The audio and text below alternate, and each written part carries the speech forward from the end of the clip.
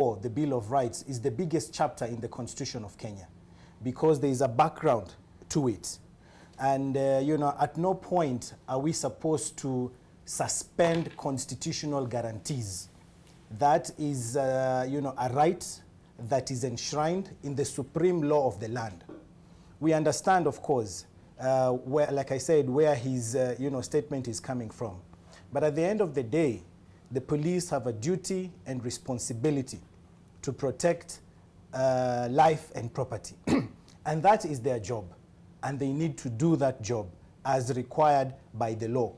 But at the same time, they also have to be sure that they do not at any point suspend constitutional guarantees enshrined in the supreme law of the land.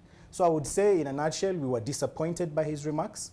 We felt that, he went overboard, even though we understand the background of his remarks, but we feel they should have been more restrained, just as police action during protests and demonstrations should be restrained. And I think, this comes as the Police Reforms Working Group. We've just released a statement this morning to communicate the same, that, we cannot at any point in time suspend constitutional guarantees. But of course, we understand the statement that, these protests, these demonstrations do not at any point allow any individual to engage in hooliganism, in vandalism, in crimes of any kind. And that much we understand. But, as I said again, disappointed. Disappointed. Good, sir. What do you make? Khalid is my friend for a long time. And every time, even when he had problems with police, he would come to me and I would sort him out. But I don't know whose rights he's fighting for. Whether he's fighting for the rights of over 50 million Kenyans or the rights of an individual who wants to remain relevant politically. That's my concern. Number one, Khalid is quite aware on procedures of demonstrations, picketing, and handing over of petitions to authorities. Number one, it's laughable because I've seen in the media every time the Azimio team saying that they have notified the Inspector General. And they are aware of the procedures of Public Order Act because it is under the Public Order Act that we ensure that there is order in the society and on what we do. Because number one, the person you notify is the officer commanding police station of the jurisdiction that you want to undertake your processions or picketing or whatever it is, or public meetings. And therefore it means that for every jurisdiction, for example, if they are carrying out demonstrations in the whole country, then they have to notify officer commanding stations of those particular jurisdictions. Number two, they must inform them of the routes they want to take. If it is in Nairobi, you tell the police that we are going to start demonstrations at 7 or at 8 from this point to this point. And those things were done in Parliament long time ago. And that is how things are supposed to be, to ensure that there is order. So even if you look at the mode at which they are calling for this demonstration, there's disorder in it. But most importantly, even before we go for demonstrations, we should be asking ourselves, why are they demonstrating? What is the purpose? Because they are talking about high cost of living, they are talking about opening the server, and a number of issues that they have brought up. So we should first of all, Khalid, ask ourselves whether those reasons which they are bringing up are valid or invalid.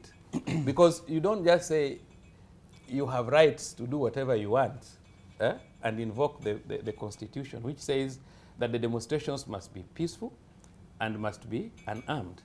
But all the same, there are also provisions on limitations on rights and fundamental freedoms, and they are provided for in law. But what I can tell you for sure is just that an individual wants to make himself relevant for the 2027 elections. And that cannot be allowed, because we cannot say that the cost of living is high, the economy is not doing well, and the actions we take are geared towards bringing the economy down. We have so many people, even tourists, who have cancelled coming into Kenya. We have so many shops which I'm sure are not going to be opened, and a number of issues. And we saw what happened on the other Monday. So I think as we go forward, Khalid, before we talk about demonstrations, let's discuss with Kenyans and find out are these reasons for demonstrations valid? You know, I would not want to go to demonstrations before you convince me that we need to open a server somewhere, and equally that we need to the high cost of living, because what I know is that even the price of unga has come down. And I have so many issues to discuss with you. So let's discuss that, then we can move forward. All right, I was pulling up the Public Order Act, and we want, before we look at the reasons for the Maandamano, the right itself, right? Because we're looking at freedoms and limitations. Yes. Where is the line? Article 37 of the Constitution states that assembly, demonstration, picketing, and petition, every person has the right peaceably and unarmed to assemble, to demonstrate, to picket, and to present petitions to public authorities. That is enshrined in the Constitution. But what I'm understanding, do I still use your rank? No, don't use it. I don't know whether I have it or not. You go to, apart from that, then also go to Article 24. Article 24 of the Constitution? Yeah, D. And All look right, at let's what it says Article about limitations. 24D. Yes. Let us see. 24D states that the need, so limitations of rights and fundamental freedoms, the need to ensure that the enjoyment of rights and fundamental freedoms by any individual does not prejudice the rights and fundamental freedoms of others. And I'm still trying to get, I don't know why the Public Order Act, I had it open earlier, right now it's giving me a hard time, but I'm working on opening it. Let's also look at Article 29. The right Article to security. 29 Yes. of the Constitution. All right. 29 deals with freedom and security of the person.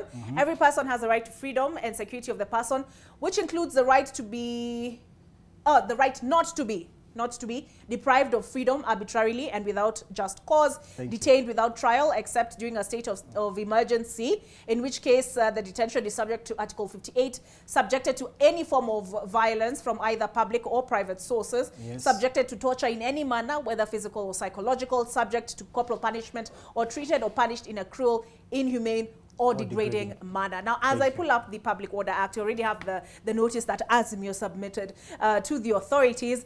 Commissioner, good morning. Good morning, Oliver. How you doing? Busy day? Yeah, it's been quite a busy day all over the place, but it's good to be here. All right. Well, what's I know the Commission called a press conference some time back and took issue with these demonstrations. Yeah. Does that remain your position? It does to an extent, and the reason is a few. We had a few reasons, and it's remain the same. Because as a country, we had a peaceful election. You can remember that, the most peaceful election we've ever had. And even after the election, we went through the process. Those who felt aggrieved went to court, and the court ruled, and we moved forward. And that's the constitutional way of doing things, which we fought for, and we had the Constitution. So 6 months later, 7 months later, taking us back to the campaign mode is not good for the peace or coalition of the country. Because for the most part, even if you look at, and we did a survey, even if you look at the places where you could have called as many strongholds, majority of people had already moved forward. They say, you know what, hey, we lost, whether right or wrong. They say, you know what, we got to move forward with our lives. So when you take the country back to a state of campaign now, which we were for 2 years, and politically speaking, our campaigns have a way of, apart from this time which we put a lot of effort, have a way of disuniting us instead of bringing us together, has a way of driving wedges, either ethnically or in other means. So we say it's not good. Lastly, one of the reasons we were saying that is the other avenues of registering your grievances, okay? A demonstration should be the last part of it, okay? The last resort, okay? I've not been heard, I've said 1, 2 things, I've not had.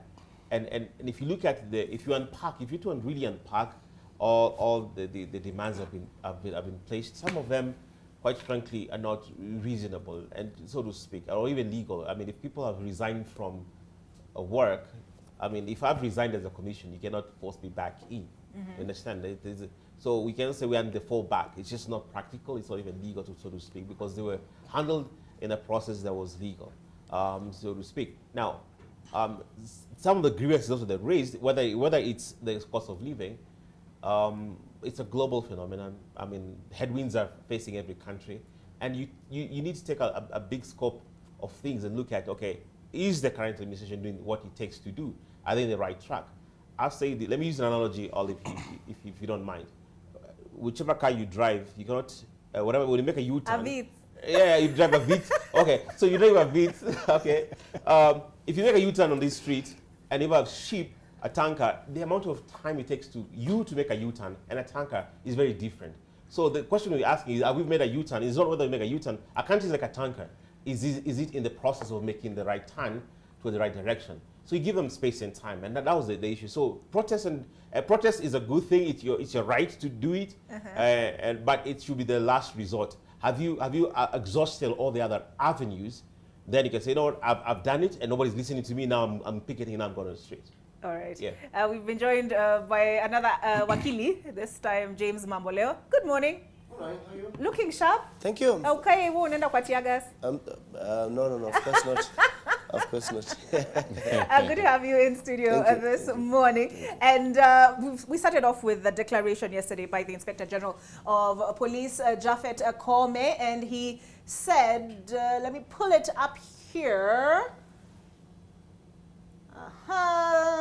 Okay, I seem to have lost. Oh, here it is. IG Kome bans Azimio la Umoja, One Kenya Alliance countrywide protests, and there has been debate on whether or not he possesses these powers. Now, Article 37 provides that every Kenyan has that right, but there are limitations, as has been pointed out by, Mr. Owino? Yes. Mr. Owino. He told me he is not sure. I mean, I had asked him whether I should use his rank. He prefers Mr. Owino. So he's told us there are limitations are stipulated, not just in, you told us Article 24 of the Constitution, but are set out in the Public Order Act. What is your position? This country has walked a long distance on this issue, I'm sure.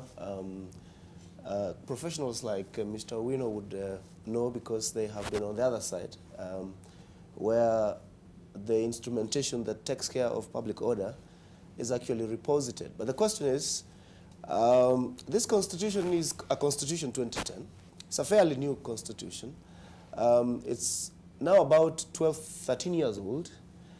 And there is a very good reason why Kenyans were allowed to assemble and picket and demonstrate in the Constitution under Article 37, as has been stipulated.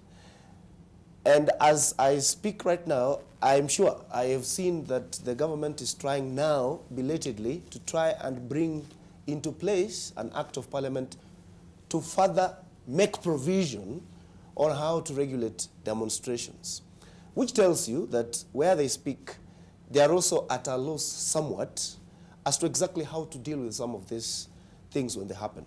This is my view, that there is absolutely no limitation under Article 24 on the right to demonstrate and assemble, other than to ensure that you are doing it peacefully, peaceably. The police officers of this republic do not have any right or power or any role under the law to limit demonstration. And so it is as simple as that. There is no craft or innovation that can lead us, especially those of us who interpret the Constitution and the law, to think otherwise. In fact, let me tell you, the philosophy that underpins the enjoyment of basic freedoms and basic rights and fundamental freedoms is this: that citizens should be allowed to enjoy the maximum possible extent of any basic right and fundamental freedom that is guaranteed by the Constitution. But on the other hand, the converse is true. Government is supposed to be limited to the maximum extent in the interference with the enjoyment of basic rights and fundamental freedoms. So, as we speak, where we sit right now, I know government is trying. I've seen something that looks like some bill to try to further make provision on how to picket and how to demonstrate. But in my view, Article 24 of the Constitution is a general omnibus clause on how to exercise and how not to exercise rights. And it has no specific provision that countermands the specific basic right and freedom that is guaranteed to demonstrate. So what in essence this means is this: that from a purely juristic point of view, if you want to ask the question, are people demonstrating today for this reason or the other, doing it within the Constitution? The answer is yes. Should they do it right now? It's their choice. Okay? Should they choose to do it right now? They have a right to do so. But how should they do it? They should do it in such a way that they do not infringe on the rights of others. And I think this is where the police come in. What I saw last week was not very pretty. I had this feeling that it's actually the police who are rioting. Okay? You have to give these Kenyans a benefit of the doubt. Let them do what they are doing. Let them go about their business. Of course, the police are there. But if they start crossing that Rubicon that you think now gets into the realm of infringement of other people's rights, then you deal with them.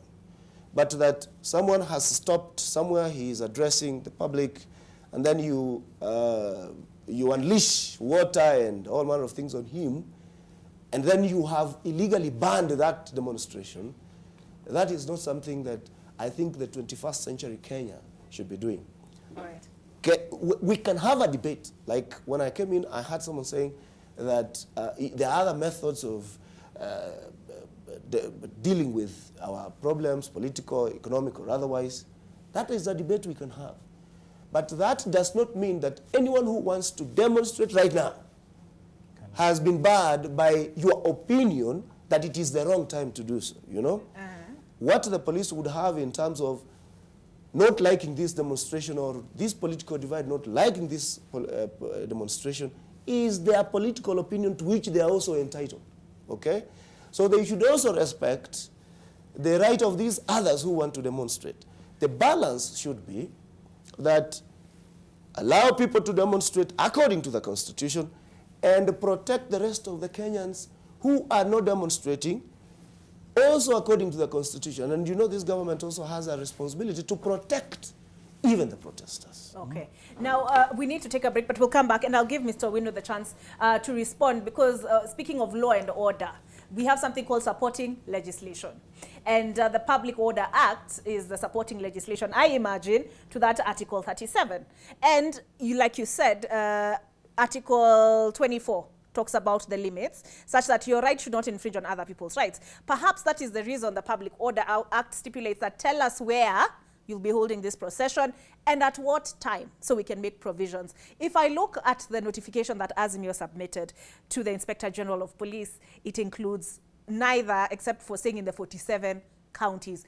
Is that reasonable? On the other side of this break.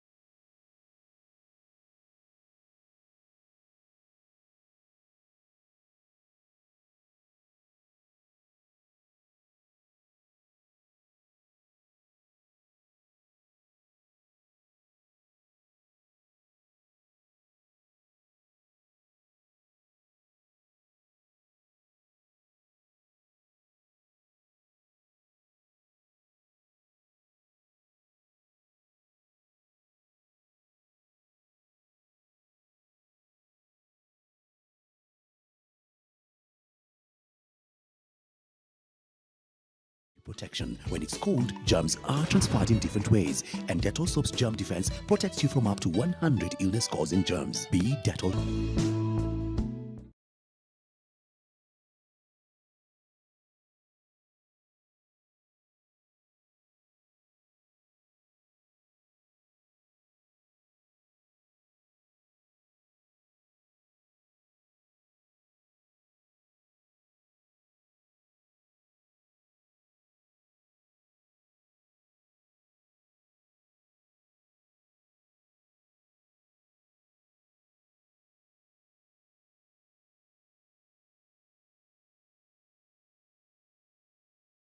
Order a glove.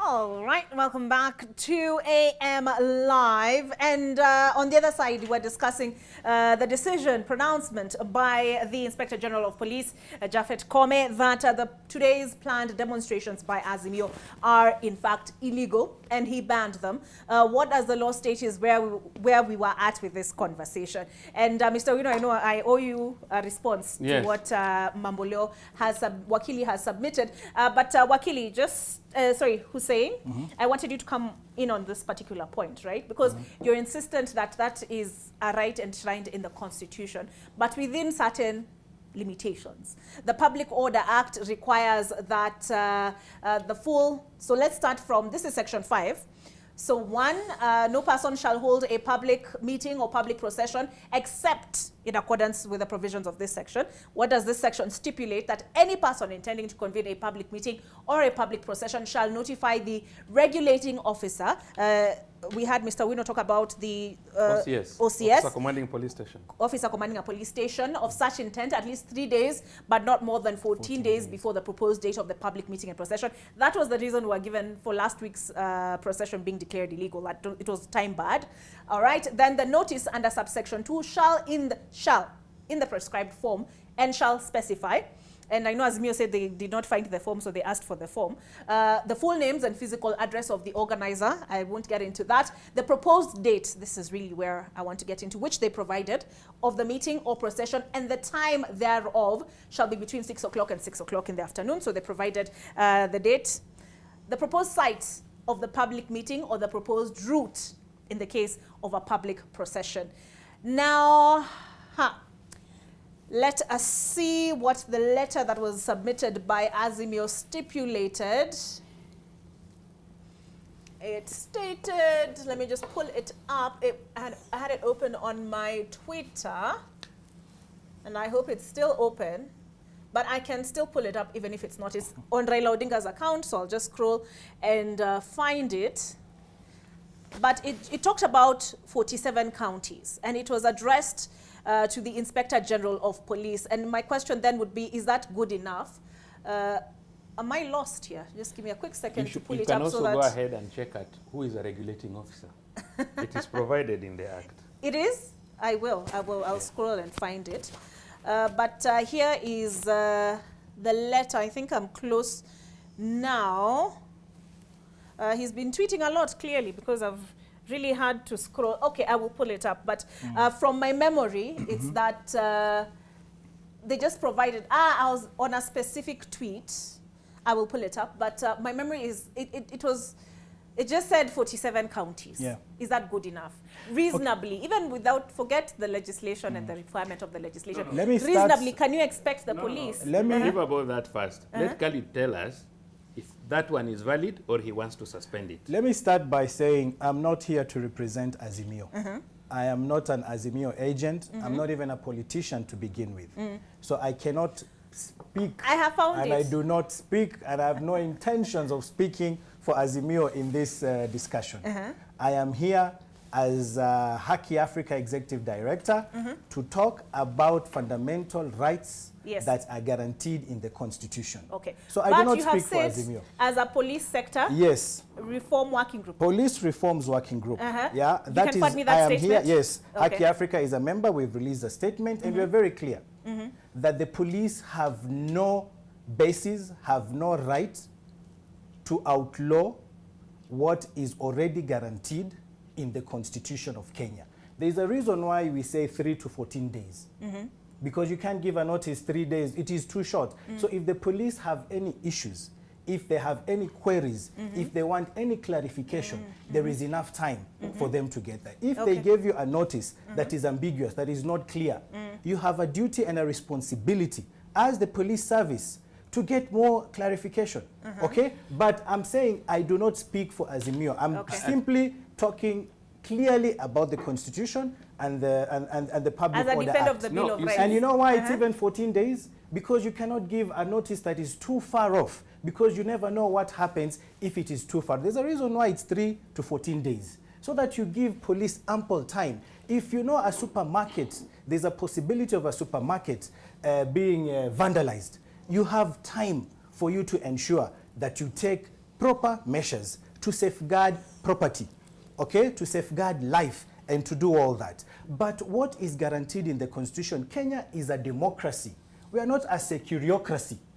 Okay, we are governed by the Constitution of Kenya, not by police standing orders. That has to be very clear to everyone. Sovereignty belongs to the people, not to the police. Okay. So let us be clear on these issues so that we can leave this country and strictly abide by the Constitution and the laws of the land. All right. Are we You know, returning Kenya? it is very sad. You see, this is our country, and we must move this country towards the right direction. Nobody would suspend the Constitution as provided for. But remember, the police does not suspend their day-to-day work for the purpose of demonstrations in this country. The police stations are running as normal, in the sense that people are still reporting to police stations thefts, assaults, basic things, murder every day. Police officers must also be taking prisoners to court this morning. Police stations must also be attending court on other cases that they have taken, and many other duties. The police are not only going to undertake and protect demonstrations in this country. Number one, it is unreasonable for any individual or authority to declare demonstrations in the whole country. It is not tenable. He's telling us we protect supermarkets. If you go to Maseno, how many supermarkets do we have there? You remember they were looted the other day. What I'm saying is the number of police officers and the duties of police officers cannot give us enough numbers to enable, cannot give police enough numbers to protect to protect all demonstrators in the whole country. Number two, the Public Order Act is not police standing orders. And even a police standing order is a regulation that governs the police to police you in this country. We cannot do without the police. And we cannot always be against the institution that protects all of us. These people, the Azimio has some of the best brains in terms of even law. And the Public Order Act is clear. Number one, the regulating officer is the OCS. Did they notify all the OCSs of the country? Number two, there's a provision for time, and there's a reason. You do it between 6 a.m. and 6 p.m., and there must be venue, and there must be routes specified. We cannot suspend that because that is what provides for order. And IGP Kome has a responsibility to protect property and to protect lives in this country. And if, in his opinion, following what happened, he has a feeling that he cannot manage that demonstration in that manner, because, like, for example, the first day they said they are coming to Nairobi to take over State House. That was the statement. And that is a coup. Who would allow that? Who would allow that kind of demonstration? That you are coming to take over? He's just said, we had elections. And after declarations, and people went to court, and that was done. So you cannot tell us you are going to State House to take over government. It's primitive. Okay. So what we are saying is regulations must be followed. The IGP is right, because tomorrow what these people are looking for is they bring innocent people here. People have taken their children to East African Assembly, not even other Kenyans. And then they're bringing, I think I wish they could be having their children on the forefront.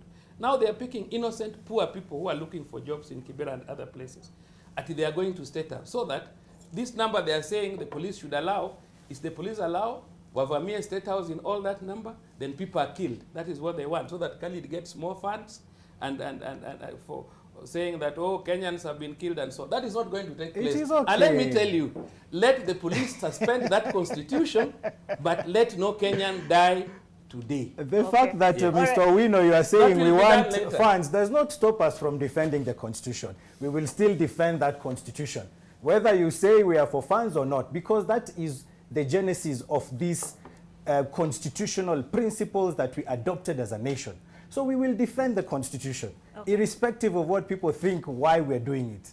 Okay, Commissioner Makori, I'll come to you in a moment because I have a question for you. But he asked me to find the definition of regulating officer in the Public Order Act. It is defined as such, means the officer in charge of the police station in the area in which a proposed public meeting is proposed to be held, or in the case of a public procession, the police officer in charge of the police station in the area in which the procession is proposed to start and to end. What was the notification that was given to the police is this, and it was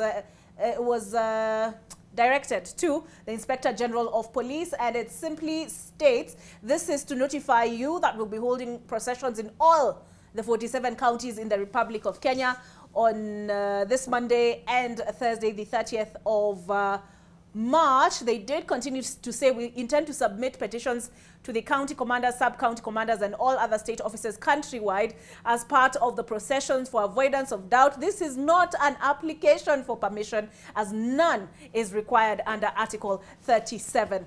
All right, Commissioner.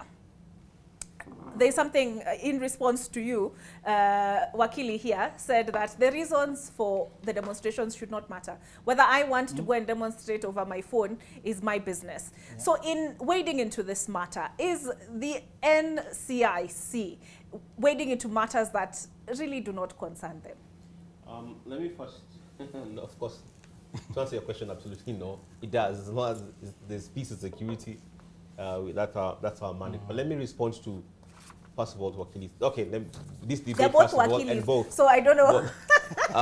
Let me just put it in. It's good to, let's be calm a little bit here and reasonable and rational here. First of all, let me state as a fact, we work closely with both police because it's within our mandate, and civil society, even Aki Africa, can confirm with that, especially that we work closely with them. So I know where it is coming from. And as I'm saying, let's be calm a little bit here. And be rational, so we can be balanced and see it and be more circumspect. Now, let's begin where both have said in terms of the Constitution and the fundamental rights that we have. It is true, of course, it is true. Now, however, they can also tell you, because they're both Wakilis, there's a regulation which implements the Constitution, because it says you can, doesn't tell you how to, okay? And the how to is very important. Now, let me ask a very practical and legal question, which you've actually posited in a way. See, last Monday was the procedures following in terms of seeking permission, or not permission, notice, to seek notice for the protest or the demonstration. It wasn't. It was time-barred, which was, there's a time which he has stated within 3 days. So there we are. It's very clear. Now, today's demonstration was a procedure followed. So in as much as you have fundamental rights to protest, there's a way you ought to do it. There's a procedures you ought to follow. So if you've not followed, Khalid, those procedures and that regulation, therefore your rights don't hold, because as much as fundamental, there's a way you ought to do it. So if you ought to do it, I mean, you're already breaking the law to begin with. So your right does not give you right to break the law, and they can agree with that. You cannot break the law. You cannot purport to say it's my right to demonstrate, and then when you're breaking the law to begin with, as you're demonstrating, because it's the procedures. Let me just begin, because I know both. So fundamentally, yes, you are, but there's a ways and to do it. Now, to his point, yes, of course, your reason, you can have a reason to demonstrate, but the question is, I'm going to ask you is, does the end justify the means? Okay? Does the end justify the means? If you want, if you say this building, I hope it's not, but I'm just giving an example, analogy, is rat infested.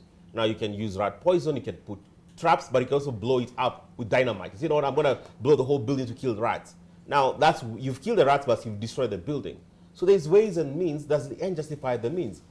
If I want to protest because my coffee is hot or cold, yeah, but is it rational? Is it logical? Is it sound?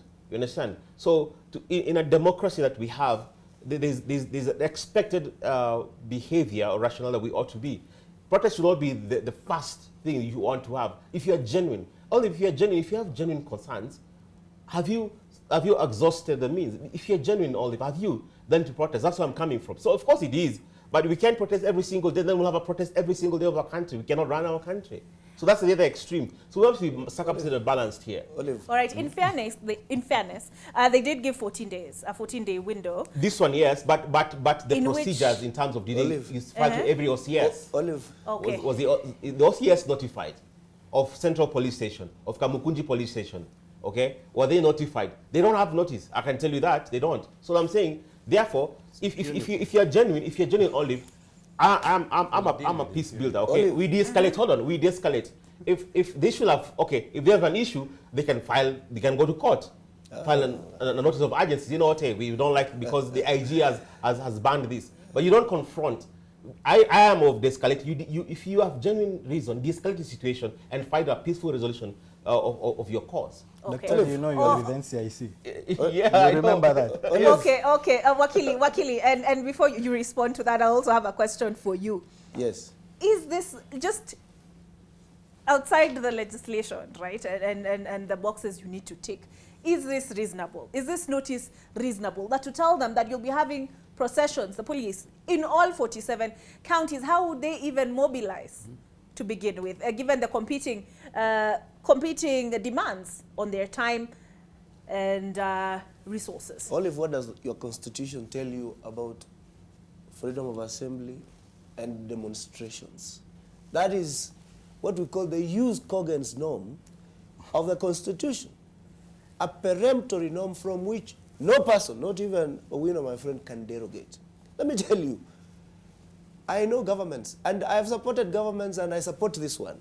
You know, governments would rather, in fact, you are at their mercy, that you have to seek permission.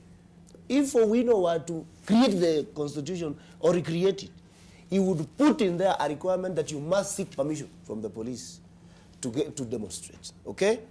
But the great framers of the constitution knew all that, and they decided they do not want that permission to be given by the police. That was good reason, okay? So let us not, in this NTV studio, let us not recreate the law.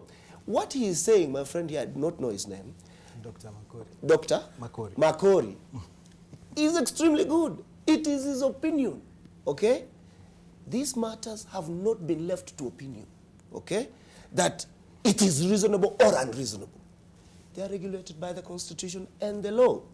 And let me tell you, for those of us who litigate these issues in the courts, believe me, you would get surprised that that notice is actually sufficient. How come that the IG is capable of mobilizing the police officers across the country, okay, to deal with the demonstrations, but he's not able to tell them that we have been given notice to, that people are going to demonstrate, okay? And let me tell you, I think this is one of those things which, if it was taken to the constitutional courts, most likely it will be declared unconstitutional.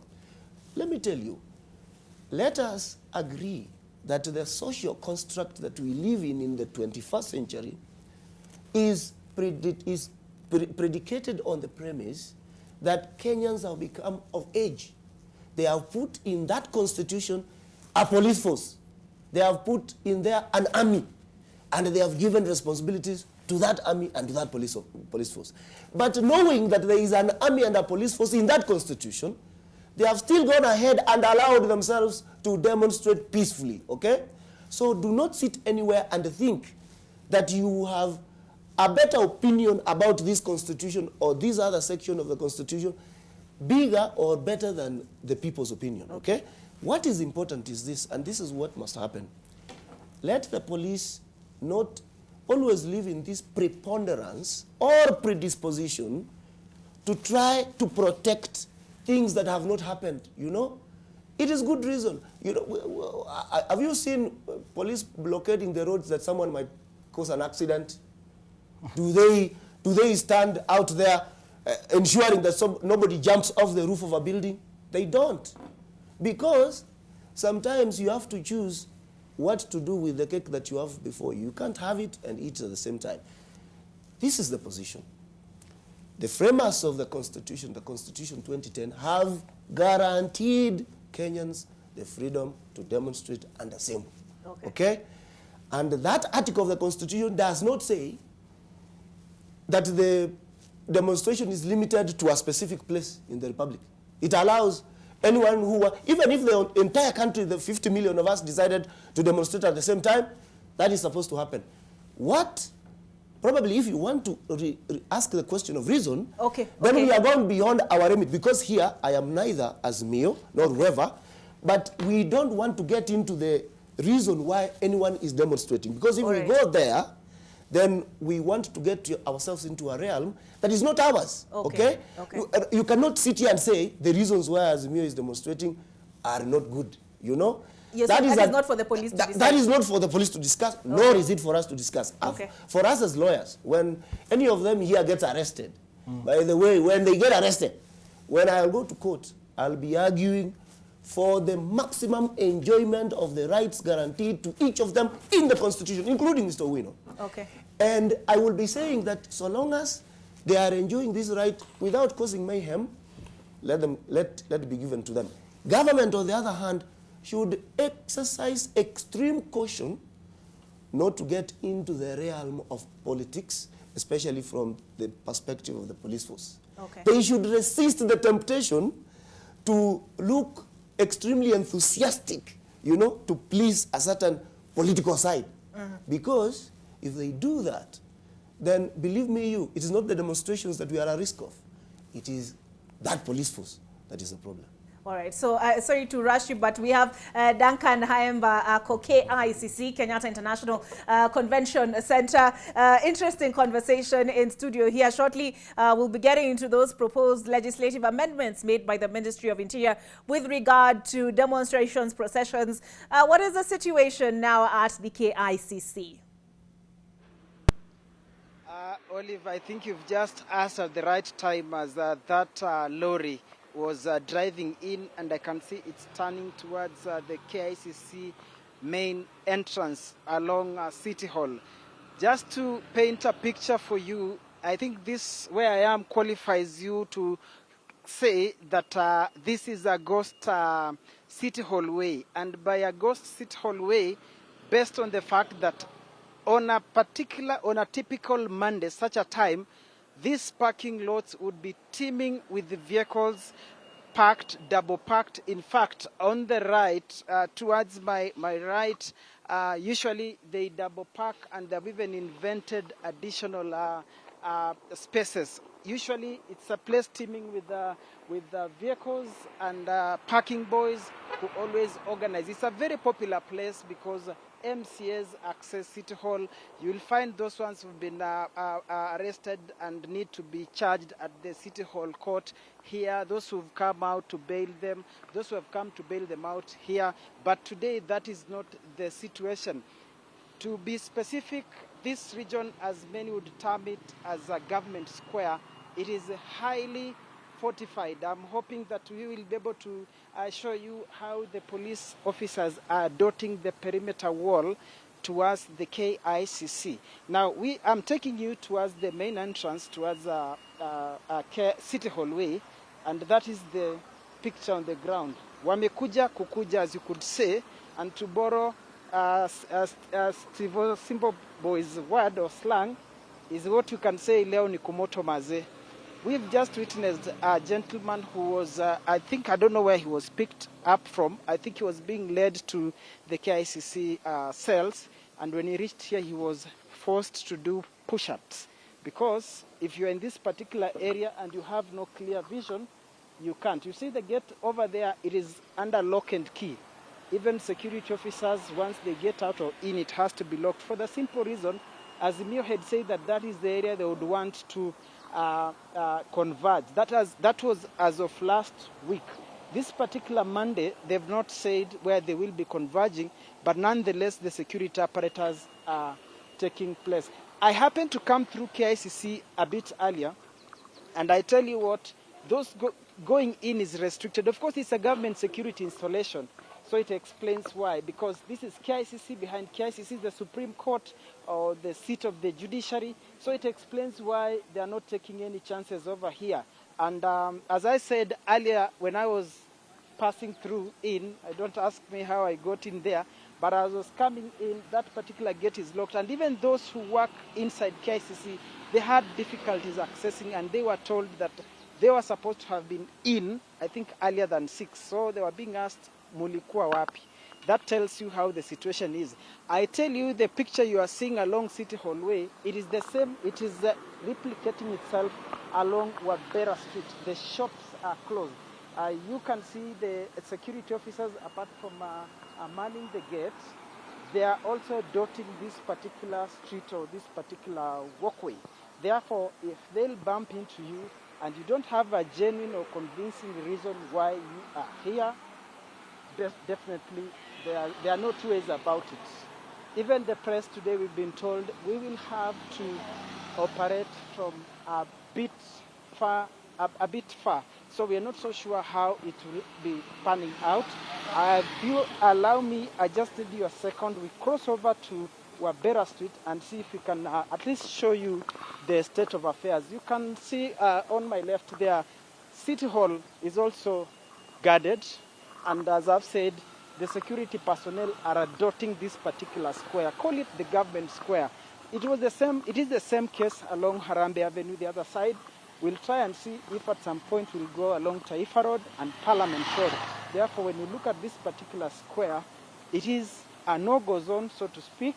It is a ghost space, so to speak. This is based on the fact that on a typical Monday, how ordinarily the place will be looking. You can see the traffic even that is flowing along here. One vehicle, and basically there are only Uber drivers who are getting in. So this is the scenario. I can see a few lucky riders here who are out to make a living. They've managed to come to this place, but not so sure whether they are going to get their clients today. So this is the situation. Now we are on Wabera Street. As we were coming down towards City Hall Way, we discovered that all the shops are closed. The forex bureaus, whatnots, the jewelry shops. So that is the situation. In terms of paralysis, it is as good as where we were last Monday. Again, as I said, we have no information as to why today City Hall or KICC or the government square is under tight security, because last week it had been announced that that would be the converging point. Now, this week's demo, they have not said where they will be converging, but I think the government apparatus, out of their own due diligence and their intelligence, I think they've discovered just they don't want to take chances, just to maybe look the other way, and then they find the square or the CBD teeming with Azimio supporters. Our colleague Vinny was able to tell us that they are saying where they are, it is early. So we don't know whether eventually we'll still see the activity or the chaos that were in the CBD last week, or what. As the parking spaces, again, it's another huge loss to the county government of Nairobi in terms of revenue collection that is obtained from parking. So this is how the CBD looks like. There are no people, shops remain closed. Out of caution, I think the businesses decided they will remain closed. So it is another week that our day is being lost, and maybe depending on how the day will look like later on, perhaps Thursday could be another one. Now, if we are to take you on our left of Wabera Street as we walk towards Kenyatta Avenue, this is what I was saying, the shops remain closed. So you can imagine in terms of the losses that will be registered once again, especially if there will be some activity or commotion in the course of the day. Maybe some might decide to look at it that if by mid-morning nothing much is happening, they might find their way in here. But the place is deserted. Now this is the parking lots that I was telling you, they are empty virtually. And on a good day, as early as 7, you are not able to get any slot that is empty. So this is the situation in the CBD. Hivi ndio kuko hapa ground.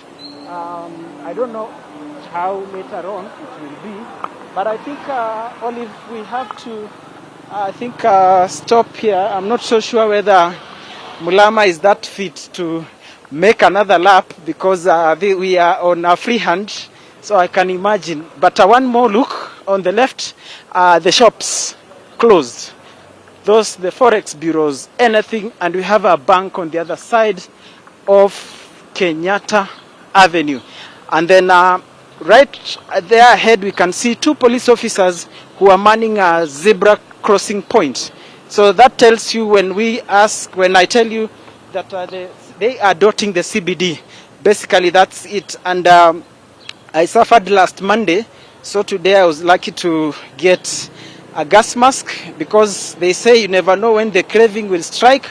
But on this particular beat, you never know when the tear gas canister will land your way. So we are just taking caution. We are prepared in case of anything or in case of any eventuality. I think that is it from me, Olive.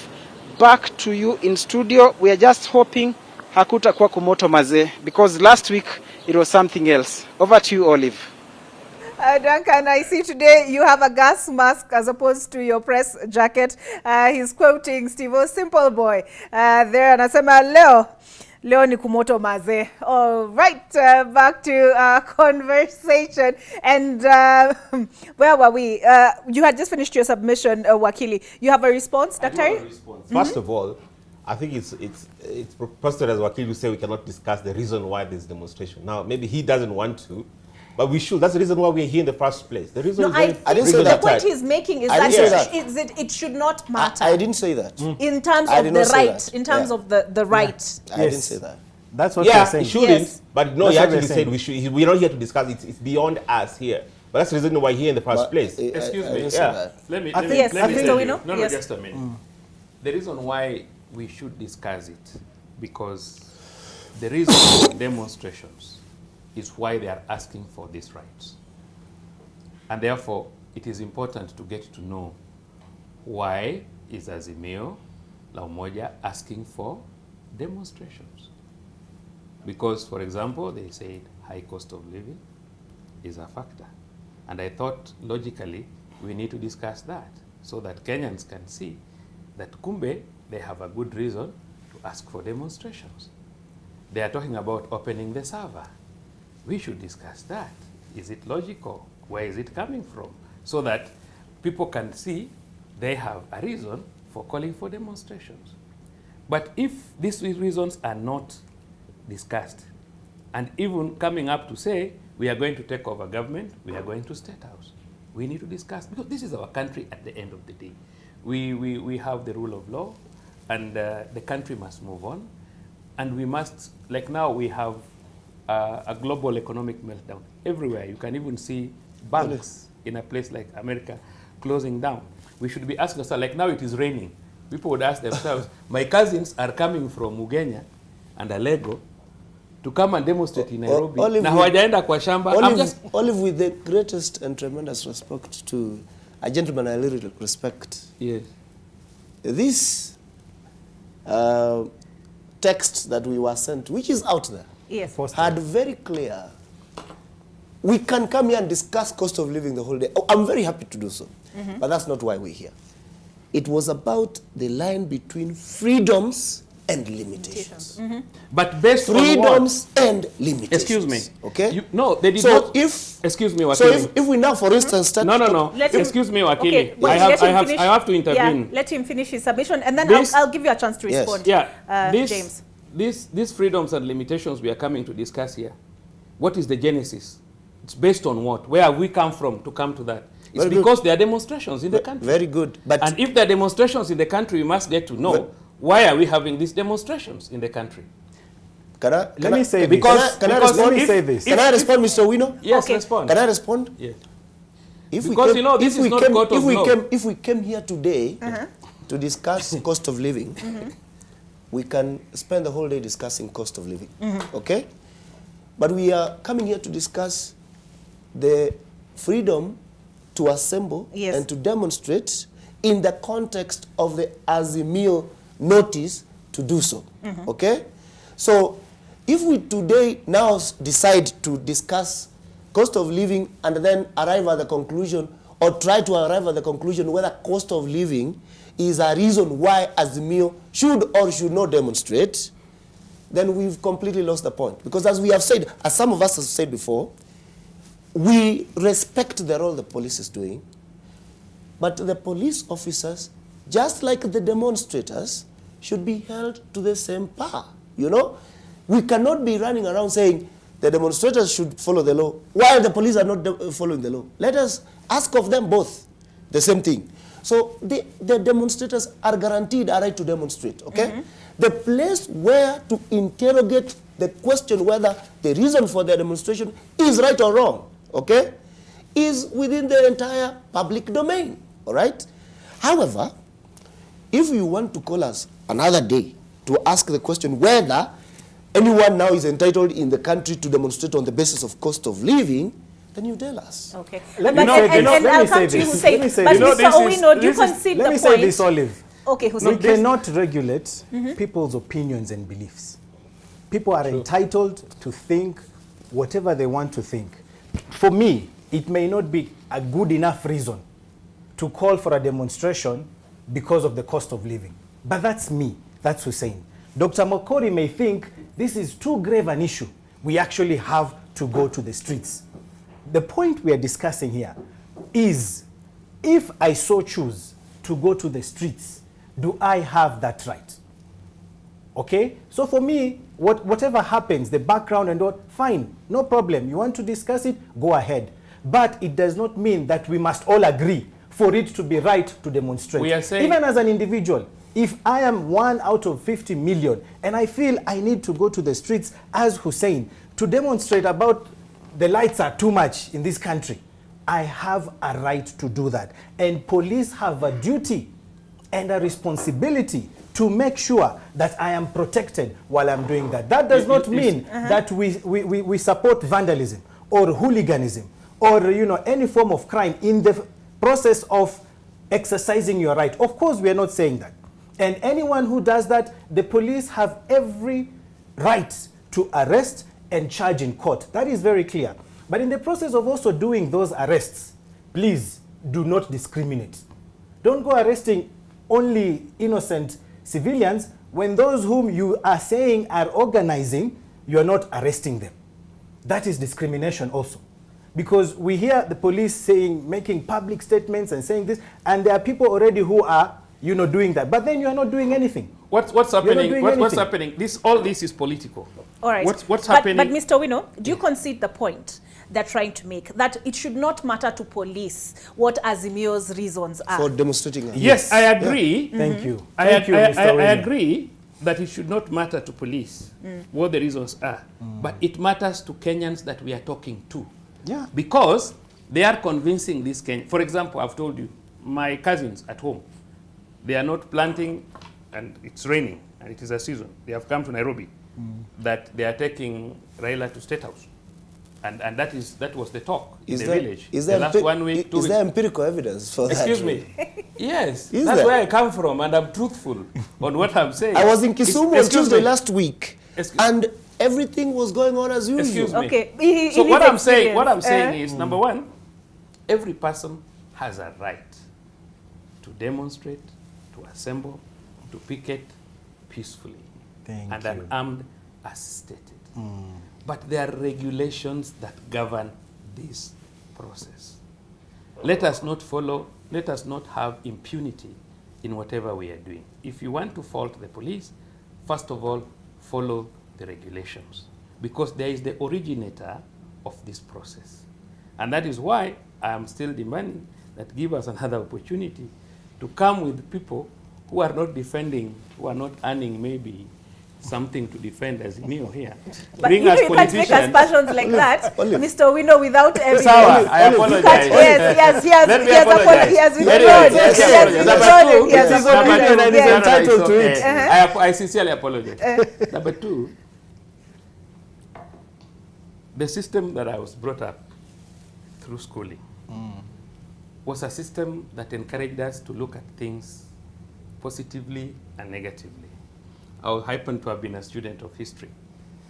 And one of our papers in school, the European history, one of the common questions that would come is you'd be asked, Napoleon is the son of French Revolution.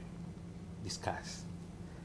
If you just discussed how Napoleon was the son of French Revolution and you don't give the other side of how French Revolution, how his own abilities could have made him to be what he was, then you don't even get 50% of the marks. And that is why as Kenyans, when we are here as Kenyans, patriotic Kenyans, this is our country. We must be able to discuss, this is not a court of law where somebody has been charged with manslaughter or murder and we are looking at the elements of the offense. We must look at the whole thing in his holistic nature. What is the background? Where did it start? Because there was a reason why these people called for demonstrations. And we are being gagged here not to discuss that. But we are saying we'll have another forum to discuss that. I But will hold another forum. lastly, Uh-huh. police are there to protect the 50 million plus Kenyans. And that is their duty.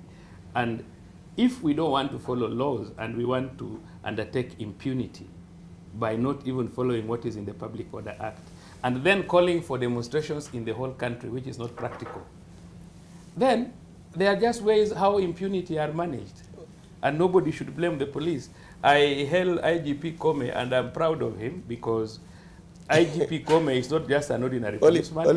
Just a minute. He's a police officer with very good education background.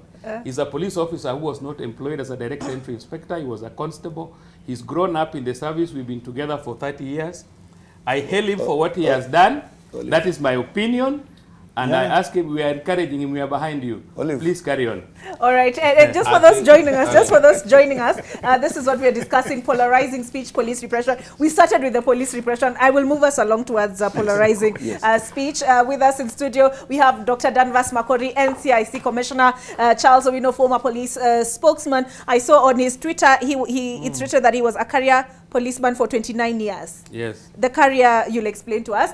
James Mamboleo, advocate, not holding brief for Azimio, he has made clear, and neither is another Wakili who is also in studio, that is Hussein Khalid, Executive Director, Haki Africa, representing the civil society, and he's made reference to a statement by the police sector working group. I'll come to you, Hussein and James, but first, Commissioner Makori, in the situation in which we find ourselves as a country, how important is it that the police action and even the action of NCIC is not viewed by Kenyans as being colored by the politics of the day? And I ask that because the other day on BBC, we saw the Trade Cabinet Secretary, and good faith is basically what I'm talking about, that there has to be confidence in public institutions, otherwise we risk anarchy if people don't have confidence in public institutions.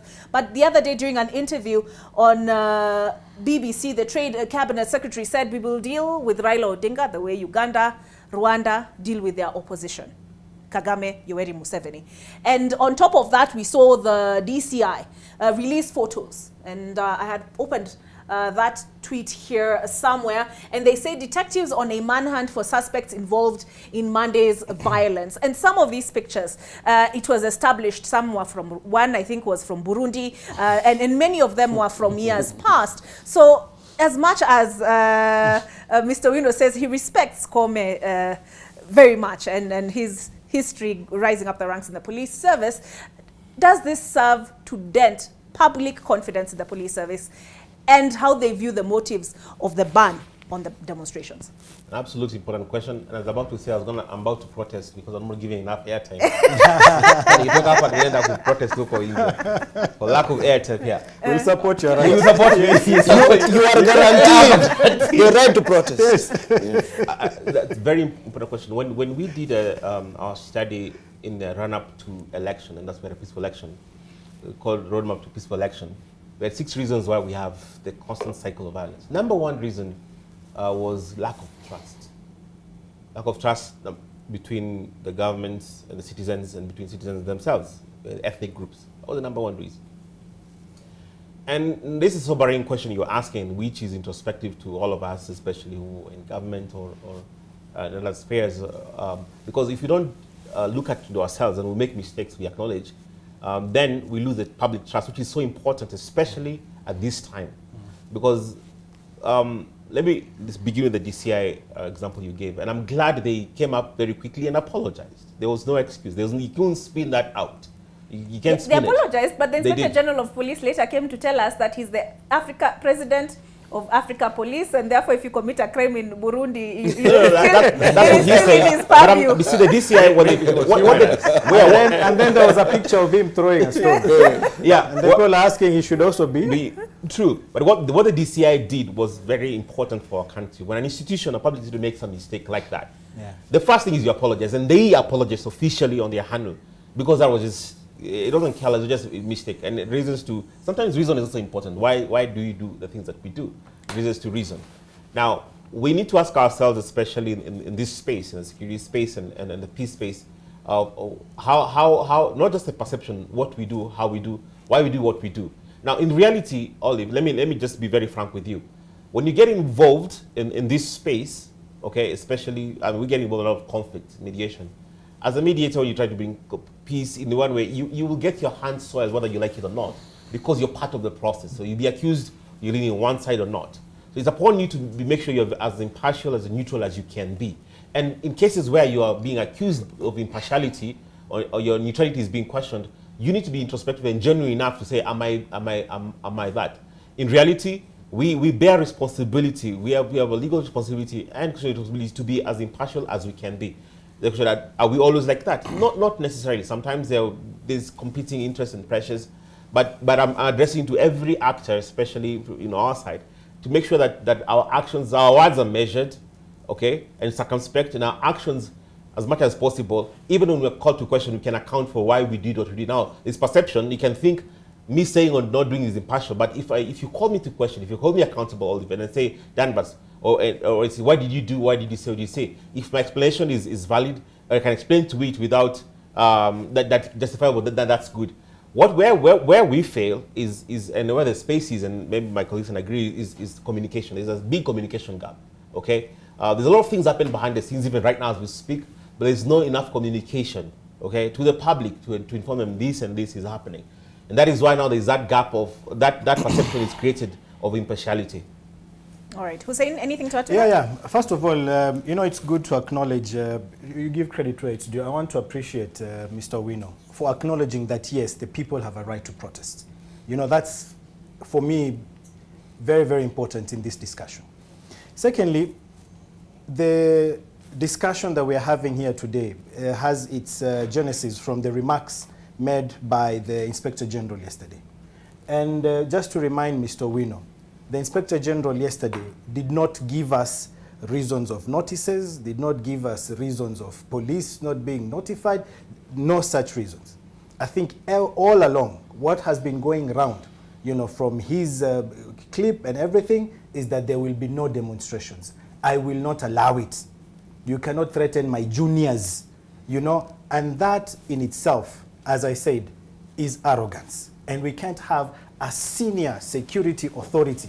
We have to remember that police, not everything is, sorted out in our community because you're police by using force. You can also reach out. It does not stop you from saying, can we have people to meet, to dialogue, so that we can agree how we can hold these demonstrations peacefully. As police officers, we can't be in every supermarket, for example. How can we make sure the people's right to protest? Can we see? It's also possible. We need to share this with the security officers, that it's not always that you have to thump your chest and threaten and make demands. And, you know, this is a democracy. We can actually sit down and talk. Had those reasons been, you know, presented to the public, had those reasons been explained, you know, we are all Kenyans. We all want what is best for our country.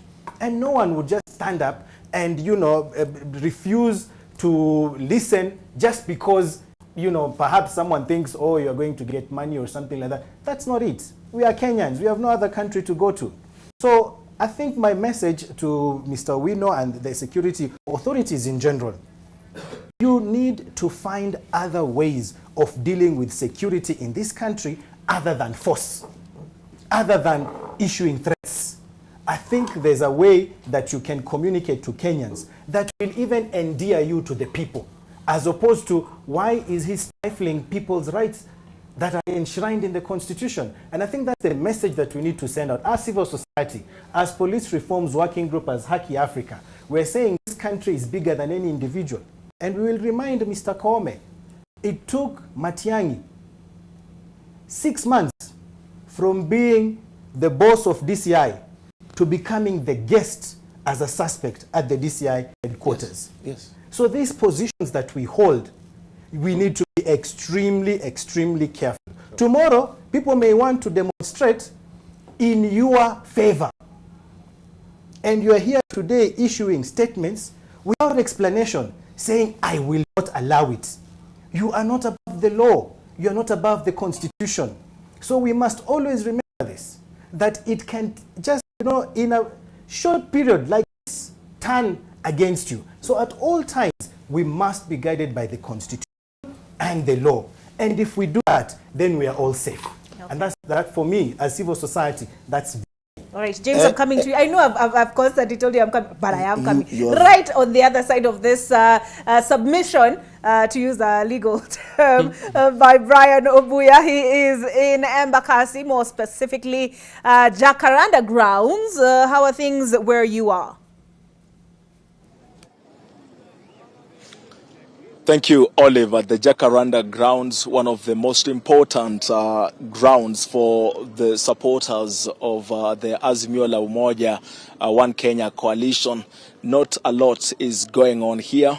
We've seen that there are just people passing through the field, but what is notable, like it is almost every other place in the country, is the contingent of police officers that have been deployed here. I've seen some 2 trucks of 2 police trucks with over a dozen anti-riot police officers and also some Land Cruiser across this particular field. There also been plainclothes police officers just going around interrogating some of the people who are seated anywhere in the field, trying to find out if they are protesters. Remember, the Inspector General of Police has called these protests, these demonstrations, illegal. But the Azimio la Umoja One Kenya coalition and its supporters hearing none of it. It would seem that the police officers may have come here very early in the day, because I've seen that they also have their own turn. They're taking tea from this particular spot, and a number of them in plain clothes are moving around interrogating many people who've been seen here. And if you've seen walking by once, twice, 2 people have been taken in, interrogated, and I've seen them, they have been released. So they are on just many other places we've been to. Again, we saw that many businesses actually remain closed despite the heavy police presence in those particular areas, including Nyayo Estate, Feather Estate, the area around the city stadium. And I think Shamason and I will be going there to just show you how things look like. But that is the place, I think, with the most police officers. What appears to be going on here, Olive, is that police are trying as much as possible to deploy police officers at the junctions where it's at the junctions that have routes that are going to the central business district, with the aim here being to to stop, or rather, yes, to prevent the protesters from making their way into the central business district.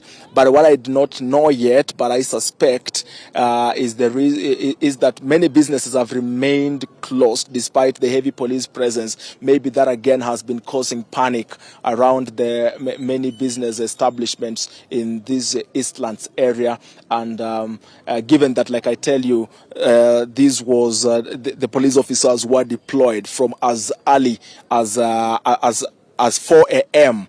As 4 a.m. when some of us were coming to work, there were a lot of police officers already deployed. So nothing much is going on at the Jacaranda grounds, but police officers appear to be on high alert. Remember, these grounds are important because it's here where these politicians have tried as much as possible most of the time to convene their supporters in case of anything. And Shamason, I don't know whether you can actually get that there are people who are actually training here. So to them, life is actually normal. They are exercising. There are those just passing by. I've seen vehicles, PSVs making their way through the stadium, border operators ferrying people from one end to another. So it looks like things are happening normally, but then the presence of police generally that is making things move as they should is also causing some tension and panic, as many people are not really aware of what comes next, given that Azimio leader Raila Odinga and his team have promised a showdown, and that last week's protests were only the beginning of many more to come. So this one, whereby the government on one end and the opposition on the other, each of them pulling on their side, they have chosen to remain put, saying that none of them is going to let go. Police saying that the protests are illegal, and each of them trying to show their might. Now that becomes one of the things to show that it's a day to look at how things are going to pan out. But what is evident is that there is a lot of police presence in every place we've gone to. Even then, businesses remain shut, as business persons don't know exactly how safe their businesses are. But it is one of those stories that we promise to stay on. Behind that camera, Shamason and myself will be going around this entire area of Eastlands to just check and post it for you as and when it happens. Olive, unless you have a question, that is the match we can post at this particular hour for this coverage. All right. Thank you very much, Brian Obuya. Brian Obuya there with Shamason Osiago at the Jacaranda grounds. Earlier, we heard from Duncan Hemba, who is with Adams Mulama behind the camera.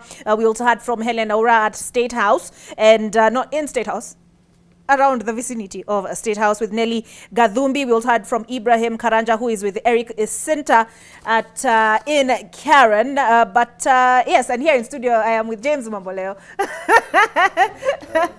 who I stopped short. Yes. I think I might now require the other guests in studio to assist me picket and demonstrate for not having an opportunity to air my views here. But the very important. I have seen at Jacaranda Gardens people exercising, jogging, with police protecting them. I believe they're protecting them.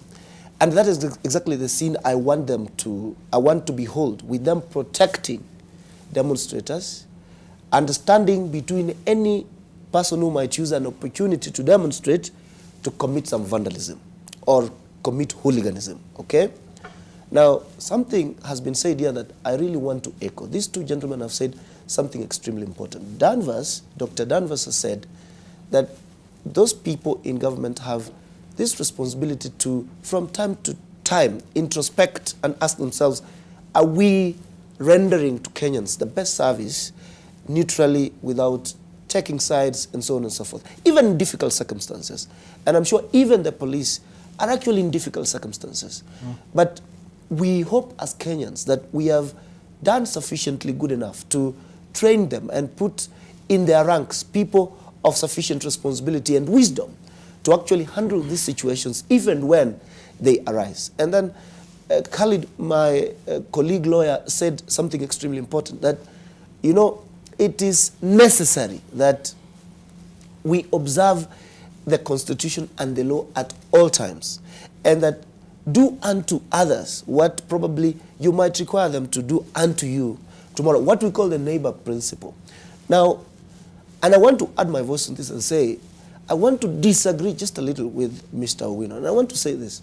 In fact, government, Japheth Koome himself, and I respect, for instance, Mr. Owino's success in the police force, but right now, Japheth Koome and others in government should listen more to people who are telling him, don't quell demonstrations in that manner, even more than those who support him to do so. Why? Because that is how Japheth Koome and his police service are going to earn the trust that you require to run a country like this properly. Okay? Sometimes let us not be over-enthusiastic to support government, especially government machinery. Why? Because, you see, in the social construct that we live in, we have placed all the instruments of violence in government, the police force, the army, and every other security agency. In fact, in the bargaining platform, Mwananchi is the lesser person in that bargaining discussion. Okay? If the government unleashes the instruments of violence on Mwananchi, there's really nothing Mwananchi is going to do about it, other than to scramble and scram for their life. So in this particular discussion, remember, government has the upper hand, okay? And when you have the upper hand, you are called to exercise more responsibility than the person below you. So I understand that the police force would have good reason to suspect that some bad things might happen from these demonstrations, but they should not be over-enthusiastic to provoke those things to happen so that they can justify that these things happened and this is the reason we had to deal with them like this, okay? So this constitution, as I said, is self-governing. It has all the articles you need for the police to work peacefully and for Mwananchi to demonstrate whenever they choose peacefully. And as my colleague said, what is the big problem in the IG saying, okay, I've received a notice from you guys, but don't you know that if we have to do this properly, then we have to arrange it. He doesn't have to look like he is the one giving permission for the demonstrations. He can tell these guys, can we sit down and arrange an itinerary for your demonstrations? Yeah. Okay? Kenyans now hearing that would probably respond differently than by the IG stating that I have banned demonstrations. They are illegal. Another important thing is this, that, you know, Kenyans are already demonstrating and picketing even in social media. If you look through, you will see a wide range of serious opinion about a lot of things. In that space, you cannot regulate them unless you shut down the internet. So any sensitive, wise officer of government in whichever position that has relevance in this particular discussion should be thinking, now that we have this scenario, how best do we handle it? There are demonstrations going on across the world. It's not just here. And for various reasons, and so on and so forth. And one thing you can take to the bank, Olive, is that you cannot, in the 21st century, Kenya, claw back on the right to demonstrate. That I will be lying to you. Azimio can call off the demonstrations this week or next week, and so on and so forth. But let no one, not IG Koome or any officer, imagine that if people wanted to demonstrate continuously and consistently, he is going to stop them because he is the IG of the police service of the Republic of Kenya. Okay. What will happen, and that is what we require IG Koome to do, is to perform his role as IG and the leader of the police force under the Constitution strictly. And you know what will happen? The people themselves, and not anyone else, will tell him, you're doing a good job, and we are behind you. Yes. Okay. Mr. Owino, before pia ufanye maandamano, are James Mamboleo and Hussein Khalid here speaking from a position of privilege. Because for them, whether or not we have mandamanos every Monday or Thursday, I imagine mshahara itaingia kwa account. There are those As we're in who... Juakali. There are those... No, he will get more briefs. We are in There are those for He whom... will get more briefs. There are those for whom you've seen a lot of businesses have been closed because people are afraid, they don't know which way this tension things will go. For those people, it matters. I mean, they cannot afford to have Maandamano, to have their businesses disrupted regularly every Monday and Thursday. Are they speaking from a position of privilege? One, may I just have a simple advice? That this is our country, and our country must move forward. And we must develop a culture of respect and not impunity. What I expect, if we want to be honest, is there is supposed to be another demonstration on Thursday. Let the demonstrators, even if they want to carry it in every county, it's possible. Let them tell the police, let them notify the officer commanding police stations of respective counties. And let them tell them between 6 a.m. and 6 p.m. where do they want to assemble and which route do they want. The police will give them farasi, will give them the so-called 99 vehicles. We will even give the leader of opposition, my good friend and my relative, Honorable Raila Amolo Odinga, that everyone in this country respects and holds as a statesman. Raila Odinga is not an ordinary Kenyan. He's walked through the path of democracy and he cannot afford to spoil it at the last minute. He must not be president. He can allow any other person, even in his team, to become president. And I can say, with due respect, and the kind of, from His Excellency the President, these I can call them his boys. These are the people that he worked with in 2007. Kalonzo, not Kalonzo, Musalia Mudavadi, Wetangula. These are his boys. Ruto. These are his people running this government, the people he has trained and developed. So my take is, if he truly has a reason to demonstrate in the 47 countries, let his team notify the station commanders of the respective areas. Let him give the routes. The police will suspend work on that day. And even if people want to walk from here to Mombasa to show their agitation, itafanywa. Lakini tusitumie impunity kuharibu nchi yetu. That you know very well the law. The people he works with, I respect the former Deputy President Kalonzo Musyoka, a renowned lawyer, Martha Karua, top politicians, good lawyers.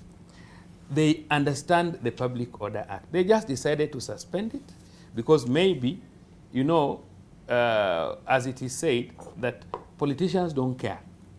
What politicians, like for example, when after the end of elections, what politicians think of is, how do I win the next election?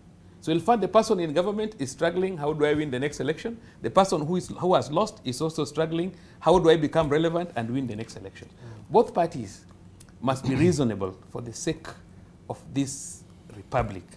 And I'm still stating that I can assure you, from the president to his deputy to everybody else, one of the persons who command the highest respect is Raila Amolo Odinga. And nobody disrespects him. But let us follow those regulations as they are. Okay. Let the police be, and let it be in good faith. Don't tell people that tunaenda kuchukua serikali. The election was done. Chebukati went ahead and announced the person who won as per his records. And they went to court. And again, the court confirmed him as the president. The former president handed over power and instruments of power to this person. We know very well the economy is not doing very well globally. And we have all the means. In fact, I can tell you, the millers who, just 2 weeks to elections, you know, the price of unga came down. And the millers were allegedly, supposedly given subsidy. They were not paid. They are asking from the current government to pay them. Most of the fuel issue, the subsidy that was supposedly given to multinationals and those importing fuel, they are still paying bills to be paid. So what we are saying is we need this country and we need to come up with good systems. And politicians should stop being lazy. Work hard, win an election. All right. Yeah. I'll let that be your last word and now invite the commissioner and Hussein to have their last words. Juu nimeona Fred Mwitiridi amepita hapa na mbio sana, so najua amekuja kuni-evict. Commissioner. Thanks, Olive. The Swahili saying, I think I'm going to translate in English, it's about when two bulls fight, the grass gets damaged. In reality, what we have today is a lose-lose situation. Nobody's going to win it out of this, okay? If you look at even what you've said right now here, the cost of the demonstration to an extent is not just direct in terms of me not opening my shop, but even from a government perspective, the government is losing on revenue. I mean, the city of Nairobi is going to lose so much in revenue. I used to be at CC Finance in Nairobi, and March used to be the highest collection because of rates. So when Sakaja is saying that they collect 30 million, because you collect an average of 100 and something million a day in March. When you're doing a 30, your 70% loss is staggering, okay? KRA is going to have the same problem. We lose 3 billion a day in demonstration. Actually, that's the most accurate figure. So the government side actually is losing. Like just last week, Olive, actually last week but one, Angola and Ethiopia overtook us as in terms of GDP. So while we're busy picketing here and talking about and debating about what happened last time, the economy is booming, okay? On the other hand, even for those who are calling for demonstration, they're doing this and not going to win either way, because that's what they're losing in terms of, you saw the loss of property last time. And even for the very reason they're demonstrating, the shilling is losing, so that means the cost is going to go high. 58% of Nairobians actually earn a daily wage. You're talking about my two colleagues here, although he said he's in Juakali. So you can imagine me who's earning 500 shillings a day not going to work, I won't even have the money to buy the unga, so even I'm losing. So here's what I'm saying is this, that we need these sober voices to rise. We need to be more sober in this discussion, because this is a lose-lose situation for our country. Okay. So may the sober voices prevail, that we can have actually dialogue, so that whatever issues that we really have can be addressed, so we can move on as a country, because we genuinely need to move on as a country. Okay, and feeding into what you said, actually the East African headline is this: Dar gains from Kenya riots as region on edge. Yeah. Your last word, Hussein? For me, first of all, I want to commend Mr. Wino and his last words. And I hope those words will echo out throughout the country to all police officers, that police are not stopping anyone, but let it be done in accordance to the law. And, you know, people have the right to protest, and that is very key for me. So, again, to just echo that, if you're going out to demonstrate, it is your right, your constitutional right. But please make sure it is peaceably and you're not armed. Okay? Police, on the other side, have a right to protect life and property. Police have a right to protect even the protesters, to ensure they are exercising that right within the limits that are out there. Police, wherever you are today, refrain as much as you can from using excessive force. Sometimes force is necessary, but you must make sure any force you use is commensurate to the action that is being taken. Okay. So the message for me out there today, yes, you have a right, but please make sure you exercise that right responsibly. We don't want to see chaos. We don't want to see vandalism. We don't want to see hooliganism, any form of lawlessness by protesters or any other person, including the police, will not be allowed to stand, and we will follow through. We have officers across the country, if need be, to go to court and hold individuals, not parties, not politicians, not security, police in general, but individuals responsible for their actions. Okay. I think that's for us from civil society. All right, James, I'm on borrowed time. Your last word? Of course, I want to echo the sentiments of my colleagues and say this. You know, some of the things that are happening could be political. You never know where this will end. They are. It might as well be that one of these fine days we'll have dialogue and we'll have peace. And I want to send an urge caution, especially amongst the police officers, because we have seen this happen before. After all the chips are down, there are institutions that will come and look for you, that specific individual police officer who committed something that is wrong in the force, okay? As Kenyans, if you're demonstrating and you're doing something, vandalizing, hooliganism and so on, at the end of the day, if you are caught finally by the law, you are going to be responsible for it. So, both sides of the divide, take responsibility for your actions. Exercise your rights under the law to demonstrate, but demonstrate in accordance with the law. And then police officers, the country has moved on from that impunity of police officers of many years ago. One of these fine days, something will, the environment will have come down, and you will get surprised that you are receiving a call being told, my friend, you did this 2 years ago, now you are going home. Or you are just fired. Or something serious really happens against you. Probably you've just started your career in the police force, and you know how difficult it is to get into the police force. It is more difficult to be a lawyer in this country than to, it is less difficult to be a lawyer than to be a police officer. I can tell you. So let everybody act responsibly. If we are urging law and constitutionalism, rule of law, let it be from both sides of the divide. All right, the message I'm taking home is individual responsibility. And that came up with the Baby Pendo inquiry, if you remember. Exactly. All right, so this has been the topic of conversation, polarizing speech, police repression. We really went into the police repression bit of things, but I was taking advantage of having Mr. Owino in studio. Charles Owino, National former police spokesman, Dr. Danvas Makori, NCIC Commissioner, James Mamboleo, advocate. Another wakili in the building has also been Hussein Khalid, Executive Director, Haki Africa. It's about that time where I give way to the Kiswahili team. I'm particularly keen to hear when they come on what Vincent Odor has to say about the situation in Kibra. This is a video he shared on WhatsApp with our work group, and he says the caption is a group of youth charging themselves at Olympic stage in Kibra constituency, and I saw a picture he shared as well of a bonfire, and here it is. So that update, and he says this is the Olympic stage junction. So the Kiswahili team coming in, I believe it is Nick Wambua, will have the very latest. Good morning.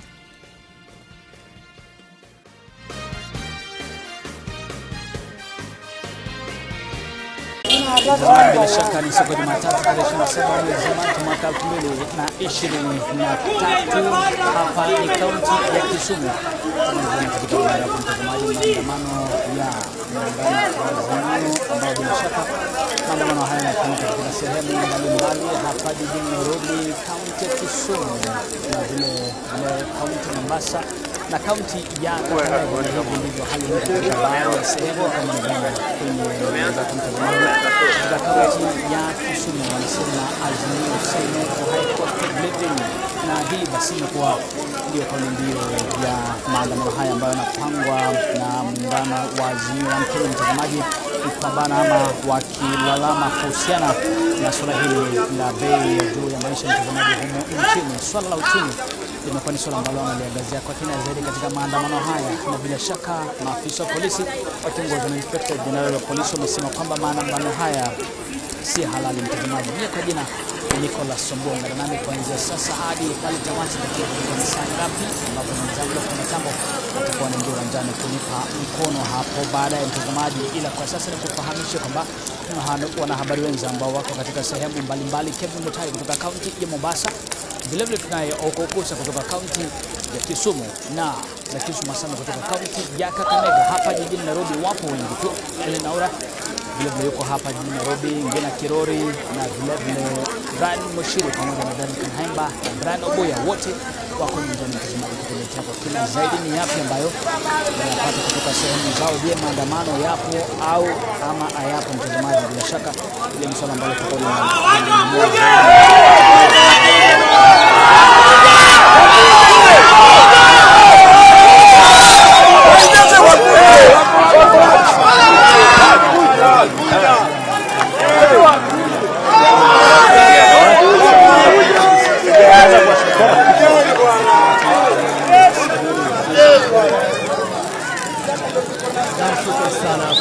mtazamaji, iko katika barabara kwenye mzunguko wa Kenyatta Avenue katikati ya Mombasa, na kama unavyoona kwenye picha mtazamaji ni kwamba hali ya kawaida inaendelea katika eneo hili, utulivu ukishuhudiwa katika baadhi maeneo mengi kaunti hii ya Mombasa na hata katika kaunti zote.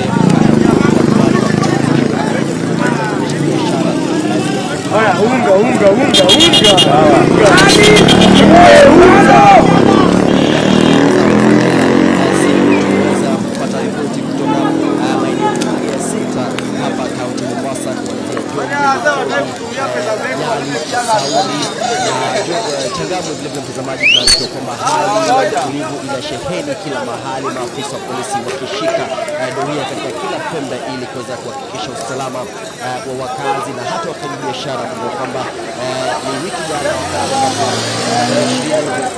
wakati kinara wa ODM na vile kiongozi katika muungano wa Azimio One Kenya Raila Odinga alipoweza kutangaza rasmi kuanza kwa maandamano, akishikilia kwamba Wakenya ama wafuasi wake wataweza kuingia barabarani na kuandamana wakitetea kupinga gharama ya juu ya maisha, baadhi ya masuala mengine ikiwemo kufunguliwa kwa sava za IEBC na vile uteuzi wa makamishna, wakisema kwamba uteuzi huo unapangwa kufanyika kwa njia ambayo haifurahishi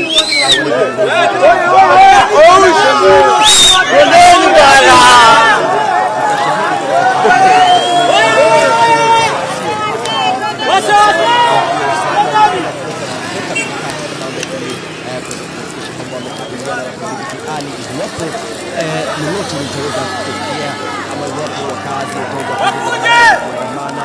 Wakuu wa polisi wanasema kwamba polisi wa kawaida wanashika doria, huku wale wa GSU wakiwa kuweza kuchangamkia hali iwapo itazuka na kuwa isiyo kawaida, lakini ndugu na dada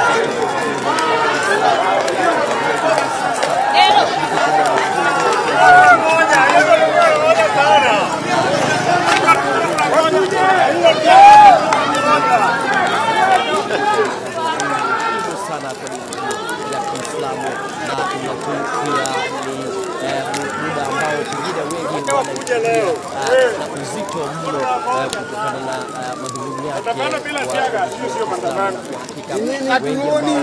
Watoto pia wamesema kwamba hawataweza kushiriki kwenye maandamano haya, inatiwa watachukua muda na kuweza kutekeleza majukumu yao, kuomba na kumkaribia Mwenyezi Mungu. Hali ambayo pale kuna moshi, hali ni utulivu, wanachoma taya, wajaenda barabarani kuandamana maeneo ya chama cha ODM kaunti Mombasa na kaunti ndogo sita ambazo maeneo kuchaguliwa ndani ya chama cha ODM na pia wako kwenye mrengo wa Azimio wa ila tu hatuweza kuona maandamano maeneo haya. Baadhi yao tunaweza kusafiri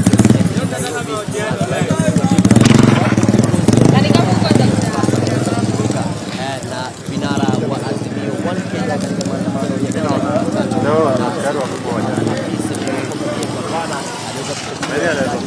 cha ODM na kilicho wazi mtazamaji, swala ambalo nakonga vichwa vya wengi wakazi hapa Mombasa, pia wale viongozi katika Azimio ni kwamba kiongozi ambaye anasemekana amepotea kutoka alikuwa gavana wa Mombasa Hassan ambaye hajawahi onekana baada tangu uchaguzi kukamilika, na wengi wanauliza tu maswali, yuko wapi kiongozi huyu? Ila tu tunatazama kwenye mitandao ya kijamii, kwenye akaunti zake za Twitter, Facebook, akiweza kutuma picha na kujionyesha kuelezea tu ziara yake ya kule nchini Marekani, akiweza kuzuru mataifa mbalimbali, na kwa hakika hajaweza kuonekana kwenye sura za siasa za kampeni na hata maandamano haya ambayo yanaendelea. Kwa hakika mtazamaji, tuko papa hapa Mombasa, tumetupa macho maeneo tofauti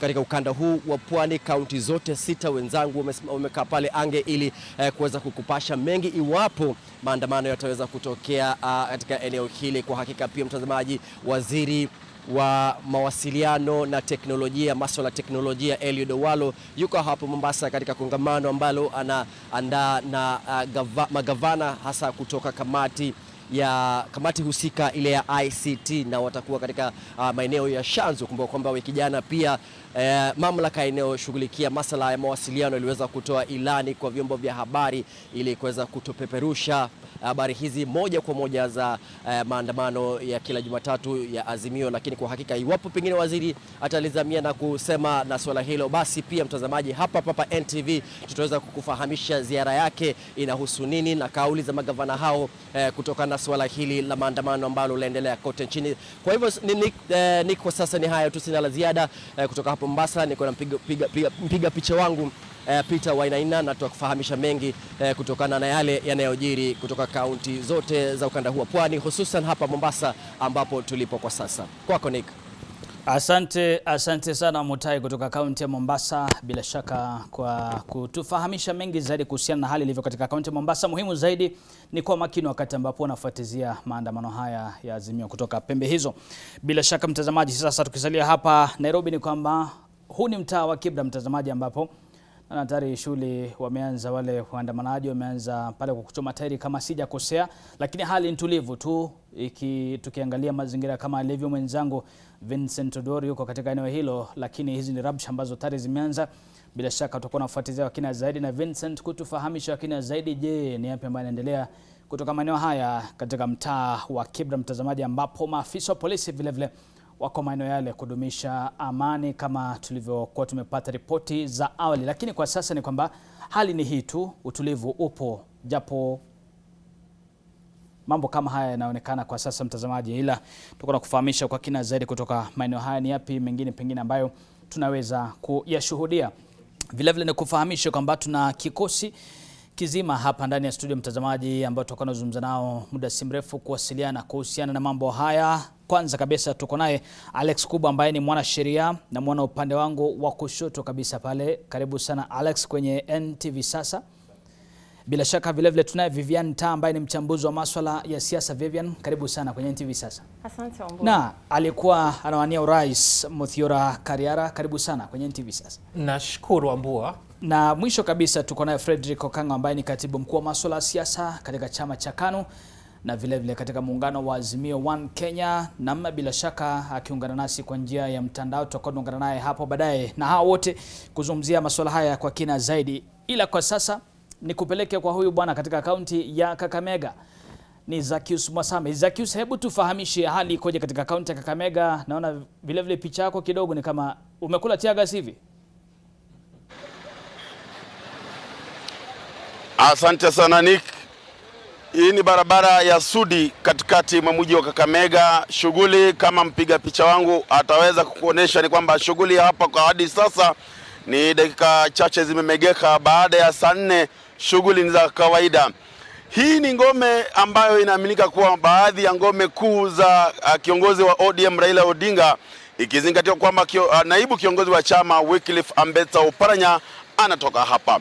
Tumeeleza kwamba wakati alipoona kwamba wiki iliyopita maandamano yalikuwa hafifu, Oparanya mwenyewe ameamua kurejea nyumbani, na tunaeleza kwamba muda mfupi kuanzia sasa atakuwa akiongoza maandamano katikati mwa mji wa Kakamega. Oparanya amekuwa katika mstari wa mbele kusukuma gurudumu hili la kujaribu kuikosoa serikali ya William Ruto kuhusiana na gharama ya juu ya maisha, ambapo hiyo ndio ajenda ambayo kiongozi wa Azimio la Umoja wa Kenya Raila Odinga amekuwa akisema kwamba hatosita kufanya hivyo hadi wakati pale matakwa yao yatakuwa yakisikika ipasavyo. Lakini kwa ufupi tu tazungumza na wenyeji hapa nijue kwa nini hawajaanza maandamano na ni kwa sababu gani. Anza kwa jina lako alafu tueleze. Kwa majina naitwa Pastor Geoffrey Shitote kutoka Kakamega hapa. Utoe kofia. Naitwa Geoffrey Shitote kutoka Kakamega. Mimi maisha imepanda. Bila maisha imepanda, tunaamini ya kwamba hii uongozi haijatokana kwa Mungu. Uongozi unatokana kwa Mungu, maisha yanakuwa rahisi. Tunaomba maisha ishuke chini. Maisha imepanda, kazi kwa vijana hakuna, pesa ya wasaa hakuna, pesa ya help hakuna, kila kitu hakuna. Tunaomba rais wetu tunampenda, ashukishe vitu na maisha isonge mbele.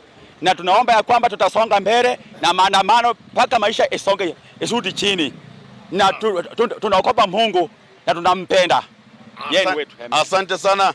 Bingwa, simama hapa. Funga hii. Una matangazo kwa mwili wako. Anza majina, angalia kule alafu tueleze. Kwa majina ni Edwin, mkaji hapa Kakamega. Maandamano hatutaandamana. Lakini tunaomba rais ashukishe uchumi chini. Gharama mafuta, mika mwana boda boda, mafuta ishuke, chakula ishuke. Alafu sisi sababu sisi ndio tulimchagua, atamaliza tu muhula wake, lakini maandamano tutaandamana. Ni hayo tu. Asante sana. Kuna mwingine pale? Simama hapa, angalia huko. Okay, kwa majina najulikana kama Nicholas Muyanzi, mkaaji wa Kakamega. Naomba hapa Kakamega kumetulia, kuna maandamano, lakini naihimiza tu bwana rais tushukishie bei ya mafuta na chakula imepanda. Tafadhali mheshimiwa rais, na kuomba tu tuandamane, lakini naomba tu chakula rudi chini. Pia na bidhaa muhimu imepanda, lakini naomba tu rais, tafadhali chakula rudi chini. Asanteni. Na maana sema chakula kirudi. Wa mwisho huyu. Kwa majina naitwa Bernard. Kitu ambacho mimi naweza sema ni kwamba hata ingawaje hakuna umati ambapo unaandamana kwa barabara, lakini ile kitu iko, Wakenya wengi ndani ya roho zao wanaandamana kwa sababu maisha yamekuwa magumu. Inatakiwa rais akue katika ile hali ya kuweza kusaidia watu. Kweli ni kwamba hata ukifungua roho za watu, kila mtu mahali tumepita, kila mtu ndani ya roho yake, ingekuwa ni uwezo wake angeweza kuandamana kwa barabara, lakini kwa sababu anataka amani, hataki fujo, lakini ndani ya roho yake ukifungua anaandamana. Bingwa huyu anaandamana kimoyomoyo anavyosema. Basi tutakuwa nilivyosema awali ni kwamba naibu kiongozi wa chama cha ODM Wycliffe Ambetsa Oparanya atakuwa akiongoza maandamano hapa baadaye.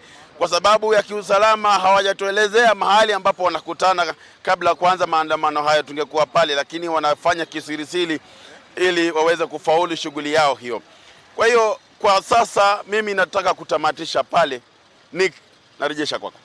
Asante sana Zakius Mwasame kutoka kaunti ya Kakamega. Unanifurahisha sana, unasema kwamba wanaandamana kimoyomoyo.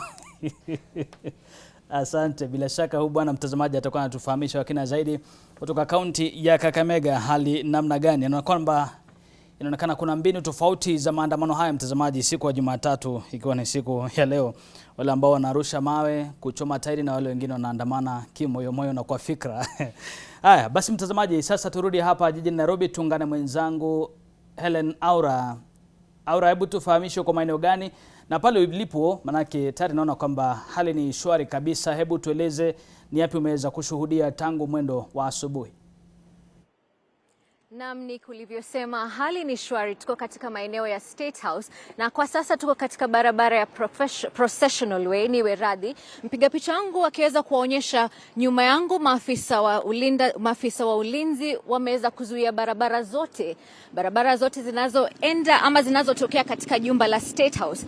Hii wanasema kuwa ni njia moja kuimarisha usalama haswa katika jumba la State House. Ni kufuatia viongozi wa Azimio walivyokuwa wakisema kuwa wataandamana na kuandamana kuenda hadi State House ili kuweza kupeana karatasi zao na walizokuwa wakitaka serikali ya Kenya kwanza kuweza kuwasikiza pia.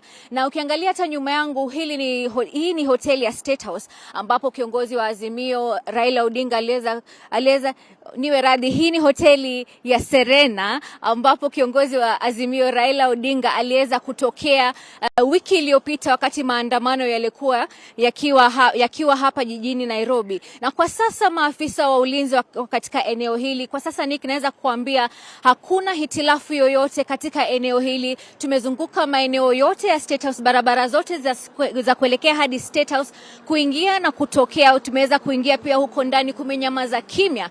Na iwapo we mwenyewe kama Mkenya ungependa kuingia katika barabara hizo, ya kwanza ni utaambia askari iwapo unaishi katika maeneo hayo, ndipo askari wataweza kukubali uingie, ama unafanya kazi katika afisi zozote zilizoko katika maeneo hayo hapo ndani. Na kama unaweza viona nyuma yangu, magari pia yanageuzwa. Iwapo huna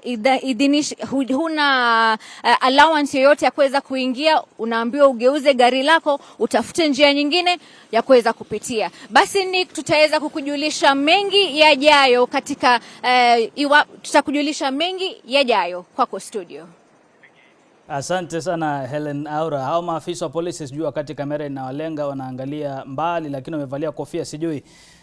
Basi utakuwa unatueleza kina zaidi hapo baadaye, na vile vile wanajuaje kama unaishi kwa mfano Ngong Road, je una alama kichwani ama inakuwa namna gani? Asante sana Helen Aura. Mtazamaji, turejee pale katika eneo hilo la Kibra. Tunaye Vincent Odoru sasa kwenye runinga yako mtazamaji, tunazungumza naye moja kwa moja. Vincent, hebu tufahamishe inakuwa namna gani? Naam, Sadakta, niko hapa katika eneo la Kibra ambalo ni ngome ya kinara wa Azimio Raila Odinga. Manake zamani eneo la Kibra lilikuwa katika eneo bunge la Lang'ata, na kumbuka kwamba Raila Odinga aliweza kuwa mbunge wa Lang'ata kwa takriban miaka 20 enzi hizo. Na kwa sasa jinsi unavyoona nyuma yangu ni kwamba makundi ya vijana wamewasha moto hapa mita chache kutoka katika kituo cha mabasi cha Olympic, ambapo wameweza kuwasha moto hapa katika harakati zao za kuonyesha kwamba wako tayari kushiriki katika maandamano haya. Na barabara hii kwa sasa imefungwa, na kuanzia mwendo wa asubuhi waliweza kuagiza magari yote ambayo yalikuwa katika ile stage pale mita karibu 50 ama 25 kutoka pale nilipo, ambapo pana stage ya magari pale, na wameweza kuagiza magari hayo yote yaondoke. Na kile kinachoendelea sasa ni kwamba upande wangu wa kushoto utagundua kwamba kuna makundi ya vijana wengi ambao wanatokea upande huo, na upande huo ambapo wanatokezea ni pahali ambapo takriban mita 75 kutoka pahali ambapo ndipo pahali ambapo maafisa wa usalama wamepiga kambi kule, ambao wanapiga doria, lakini vijana hawa wamekuwa wakijaribu kuwafanya wakabiliane nao bila mafanikio, na wamekuwa kielekea kule na kurejea, na kwa sasa bado ni harakati ya vijana. Wanajaribu kuona jinsi watakapoweza kufanya hao maafisa, kundi la maafisa wa usalama ambao wamepiga kambi kule, kuweza kukabiliana nao. Lakini hii ndio hali ambayo inaendelea hapa, na kuanzia mwendo wa asubuhi wengi wao wamekuwa wakitaka sana kukabiliana na maafisa wa polisi. Lakini kitu ambacho nimegundua ni kwamba kuanzia mwendo wa asubuhi hakuja kuwa na maafisa wa usalama ndani ya eneo la Kibra, na nikana kwamba wanatumia mbinu moja ambapo leo hii maafisa wa usalama wameweza kupiga kambi nje ya eneo la Kibra, na pia katika maeneo ambayo yako nje na mtaa wa Kibra haswa, na wamekuwa sana wakijaribu kuhakikisha kwamba hii leo hawaendi pali wananchi wapo, na pia hawajatumia vitoa machozi kuanzia mwendo wa asubuhi, kiasi cha kufanya wenyeji au makundi ya vijana ambao wanataka kukabiliana nao na kufanya maandamano kuelekea katikati ya jiji kuanza kuwatafuta na kuelekea katika maeneo walipo. Na jinsi unavyoona sasa vijana wamejaribu, lakini kwa sasa wameondoka kule, na ni katika ile harakati tu ya kusubiri. Lakini ukiangalia ule upande mwingine ni kwamba hali ni ile vijana wamepiga kambi hapa, na ukiangalia wamefunga hii barabara, kwa hivyo hakuna mtu ambaye anaruhusiwa kupita hapa. Lakini hii ndio hali ambayo tumekuwa tukishuhudia kuanzia mwendo wa asubuhi hadi sasa, lakini kuanzia mwendo wa asubuhi hadi sasa hatujaweza kuona maafisa wa polisi wakiingia ndani ya Kibra au wakiingia katika barabara ya mitaa ya Kibra, na ni hali ambayo inaonekana kuwakasirisha vijana pamoja na makundi ya vijana ambao wako hapa, ambao wako tayari sana kukabiliana na yote ambaye atajaribu kuzuia harakati zao za kuweza kutoka Kibra na kutumia barabara ya Ngong kuelekea katikati ya jiji la Nairobi. Lakini kitu ambacho tuliweza kubaini ni kana kwamba leo wameweza kubadilisha mbinu ambao wamekuwa wakitumia, manake kuanzia mwendo wa asubuhi tumeona makundi mengi ya vijana wakitumia magari ya uchukuzi wa umma kuelekea katikati ya jiji la Nairobi. Kwa hivyo leo hawezi kuona makundi ya vijana yakiandamana moja kwa moja barabarani eti kuelekea Ngong Road, barabara ya Ngong, ili kwenda katikati ya jiji, bali wengi wao tumeshuhudia mwendo wa asubuhi wakiingia magari ya uchukuzi wa umma, matatu, na makundi tofauti yanaingia matatu, na wote wanasema kwamba wanaelekea katikati ya jiji la Nairobi. Na kauli mbiu ambayo ipo leo hapa ni kwamba wote wanaenda kukutana katikati ya jiji la Nairobi, na ndio maana kuanzia mwendo wa asubuhi hadi sasa hatujaona makabiliano yoyote kati ya vijana na maafisa wa polisi, licha kwamba vijana hawa wamejaribu kuwachochea na kuwashawishi wale maafisa wa polisi kuweza kukabiliana nao. Harakati zao bado hazijafanikiwa. Kwa hivyo tunaendelea kuzunguka maeneo tofauti hapa.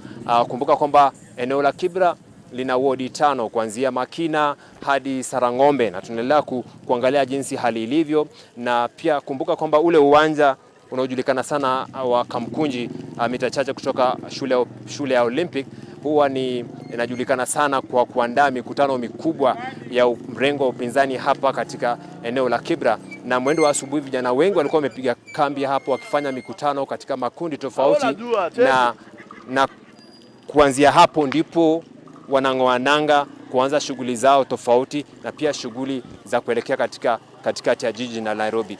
Kwa sasa ni hayo tu, na kurejesha hadi studioni. Asante sana Vincent Odur, bila shaka kwa taarifa murwa kabisa kutoka eneo la Kibra. Muhimu zaidi, tia makini Vincent, usalama wako muhimu zaidi wakati huu, na vile vile mtazamaji, tuna wahimizo wa Kenya kwamba wakati huu wa maandamano, yaani maandamano ya amani, vurugu tuweke kando mtazamaji, wakati ambapo tunatafuta suluhu kwa mambo ambayo bila shaka Azimio anasema ni swala la kiuchumi ndo sababu kuu ambayo inafanya kuandaa haya maandamano. Kwa hivyo basi usalama na kudumisha amani ni muhimu zaidi wakati huu. Bila shaka kama nilivyokufahamisha ni kwamba ndani ya studio nina wageni watatu pamoja na mwingine kupitia kwa njia ya kimtandao. Tunaye Alex Kubo, tunaye Vivian Ta na Muthiora Kariara. Bila shaka hawa wote muda si mrefu tutakazungumza nao. Kwanza kabisa tuungane na bwana mmoja, Ibrahim Karanja. Karanja, hebu tufahamishe eneo hili ni wapi? Naona hali shwari kabisa. Hali namna gani maeneo yako?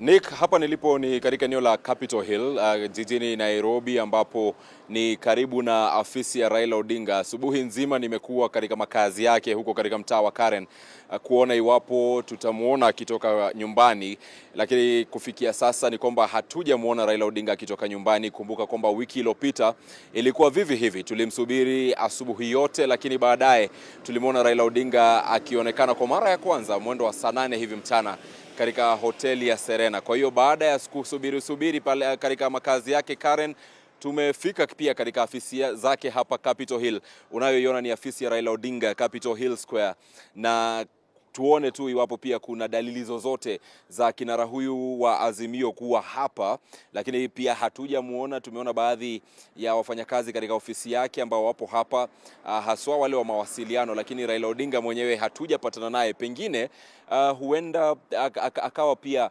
katika mojawapo ya maeneo ambayo alikuwa wiki iliyopita. Manake kumbuka kwamba nia yake haswa ya kutotangaza mahali ambapo anatoka ni kwa kuwa hataki kuzuiliwa na maafisa wa polisi. Na unavyoona ni kwamba hali katika barabara hii, nilipo kwa sasa ni katika barabara ya Chulu. Upande unaoona ni kwamba barabara inaelekea katika hospitali ya kitaifa ya Kenyatta. Kwa kawaida wakati kama huu huwa kuna msongamano wa magari katika barabara hii, lakini kwa sasa unavyoona ni kwamba magari ambayo yanapita hapa yanahesabika. Watu ni kana kwamba waliamua ama kukaa mbali. Pengine wale ambao walikuwa wakielekea kazini walifanya hivyo mapema sana, lakini kwa kuwa wiki iliyopita wakati kama huu kulikuwa tayari kumeanza kushuhudiwa mshika katika maeneo tofauti, pengine watu kwa sasa wakaamua wajiondoe. Upande huu wa pili ambao anakuonyesha Eric Sinta ni katika maktaba kuu ya kitaifa, barabara ya Ngong, ambayo pia unaona ni magari machache tu ambayo yanaonekana. Kwa kawaida kama nilivyosema Nick, ni kwamba ni barabara ambayo huwa na msongamano wa magari. Kwa hiyo sisi bado tunazidi kuangalia kumtafuta, kuona iwapo tutampata Raila Odinga. Kumbuka kwamba tupo naye katika msafara wake. Iwapo atakuwa akielekea katika ikulu ya Nairobi hatujui, manake kwa sasa ikizingatiwa kwamba Rais William Ruto hayupo nchini, hatujui iwapo Raila Odinga atabadilisha nia yake ya kuelekea ikulu na amue kuelekea katika afisi ya naibu wa Rais Rigathi Gachagua. Manake kumbuka Rigathi Gachagua alipokuwa akizungumza katika kaunti ya Migori hiyo juzi, alisema kwamba Raila Odinga aende atampata afisini. Kwa hiyo hatujui iwapo mwaliko huu ni mwaliko ambao Raila Odinga na wafuasi wake watakuwa wakiufuata, ama pia watakuwa tu wakielekea mitaani wakitafuta mambo ambayo wanataka yajadiliwe kujadiliwa. Kumbuka kwamba orodha ya Raila Odinga ina mambo kadhaa ambayo anataka yazungumziwe, ikiwemo gharama ya juu ya maisha. Anasema kwamba ruzuku ambayo ilikuwa imewekwa katika vyakula irejeshwe ili gharama ya maisha iweze kwenda chini. Vile vile anasema kwamba ushuru ambao Wakenya wanatozwa ni ushuru ambao uko juu. Kwa hivyo anataka ushuru pia upunguzwe. Vile anataka ruzuku iwekwe katika masomo humu nchini, akisema kwamba watu wengi hawawezi kuendelea na elimu, manake masomo imekuwa hali kutokana na ile nia ya pia kuongeza karo ya vyuo vikuu. Vile Raila Odinga anataka kwamba sava za uchaguzi, hasa uchaguzi uliopita mwaka uliopita Agosti 9 zifunguliwe, manake yeye kulingana naye na kutolingana na yule anadaiwa kuwa mpiga firimbi ni kwamba uchaguzi haukuwa wa huru na haki. Kwa hiyo Raila Odinga anataka kwamba sava zifunguliwe ili ibainike ni nani ambaye alikuwa mshindi, na pia anataka shughuli ya kuwateua makamishna wa IEBC iweze kusitishwa, maana anasema kwamba serikali ndio kwa sasa ina kipaumbele katika kuwateua makamishna wa IEBC. Kwa hiyo tunazidi kumtafuta Raila Odinga pindi tutakapomuona. Ni mambo ambayo tutakuwa tunayaangazia. Tuone leo hii maandamano yake yatakuwa yakielekea wapi. Kumbuka wiki iliyopita hakuingia jijini Nairobi na hakuelekea katika ikulu ya Nairobi. Je, leo hii itawezekana ama maafisa wa polisi mbanake tumewaona wengi katika mitaa watawazuia tena? Kwa hiyo macho yetu yapo, Eric Sinta yupo na nguvu, na pia sisi tupo tayari na uwezo wa kumpasha mtazamaji wetu Nick. Ibrahim, kabla pengine ni kuachie uondoke, umezungumzia Raila Odinga, na je, viongozi wengine wa muungano wa Azimio kama vile Kalonzo Musyoka, Martha Karua, tuna habari kuwahusu waliko na pengine mipango yao ya leo? Nick, imekuwa ni hali ya kuficha mahali ambapo wapo viongozi hawa. Tumejaribu pia kujua iwapo Kalonzo Musyoka yupo mahali ambapo tutaweza kumpata, ama pia Martha Karua, Jeremiah Kioni, Eugene Wamalwa, na sio hao tu, pia viongozi wengine wa Azimio ambao wamekuwa wakifanikisha maandamano haya ni kama wamekuwa kama kujificha hivi kabla ya kujitokeza mitaani, manake iwapo wataonekana, na mimi nakisia tu kwamba huenda ndio sababu, iwapo wataonekana mapema, basi huenda wakazuiliwa na maafisa wa polisi pengine kupitia kukamatwa. Umeona wote baadhi yao wakizungumza kuhusu kutafutwa na maafisa wa polisi na kwamba kuna nia ya kuwakamata. Kwa hiyo ni mbinu ambayo wamekuwa wakitumia, kwamba hawaoni mitaani kisha baadaye unawapata tu mahali ambapo wafuasi wao wapo. Kwa hiyo wote hawa vinara wa Azimio, iwe ni Raila Odinga, iwe ni Martha Karua ama Kalonzo Musyoka, Eugene Wamalwa, Jeremiah Kioni, wote hawa hatuja kupata kusikia kwamba mmoja wao ameonekana mahala fulani, na ni hivyo ambavyo ilifanyika wiki iliyopita. Kumbuka ni wabunge tu ambao walikuwa wanaonekana mitaani wakati wa asubuhi hadi wakati ambapo vinara walipojitokeza mwendo wa saa 8. Kwa hiyo kwa sasa hatuwezi tukasema kwamba wapo katika eneo fulani, lakini sisi tunafanya kazi yetu kuwatafuta. Ndio maana yake tumetoka kutoka kwa makazi ya Raila Odinga hadi katika ofisi yake hapa katika eneo la Capitol Hill, lakini bado hatujampata. Lakini pindi tu watakapoonekana kokote Nick, ni kwamba picha hizo na pia kile ambacho kitakuwa kikijiri tutamletea mtazamaji wetu. Asante sana Ibrahim Maura Karanja kutoka eneo hilo la Capitol Hill. Hapo baada ya basi tutakuwa tunaungana nawe kwa kina zaidi, tufahamu mengi zaidi kuhusiana alipo Raila Odinga na iwapo atakuwa anafanya matembezi yake kama kawaida wakati wa maandamano haya kama ilivyokuwa siku ya Jumatatu wiki jana. Mtazamaji, hao ni baadhi ya wanahabari wenza ambao wako katika sehemu mbalimbali wakifuatizia taarifa hizi kuhusiana na maandamano ambayo yameandaliwa na muungano wa Azimio One Kenya. Bila shaka kuna mengi ndani ya kapu letu ambayo tutakuwa tunakupa muda si mrefu. Kwa sasa naomba nimeze mate kidogo tu, muda si mrefu narejea na mengi zaidi, hasa kikosi chetu cha wachambuzi ambao wako ndani ya studio. Mtazamaji, niwatambulishe kidogo kabla tuondoke. Alex Tuba ambaye ni mwanasheria, na vile vile tunaye Vivian Ta ambaye ni mchambuzi wa masuala ya siasa. Muthiora Kariara aliwahi kuwania urais, na vile vile tunaye Frederick Okango kupitia njia ya mtandao. Mtazamaji, wote hawa tutakuwa tunazungumza nao muda si mrefu kuhusiana na maandamano haya, kuchambua kwa kina, kuona pengine ni yapi ambayo yanafaa, yapi ambayo hayafai, na vile vile mbinu zipi ambazo zinafaa kutumika hasa katika kupambana na masuala ya kiuchumi kama ambayo yako mbele yetu, kama inavyoshinikizwa na muungano wa Azimio One Kenya. Tupate mapumziko.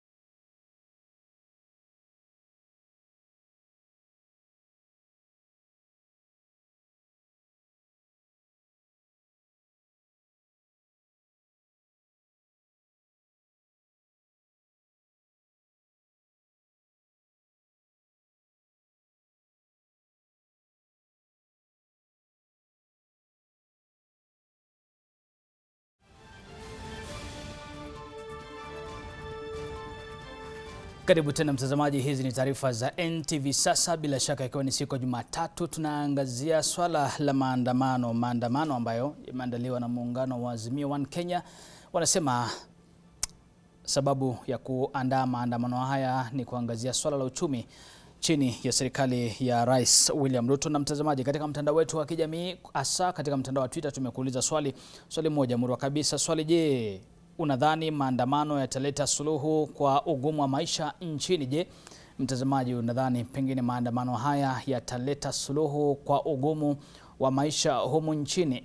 @Nicholas Wambua _ hashtag ikiwa ni NTV sasa na hashtag maandamano. Bila shaka jumbe zako nyingi tu ambazo tayari naziona kwenye mtandao nitakuwa nazisoma muda si mrefu. Hebu kidogo nisome 2-3 kabla nielekee kwa wageni wetu wa siku ya leo mtazamaji, na nasoma zile ambazo zinafaa tu hewani. Kuna zingine ambazo ni za kugadhabisha mtazamaji. Bena wa Juja Road yasema hapana, ni hasara tu. Yasema kwamba maandamano haya hayataleta suluhu. David M. yasema it is not about the people, it's about one specific man by the name Raila Amolo Odinga. Uhuru's words, anasema kwamba ni kwa matamshi yalikuwa Rais Uhuru Muigai Kenyatta. Na Altman KE ameandika ushuzi hapa ndani ya Twitter, sitausoma. Hebu nisome kingine hapa. Yasema nini? Zero Mashaka bin Masumba yasema la hasha, hakuna suluhu litakalotoka kwa maandamano. Naye Nash Wells yasema hapana, kuna njia mbadala ya kuleta mabadiliko ya kiuchumi ambayo yanaweza kuanzishwa na wabunge. Maandamano hayako kwenye uti wa mgongo wa matakwa ya Azimio. Naam, hebu nisome ujumbe wa mwisho kabisa hapa. Nitasoma ujumbe wa nani? Hebu niangalie. Barak yasema itafanya maisha ikuwe ngumu kabisa. Naam, yasema kwamba maandamano itafanya maisha kuwe magumu kabisa. Nasoma ujumbe wa mwisho mtazamaji, natafuta ujumbe ambao kidogo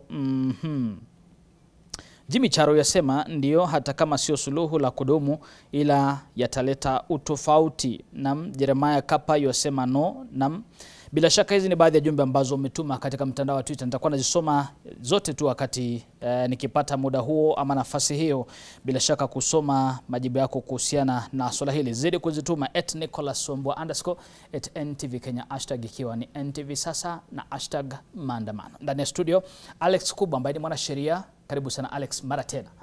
Tuanze hapa pa kuuliza hili swali. Je, kama nilivyouliza watazamaji, je, unahisi pengine swala hili la maandamano ya Azimio itakuwa inaleta suluhu kwa hali ya uchumi nchini?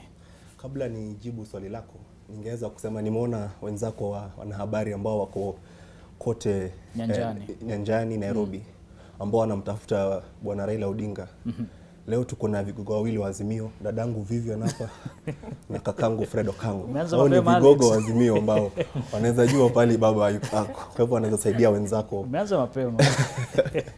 Lakini kujibu swali lako, hii maandamano ya leo ama hii maandamano ambayo yanapangwa na Azimio hayataweza kufaidi wa Kenya ama kufaidi nchi letu la Kenya, kwa sababu ukiangalia leo katika CBD ya Nairobi na kote nchini kuna hali ya mshike. Watu wengi wameogopa kufungua maduka yao, kwenda ofisini. Kwa hivyo inamaanisha kwamba wanabiashara wataweza fanya biashara zao.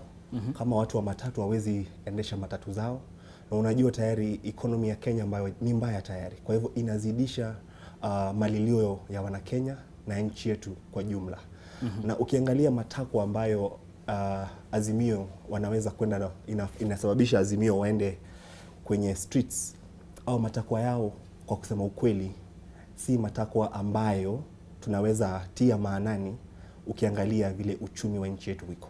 Kwa hivyo ningesema kwamba kama ningekuwa na advise bwana Raila Odinga, ningewaambia kwamba maandamano kwa sasa sio njia ambayo tungependekeza kama Wakenya. Wakenya wengi, hata unavyoangalia katika opinion polls iliyotoka juzi, Wakenya 64% hawataki mambo ya maandamano.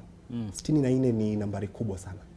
Kwa hivyo kwangu mimi, na najua Wakenya wengi ambao hataki mambo ya maandamano, kuna njia mbadala ambayo bwana Raila Odinga na Azimio wangeweza kutumia. Naam. Ndio. Vivian, karibu sana. Asante.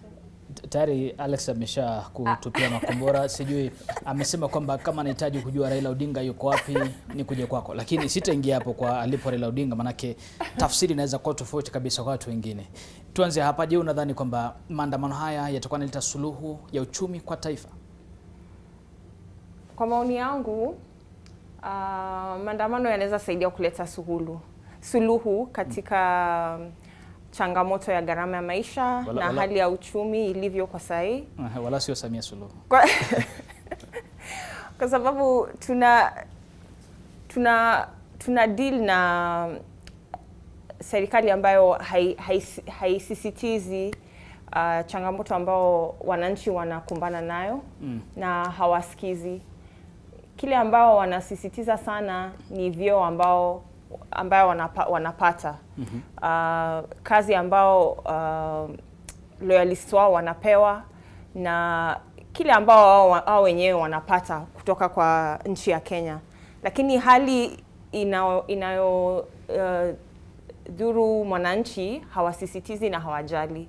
Ndio maana serikali inaweza sema haina pesa ya kugharamia elimu ya juu through HELB, lakini wana milioni 53 kila mwezi kulipa CAS 50. Hawana pesa ya kuleta subsidies za chakula, stima, mafuta, lakini wako na 4.8 million ya hospitality state house kila siku. Priorities ya hii serikali haziambatani na matakwa ya wananchi. Sasa ni njia ipi wananchi watatumia ili serikali iweze kuwasikiza? Serikali iweze kuona malalamishi ya wananchi. Tumeona mmoja wa mkazi wa Kakamega amesema wanaandamana kimoyomoyo kwa sababu wamewekwa uoga. Ndio mnaumia, ndio mnataka kuona mabadiliko, mambo, bei ya chakula iende chini, bei ya stima ishuke, watu waweze kulipa school fees, lakini ni vigumu. Polisi washawatia uoga na kuwafanya waone ni kama kuzungumza ni hatia, kuandamana ni hatia. Ilhali kuandamana iko katika sheria yetu, Article 37. Mwananchi anakubaliwa, bora unafanya kwa amani, unaweza kuandamana. So mimi naona maandamano inaweza leta suluhisho, inaweza fanya serikali iliyo sahihi iweze kusikiza hali ambayo wananchi wanapitia, na labda iweze kuweka mikakati kuleta suluhisho ama kutatua hii shida. Maanake kila mtu akinyamaza ateseke tu ndani ama aandamane kimoyomoyo, hakutakuwa na mabadiliko yoyote. Mambo tu itaendelea, tutaona tu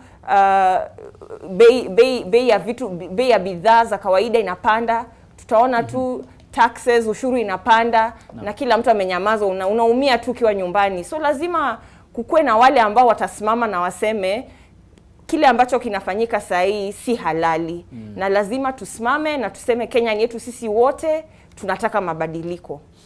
Vivian, wajua mwanzo taa kwa lugha hii teule ya Kiswahili inamaanisha mwangaza. Ndio. Sawa na lugha yangu ya Kikamba inamaanisha mwangaza. Lakini kando na hilo, manake kumekuwa na maandamano Afrika Kusini siku ya Jumatatu wiki jana. Leo ni maandamano ya Azimio pamoja na siku ya Jumatatu wiki jana. Nini ambacho kinazuia Azimio kuandaa maandamano ya amani kama ilivyokuwa kule Afrika Kusini? Nilikuwa katika maandamano ya wiki iliyopita. Afrika Kusini ama hapa Kenya? Hapa Kenya. Na tulikuwa na amani, hatukudhuru mtu yeyote, hakuna jambo yoyote mbaya ambayo tulifanya. Lakini polisi bado walitupiga na tear gas, bado walikimbiza watu, bado walitisha watu. So ile hali ya mshike iliyokuwa, ni polisi walikuwa wanaleta hii hali. Katika maoni yetu kama watu wa Azimio ama watu ambao wana support mrengo wa Azimio, si vile tunaona ni polisi ndio walikuwa wanaleta rabsha. Sisi tulikuwa tunawatuliza, tunawaambia hakuna shida, mnafahamu tulie, wananchi hawana mambo, sisi ni wapenda amani, hatuna shida yoyote. Kile ambacho tunataka kuona ni serikali, kwanza hii serikali ni serikali ya haramu. tunataka hii serikali ilete mikakati ambayo itapunguza gharama ya maisha. Hiyo ni mambo ya kwanza. Kupunguza gharama ya maisha inamaanisha tunataka kuona mafuta fuel bei imeshuka. Tunataka kuona stima bei imeshuka. Si Rais William Ruto anasema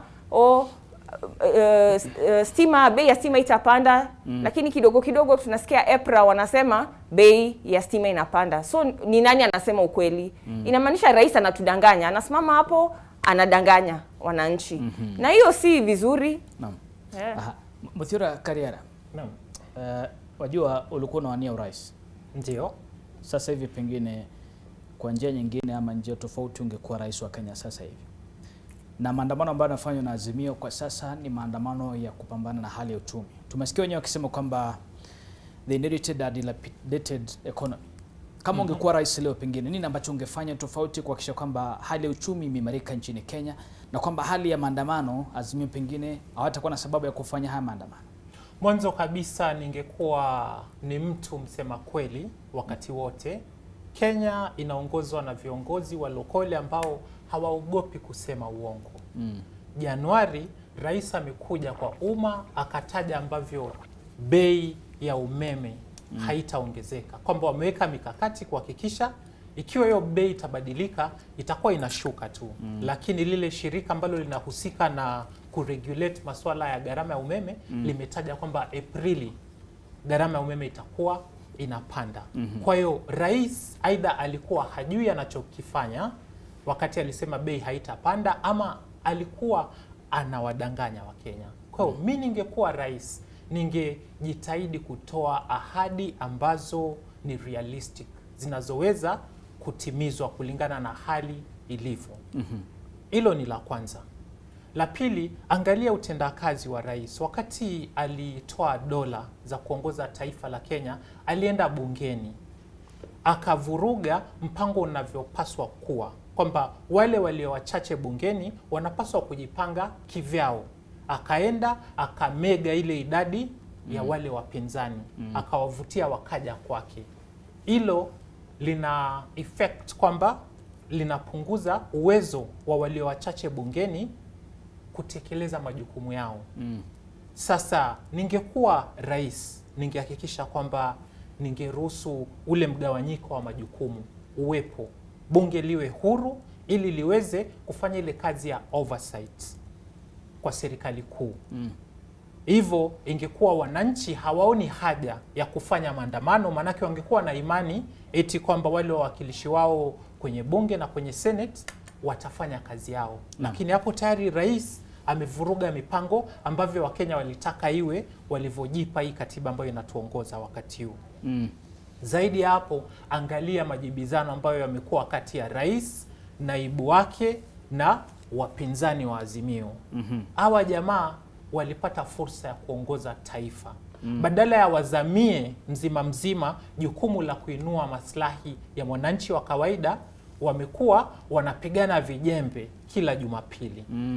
Hili ni jambo ambalo mimi ningekuwa na jukumu ya kuongoza taifa singelifanya, manake halimsaidii mtu yeyote. Naam. Tukiweka hilo kando, naweza nikarejelea pale ambapo ulianza ukiuliza ikiwa haya maandamano yanayofanywa yatasaidia lolote. Naam. Nimetaja na nichukue mfano wa kuna hawa CAS ambao waliapishwa juzi. Hawa ma CAS, ukikumbuka kwa serikali ya Uhuru Muigai Kenyatta, kesi ilienda mahakamani, ikatajwa kwamba hawapaswi kuwa afisini.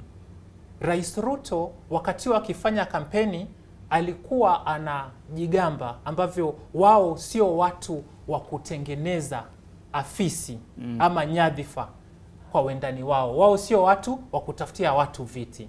Lakini wakati aliingia, alifanya nini? Aliwaarifu wale ambao wako karibu na yeye washinikize judiciary ipeleke ule mchakato mbio wapate fursa ya ku create hizo nafasi. Na mshikilia tu hapo kidogo Bwana Kariara, unajua umesema walokole na uongo, wajua hizo maneno mawili ambayo yaingia katika sentence moja wakati mmoja, na hapo kuna walokole na kuna uongo. Tutakuwa nazamia kwa kina zaidi swala hilo, lakini mtazamaji, picha ambazo unaziona kwenye runinga yako ni kutoka kule Mathare aliko mwenzangu Brian Oboya. Ni kwamba tayari wananchi kule, waandamanaji wameanza kula vitoza machozi kama wanavyoshuhudia maafisa wa polisi wakikabiliana na waandamanaji kutoka sehemu hizo. Mtazamaji, taarifa ambayo tunazidi kuifuatilia kwa kina zaidi. Tunazidi kuhimiza mtazamaji, wakati maandamano haya, kama wananchi na polisi wote, sote tudumishe amani, sababu mwisho wa siku ama mwisho wa kwisha ni kwamba ili ni taifa letu, taifa la Kenya. Tudumishe amani wakati huu wa maandamano haya. Kama ni maandamano, basi yawe ni maandamano ya amani kwetu kama wananchi, na vile vile polisi ambao wana jukumu la kuwalinda wananchi, wakati wao vile vile ni wananchi wa taifa hili tukufu, taifa la Kenya. Hili ni eneo la Mathare, na kama nilivyokujuza ni kwamba wanahabari wenza wako katika sehemu mbalimbali za nchi wakifuatilia kwa kina zaidi maandamano ambayo ni maandamano yaliyopangiwa kuwa ya amani siku ya leo, ikiwa ni siku ya Jumatatu tarehe 27 mwezi wa Machi mwaka 2023. Maandamano haya kama yalivyopangwa na azimio kwamba yanafanyika kila siku ya Jumatatu na kila siku ya Alhamisi. Na bila shaka, hebu tuzungumze na mshirika mkuu katika muungano wa Azimio ambaye pia yuko katika chama cha KANU, ambaye ni Frederick Okango, katibu wa masuala ya siasa ya KANU na vile vile Azimio. Bwana Okango, karibu sana kwenye NTV. Sasa pengine hisia zako kuhusiana na swala hili, na nikuulize hili swali ambalo nimeuliza wenzako hapa ndani ya studio. Je, unadhani pengine maandamano yataleta suluhu ya hali ya uchumi nchini Kenya? Kwa kwanza, Wambua na wenzangu ambao wako studioni, natumai utanipa fursa ya kujieleza na kueleza jinsi haya mambo yalivyoenda, na vile vile kuhakikishia Wakenya kwamba maandamano ni ya amani. Swali ambalo umeuliza ni swali nzuri sana. Ukasema kwamba unauliza, je, maandamano yataleta suluhisho? Nitakujibu hivi. Kuna sababu za kuhakikisha kwamba maandamano haya yamefanywa kwa njia ya amani. Na je, ni sababu zipi ambazo zimefanya Wakenya, sio wanaazimio peke yao, Wakenya waendelee katika shughuli za maandamano? Kwanza, tumeona jinsi gharama ya maisha ilivyopanda. Na sisi tumesema katika chama cha Azimio la Umoja One Kenya, tukasema kwamba wale ambao waliingia katika serikali hii kupitia njia ya dirisha hawana budi kutuambia kwamba wako na uwezo wa kuhakikisha kwamba wameshukisha gharama ya maisha, ilhali wao wenyewe tuliwapatia nafasi na fursa ya siku 100 jinsi walivyoomba, na walisema watakapoweka Biblia chini tutaona unga ya bei ya 70. Walisema watakaweka Biblia chini tutaona vijana wakipata kazi. Walisema wakiweka Biblia chini tutaona wakina mama wamepewa kazi, vijana na kadhalika. Leo tunavyozungumza, baada ya miezi 6, Kenya iko katika hali ya mahututi. Ingekuwa Kenya ni mgonjwa, basi leo Kenya iko katika ICU, kwa sababu wameshindwa kutekeleza majukumu ya serikali, wameshindwa kuhakikisha kwamba wametimiza ahadi za uchaguzi. Pili, tunaamini kwamba sababu za Wakenya kujipa katiba mpya ya kujieleza, uhuru wa kujieleza, uhuru wa kukongamana, uhuru wa kuandamana bila kubeba silaha, kwa amani, jinsi ilivyoeleza katika katiba kipengele cha 37, ni sababu ambazo lazima ziheshimike na ni sababu ambazo lazima zitekelezwe. Sisi kama wanaazimio tunatekeleza sababu hizi kwa sababu ni sababu ambazo zimeorodheshwa wazi wazi katika vipengele vya katiba. Na leo tunapozungumza, unapoona wenzako wanatangaza kule nje, tumeona Mathare, tumeona Kibera, tumeona Ngong Road, tumeona Waiyaki Way, polisi ndio wanaandamana kwa fujo. Wananchi wamejitokeza kwa upole, kwa amani, wakitaka sauti zao zisikike, sauti ya kupunguza gharama ya maisha, sauti ya kuhakikisha kwamba haki za uchaguzi zimeonekana wazi. Lakini angalia, polisi wanatumia vitoa machozi, wanatumia zile silaha zao kuhakikisha kwamba wananchi wasijieleze. Swali ambalo tunauliza, je, kati ya polisi na wanaazimio ni nani anaandamana kwa fujo? Jibu ni rahisi, ni wale polisi, kwa sababu ikiwa wangewachilia waandamanaji kufuata zile sheria za kuandamana, kuhitimu na kuheshimu katiba, basi hatungekuwa tunaona vitoa machozi, hatungekuwa tunaona vurugu, hatungekuwa tunaona watu wakikimbizana. Ndio maana sisi tunasema, kwa sababu kuna sababu nzito za kutaka wananchi sauti zao kusikika, na jinsi sauti kusikika inapitia tu njia ya maandamano. Ukumbuke kwamba kupitia maandamano tulipata mfumo wa vyama vingi, kupitia maandamano tulipata katiba mpya, kupitia maandamano tulipata ugatuzi, kupitia maandamano tulipata uhuru wa kujieleza, kupitia maandamano tulipata uhuru wa wanahabari. Je, ikiwa leo Inspector Generali wa polisi anasimama katika mlango wa ofisi yake na anaambia Wakenya kwamba ati maandamano ni haramu, ati maandamano haiwezekani, ile hali yeye alikula kiapo kuhakikisha kwamba atailinda katiba. Katiba vile vile inatuambia katika kipengele cha 3 kwamba mtu yeyote ako na jukumu la kuheshimu na kuitekeleza katiba jinsi inavyotakikana. Yeye ni mmoja wa wale watu ambao katiba inahitaji atekeleze katiba kupitia kuheshimu na hilo jukumu. Kwa hivyo nikikujibu nasema, sisi kama wanaazimio la Umoja One Kenya, naam, tumejua ya kwamba Wakenya wamekasirika, Wakenya wanataka gharama ya maisha ishuke, Wakenya wanataka bei ya bidhaa ishuke, Wakenya wanataka bei ya kodi, bei ya shule, karo ya shule, nauli zote zishuke. Lakini wale ambao wako katika ofisi kinyume na sheria sasa hivi wamekataa. Wanasema ati wewe ukitaka kushukisha hayo maneno njoo bungeni, ilhali katika bunge wamenunua kila mtu. Bwana Okango, niruhusu nikukatize kwa sasa Bwana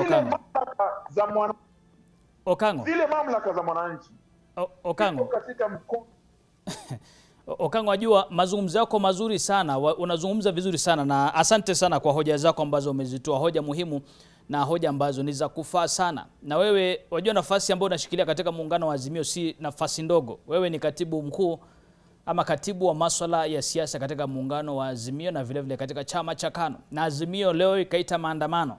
Lakini Okango, leo tunazungumza nawe kuwa ndani ya nyumba na wafuasi wako nje kule wanaandamana. Sijui unaongoza kwa mfano gani wakati ambapo maandamano haya yanaandaliwa, wewe mwenyewe uko nyumbani, wafuasi wako ambao wanakuona kama unavyoona kwenye runinga yako Okango, uko kwenye picha moja wewe binafsi na upande mwingine wanaandamana kule wanachoma tairi za gari. Sijui katika uongozi hii inatoa picha gani kwa wafuasi wa Azimio? Wambua, wajua ukweli usemwe, mimi siko nyumbani, niko katika shughuli za kazi.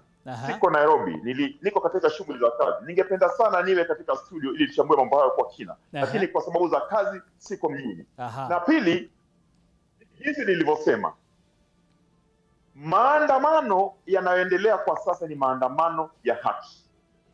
Na polisi wako na jukumu ya kuhakikisha kwamba wamelinda binadamu na bidhaa za watu. Hilo ndilo jukumu lao. Kwa hivyo ikiwa kuna mtu yote mle nje ambaye yeye anafanya kinyume na matakwa ya sheria, basi huyo mtu lazima aadhibiwe kisheria.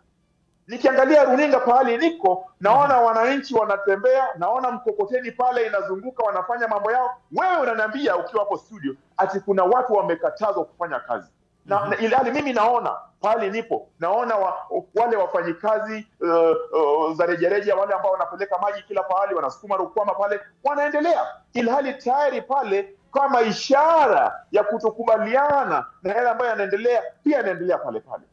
Kwa nini tusiwe watu wa kusema ukweli, Wambua? Kwa nini tusiwe watu wa kutochochea? Kwa nini tusiwe watu wa kuhakikisha kwamba tumeheshimu katiba yetu ya Kenya? Hilo ndilo swali ambalo nyinyi wanahabari mnafaa muulize. Na ndio maana unaona leo wananchi wamesema wataendelea na shughuli zao, lakini wale ambao pia wanataka kuandamana kwa sababu katiba ya Kenya imewaruhusu wataendelea kuandamana. Tusije tukasema kwamba kwa sababu kuna waandamanaji basi wale wengine pia wasiendelee na shughuli zao. Hatusemi hivyo. Sisi kila mara wanaazimio tumesema tutaandamana kupitia kanuni za katiba. Tutaandamana kupitia tunasema kwa amani jinsi katiba inavyotueleza. Kwa hivyo tusije tukawekwa kwa kona ati kuna maandamano pale nje, kuna vurugu. Niliona baadhi wenu wanasema kwamba ati kuna vurugu, watu wanapigana. Hamna Wambua. Asante bwana Okango. Polisi wanapitana na wananchi. Shikilia kidogo Okango. Okango, ghadhabu zimekupanda sijui. Kidogo shikilia, tutakuungana nawe muda si mrefu tuzungumze kwa kina zaidi kuhusiana na swala hili. Na mtazamaji, kama unavyoona kwenye runinga yako ni kwamba pale ni picha za kutoka eneo la Kawangware ambako yuko mwenzangu Tracy Ngina Kirori. Sasa ningependa tuungane naye moja kwa moja. Ngina, hebu tufahamishe, je, ni shughuli zipi ambazo zinaendelea maeneo hayo? Hali namna gani? Kuna usalama?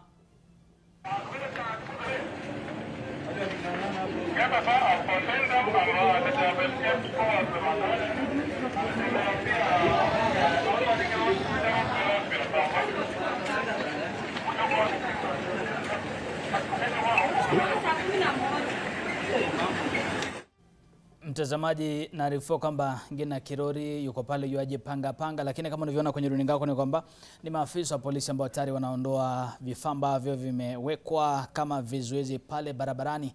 Ngina Kirori muda si mrefu atakuwa anaungana nasi na kutufahamisha kwa kina zaidi, na vile atufahamisha kama alivyosema bwana Okango kwamba biashara zinaendelea kama kawaida, kama ni kweli ama hali namna gani. Tumeona pale kuna baadhi ya watu ambao wanarukwama na mikokoteni wakifanya shughuli zao za kawaida. Bila shaka tunaweza kufahamu hilo kwa kina zaidi. Hebu nirudi hapa ndani ya studio. Alex, tumeshuhudia mengi kuanzia mwendo wa asubuhi na inaonekana kwamba hali ni tofauti kabisa na kama ilivyokuwa siku ya Jumatatu wiki jana.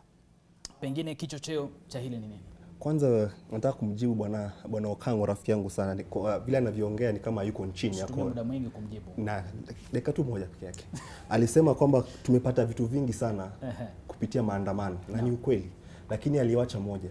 Pia handshake ilikuja juu ya kwa sababu ya maandamano. Mwaka wa 2017 kulikuwa na maandamano kisha tukapata handshake. Handshake yenyewe ambayo hatukufurahia. 18. Ndio tukapata handshake. Kwa hivyo ni kitu ambayo aliwacha. Ningetaka pia kusema kwamba hii maandamano ambayo yanaendelea, tuweze, watu wa Kiingereza wanasema tufanye postmortem, tuelewe kwanza kiini cha hii maandamano ni nini. Kiini cha maandamano ni nini? Kiini chake ni nini? Bwana Okango na dadangu Vivian hapa wamesema kwamba hii maandamano ni ya Wakenya. Hiyo ni uongo. Ningeweza kuomba hiyo matamshi ya ndugu yangu alivyosema kuna walokole na pia kuna waongo, kwamba hii maandamano si ya Wakenya. Hii maandamano ni ya Azimio la Umoja, na anaye uskani wa hii maandamano ni bwana Raila Amolo Odinga. Hakuna mtu mwingine. Naam.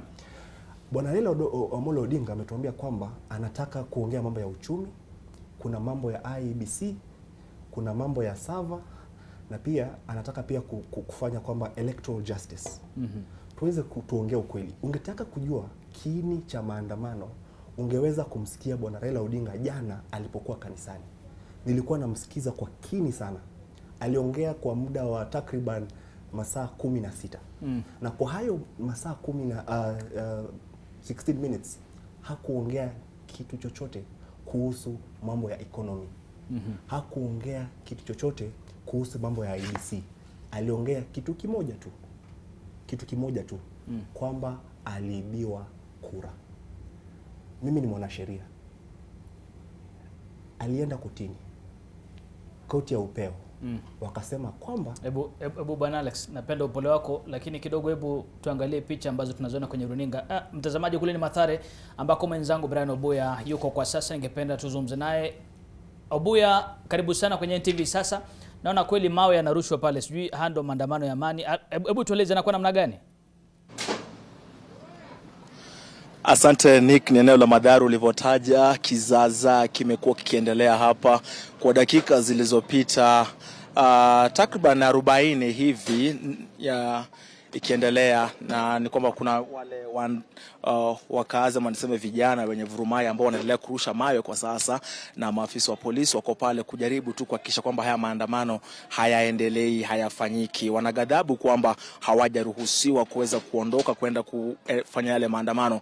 Kwa hivyo ni kila upande uliosimama una hatari yake. Hao ni maafisa wa polisi ambao wanajaribu tu kuteremka pale kuweza kuona kama wataweza kuwazuia wale vijana, na wakitupa vile vitu wa machozi ule upande tunadhani kwamba tuko salama, lakini vinarudishwa huu upande mwingine vile vile tunajipata pabaya.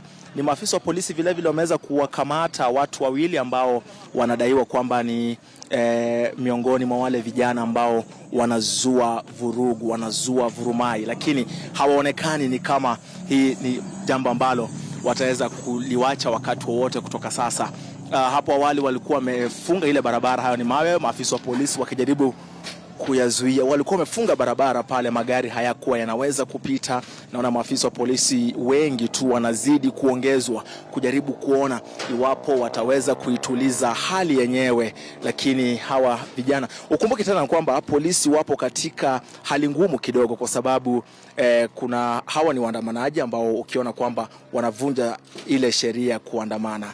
Upande wa pili kuna polisi ambao wana sheria ambayo kuna kile kiasi cha nguvu ambacho wanaweza wakatumia, lakini wapo katikati ya hali ngumu sana, manake kuna mawe mengi tu ambayo yanaweza kurushwa huu upande, na unapata kwamba kuna vile vidhibiti tu vya jinsi ambavyo wanaweza kuweza kujikinga na hali hii ambayo inaendelea. Yani wapo katika hali ngumu, hawana ile ambayo tunaita privilege, kwa sababu wakirusha vitu wa machozi wanaregeshewa wakati mwingine kuna yale mawe tu ambayo sasa hivi tunavyozungumza utadhani kwamba barabara yenyewe inajengwa, kwa sababu mawe ni mengi tu katika eneo lenyewe, maafisa wa polisi wakijaribu tu kujizuia na yale mawe ambayo yanarushwa kutoka kwa wale waandamanaji ambao wapo katika lile eneo la chini.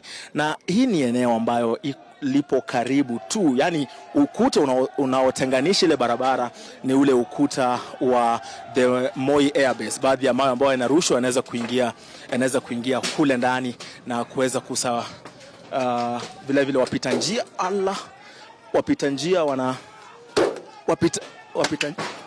njia wanapata wakati mgumu kuweza kupita katika barabara ile, kwani unaona kwamba wanapopita baadhi ya mawe yanaweza kupita na kuelekea ule upande na kuweza kuonekana kwamba yanakuwa ni yenye kusababisha hali ngumu sana kwa wale wapita njia. Ndio hali yenyewe, hawaonekani kama ambao watakuwa ni wenye kuacha kurusha yale mawe, na ni hali ambayo tunaendelea kuifuatilia mwenzangu Wambua katika eneo hili kuweza tu kujulisha na nini kinachoendelea kadri matukio haya yanapozidi kuendelea. Ndio hiyo wameweza kuregesha, sijui wameitoa wapi, lakini naona wameregesha. Kuna moja ya vile vitu vya machozi ambavyo haviko vimelipuka, naona wako navyo, wanachagua ni wakati gani wataregesha. Afisa wa polisi wameregesha nyingine moja. Kwa hivyo ni hali tu ya kuweza kudhibiti kizaazaa, kudhibiti hali na kuhakikisha kwamba hali ya utulivu inaendelea. Nikiendelea hapa kuhakikisha kwamba hali ya utulivu inaendelea katika eneo hili. Kwa hivyo ndio hali yenyewe, tunaendelea kuifuatilia, tunaendelea kujua inakuwa namna gani. Sisi letu kwa sasa ni jicho na kujaribu kuangalia kwamba usalama wetu vile vile upo namna gani katika kuhakikisha kwamba watazamaji wetu wanapokea taarifa hizi kwa njia tendeti, njia ya usawa na kadri matukio yenyewe yanapotokea. Wambua. Asante sana Brian Obuya. Kama nilivyotaja awali, muhimu zaidi ni kutia makini kwa ajili ya usalama wako mwenyewe, na bila shaka hivyo ni visa ambavyo tunavishuhudia kutoka pale eneo la Mathare. Na Obuya vile vile nadhani kwamba itakuwa ni nafasi nzuri sana kuwapa ushauri kidogo maafisa wa DCI kwamba hizi ni mojawapo wa picha ambazo huenda zikawasaidia sana, wala sio zile ambazo ni za miaka ambayo imepita kuhusiana na maandamano. Hizi tunasema kwamba ni fresh, wanaweza kuzitumia vizuri sana. Hebu tuache hayo kidogo. Oboya, ukizidi kufuatilia taarifa hiyo muda si mrefu tutakuwa tunaungana nawe wakati ambapo ukipata eneo salama kabisa kuweza kuzungumza nayo kwa kina zaidi kuhusiana na hali ilivyo katika eneo hilo. Lakini kidogo Alex, sitarudi kwako, niruhusu niruke kwa kidogo Viviana. Maana Viviana, hizo ni picha nzuri sana ambazo umeziona pale, japo si nzuri katika hali ambayo tunazidi kuhubiri kwamba tuwe na amani, maandamano tuyafanye amani. Lakini Viviana, unagundua kwamba hizo picha ambazo unaona pale ni za wananchi wakirushia maafisa wa polisi mawe. Japo kuwa tunataka kwamba maafisa wa polisi wasirushe vitoza machozi kwa wananchi, kuwatawanya, pengine kuleta vurugu. Wananchi wenyewe wanarusha mawe wakati unaona polisi wametulia. Mgala muwe na haki umpe. Unajua, hatujaona picha yote. Ile section ambayo tumeonyeshwa tu wananchi wakirusha mawe. Lakini hapo awali tukianza show, niliwaona afisa wa polisi pia wakirusha mawe na hata vitoa machozi. Umesema pia afisa wa polisi wanaandamana. Jinsi navyoona katika runinga inakaa hali inakaa ni hivyo. Na pia kwa maoni yangu naona wananchi labda hiyo kurusha mawe ni kuonyesha wamekerwa ama wamegadhabishwa na polisi kuwanyima haki yao ya kuandamana ama kujitokeza kuandamana kwa njia ya amani. Wamewafungia njia. So hiyo kurusha mawe ni kama kuonyesha tu yani wamekerwa ama wanaonyesha yani ghadhabu yao ya kunyimwa hiyo haki ya kujitokeza na kuandamana kwa njia ya amani. Na pia polisi wakirusha hizo vitoa machozi, inaonekana wananchi pia wanazichukua, wanawarudishia hizo vitoa machozi na pia wanasindikiza na mawe. Kwa sababu hiyo ndio kitu tu ambao wanayo, hawana silaha, hawana chochote kingine ambao wanaweza tumia kujikinga wanapoona polisi wakiwakaribia. Kwa hivyo mawe ni kama yani kusisitisha yani polisi wasiwakaribie, kwa sababu wakiwakaribia wanaweza waumiza. Polisi wana silaha ambao wananchi hawana. Kwa maoni yangu hivyo ndio inakaa mambo yako hapo Mathare. Nitakuwa narudi kwa muda si mrefu kisha nizungumze na Kariara. Lakini Alex, unazungumziaje hiyo hoja wakati ukimaliza hoja yako ya awali? Hiyo ni kitu cha kusikitisha sana kwamba kwanza kwa watu wa Azimio wanavyosema kwamba hiyo ni wanaandamana kiamani. Hakuna amani chochote hapo. Ukiangalia sheria vile inavyosema, na ni vizuri bwana Okango, Vivian na pia ndugu yangu wamesema ukweli kwamba kipengele cha 37 cha katiba kinakubali watu waandamane, lakini waandamane na amani na pia wasikuwe na silaha. Lakini pia ukiangalia the operations ya hiyo kipengele, tuangalie section 5 of the Public Order Act ambayo inaeleza kwamba ni vipi ambavyo mtu ambaye anataka kuandamana atahusisha idara ya polisi. Kuna ile notisi na kila kitu ambayo walifanya. Maandamano ya Jumatatu iliyopita, polisi walisema kuwa haikuzingatia ile time frame ambayo imekuwa provided for in the Public Order Act, ambayo ni ukweli kwamba within 3 days ama more than 14 days unaweza pia kupatia polisi ile notice. Hawakuweza kuwapatia ile notice, lakini walienda wapi? Kuandamana. Na sheria imesema kwamba lazima wazingatie hiyo notice. Kwa hivyo hiyo maandamano ya Monday ilikuwa unlawful assembly. Ya leo walipeana notice vizuri, wakaambiwa kwamba na ule mkuu wa Nairobi kwamba peana kwa OCS wote ambayo pale mtakuwa mnaenda. Sijui kama walifanya hivyo ama hawakufanya. Jana mkuu wa polisi IG alisema kwamba kwa ile notice yao kuna vitu ambavyo hawakuzingatia. Kama watu wa Azimio ambao vile dadangu Vivian anasema na bwana Okango wanazingatia sheria, wangeenda kotini leo katika High Court, Constitutional Court Division, waseme kwamba haki yetu ya kuandamana imesimamishwa na polisi kwa sababu ya bacha. Si kuambia wenzao waende kuandamana. Na ni kwa sababu ya hayo ndio kunaona polisi. Hiyo katiba inasema kwamba mali yangu na yako Nick pia lazima ifanywe nini? Ilindwe na polisi. Safety yangu na yako lazima ilindwe na polisi.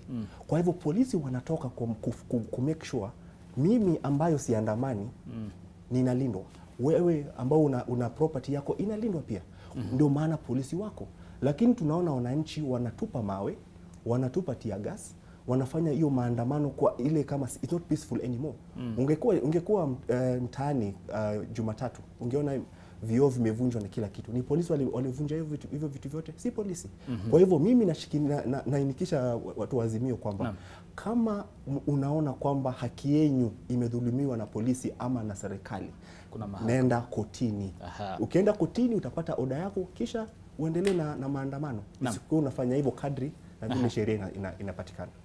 Bwana Kariera, umeridhishwa na jinsi Azimio inavyoendesha shughuli zake hasa katika swala hili la maandamano? Nimevunjwa moyo na ambavyo wamejipanga hawa ambao wameita haya maandamano. Na nitaje tu Wambua kwamba ule mkutano wa kwanza wa Kamkunji nilihusika katika hayo maandalizi. Na wakati huo tulikuwa na mada chana, agenda ilikuwa clear, lakini baada ya huo mkutano mambo mengi yalibadilika. Tuchukulie kwa mfano maandamano yanayofanyika wakati huu. Ni kweli kwamba katiba inaruhusu watu waandamane, lakini wafanye hivyo kwa njia ya amani. Kuna utaratibu ule ambao unapatia katiba njia ya ambavyo itatekelezwa. Hizi provisions zinasema kwamba ukiwa unahitaji kufanya maandamano, kuna ile notice unapaswa kutoa ikionyesha vizuri kwamba siku fulani, mahali fulani tutakuwa tunaandamana. Na upeleke hiyo notisi kwa the regulating officer ambaye ni OCS kwa mujibu wa sheria zetu. Wanaazimio wana uwezo wa kumobilize wale wasimamizi wao kule nyanjani kuhakikisha kwamba kila mahali ambapo watakuwa wanafanya maandamano wametoa hiyo notisi ambavyo inafaa, ili waache kuhatarisha maisha ya wafuasi wao. Hawajafanya hilo. Na hilo mimi kwangu nitataja kwamba haifai kuwa hivyo.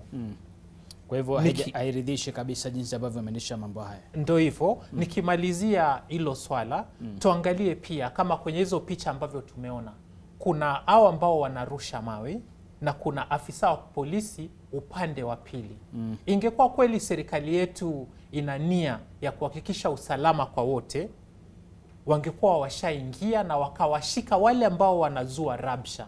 Manake ukiangalia pale ni sehemu ya makazi. Kuna watu wanaishi kwenye hizo nyumba, kuna watu wanapaswa kuwa wanafanya biashara, lakini kutokana na hii hali haya yaendelei. Hawa maafisa wetu wamepata training ambayo inafaa. Kutokana na kodi yetu wana vifaa ambavyo vinatosha kuwawezesha kufanya kazi yao. Kwa hiyo wangeenda wawakamate hao ambao wanazua fujo. Ile purukushani iondoke. Kumbuka kwamba katika hayo maeneo hamna playgrounds za watoto kucheza. Wao hutumia hizo barabara na sehemu zingine open. Leo kutokana na haya matangazo ya maandamano, watoto wengi hawakwenda shuleni, kwa hiyo wako nyumbani. Tathmini mtoto wako yuko kwenye hayo mazingira, wewe utajihisi vipi? Na wakati wanaopanga haya maandamano walikuwa na fursa ya kutoa barua zote, hata kama ni to all OCS in Kenya. Waseme tutakuwa mahali fulani, tutafanya mpaka muda fulani, na ishasema kwamba iwe ni kati ya saa 12 asubuhi na saa 12 jioni. Haijalishi wanachoandamana kuhusu. Ili mradi tu wametoa makataa kwa njia inayofaa. Kwa hiyo kwa hilo jambo moja mimi nawakosoa, na naomba kwamba Alhamisi kama wanapanga kuendelea kufanya ili shinikizo, wafuate utaratibu ulioko ili maafisa wa polisi waweze kutekeleza jukumu lao. Manake hapa kuna kitu watu hawaoni. Baraza la polisi lina lile jukumu la kuhakikisha kwamba kuna law and order. Ikiwa wewe hujapanga kazi kwa mujibu wa sheria, itakuwa ni makosa kwa polisi kukuruhusu kufanya hilo. Ambacho sikubaliani nacho ni vile Inspector General of Police alijitokeza jana, anajipiga kifua ni kama anataka kututoboa macho. Hicho sikubaliani nacho. Manake yeye anaishi kwenye ile karne tuliotoka ambapo polisi hawana ruhusa ya kufutilia mbali maandamano. Kariera, hebu shikilia hapo tuweke mizani ama kwenye mizani madai yako kwamba kidogo macho amtoke IG. Alikuja ni kama yataka kututoboa macho, yuko tayari kwa fujo. Shikilia tu kidogo, manake tunayo sauti yake jana akizungumza kuhusiana na swala hili. Jafeth Koome ambaye ni Inspector General wa polisi akizungumzia maandamano ya Azimio One Kenya. Hebu tumsikie alikuwa na yapi ya kusema kuhusiana na haya maandamano.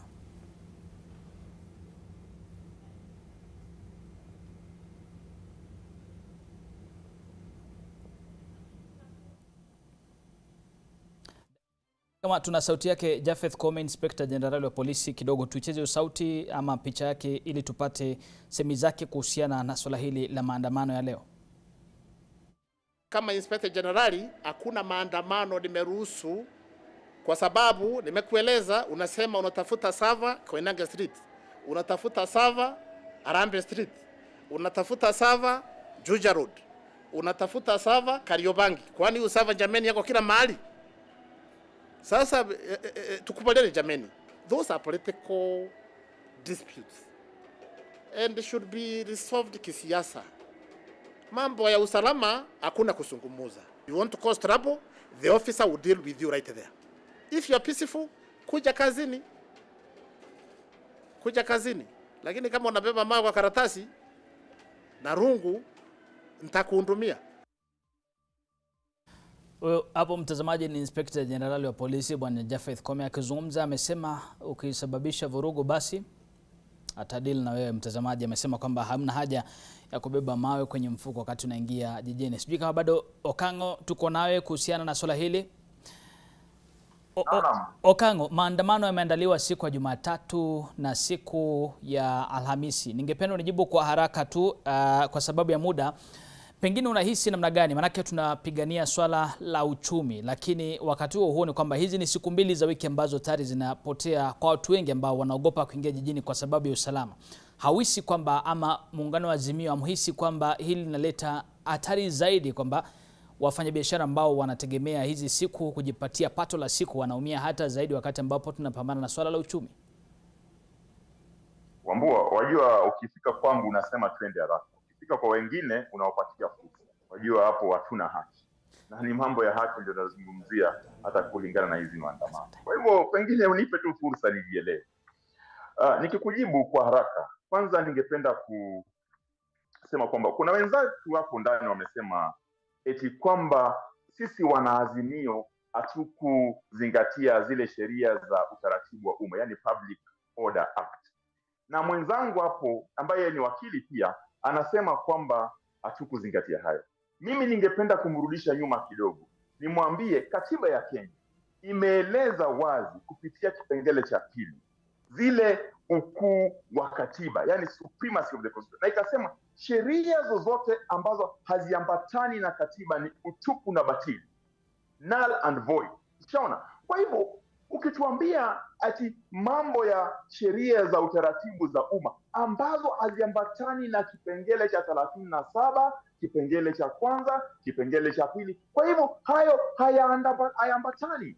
Sisi kama wanaazimio ni watu wa amani, na tumesema tutapitia kipengele au vipengele vya katiba kuhakikisha kwamba maandamano ambayo yamekubaliwa na katiba ni ya amani.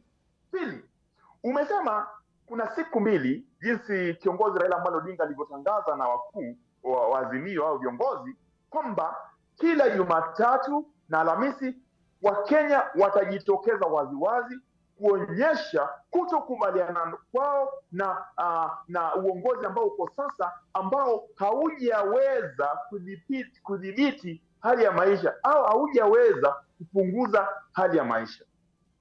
Tunasema kwa sababu hawa viongozi wetu wametuambia na wameambia Wakenya kwamba wanapoandamana waandamane kwa amani. Sisi tungependa kuomba serikali au tungependa kuomba polisi, kwa mfano Asamani, kuomba polisi wasije wakavuruga maandamano ya amani. Umecheza kanda hapo ambapo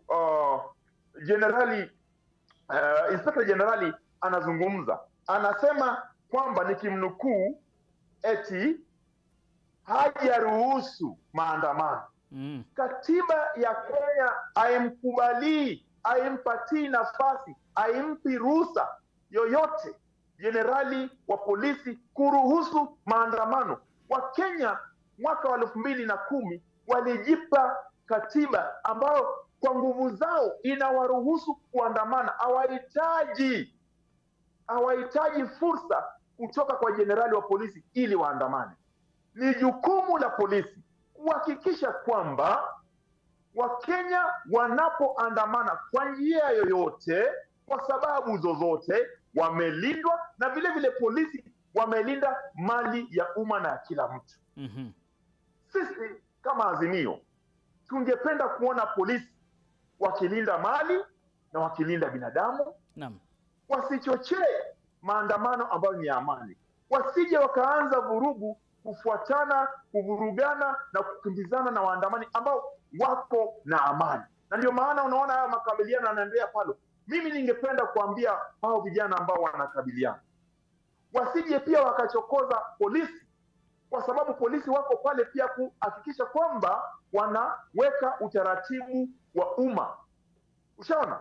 Ndio maana tunakubaliana na wenzetu wale wa South Africa na wale wa Tunisia, wale wa Nigeria wanapoandamana, kwa sababu za kuandamana ni haki za kibinadamu duniani nzima. Hauwezi ukakatiza Kenya na wengine duniani nzima. Sisi kama Kenya tuko katika kiwango hicho. Ushaona? Asante Okanga. Nikimalizia. Malizia haraka. Ngoja haraka jameni. Wakenya wanafaa wajue. Wambua Wakenya wanafaa wajue hizi sababu za kuenda barabarani. Je, kulikuwa na nafasi murwa ya kuzisuluhisha? Jibu ni ndio. Unakumbuka Raila Odinga, Martha Karua na Kalonzo Musyoka walipea hawa watu ambao wako katika ofisi saa hii siku 14 kuhakikisha kwamba wameshughulikia vilivyo vile vizisababu ambavyo vilitolewa na Azimio. Wakapuuza, wakapiga kifua, wakasema kamwe hawatapunguza gharama ya maisha, kamwe hawatashughulikia mambo ya haki za uchaguzi, kamwe hawatashughulikia mambo ya matumizi ya umma. Ndio maana tukawaambia basi kama ni hivyo, na vile vile wameenda katika bunge, wakateka nyara bunge, wakanunua viongozi ambao wamechaguliwa na watu, na ujue kwamba hizi haki za kikatiba zimepelekwa kwa viongozi na vifaa vya matumizi ya umma. Bwana Okango, sasa sikukatizi, lakini tuna risiti za hao wabunge kununuliwa na serikali pengine. Manake wajua hili ni jambo ambalo ama ni tetesi ambazo hatuwezi tukaziweka wazi hapa wala tuwe na ushahidi wowote. Tuna ushahidi wa hawa viongozi kununuliwa na viongozi ambao wapo serikalini kwa sasa? Kupitia sheria za vyama vya kisiasa na vile vile kupitia sheria za Kenya, mtu hawezi kuwa mwanachama ya vyama zaidi ya moja au chama zaidi ya moja.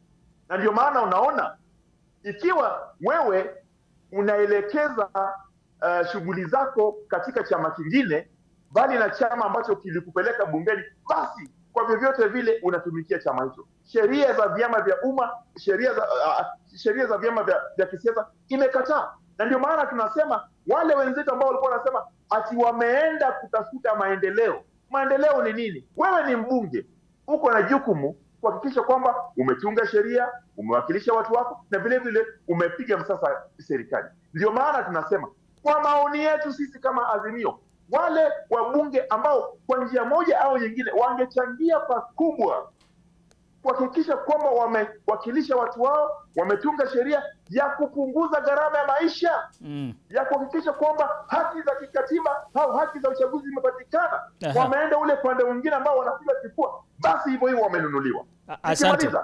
Asante Okango. Tuseme ukweli Wambua. Ngoja kidogo Wambua, tuseme ukweli.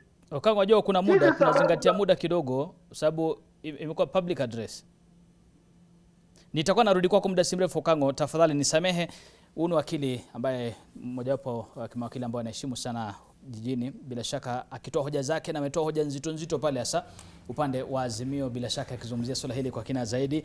Maandamano ya Azimio ambayo anasema ni kweli si maandamano ya Azimio tu, ila ni maandamano ya Wakenya kwa jumla. Akatoa hoja kali na hoja nzito pale kuhusiana ni kwa nini maandamano haya yanaandaliwa na muungano wa Azimio. Alex, ulikuwa unataka kumjibu Okang'o? Nilikuwa nataka kumjibu tu mambo ya kisheria. Aliposema kwamba kipengele cha 37 kuna haki kama the Bill of Rights, kuna aina mbili. Kuna ambazo tunasema ziko absolute rights na kuna zile ambazo tunasema ziko limited rights. Absolute rights zinapatikana katika kipengele cha 25 wa katiba. Hizo absolute right hakuna vile unaweza kudhibitisha hizo rights. Lakini ukiangalia hii kipengele ya 37, it's a limited right ambayo inaweza kuwa limited by the law. Wabunge wanaweza kuwa na kubuni sheria ambayo ina limit kidogo enjoyment ya hiyo right. Na ukiangalia katika hiyo Public Order Act ambayo inaweza katika kipengele cha 5 kinapeana kwamba vile ambavyo watu wanavyotaka, wale ambao wanataka kuandamana ama kufanya picketing, kuna procedure lazima wazingatie. Kwa hivyo wasiangalie hiyo 35 na 7 as an absolute right. Kuna zile iko limited, na hiyo kuna sheria ambayo inasema kwamba ukiangalia constitution ni framework tu, ni framework document, lakini kuna sheria ambazo bunge imeweza kupitisha, na hizo sheria tunasema kwa kisheria to breathe life to the principles in the constitution. Na ukiangalia hiyo 37 kuna hiyo Public Order Act, na hiyo Public Order Act vile ndugu yangu alivyosema vizuri sana kwamba Wanaazimio hawakuzingatia vipengele ya Public Order Act. Na hiyo Public Order Act haijakuwa declared unconstitutional. Kwa hivyo 37 iko regulated na Public Order Act. Kwa hivyo wangezingatia hiyo, na pia wazingatie hiyo 37 kwamba wanafanya kwa amani, ambayo tunajua vizuri, tunaangalia hawafanyi kwa amani, na pia hawana silaha, wana mawe ni silaha, waona. Kwa hivyo ukiangalia hao yote uweke pamoja katika macho ya mwanasheria ama macho ya kisheria, hiyo maandamano hayazingatii sheria. Kwa hivyo ukiangalia Public Order Act inasema kama hiyo maandamano haizingatii sheria, wanasema itakuwa declared illegal assembly. Ndio maana tunaona polisi wako katika mitaani.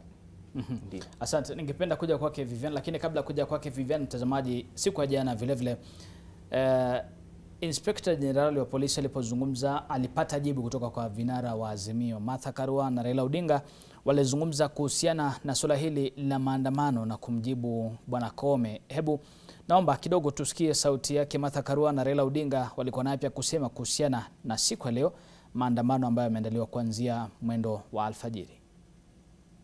Hatujakuuliza ruhusa, huna ruhusa unaweza kutupatia. Ruhusa ni ya Mungu na imelindwa na katiba. Ni notisi tu tumetoa ya kwamba kesho tutakuwa kwa maandamano, na ni maandamano ya amani. Wacha kutuletea furugu kwa maandamano yetu ya amani. Na ukileta furugu na wale polisi watakusikia, wewe ndio utapata laana.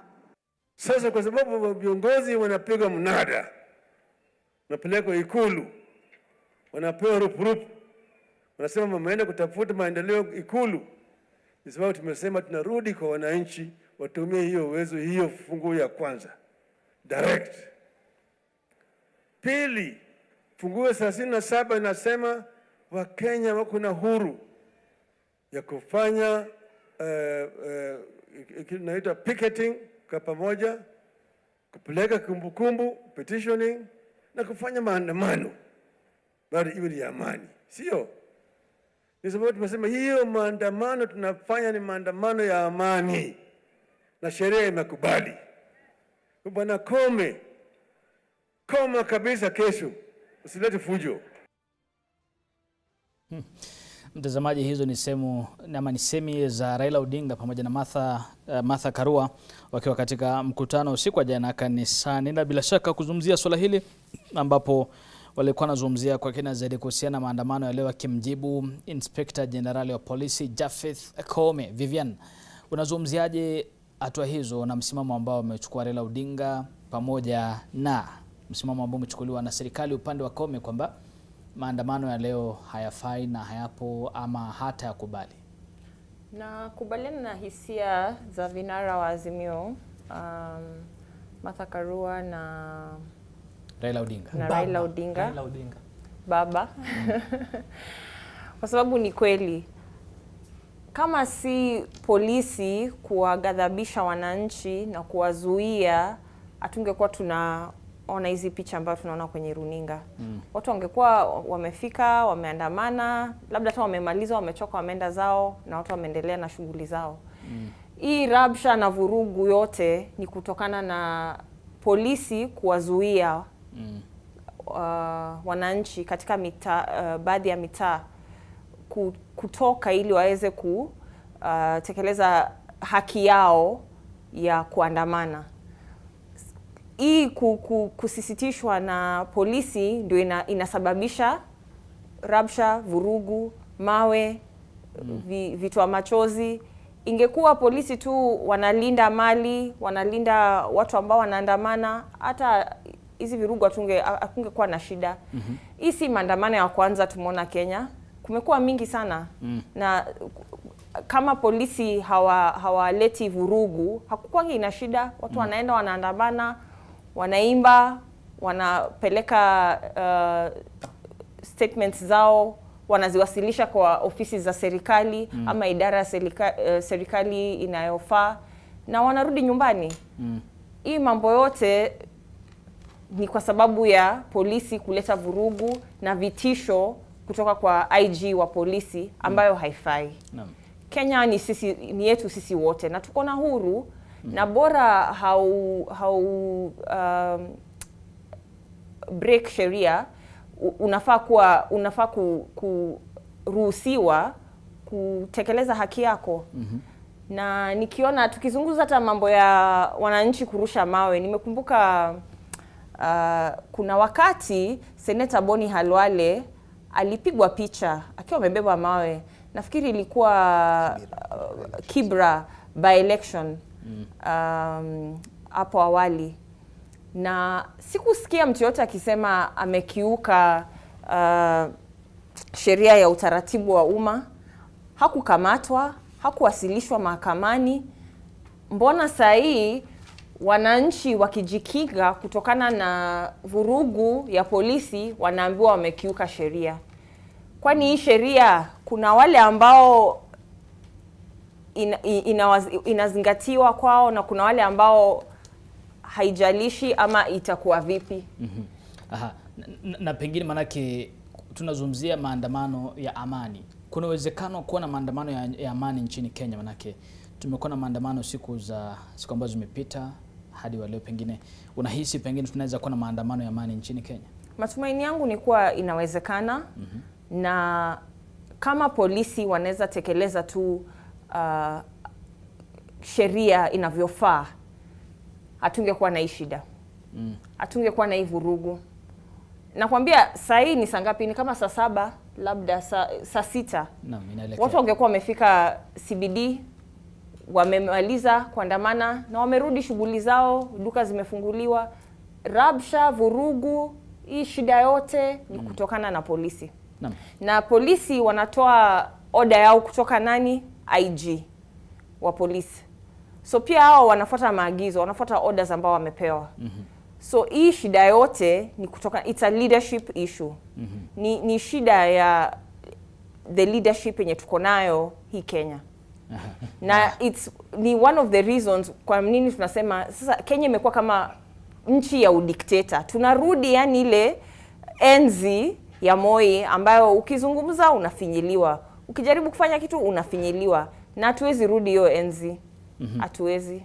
Bwana Muthiora, naam, hisia zako ni kama za Viviana ama ni tofauti, na pengine kuna njia tofauti ya kufanya haya maandamano?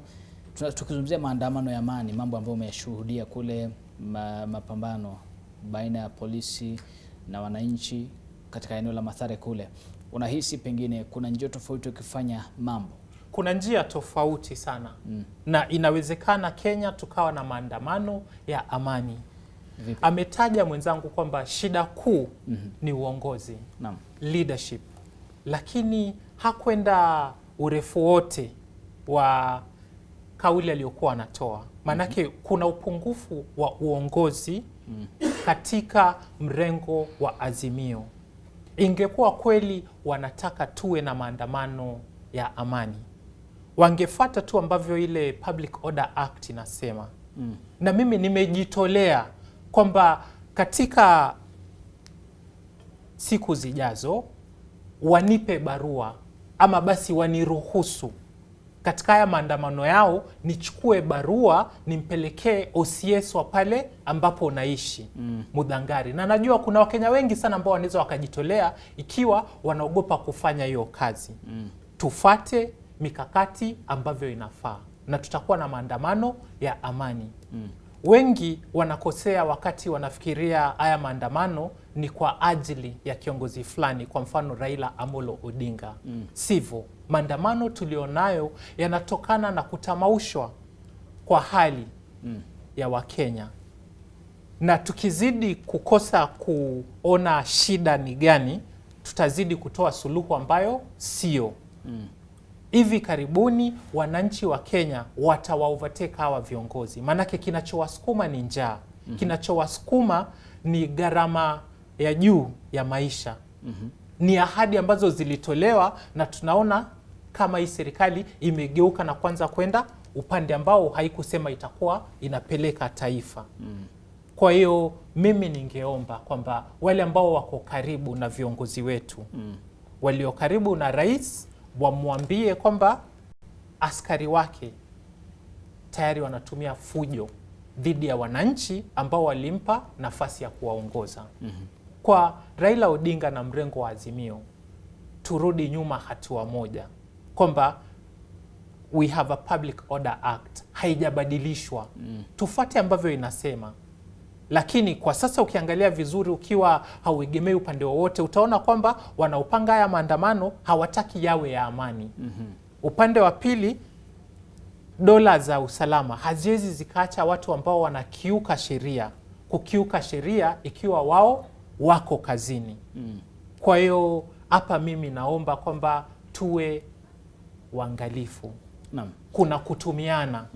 Na ikiwa haumuoni anayetumiwa, jua kwamba wewe ndo unatumiwa kwenye hiyo picha. Hapa kwa kutumiana na kutumiwa, Bwana Muthiora, ni kwamba jana Naibu Rais Rigathi Gachagua alizungumzia swala hili la Raila Odinga na viongozi wa Azimio kupanga maandamano. Na akatoa semi kwamba Raila Odinga amepata ungwaji mkono mara kadhaa na sasa kuna kitu ambacho anakihitaji. Naandikia kwa mate.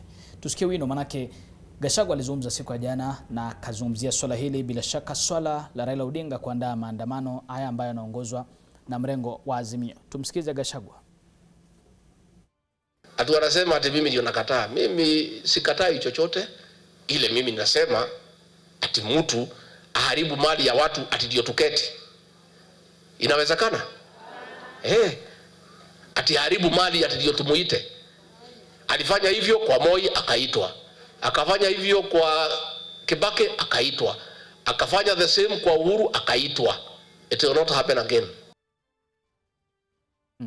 Mtazamaji, anachosema Gachagua ni kwamba Raila Odinga yuataka handshake kwake Rais William Ruto. Nick, kabla uende kwake, nirejee tu hapo ambapo unasema kosa liko kwenye viongozi wetu. Wameshindwa kutathmini hali kamili ya kinachofanyika. Wanamlenga Raila Odinga. Shida iliyoko Kenya si Raila Odinga. Anachokifanya Raila Odinga ni kuwapa Wakenya mpenyo wa kujieleza kuhusu yale ambayo yanawasumbua. Kwa hiyo huyu pia yuko kombo na ambavyo Wakenya wanataka. Kwa hivyo unasema kwamba haelewi watakacho wa Kenya? Kabisa haelewi. Manake wao wanafikiri Raila Odinga yataka mkate nusu. La kwanza kabisa eti kwa kuwa serikali ambazo zilipita aliitwa mezani. Lakini hali iliyoko Kenya sasa hivi ni tabu na shida ambazo Wakenya wanapitia ndo zinawasukuma kuwa nyuma ya Raila Odinga anavyowaita waje kufanya maandamano. Lakini hawafanyi kwa kuwa wanampenda Raila Odinga. Hawafanyi kwa sababu sava zimekataa kufunguliwa. Hawafanyi kwa sababu IEBC inateuliwa bila kuhusishwa kwa Raila Odinga. Shida za Wakenya ndo zinawasukuma kujihusisha na hii hali ya maandamano, kujeleza ili serikali ijue kwamba hichi kiatu kinabana na kinabania wapi, manake wao wanajitia hamnazo kulingana na ambavyo wanaendesha shughuli za serikali. Uangalia yale yote ambayo wamefanya, kuanzia kuwateua wake zao, kuwaweka wawe na afisi sijui ya prime secretary, bodaboda tuliambiwa kwamba ndo watakuwa stakeholder wakuu na mama mboga kwenye hii serikali. Baraza la CAS limeongezwa kutoka 23 mpaka 50 na hatujaona mtu hata mmoja wa bodaboda ama mama mboga. Haya ndo maswala wa Kenya wanasema hatutategemea viongozi wetu watuongoze, ili tunataka rais asikie kwa njia moja kwa moja kutoka kwetu. Pengine tabuniwa wizara ya hizo sekta mbili, mama mboga na bodaboda. Kidogo manake tumemweka Okango pembeni sana. Bwana Okango, umesikia matamshi ya naibu rais Rigathi Gachagua, na nitakuuliza hili swali moja kwa moja. Je, Raila Odinga yuataka handshake? Kabla nikujibu, pengine ningependa kuchangia jinsi wenzangu walivyochangia kwa awali. Na ninapomsikiza rafiki yangu Mudhiora anajichanganya kidogo. Kwa upande mwingine anasema maandamano haikufuata zile sheria za utaratibu wa umma. Kwa upande mwingine anasema maandamano yamekubalika. Kwa upande mwingine anasema Raila sio mambo na Raila, ni mambo ya wananchi. Simuelewi vizuri, lakini mimi ningependa kuweka haya wazi kama mwanaazimio. Sisi tumejua tunapotoka na vile vile tumejua tunapokwenda. Wananchi sio wanaazimio peke yao, wananchi baadhi yao, wale ambao hawana mbele hawana nyuma, hawana cha kufanya, wamesema wangependa kuona gharama ya maisha imepungua, wangependa kuona kwamba kuna haki za kiuchaguzi, wangependa kuona kwamba hakuna ufisadi, hakuna ukabila, hasa katika umma. Ndiposa wakaenda wakamwambia Raila Amolo Odinga, Kalonzo Musyoka, Martha Karua, jameni, wewe tumekujua kama kiongozi ambaye anasimamia haki tangu jadi. Wakati huu tumebanwa, tumefinywa, tuongoze ili tupate matunda ya katiba yetu, kwa sababu tuko na uongozi ambao unatufikiria. Pili, Raila Amolo Odinga amesema mara kwa mara kwamba hana njia ya kutaka kusalimiana na William Ruto. Ana nia ya kutaka kusalimiana na serikali yoyote. Ana nia ya kutaka kuingia katika serikali ya nusu mkate, kwa sababu yeye kama kiongozi anaelewa wale ambao wako katika nyadhifa sahizi hawana uwezo wa kuhakikisha kwamba wamepunguza gharama ya maisha. Hauwezi kusalimiana na mtu ambaye yeye hana huo uwezo wa kupunguza huo gharama, lakini unaweza kushirikiana na yeye kuhakikisha kwamba wananchi wako katika nafasi nzuri ya kuendeleza maisha yao kikatiba, kibiashara na kiuchumi. Hayo ndio mambo tunasema. Pili, wale ambao wanasema kwamba nimemsikiza huyu Rigathi Gachagua anasema kuna mpango wa kuharibu mali ili watu wakuje katika meza. Hakuna Mkenya yeyote ambaye angependa kuona nchi yake ikiharibika ili afurahie.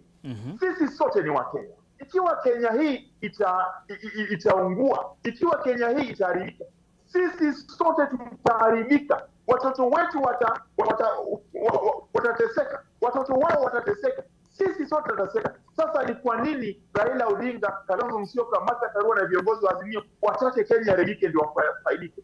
Hizo ni propaganda za UDA ambazo tumezijua. Tunataka kuwaambia wale wenzetu wawache kifua, wawache kupiga kifua, wawache kutumia polisi vibaya, wawache uongo. Sisi sote tunataka Kenya ambayo imeendelea, Kenya ambaye kila Mkenya anajivunia, sio Kenya ambaye kila Mkenya anahurumia. Kwa sasa Wambua na wenzangu ambao wako studioni, sisi sote tunajihurumia wenyewe kwa sababu tuko katika hali ya maututi jinsi nilivyosema. Hakuna vile tunaweza kunyamaza na kusema kwamba mambo ni kawaida, ili hali huwezi weka chakula mezani, huwezi peleka mtoto shule, huwezi lipa kodi. Hayo ni mambo mazito ambayo kama wewe ni kiongozi ambaye anaheshimu katiba na anaheshimu wananchi, lazima uyazungumzie. Na ikiwa yule ambaye unamzungumzia unataka msemezane, yeye ataki kusikiza, basi utafuata katiba ya Kenya kuhakikisha kwamba wamekusikiza na wamekusikiza kwa amani. Hayo ndiyo maana ya maandamano ambayo tunaona leo.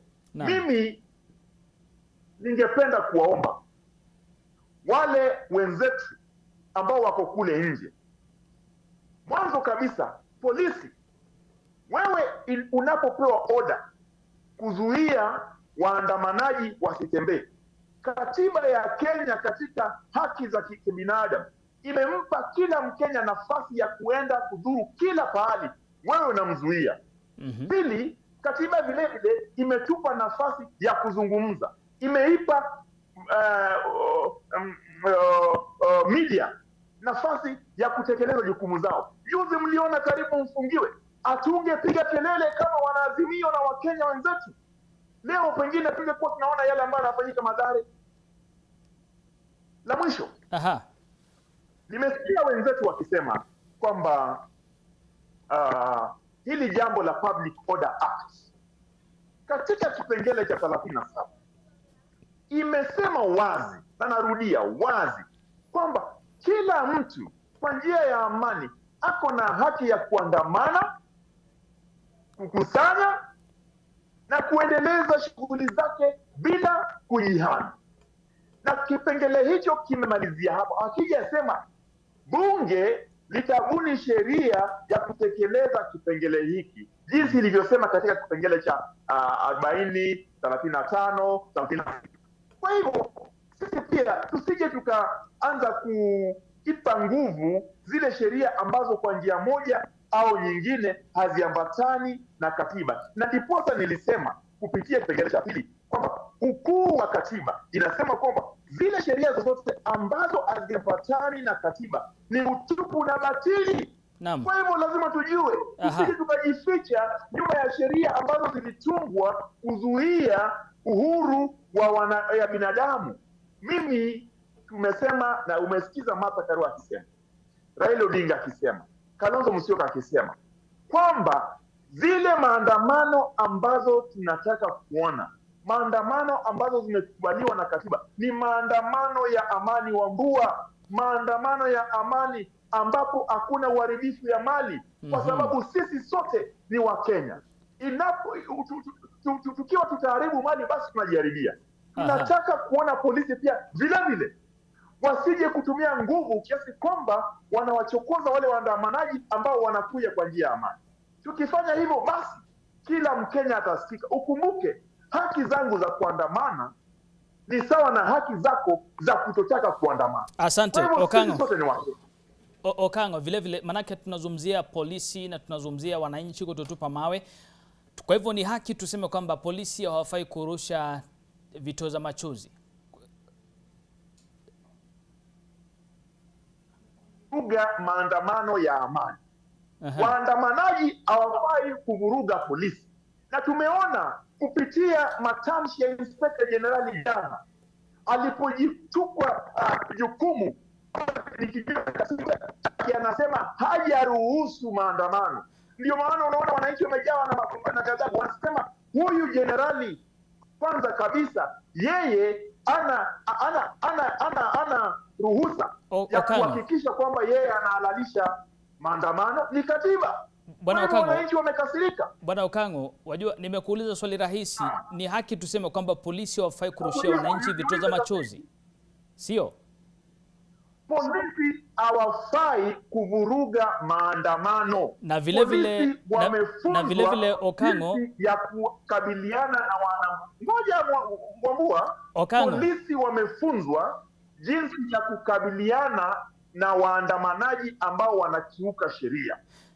Wako na hayo mafunzo. Na ujue polisi yetu ni polisi ambayo imefunzwa vizuri sana. Kwa hivyo ikiwa wanapata orders za kwenda kinyume na mafunzo yao, tunashangaa sana. Bwana Okango, polisi wako na haki ya kutumia machozi ikiwa sheria inawakubalia. Okango, kwa faida ya muda tafadhali, Bwana Okango. Okango, kwa faida ya muda tafadhali. Vile vile tunasema kwamba mwananchi ana haki ya kumrushia polisi mawe, sio? Mwananchi ana haki ya kuandamana kwa amani, wala sio kurusha mawe. Kurusha mawe sio amani. Asante. Na polisi vile vile. Asante. Polisi vile vile ana haki ya kutekeleza jukumu zake kwa amani. Na kudumisha amani vile vile. Hicho kipengele cha 37 ni amani bila kujihami. Polisi yeye analinda mali ya umma na binadamu. Asante sana. Mwananchi ako na haki ya kuandamana kwa amani bila kuchokoza mtu yote. Asante sana Bwana Okango. Asante Vivian, kuna kitu ambacho tunataka kuchangia katika hili tafadhali? Kuchangia hii mambo ya Raila Odinga kutafuta handshake na William Ruto. Unajua Wambua, ikiwa wewe ndio mshindi wa halali, utatafutaje handshake na utawala wa mtu ambaye unamwona kama hakuingia ofisini kihalali? Raila Odinga hana nia yoyote ya handshake. Anajulikana kuwa father of democracy Kenya. Amepigania demokrasia Kenya kutoka 1980s.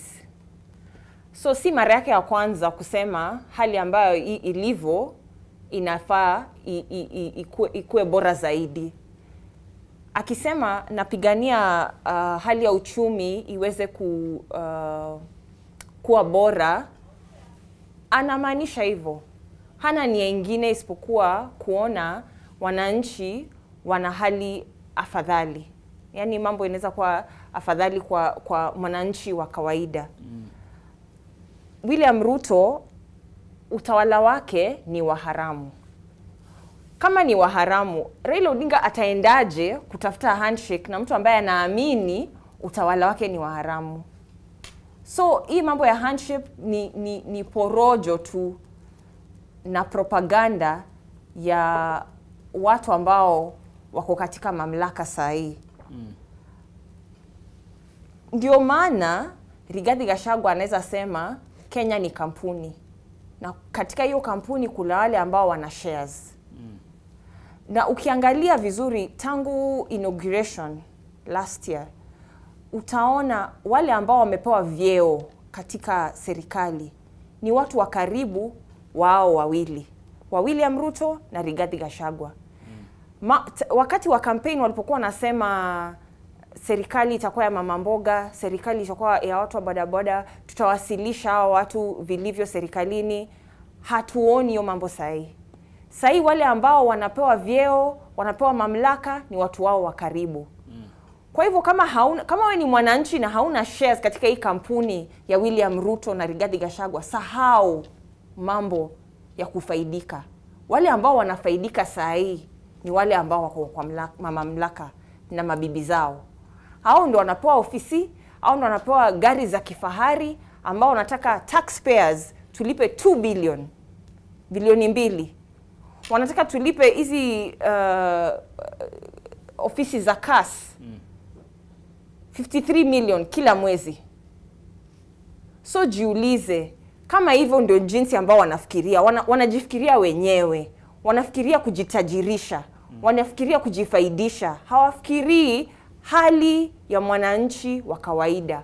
Hawafikirii yule mama mboga wa chini ama yule mtu wa bodaboda analipa aje karo ya shule, analipa aje kodi. Watu wa chini wanafuatwa walipe ushuru, wanafuatwa walipe kodi. Hela ya gari inapanda kwa sababu ya bei ya mafuta, bei ya bidhaa na vyakula zinapanda, na hakuna mtu ambaye anaongelelea ama anashughulikia. Wao shughuli yao ni kutafuta gari za kifahari, ni kutafuta renovations za maofisi zao kubwa kubwa, kutafuta mishahara, ilhali wakiwa kwenye campaign walikuwa wanasema hawatafuti vyeo. Lakini saa hii kile ambayo tunashuhudia, tunaona kutokana na action zao, tunaona kile ambacho wana focus on sana ni mamlaka, ni kujifaidisha, ni kujitajirisha. Hawana haja na mwananchi, hawana haja na masomo, hawana haja na mambo ya afya, hawana kabisa. Asante sana Vivian. Mtazamaji, picha ambazo unazoona kwenye runinga yako ni kwamba ni maafisa wa polisi katika kaunti ya Kisumu wanazidi kuwakamata baadhi ya wananchi ama waandamanaji ambao wamekuwa wakizua vurugu pale. Bila shaka hao ni baadhi yao kama unavyoona mtazamaji katika kaunti hiyo ya Kisumu, wakitiwa kwenye lori pale na kama mizigo bila shaka, wakati ambapo wanakamatwa kutokana na haya maandamano mtazamaji. Lakini kumbuka kwamba tukirejea pale pale maeneo haya ya Nyanza mwa Kenya mtazamaji, ni kuwa kiongozi wa taifa hili Bwana Rais William Ruto alikuwa katika kaunti ya Kisii na alizungumzia kwa kina zaidi swala hili la maandamano, akimtaja Raila Odinga na kutoa kumbukumbu za mwaka 2007 bila shaka, wakati ambapo alikuwa akimuunga mkono kabisa wakati alikuwa akiwania urais chini ya chama cha ODM, na Rais Ruto alikuwa na haya ya kusema.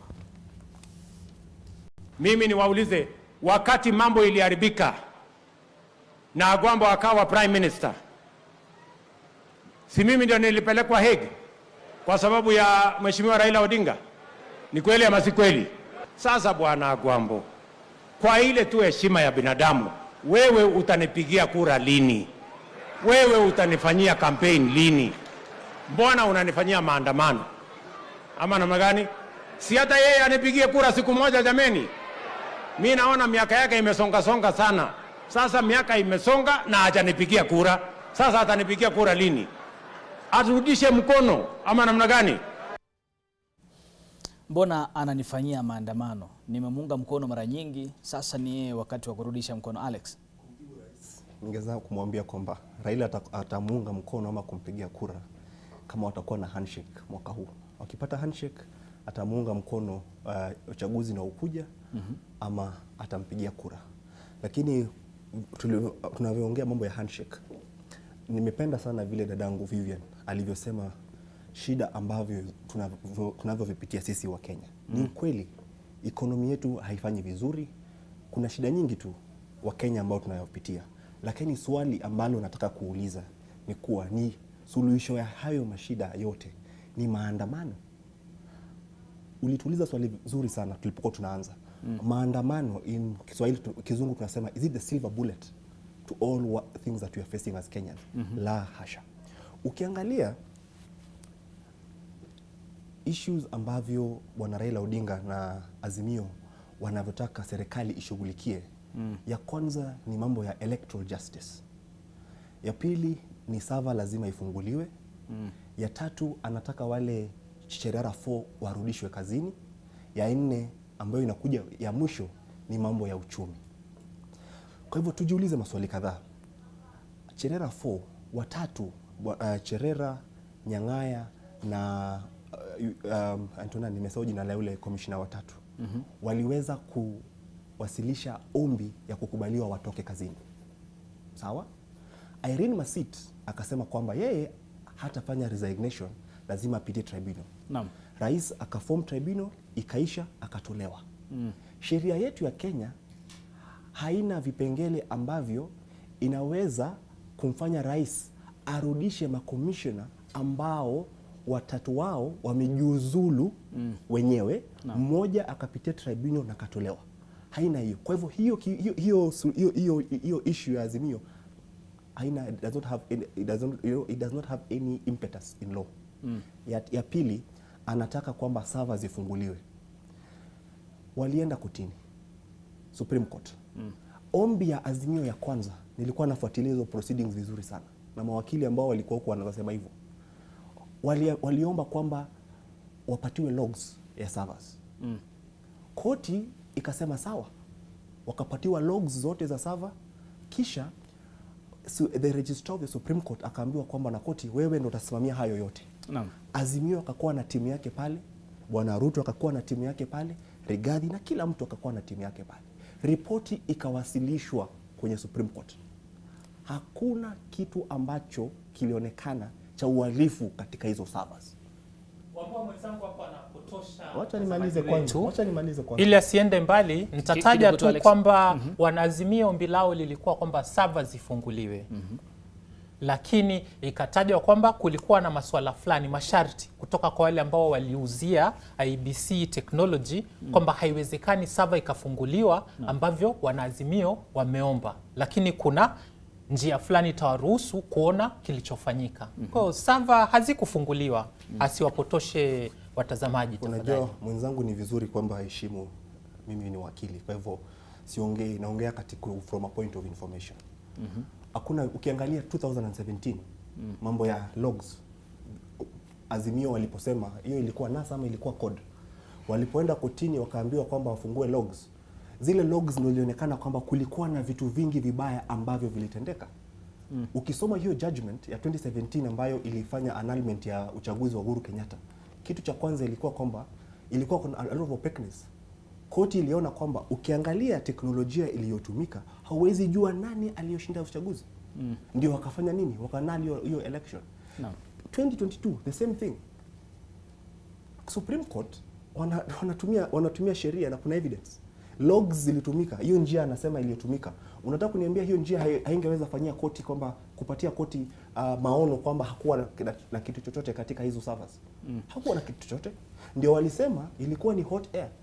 Waliongea mambo mengi tu. Kwa hivyo Azimio portal na kila kitu. Azimio nataka kwamba servers zifunguliwe. Unasema kwamba kuna uwezo ama kuna uwezekano wa server kufunguliwa? Hata ikifunguliwa, ndugu yangu Nick, kutakuwa na kazi gani? Muthiora. Hakutakuwa na Ruto hata toka katika ambavyo najua na ameelezea vema kwamba swala la uchaguzi wa mwaka 2022 lilifikia kikomo. Ndio maana nashangaa hawa wakubwa zangu wanabaki kwenye hilo swala, na wakati mahakama ya upeo iliamua kwamba swala la uchaguzi Kenya lilikwisha. Ambacho wanapaswa kuwa wanapigania ni mageuzi kwenye electoral justice system ya Kenya kwa upana wake. Lakini mimi ninavyokumbuka ni kwamba wakati walikuwa na fursa ya kufanya hivyo, walijipa shughuli zingine. Hawakuweka ile mikakati ambayo ilikuwa inahitaji kuwekwa kuhakikisha haki kwenye hiyo process nzima. Tuachane na hilo. Nirudie kitu ambacho mwenzangu Okango ametaja. Kwamba hajui nimesimama upande gani. Mimi nimesimama upande wa haki, upande wa kweli. Kwamba haya maandamano yanaweza yakawa ya amani iwapo tutafata sheria kama ilivyoratibiwa. Kuna ambacho katiba imesema na kuna ile Public Order Act. Hizi mbili zinapaswa kufanya kazi kwa pamoja. Na nitoe mfano na mahitaji fulani ya kimaumbile. Kwa mfano kwenda msalani, iwe kwa haja ndogo ama haja kubwa. Ama hata iwe ni ngono, ni kitu ambacho tunajua wanadamu hujihusisha nacho. Lakini kuna utaratibu ambao umewekwa. Kwa mfano ukiruhusu iwe kwamba Nairobi mtu anaweza akanya popote, itakuwa inawasumbua wengine ambao kwa wakati huo hawahitaji kufanya hivyo. Lazima tuwe na utaratibu. Unatumia mifano ya ajabu lakini kidogo nikapata fursa. Naelezea tu kwamba maandamano yanapaswa kuruhusiwa. Na utaratibu ambao umewekwa sio mgumu. Ninachoomba ni kwamba wenzetu wa Azimio watupangie vizuri. Mimi mwenyewe nasubiria ile siku mambo yatafanywa sawa sawa, niende nikapiganie haki yangu ya kuishinikiza serikali kushusha gharama ya maisha. Shikilia tu hapo kidogo. Manake kama nilivyotaja ni kwamba natumia mifano ajabu, lakini nitakuwa narudi kwako muda si mrefu, bila shaka tuzungumzie swali hili kwa kina, lakini kwa sasa ningependa tuungane mwenzangu Brian Mushiri ambaye yuko katika eneo la Uhuru Highway. Brian, hebu tufahamishe, je, eneo lako, manake hapa ni karibu na jiji sana kwenye barabara hii, pengine hebu tufahamishe mambo yakoje? Je, kumekuwa na action yoyote pengine kwa mfano? Asante sana Bwana Nick Wambua kutoka studio. Ukweli, lazima ukweli usemwe. Ikiwa madhumuni ya askari ilikuwa ni kuwafurusha waandamanaji wasiingie hapa katika jiji kuu la Nairobi, basi wamefaulu hadi kufikia sasa. Hatujaona jambo lolote jijini, watu wanazidi kujiunga nasi hapa jijini. Tumekuwa huko chini upande wa River Road ambapo pia kuna mabiashara mingi sana ambayo Wakenya wale wadogo ama wale ambao wanaitwa mahasla wanazidi kuyafanya huko. Tumekuwa maeneo ya Nyamakima ambapo uongozi wa Azimio ulikuwa jana. Hakuna jambo lolote la kuripotia ambapo kumekuwa na mvutano tuseme kati ya waandamanaji na wale ambao wanafanya biashara. Kwa hivyo jiji kuu la Nairobi kwa sasa limetulia, lakini lazima niseme hivi pia, dakika kadhaa zilizopita nyuma yangu, pengine tukiweza kupata picha zile, wale ni maafisa wa kushika doria ambao kwa sasa wametwikwa jukumu la kuwafurusha waandamanaji katika barabara kuu hii hapa ya Valley Road. Upande wako wa kushoto ni upande wa Uhuru Park, upande wa kulia ni upande wa Serena. Na sasa niseme hivi Nick, maafisa hawa walitaka kutufurusha sisi, hawakutaka sisi tuchukue picha hizi, na ndio maana tuliweza kutoka, tumelazimika kunradhi, kuweza kutoka juu ya mzunguko huu wa hapa Uhuru Highway. Tumehitajika kukuja upande huu wa barabara hii ya Kenyatta Avenue. Kwa hivyo sijui kunaendaje. Kuna wenzetu pia kule mitaa ya Mathare, mitaa ya Kibra, ambapo pia tunazidi kusikia kwamba waandishi wa habari wanazidi kuvurugwa, sio tu na waandamanaji but pia maafisa wa polisi. Kwa hivyo hilo tu kwa sasa ndilo jambo la kuzungumzia kwa sasa, kwamba tumeona doria imenoga zaidi upande huu wa jiji kuu la Nairobi, kule chini upande wa River Road, upande wa Nyamakema, ukija hivi upande wa Kariokoo pia tulizunguka upande huo, umekuwa upande hakuna mambo makubwa ambayo unaweza ukatarajia kwamba kuna mvutano dhidi ya waandamanaji na wale polisi. Tumeona kuwa wafanyi biashara wameanza pole kufungua mabiashara yao, na pengine ni hali ambayo tunatarajia itazidi kuendelea iwapo maafisa wa polisi wataweza na watazidi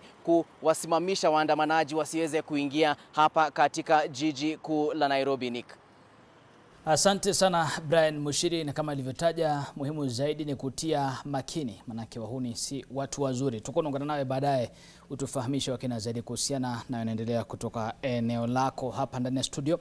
Wageni wangu watatu, Alex Kubo ambaye ni mwanasheria, tunaye Vivian Taa, mchambuzi wa masuala ya siasa, yupo Muthiora Kariara ambaye aliwahi kuwania urais nchini mtazamaji, na vile katika kupitia njia ya Zoom tuko naye Frederick Okang'o ambaye ni katibu wa masuala ya siasa katika chama cha KANU na vile katika muungano wa Azimio One Kenya. Tunazidi kudadavua swala hili kwa kina zaidi. Napata mapumziko mafupi mtazamaji, nimeze mate angalau muda si mrefu narejea na mengi zaidi, hasa mdahalo huu ambao tunao kwenye meza hii.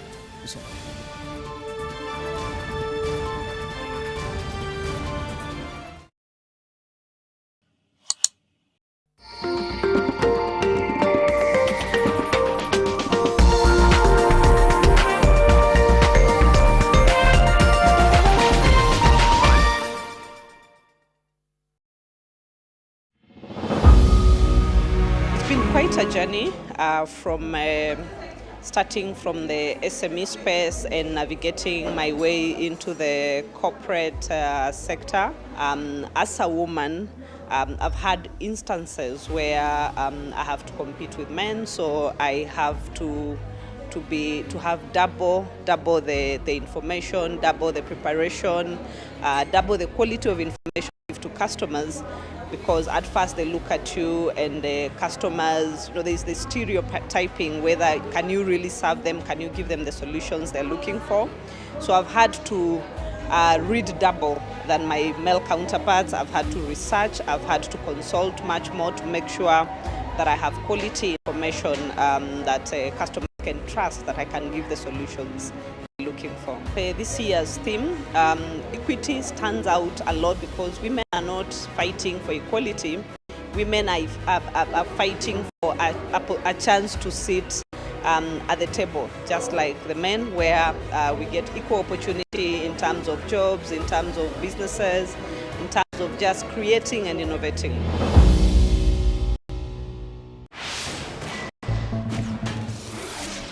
Almost 250,000 people die on the road in Africa each year. When you're on the roads, follow these safe steps and help save lives. Never take your eyes or attention off the road. Keep both hands on the steering wheel at all times and stay focused. So when you're on the roads, follow these safe steps and help save lives. We all have a role to play in road safety. Together, let's make Africa's road safer. Work. Wax over. Busy biters, get down to snack business. When snacking is under attack, we'll be there to fight back. A winner of 15 major trophies as a player, Xavi Hernandez earned legendary status at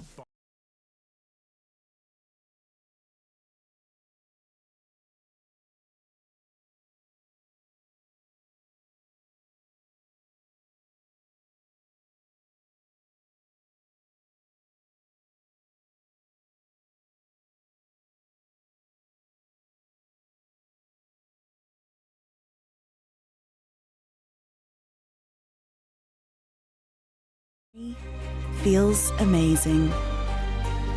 Whatever pain you're going through, release starts here.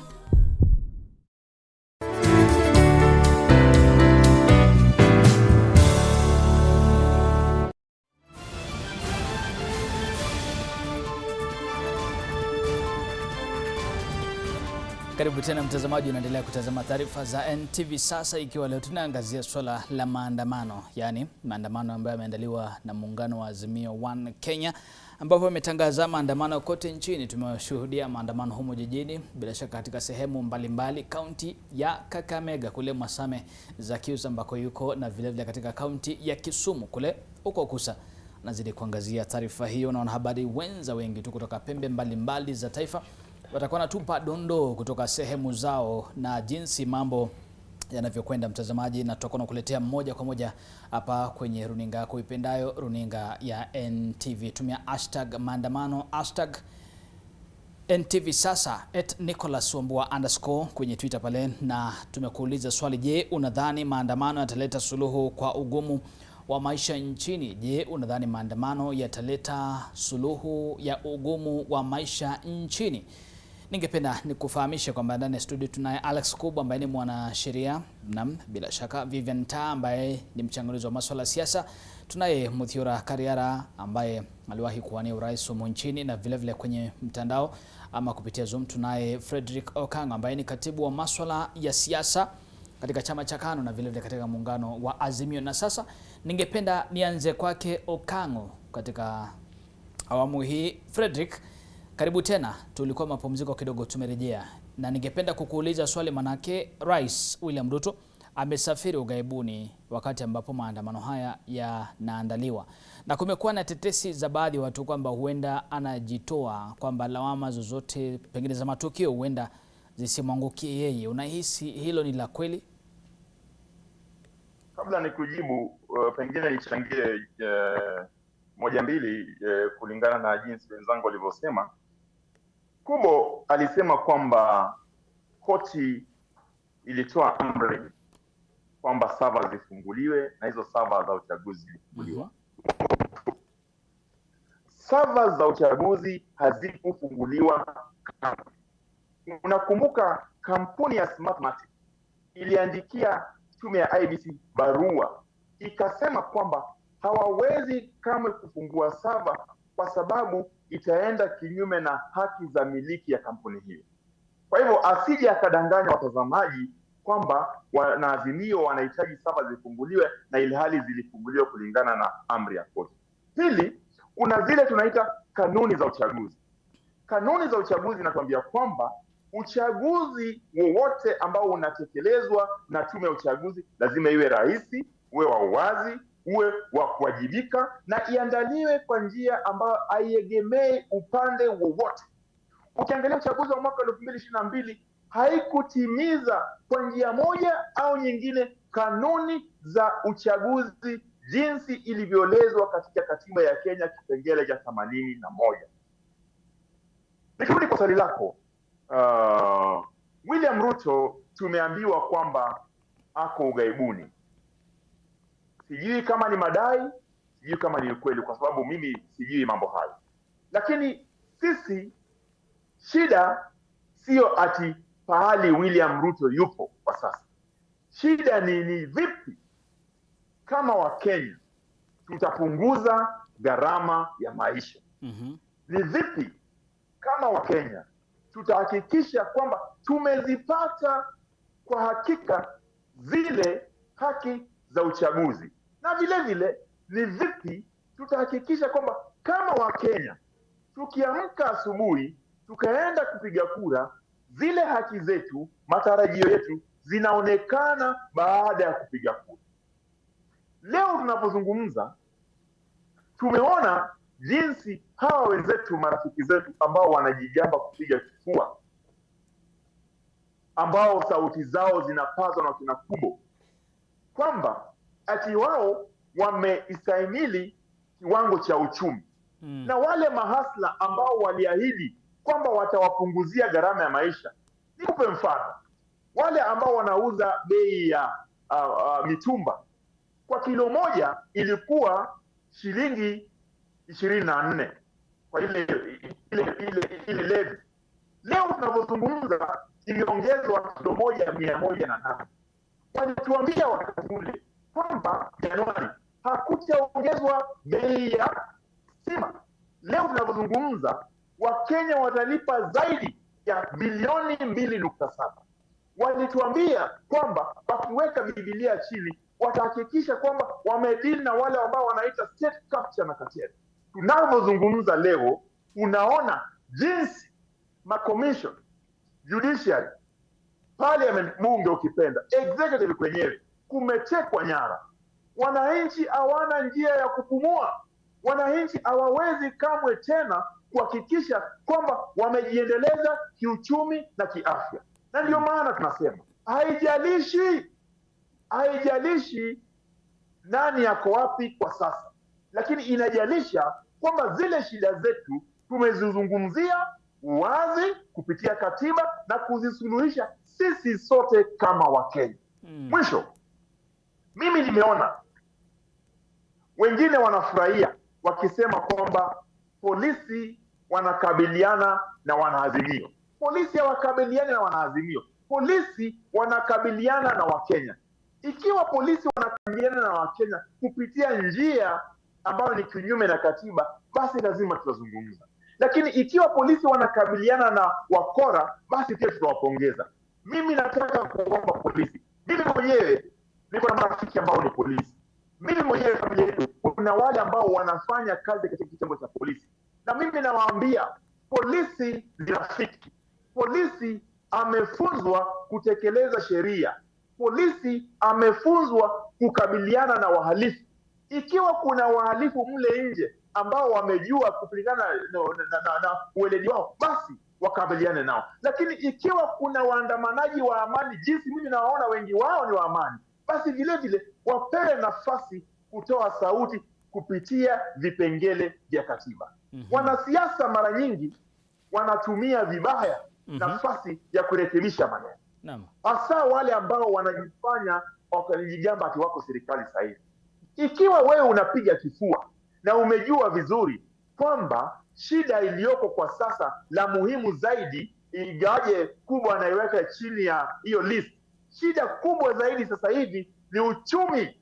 Huu uchumi umezorota. Huu uchumi inaendelea kuzorota kwa sababu tuko na uongozi ambao haijali maisha ya mwananchi ya kawaida. Hawajali. Ikiwa wangekuwa wanajali sasa hivi wangetimiza ahadi zote ambazo waliahidi wananchi. Hawajatimiza. Uongozi ambao inafanya kazi kama upinzani. Uongozi ambao inasema wanapanga, wanaenda mkutano ya kupanga jinsi watakavyopanga. Jameni, ndio maana walituambia ati bottom up. Leo kila kitu kwenye bottom up. Bei ya mboga bottom up.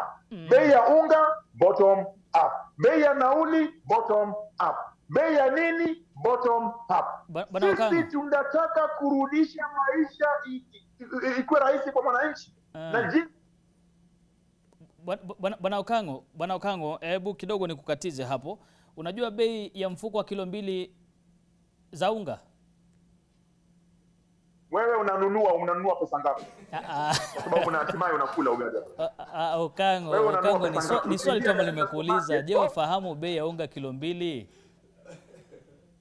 Kama ni hostess 287. Kama ni jogo 197. Kama ni ile ingine inaitwa soko 185.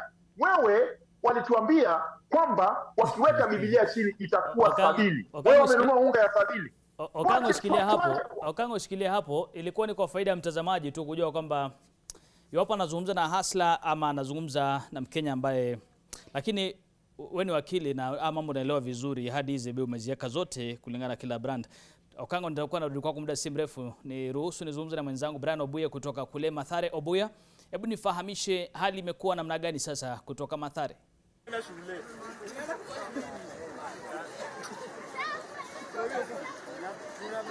Every Monday ni holiday. Hata serikali amejua hivyo.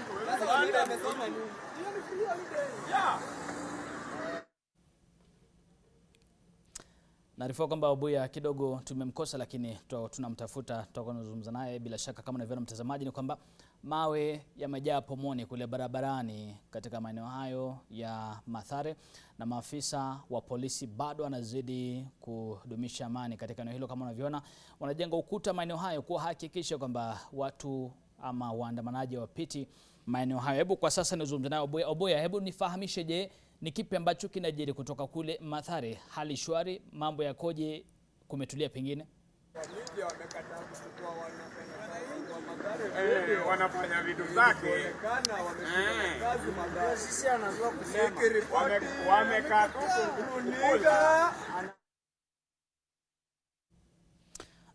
haya basi mtazamaji, hebu Obuya tutamtafuta hapo baadaye azungumze nasi kwa kina zaidi. Alex Kubo, nilikuwa nikuuliza hilo swali la bei ya unga, lakini nitakurudisha pale pale kwa mkate. Wajua bia mkate wewe? Ule mkate.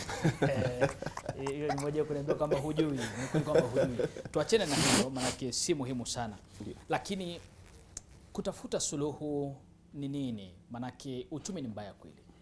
Tuna serikali ambayo ipo, serikali ambayo inasema kwamba ilirithi serikali ambayo haikuwa na chochote. Gachagua tumemsikia wakati wa kuapishwa kwao akisema kwamba hakukuwa na chochote katika benki ama katika benki ya taifa, kwamba uchumi ulikuwa mbaya hata wakati ambapo wakiingia madarakani. Lakini je, hizo ni vitu ama ni vitu ambavyo vimepita? Suluhu ni nini kuhakikisha kwamba uchumi wa taifa unaimarika? Kuna maandamano ambayo yanaandaliwa na tumeuliza ili swali, je, maandamano ni suluhu? Pengine tufanye nini kama taifa? Ningetaka kwanza kuambia Bwana Okango, ndugu yangu, kwamba mimi sina hisa katika serikali. Vile Bwana Gachagua alivyosema, mimi sina hisa ama cheti la hisa cha serikali cha Kenya Kwanza. Lakini maandamano sio suluhu. Kitu ambacho maandamano inafanya ni kwamba inaweza kufanya wanabiashara ambao wangeweza kufanya kazi na walipe kodi, serikali ipate pesa, waanze kutekeleza ile manifesto ya Kenya Kwanza. Maandamano inadhibiti hayo yote. Nataka kupeleka watazamaji, mwaka wa 2008 Bwana Obama alipochukua usukani kama rais wa Marekani.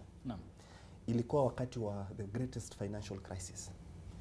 Alichukua usukani kutoka kwa George W. Bush ambaye alikuwa Republican candidate. Bwana Obama alipoingia ndani alikuwa amesema vile atakavyosaidia wafanyikazi wale wafanyikazi wa Amerika, kama vile tu hustlers na kila kitu. Lakini alipochukua usukani, kwa kuwa na hii janga la financial crisis ambayo ilikuwa watu walikuwa wanapoteza kazi, hakuwa na maendeleo, hatukusikia Republican Party wakiweza kumdhulumu Bwana Obama ama kumwambia kwamba ulisema hivi na unafanya vingine. Kitu ambacho walifanya, waliungana pamoja. Bunge ilikuja pamoja, seneti ilikuja pamoja, wakajiuliza swali moja: ni vipi ambavyo tunaweza fanya kama sisi wawili, timu mbili, Republican na Democrats, tuweze kusaidia wana Amerika? Ni vipi tunaweza kufanya kwamba uchumi wetu upande juu? Ukiangalia pia UK the same thing, wakati wa Winston Churchill, Margaret Thatcher, kila kitu, mambo ya economy inaleta watu pamoja. Lakini ukiangalia Kenya, Bwana Ruto ni ukili alisema akiweka Biblia chini vitu vitashuka.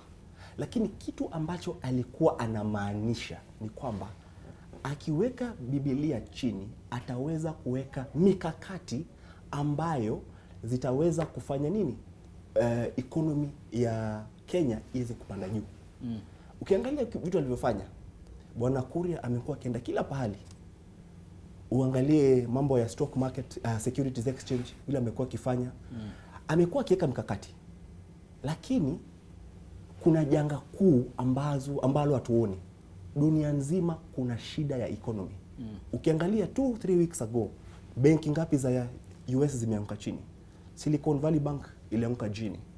Juzi tunaambiwa Deutsche Bank, ile banki kubwa Ujerumani, ilikuwa kwa shida. Na hayo yote inaletwa mambo geoeconomical issues ambazo Kenya kama nchi haiwezi control. Lakini tujiulize swali, tuko na njia gani ambazo tunaweza dhibiti hayo yote? Tuko na bunge.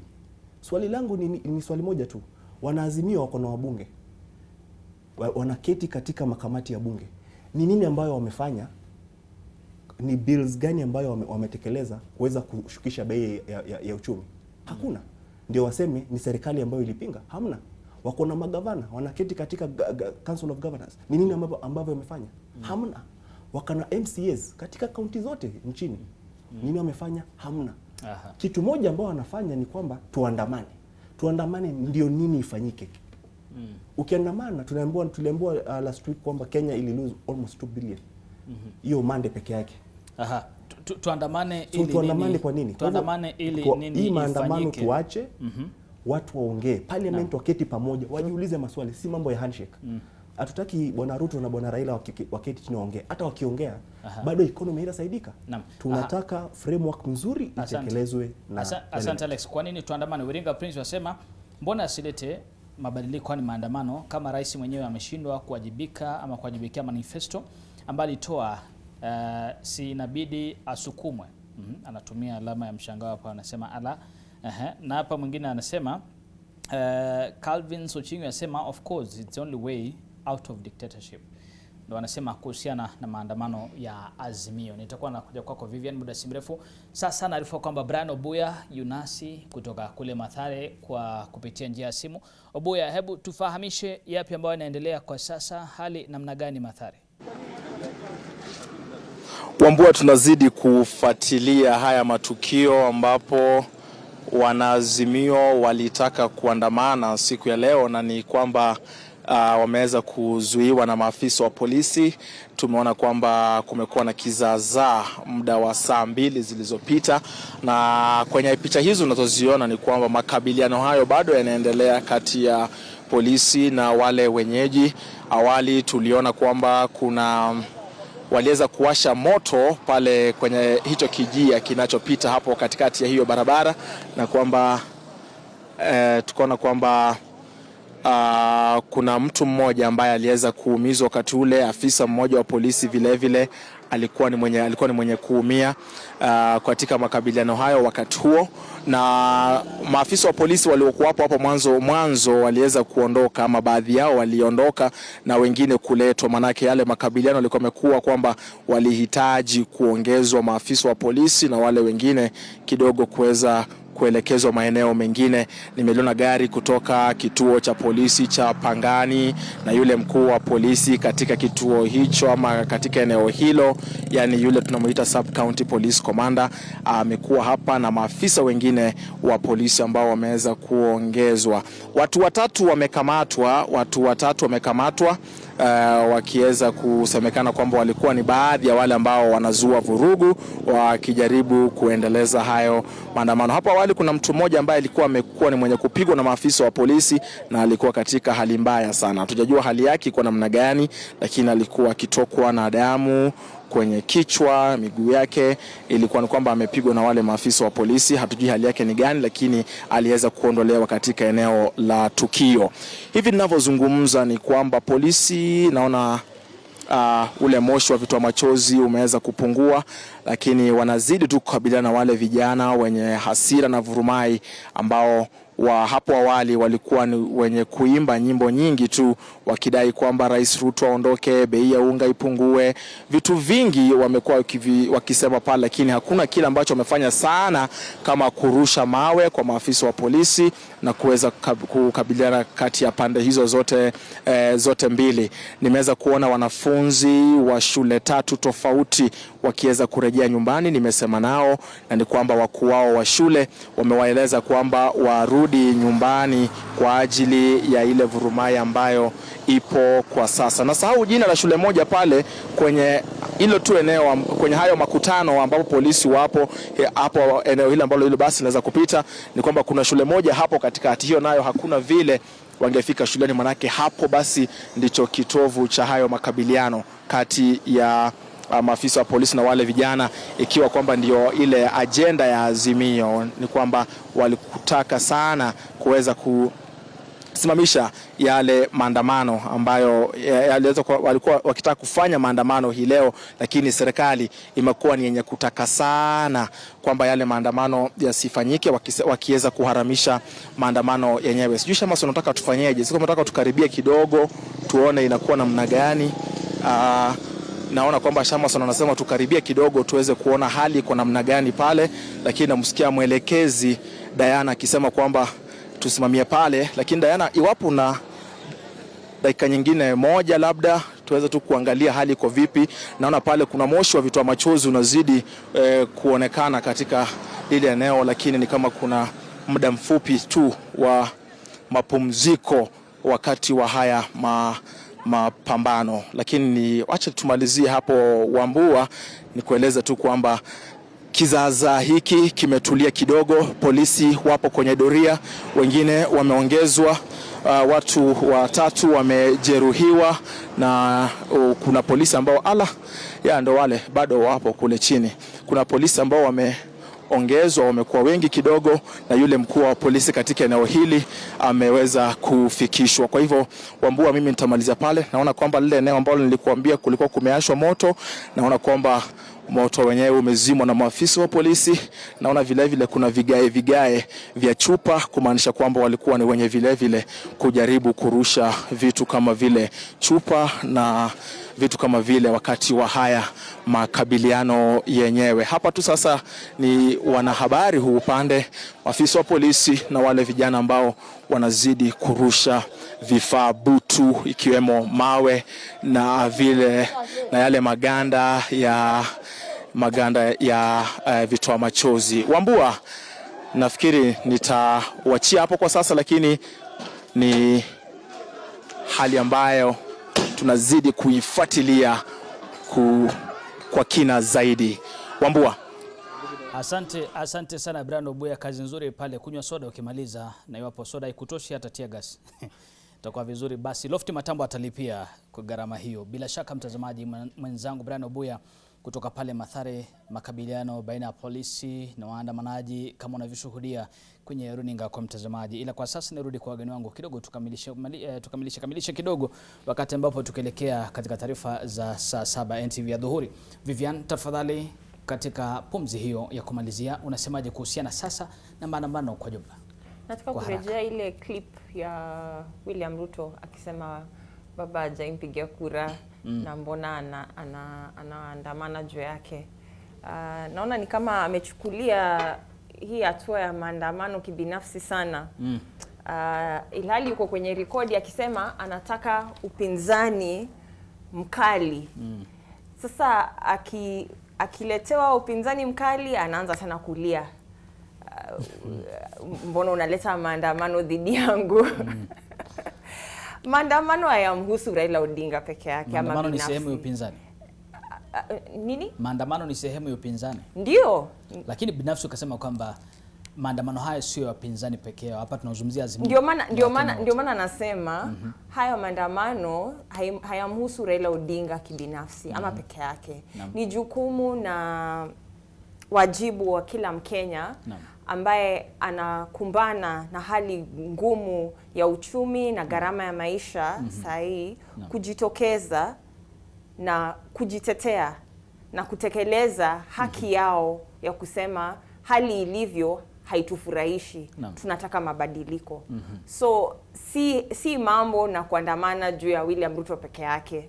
Ni hali ambayo ya uchumi wakati wa sahi ndio inafanya watu wajitokeze na waseme hatufurahii mambo yalivyo. Zile ahadi ambazo tulikuwa tumepewa katika time ya campaign hatuzioni, hazijatekelezwa. Na tunataka mambo yabadilike.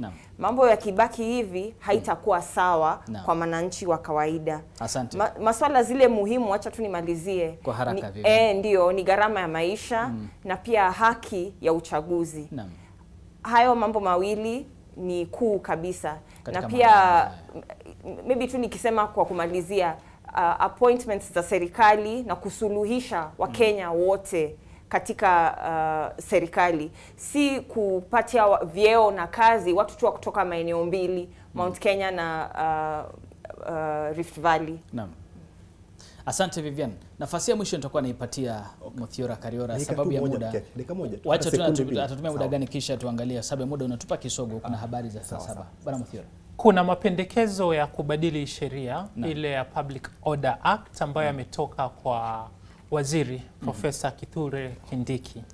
Profesa wa sheria, na kusema kweli ni kwamba yanavunja moyo.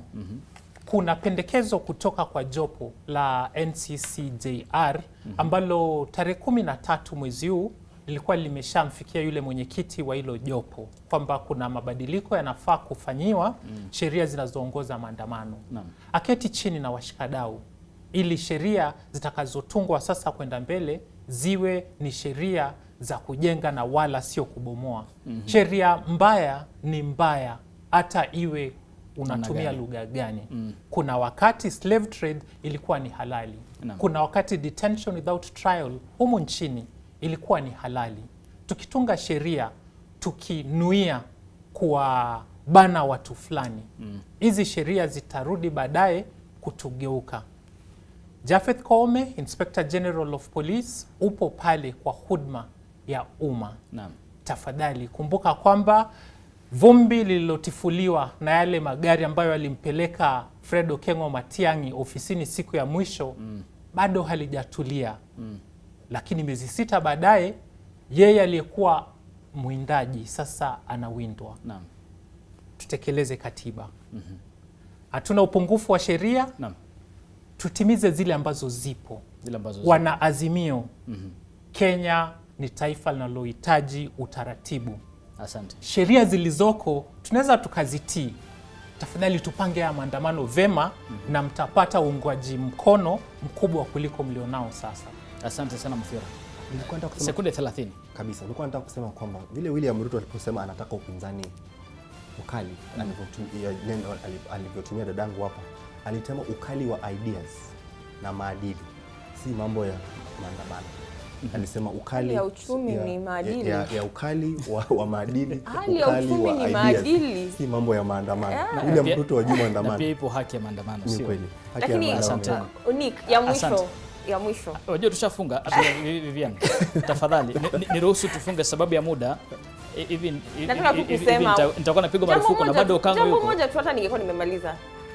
Hii serikali imesema serikali ya Uhuru ilifanya state capture, ilhali hao ndo wanafanya state capture. Sasa hii wanataka kuuza mashirika ya serikali kwa watu binafsi. Wacha nimsikie rafiki yangu Okango. Okango, tafadhali tufungie kwa haraka na ni sekunde 30 tafadhali, naomba. Kauli zangu za mwisho. Tumeona kweli kwamba polisi wanaandamana kwa fujo, wanavuruga maandamano ya amani. Tunawaomba kwa heshima wajiepushe na kuvuruga maandamano ya amani. Asante. Duru za kuaminika sasa hivi tunaambiwa kwamba kuna shamba ambalo limevamiwa na genge la majambazi ambao wanakata miti, hatujui ni ya nani na hatujui ni wakina nani na hatujui wanaongozwa na kina nani. Nyinyi kama wanahabari mfuatilie, kwa sababu sisi tumesema tunataka kuona maandamano ya amani. Tusije tukaziba masikio, tukaziba macho na mambo yanafanyika Kenya hii ambayo inaonyesha udikteta. Sisi tunawaambia wafuasi wetu tunataka maandamano ya amani, na wale ambao wanajipiga kifua wasije wakajipiga kifua kwa kwamba tukapoteza mwelekeo kama nchi. Asante sana bwana Fredrick Okango, hapo umezingatia muda vizuri sana. Nasema ni asante sana, na vile vile nasema ni asante kwa Alex Kubo, mwanasheria, Vivian Tamba ni mchambuzi wa masuala ya siasa, Muthiora Kariara aliyewania urais. Bila shaka wote hawa nasema ni asanteni sana kwenu kwa kujiunga nasi siku ya leo kujadili masuala haya muhimu sana kwa taifa. Asanteni mtazamaji, basi kufikia hapo naomba nipate mapumziko mafupi muda si mrefu. Ikigonga saa 7 kamili naingia uwanjani na taarifa za NTV adhuhuri. Usiondoke.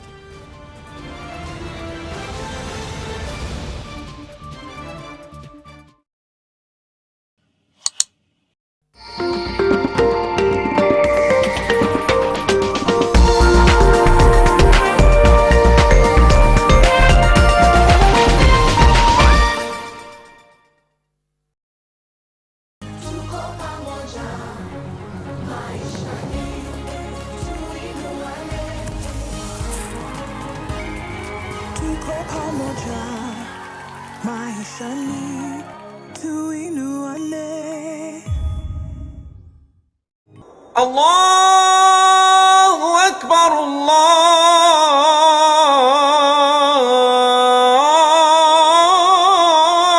Akbar.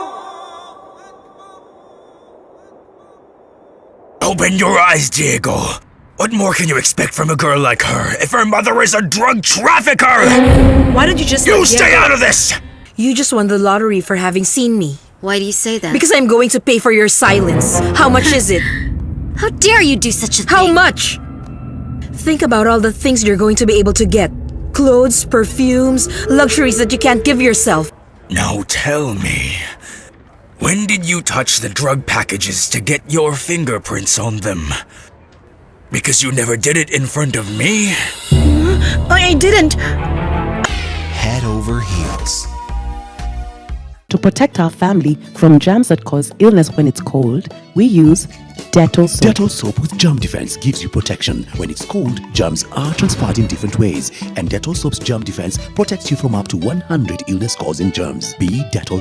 As conversations around climate change continue at the global level, the Rural Electrification and Renewable Energy Corporation (REREC) is spearheading Kenya's green energy drive. We invite you to visit any of our 16 energy centers and learn more about energy conservation, clean cooking, solar and biogas installations, and also get tree seedlings that are adaptive to your geographical location and weather.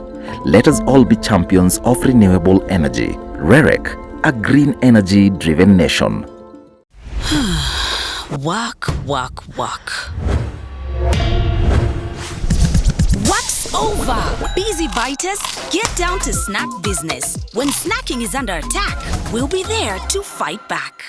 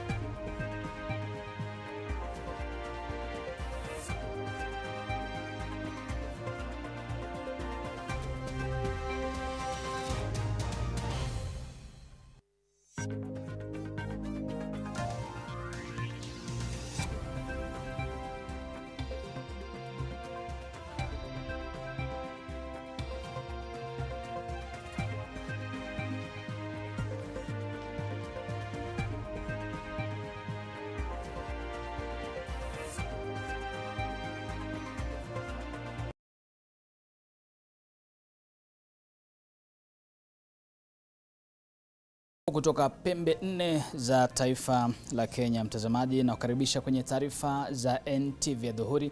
Sasa hivi ni saa 7:03 saa za Afrika Mashariki, na kukaribisha siku ambapo muungano wa Azimio One Kenya umeandaa maandamano siku ya pili, iko ni siku ya Jumatatu. Maandamano kwanza yalikuwa yamefanyika wiki jana siku ya Jumatatu, na leo itakuwa ni siku ya pili maandamano hayo yanapoandaliwa. Mtazamaji, kutoka pembe mbalimbali waandamanaji wamejiandaa kutoka Kisumu, Kakamega, Zungumzia, Nairobi, na vilevile tunatupa macho katika kaunti ya Mombasa ambako yuko mwenzangu Kevin Mutai. Bila shaka tutakuwa nazungumza kwa kina zaidi na wanahabari hawa. Mie kwa jina ni Nicholas Wambua, kakitako kuanzia sasa hadi tamati. Hapo baadaye nitakuwa na mpisha mwenzangu Lofti Matambo kuendeleza matangazo haya. Taarifa kamili. Tunaanza katika kaunti ya Uasin Gishu kule Bonde la Ufa, ambapo kwa sasa tunaungana na mwenzangu Gabriel Kudaka ambaye vilevile anazidi kuzungumzia na kuandaa pamoja na kufuatizia maandamano ya Azimio One Kenya. Tuone kama maeneo hayo ya Eldoret yanafanyika au namna gani. Kudaka, karibu sana kwenye taarifa za NTV Dhuhuri. Hebu tufahamishe kutoka eneo lako, je, ni yapi ya kushuhudia kuanzia mwendo wa asubuhi?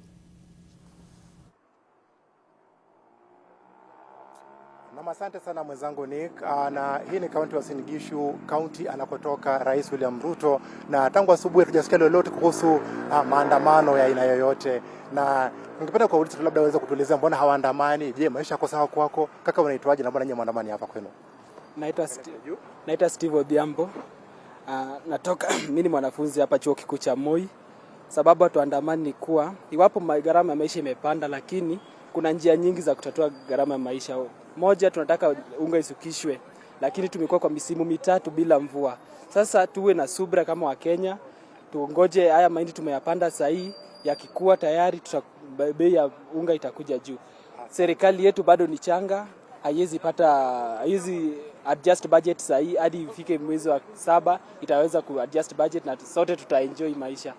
Ndio maana hatuandamani sana hapa, tukiandamana mambo yataharibika. Asante kaka. Basi wanasema kwamba kuna njia zingine za kutatua changamoto kando na matatizo, na sio lazima kwamba watu waandamane ndiposa watatue changamoto zao. Kwako Nick. Na asante sana Gabriel Kudaka, toka tunazungumza nawe hapo. Baadaye tufahamishe hali imekuwa namna gani kutoka kaunti ya Uasin Gishu pale mjini Eldoret. Hebu tuangazie kwingine katika kaunti ya Meru, na katika soko la makutano ni bunge la Imenti Kaskazini katika kaunti hiyo ya Meru. Maafisa zaidi wameongezwa katika vituo tofauti ili kuimarisha usalama eneo hilo. Kulingana na mbunge wa eneo hilo Rahim Dawood, mrengo wa Azimio One Kenya kupitia kiongozi wao Raila Odinga haukuwasilisha barua ya ombi la maandamano kwa afisa mkuu wa kituo cha polisi cha Imenti Kaskazini, hivyo hawatarajii maandamano kufanyika katika eneo hilo. Aidha, wananchi wameomba mbinu mbadala ya kutatua matatizo yao ya hasa ukosefu wa chakula na ugumu wa maisha. Hata ngiri wanunue sababu walitenda baba nati ya godhenia Kenya, baba nati ya godhenia Kenya. IG amesema hakuna maandamano inaruhusiwa. Hata wale walikuwa wamepelekea OCS barua walienda wakiwa wamechelewa, na pia OCS amesema hiyo maandamano wakifanya ni illegal. So sitarajii maandamano, lakini security is ready for them. Hii watu wakiandamana leo watakula kitu gani? Hawataweza kukula kitu. Hao watu wanafanya maandamano ndio watawapatia chakula ya leo. Hatutaki maandamano.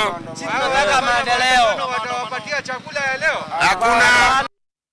Kwingineko, viongozi wa kidini kaunti ya Uasin Gishu wamekashifu vikali maandamano yanayoendelezwa na muungano wa Azimio la Umoja One Kenya, wakiwataka kusitisha maandamano hayo ili kutafuta mbinu mwafaka ya kuafikiana baina yao na serikali. Viongozi hao wa kanisa la St. Matthew's ACK Eldoret pamoja na mwenyekiti wa baraza la maimamu kaskazini mwa Bonde la Ufa Abubakar Bini wamekashifu maandamano hayo, wakisema yanaathiri utendakazi wa serikali pamoja na uchumi wa taifa. Wafanye maandamano kwa namna ambayo haitaharibu mali ya watu, haitaharibu maisha pia ya watu, kwa sababu katiba yetu ya 2010 iliruhusu sisi. Lakini wanasiasa pia ambao wako kila mahali, kila kitengo cha siasa, tutambue kwamba kuna wakati ambapo lazima tuwe na closure ya kila kitu. Hatuwezi kuwa na siasa 24/7, 12 months every year, 24 hours a day. Haiwezekani. Lazima kuwe na closure ya siasa na sehemu za kazi yanze. Kwa hivyo tunaomba wanasiasa kwa vitengo vyote kwamba watumie nafasi ya maandamano haya, kwamba let it be a closure ya siasa na tuanze safari. Tutumie pia institution ambazo zimewekwa katika taifa letu. We have the laws of the land, let us respect them. If we shall never respect that there was a president elected, if we cannot respect that there was a ruling by the Supreme Court that was given in favor of the ruling administration now, who shall we respect and what shall we respect? If we do not respect institutions, it will be pointless to talk about sharing a common vision and a common future. Let us work together to protect that which we value as a nation and work together toward realizing it together. This is my prayer, and our prayer also as a church, including other religious leaders gathered in this republic, that Kenya, we have a say in saying we need to have a closure on politics that can divide us, that can ruin our country. Let us lay the foundation of a unified Kenya, respecting everyone in this republic, the young, the old, everyone to respect. Ordinary Kenyans. Lakini vile tunaona Governor Sakaja vile yeye anaongea, hiyo ni kinara, inaonesha hiyo ni jambo mzuri kuwaleta hao viongozi wawili pamoja, ikuwe na mazungumzo to lessen this stress ile tunapata. Na hatuungi mkono handshake. Nimeona viongozi wengi wa kidini wamejitokeza, sisi tunasema hapana. Kufanya handshake ni kama kuua demokrasia. Ni kwa nini tunaua demokrasia? Kila atakayeshindwa ataingia barabarani, afanye maandamano, apate nusu mkate. Kwa hivyo tumeonelea mpinzani abaki mpinzani, awe na mikakati kuikabili serikali kisheria na namna gani watekeleze zile ajenda zao. Na polisi mjini Kitale wamezuia waandamanaji kutoendelea na shughuli zao hii leo mjini Kitale. Waandamanaji hao walitarajia kujiunga na maandamano yaliyoandaliwa na muungano wa Azimio One Kenya kila Jumatatu na Alhamisi walirushiwa vitoa za machozi na kuzuiwa kuingia mjini na polisi. Polisi hata hivyo walianza kushika doria mapema Jumatatu na kuweka vizuizi kama ishara ya kutokubali maandamano kwenye mji huo. Walipiga doria kwenye magari na vilevile kulikuwa na maafisa waliokuwa wakishika doria kwa miguu. Makumi ya waandamanaji, mtazamaji, ni kwamba walibeba mabango yaliyoandikwa jumbe za mahangaiko ya hali ngumu ya uchumi na vilevile kubeba sufuria tupu, labda kuonesha jinsi Wakenya wanavyohisi njaa. Hata hivyo, waandamanaji wameahidi kuendelea, mtazamaji, kuandamana ili kushinikiza serikali kupunguza gharama ya maisha.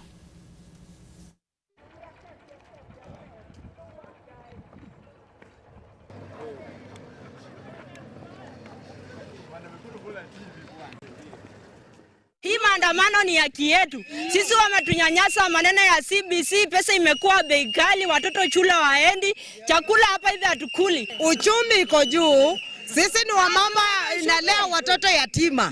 Na sisi hawezi kuafford unga peke yake. Nataka niambie IG Kome, wewe ndio juzi umeapontiwa. Wewe ni appointee. We are Kenyans. We are votes. We are stakeholders. We are shareholders. Maneno ya kutisha Raila Amolo Odinga must come to an end. Kidogo mtazamaji, tuachane na maandamano ya humu nchini, tuangalie katika rubaa za kimataifa. Na waandalizi wa maandamano ya kupinga ujenzi wa mapipa ya kuhifadhi maji nchini Ufaransa wamekashifu matumizi ya nguvu dhidi ya waandamanaji kutoka kwa maafisa wa usalama nchini humo. Maandamano hayo ambayo yamekuwepo wikendi nzima yamekumbwa na ghasia, huku waandamanaji wakikabiliana vikali na polisi. Mkuu wa maandamano hayo ya pili kutokea nchini humo chini ya wiki moja anadai kuwa wengi wamejeruhiwa, huku akihofia kwamba kuna wale ambao wameuawa. Taifa hilo limekumbwa na maandamano ya kupinga mipango tofauti ya serikali ya Emmanuel Macron, kama vile mradi wa maji na kuongeza umri wa wanaostahili kustaafu hadi miaka 64. Leila Mohamed ana taarifa hiyo kikamilifu. Polisi nchini Ufaransa walikabiliana na waandamanaji kwenye mji wa Saint-Soline, kusini magharibi mwa taifa hilo, katika juhudi za kudhibiti maandamano yaliyoandaliwa kupinga mradi wa maji mjini humo. Waandalizi wa maandamano hayo wameeleza kusikitishwa kwao na jinsi hali ilivyogeuka na kuwa ngumu, kwani wanasema madhumuni yao ilikuwa kupinga ujenzi wa mapipa makuu ya kuhifadhi maji ambayo serikali inasema itasaidia kilimo cha unyunyizaji maji. Wengi wanahisi kwamba mradi huo utaathiri huduma za utoaji maji kwa wakazi wa miji kadhaa na sio tu mji wa Saint-Soline. Waandamanaji waliokamatwa kwenye maandamano hayo wikendi iliyopita wamedai kwamba waliwekwa kwenye mazingira ambayo si mazuri kwa afya ya binadamu kwa muda bila kuhojiwa wala kuambiwa lolote.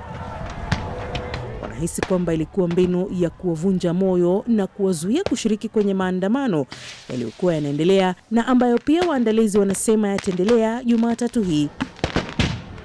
Haya yanajiri wakati ambapo makundi ya waandamanaji mjini Paris, Ufaransa, wameitaka serikali kuu ya Ufaransa kuvunjilia mbali kikosi maalum cha polisi ambacho kinatumia pikipiki almaarufu Brave M Unit na kujitenga na madai ya kuwadhulumu waandamanaji ambao wanapinga mabadiliko ya miaka ya kustaafu na mfumo mpya wa malipo ya uzeeni nchini humo. Taifa la Ufaransa limeshuhudia maandamano katika wiki chache zilizopita, huku waandalizi wa maandamano ya Saint-Soline wakidai kwamba watu 200 walijeruhiwa na wanapokea matibabu. Aidha, wanasema kwamba wengi wa walioathirika hawakuhusika kwa njia yoyote na maandamano haya na walijipata pabaya wakiwa barabarani na kuchapwa na polisi. Waandamanaji wa Saint-Soline walikuwa pia wanapinga mfumo mpya wa Rais Macron kuhusu mpango wa malipo ya siku za uzeeni, jambo ambalo lilisitisha ziara ya Mfalme Charles III kutoka Uingereza. Maandamano hayo dhidi ya mipango ya Macron ndio makubwa zaidi kutokea katika miaka michache iliyopita, huku wataalamu nchini humo wakisema kwamba limeonekana kuwa tatizo kubwa kiuchumi kwa Rais Macron. Rais huyo alipitisha mpango wa serikali kuongeza miaka ya kustaafu kutoka utumishi wa umma nchini humo hadi miaka 64 wiki jana na kupitisha mpango huo bungeni bila ya kutafuta sheria za nchi hiyo. Jana Baraza la Europa lilionya kuhusu ghasia na matumizi ya nguvu ya polisi. Jumatatu hii waziri mkuu nchini humo na viongozi wakuu serikalini wanatarajiwa kukutana na uongozi wa upinzani ambao wanasema ndio wanaongoza maandamano hayo nchini humo. Leila Mohamed, NTV. Na mtazamaji, taarifa hiyo yake Leila Mohamed kutoka kule Ufaransa ndio inatupeleka kwenye mapumziko mafupi. Muda si mrefu nitakuwa narejea, na nikirejea basi nitakuwa naungana na wanahabari wenza ambao wako katika pembe mbalimbali kutujuza ni yapi yanaendelea kuhusiana na maandamano ambayo yameandaliwa na muungano wa Azimio. Usiondoke.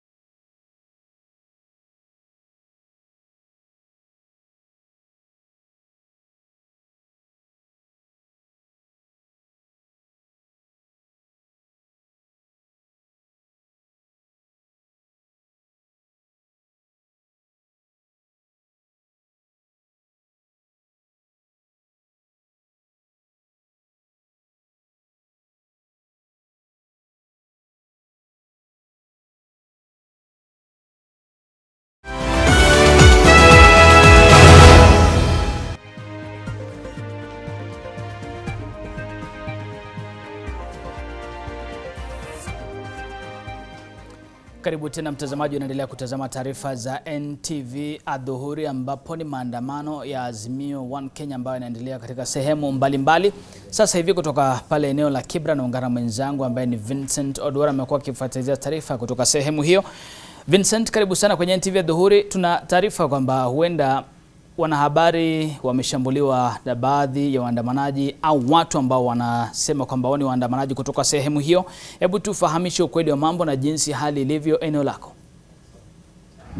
Naam, Sadakta, jinsi ulivyosema ni kweli kuwa kwa sasa mtaa wa Kibra hakuingiliki, hakukaliki, haswa kwetu wanahabari. Polisi hawataki kutuona na pia waandamanaji pia hawataki kutuona, na tuliweza kufukuzwa. Tulikuwa kule ndani ya mtaa wa Kibra na tuliweza kufukuzwa na kushambuliwa kwa mawe na waandamanaji ambao walishambulia magari yote ya wanahabari waliokuwa hapo na kuwafukuza kwa mawe na hata kuweza kuiba kamera moja pamoja na simu ya mwanahabari mmoja, huku wakitaka kuwaumiza wanahabari waliokuwa hapo. Na kwa sasa ni kwamba tumesukumwa hadi pembeni mwa mtaa wa Kibra, na jinsi unavyoona upande wangu wa kulia ni kwamba ni maafisa usalama ambao wanaendelea kumenyana na waandamanaji ambao wako kule ndani ya mtaa wa Kibra. Na kwa sasa tunachungulia tu tukiwa pembeni haswa katika barabara hii ya Ring Road ama kutano ya Ring Road pamoja na barabara ya kuelekea mtaani Kibra.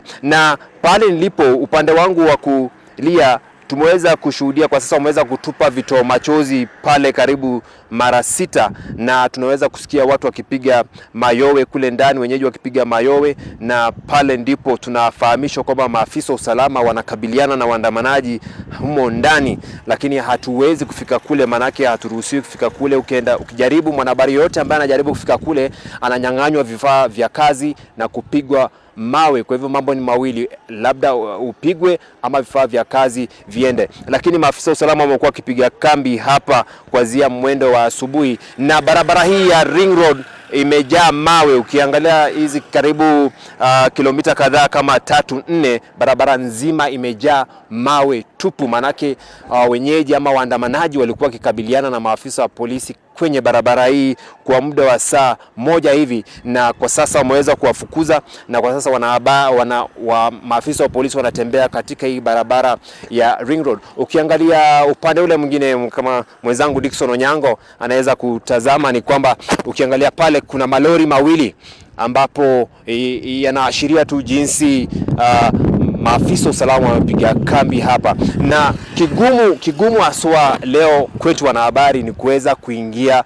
katika mtaa wa Kibra, kuweza kunasa matukio na kuweza kunasa yale yanayoendelea, manake hakuingiliki. Wanahabari hawataki kuona wanahabari huko, na kilichosababisha haya haswa manake wale waandamanaji ambao walikuwa kishambulia wanahabari walikuwa wanasema kwamba walikuwa wanauliza maswali, je, nyinyi mmekuja hapa kutupiga picha?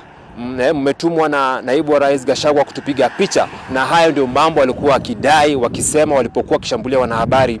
Manake kumbuka kwamba idara ya upelelezi DCI ilikuwa imetangaza kwamba wakati wa maandamano haya watatuma maafisa wao kuweza kupiga picha waandamanaji. Kwa hivyo wanadhani wakikuona tu na kamera, wanadhani kwamba labda wewe ni afisa wa DCI ambaye unajaribu kuwanasa ili kuweza kwenda kuwashtaki, na ni hali ambayo imefanya mambo yakawa magumu sana kwa wanahabari leo Kibra, na hakuna mwanahabari kwa sasa anaruhusiwa kuingia katika mtaa wa Kibra. Kwa hivyo tunaendelea kupiga kambi kuangalia yale yatakayojiri, tuweze kuona ni wapi tunaweza fika na ni wapi hatuwezi, tuweze kujua hali itakavyokuwa leo katika mtaa wa Kibra. Kwa sasa ni hayo tu, na kurejesha hadi studioni. Asante sana Vincent Odwar, tia makini kutoka maeneo yale ya Kibra. Bila shaka mtazamaji, mwanahabari mwenza pamoja na wengine wengi ambao wako nyanjani kukuandalia taarifa na kuletea moja kwa moja hapa kwenye runinga uipendayo, runinga ya NTV. Zamu yangu inatamatikia hapo mtazamaji. Niite Nicholas Wambua, siku zote nasema ni asante sana kujiunga nasi kuanzia mwendo wa saa 4 kufikia sasa. Uwanja huu namwachia mwenzangu kwenye ulingo wa spoti Joshua Makori na mwenzangu Lofty Matambo ambaye atakuwa anaingia hapo baadaye pamoja na kikosi kingine kuendelea kudadavua kwa kina zaidi mazungumzo haya kuhusiana na maandamano ya Azimio One Kenya. Taarifa za michezo.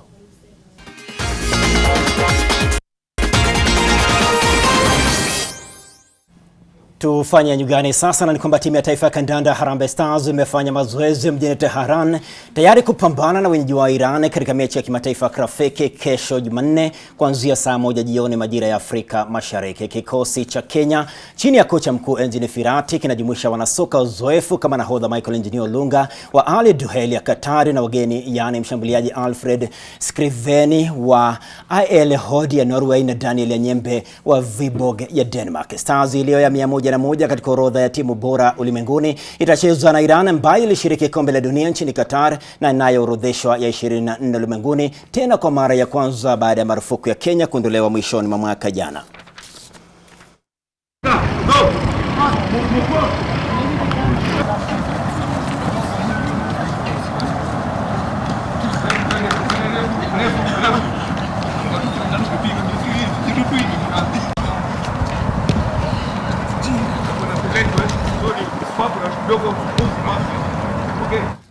Wanajeshi wa KDF ndio mabingwa mashindano ya kickboxing yaliyofanyika katika ukumbi wa Madison Square ya kaunti ya Nakuru.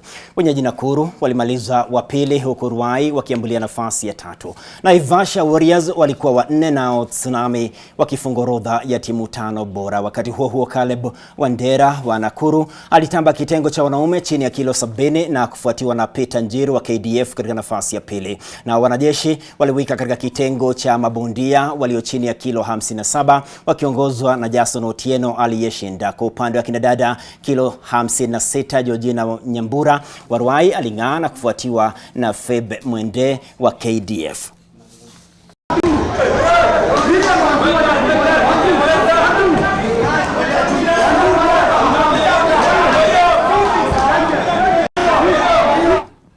Nao vinara wa ligi kuu ya mpira wa mikono kwa dada humu nchini Nairobi Water waliendeleza ubabe wao msimu huu walipoishinda Ulinzi mabao 28 kwa 25 katika uwanja wa taifa wa Nyayo. Kutokana na ushindi huu, wanamaji wa Nairobi wangali wanaongoza msimamo na alama 42, 6 mbele wanajeshi wa KDF walio wa pili na alama 36. NCPB inashikilia nafasi ya 3 na alama 36, Rangers ni ya 4 na alama 32, huku Net Navigators ikifunga orodha ya timu 5 bora na alama 27. Kuhusu upande wa wanaume, NCPB inaongoza msimamo na alama 35, Ulinzi ni ya pili na alama 32, huku GSU ikiwa ya 3 na alama 30.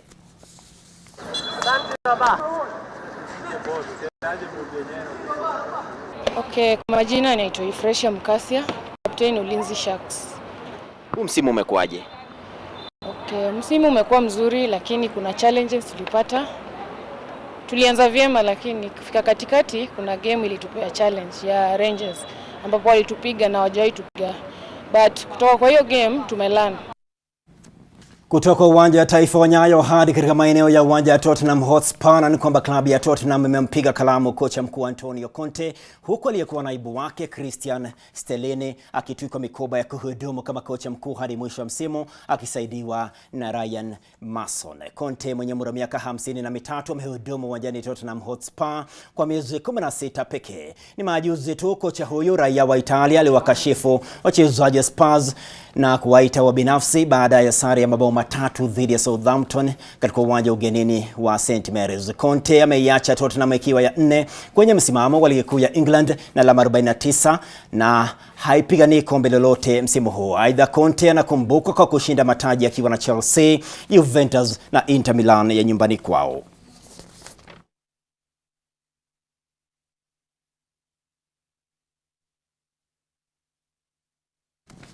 Uingereza iliyenyuka Ukraine mabao 2-0 katika uwanja wa nyumbani wa Wembley katika mechi ya kundi la cha ya kufuzu dimba la Euro la mwaka ujao nchini Ujerumani. Mfungaji bora wa siku zote Harry Kane aliwaweka Simba watatu kifo mbele kunako dakika 37 likiwa ni bao lake la 55 la kimataifa. Bukayo Saka alihitimisha ushindi dakika 3 baadaye. England inaongoza kundi la cha na alama 6 mbele ya Italia walioishinda ugenini mabao 2-1 tena kwa mara ya kwanza tangu mwaka 1961.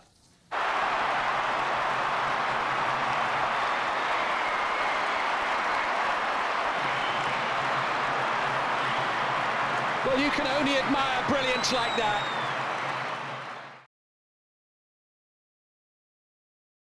Huo Italia iliinyuka Malta mabao 2-0 katika uwanja wa Takale National. Matteo Retegui aliweka Italia uongozini dakika ya 15. Naye Matteo Pessina alipachika kimiani bao la pili dakika ya 27 ukipenda 27. Retegui does it again for Italy. Malta vulnerable from the set piece, and Mancini take it. This is what can happen. Here's Politano. It's a big miss kick by Grifo. He felt he was fouled. Here's Emerson. Whips it back in. And it's turned home for 2-0. It's Matteo Pessina with his...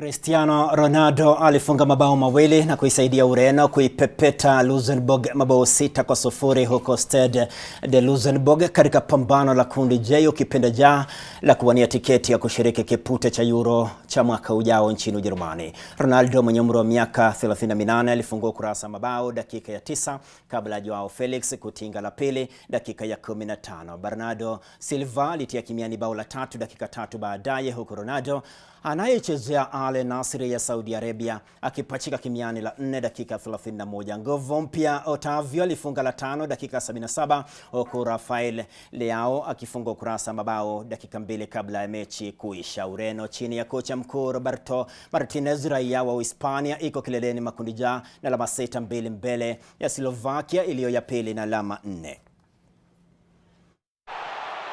Bernardo Silva this time. Roberto Martinez's side.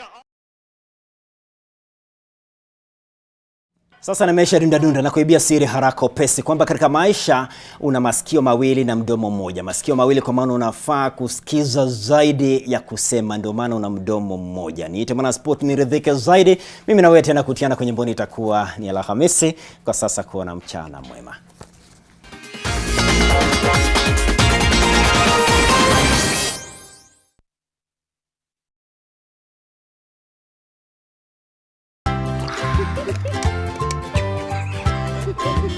Just Juicy is rich in vitality-boosting vitamins that put back what life takes out. Just juice it up. Just juice it up. Hi.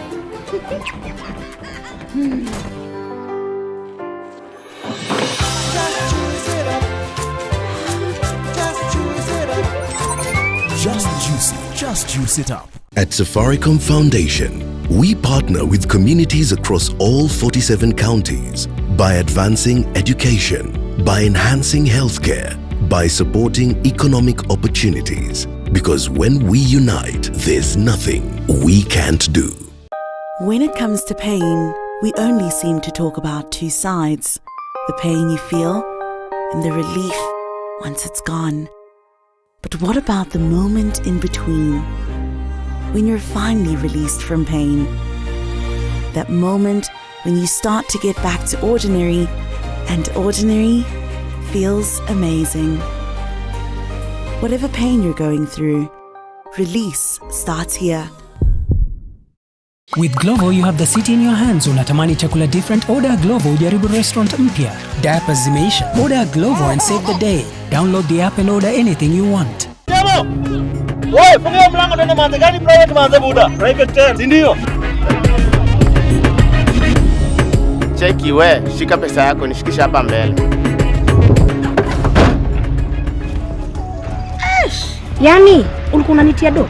Uwezaje nipatia pesa fake? Sasa basi, unajua ndio ilikuwa imbo.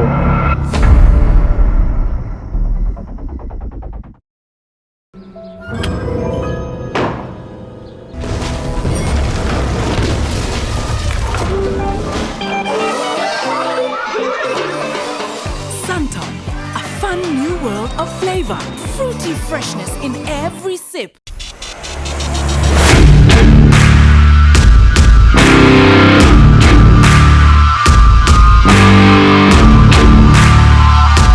This is The Greatest Show.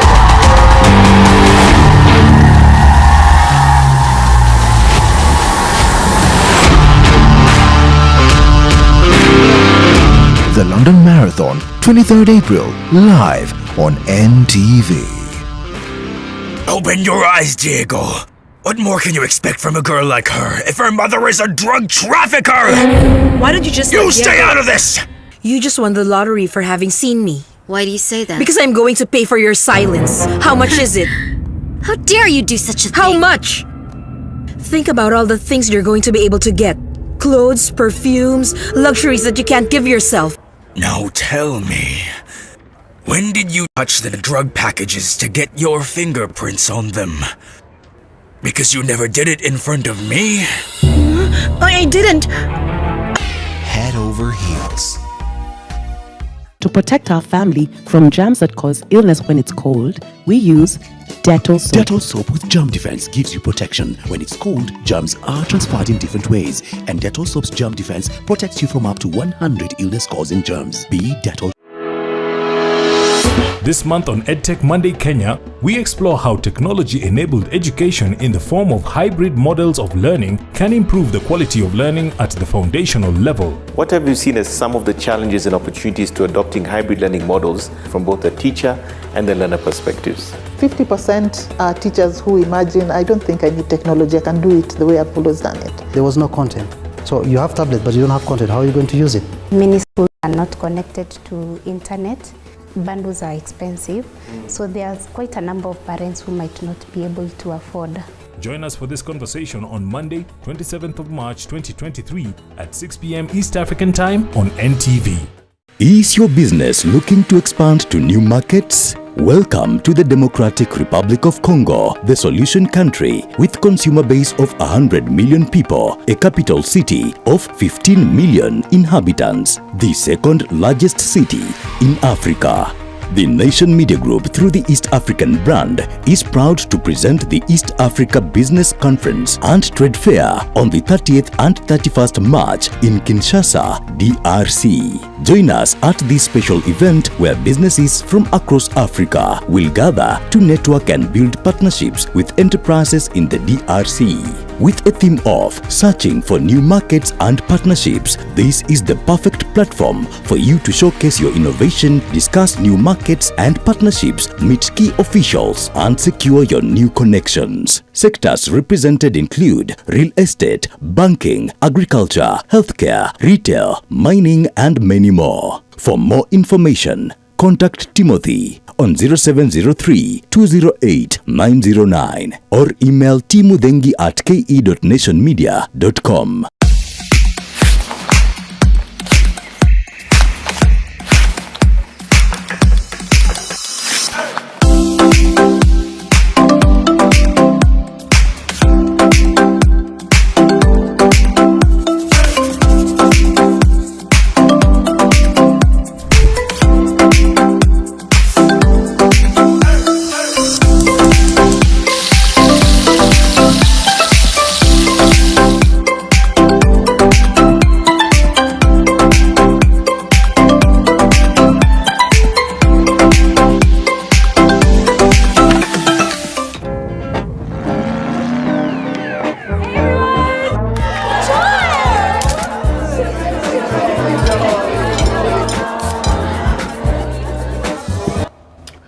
Oh, you're here. I'm going to coat it.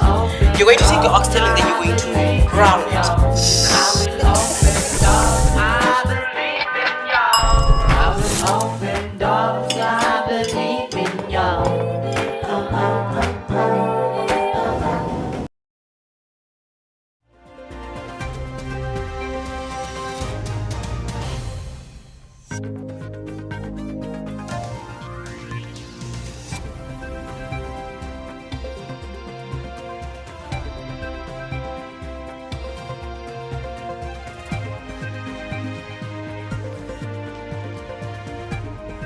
Ahlan wa sahlan wa marhaba mpenzi mtazamaji popote ulipo, ni saa 7 dhuhuri dakika 38 sekunde 22:345 zinasanzuka, na kinachokujia moja kwa moja katika runinga yako ni picha mubashara kutoka mtaa wa Mathare, kaunti ya Nairobi, eneo ambalo linatajwa kama eneo mojawapo ya ngome nyingi za kinara wa Azimio na ODM Raila Odinga, ambapo awali kumeshuhudiwa patashika kati ya waandamanaji hawa na maafisa wa usalama, ambapo mwanahabari wetu Brano Boy amekuletea picha za moja kwa moja na vile vile maelezo ya kurushiana vitoa machozi pamoja na mawe kama wanavyoshuhudia pale.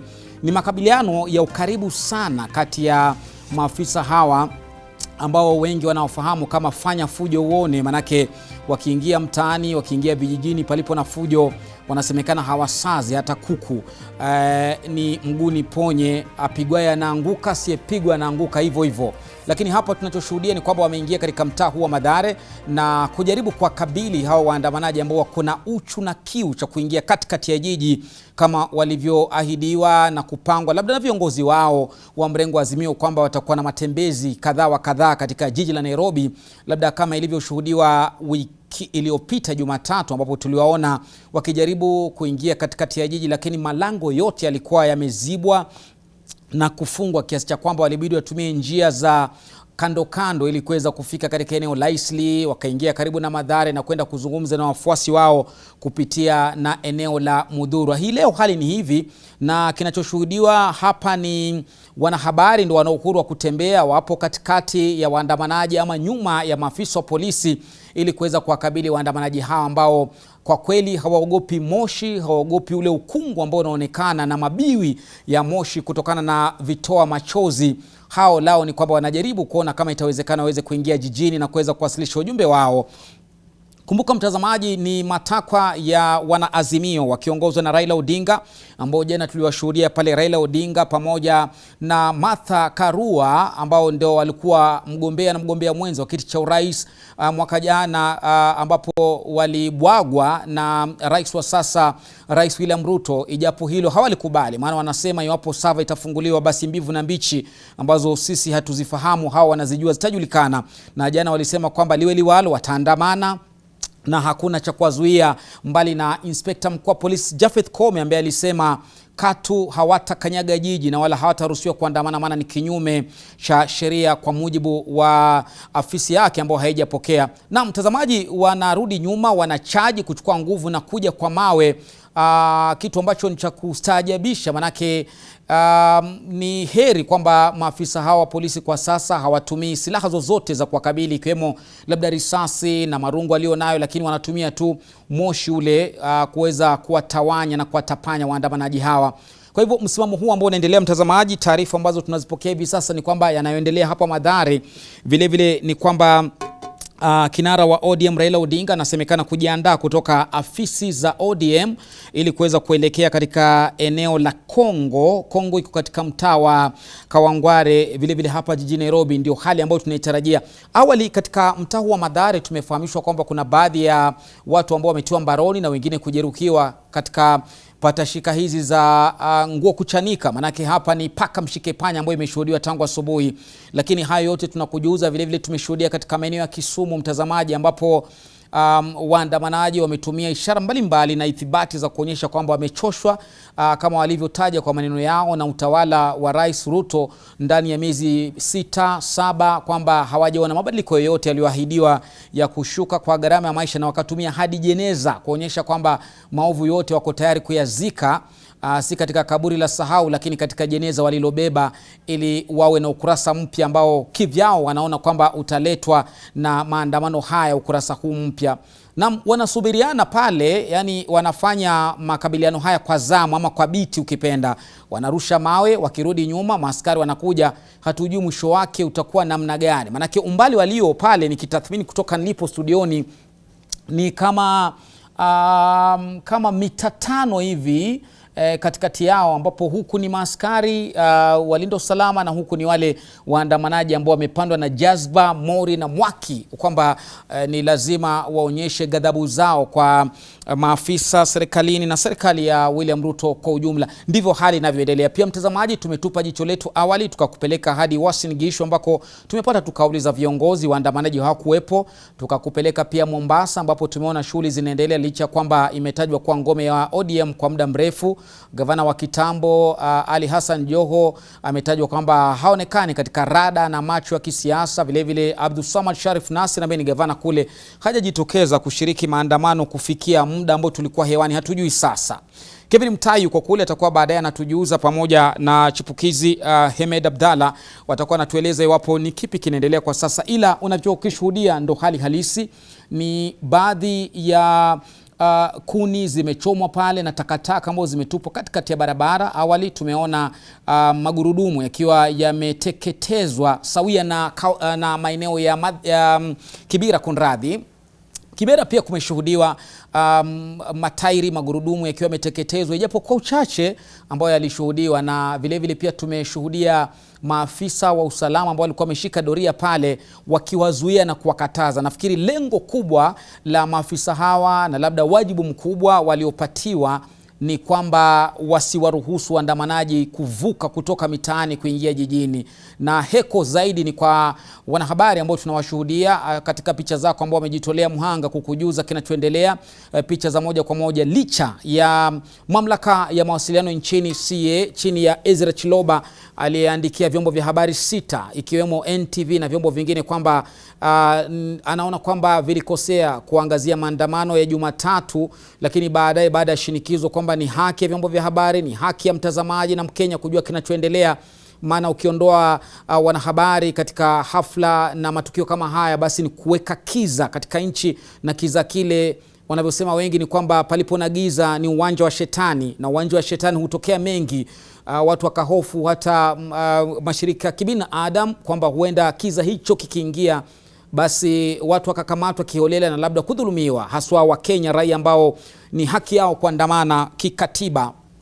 Na mwishowe Ezra Chiloba na mamlaka ile ya mawasiliano nchini wakasema si neno mnaweza kuangazia, lakini kwa umakinifu. Ndio maana leo tuko na nguvu na tuko na haki kama wanahabari kukuonyesha kinachoendelea moja kwa moja.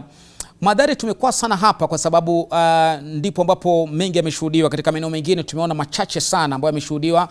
Tumeona Jakaranda katika uwanja ambao ulitarajiwa labda wana ODM na Azimio watafika kule, hawajafika, na Brian Obuya ametuonyesha uwanja ambao ulikuwa ni kama ni kama nyika ambayo haina nyasi wala watu, na hicho ndicho kilichoshuhudiwa kule. Lakini hapa kuonekana mambo yamechacha. Hebu kidogo tusikize sauti kwa mbali kinachoendelea, kisha baadaye nitakupasha ni wapi kwingine ambako unastahili kujua katika mfumuko wetu huu maalum wa matangazo ambao nimechukua awamu hii kutoka kwa mwenzangu Niko Ambua, na nitakuwa nawe jopo langu, nitakuwa na kujuza muda si mrefu kuangalia iwapo kutakuwa na maridhiano kama yanavyosukumwa na baadhi ya wanasiasa na viongozi mbalimbali haswa kidini, kama maridhiano haya na mazungumzo yataleta heri. Kwanza sasa nitakuwa nawe hadi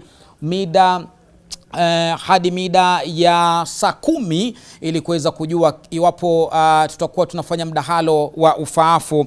Lakini kwa sasa tusikize madhare kwa sasa, picha hizi za moja kwa moja nini kinaendelea.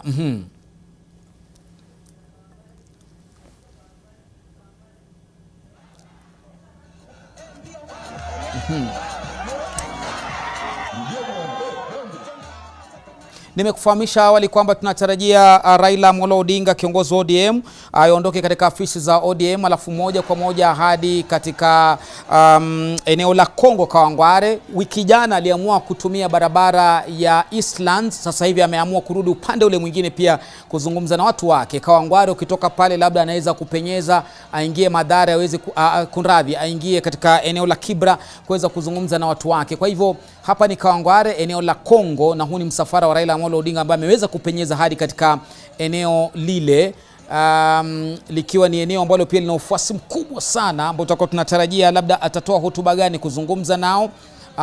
Moja ambalo amekuwa akisukuma zaidi Raila Odinga na kikosi chake ni kwamba waweze kupata fursa kufika katika ikulu ya Nairobi kuwasilisha matakwa yao ambayo waliyatoa na kuorodhesha wiki jana, kwa ni matakwa 5, ikiwemo sava ifunguliwe, gharama maisha iweze kushukishwa, na zaidi kwamba hawatambui kabisa uongozi wa Rais William Ruto. Lakini kwa sasa nyimbo ambazo zinaimbwa pale ni nyimbo za kumtukuza Mwenyezi Mungu, wakiimba kwamba wamemuona mkono wa Bwana, si mkono wa baba, maana baba ni Raila Amolo Odinga yuko pale, lakini wanasema wamemuona mkono wa Bwana ambaye amewatoa mbali kuwashika mkono hadi labda kufika Kawangware, na wanatarajia pengine kupitia maandamano haya kilio chao kikisikika, basi watakuwa ni wenye kushikwa mkono zaidi kuweza kuona heri. Naam, mpiga picha ama katika picha hizi ambazo tumezinasa moja kwa moja ni kwamba Martha Karua mbele, nyuma yake ni Raila Amolo Odinga, lakini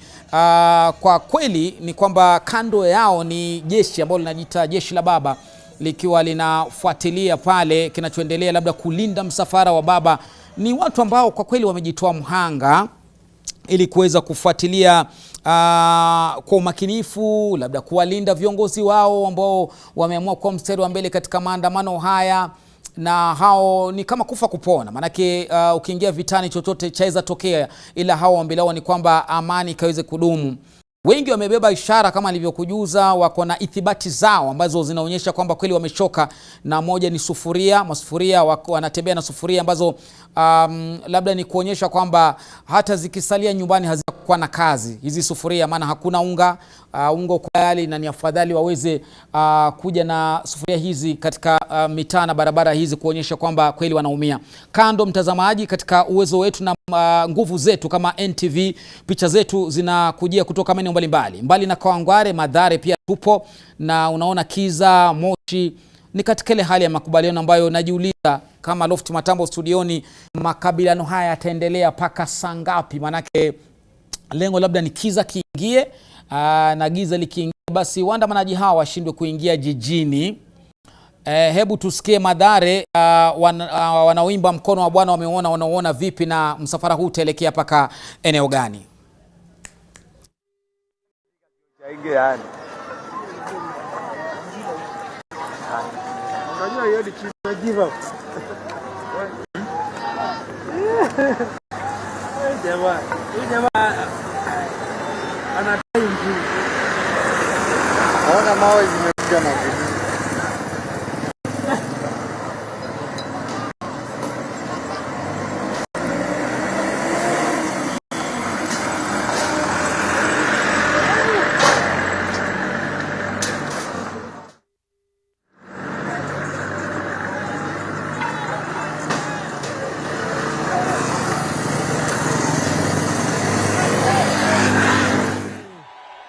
Mko gangari kinoma. Sisi wanaazimio tunasema gharama ya maisha irudi chini, bei ya unga irudi chini, bei ya mafuta irudi chini, sukari irudi chini, karo irudi chini. Mnaunga mkono? Munga mkono. Na saba ifunguliwe. Unaunga mkono? Tuko na Kalonzo Musyoka, Martha Karua, Eugene Wamalwa, Wajakoya, Oparanya, Kioni. Azimio juu. Azimio juu. Asanteni sana.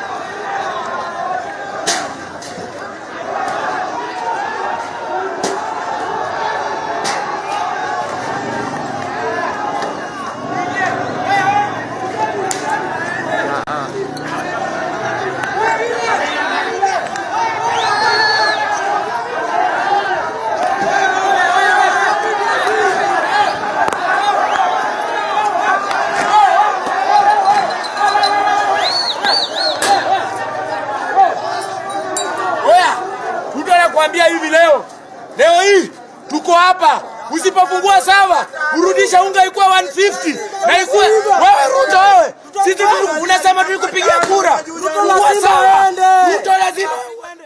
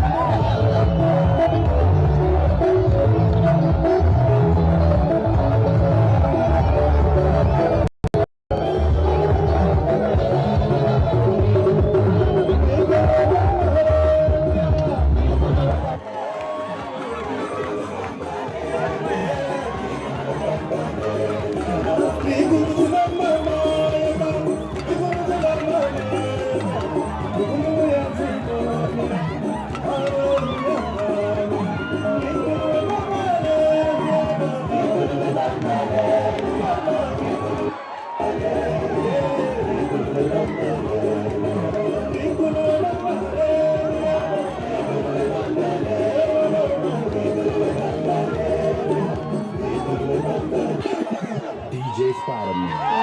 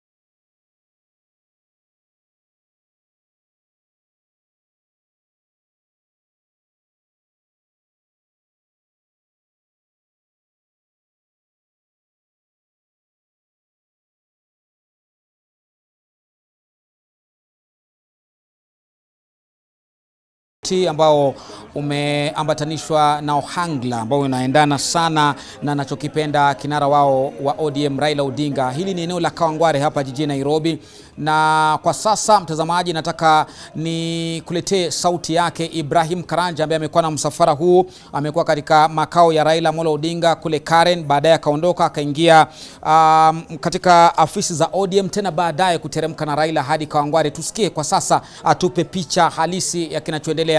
Ibra, kwako. Matambo, ni kweli kwamba nipo na msafara huu wa Raila Odinga ambao umeanzia katika afisi za chama cha ODM halmaarufu Chungwa House katika eneo la Lavington. Ni kwamba kutoka asubuhi ni kweli kwamba tulikuwa nyumbani kwake Raila Odinga, na baadaye tukaelekea katika afisi ya Capitol Hill, na kisha tukaja hadi Chungwa House baada ya kupata fununu kwamba huenda Raila Odinga alikuwa pale.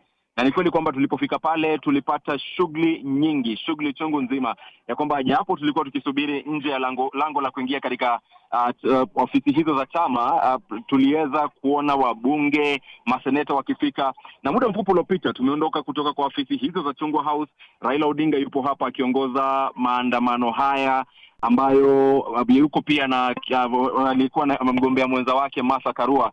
Nimemwona pia Jeremiah Kioni, Eugene Wamalwa na viongozi wengine ambao wako hapa, Professor George Wajakoya.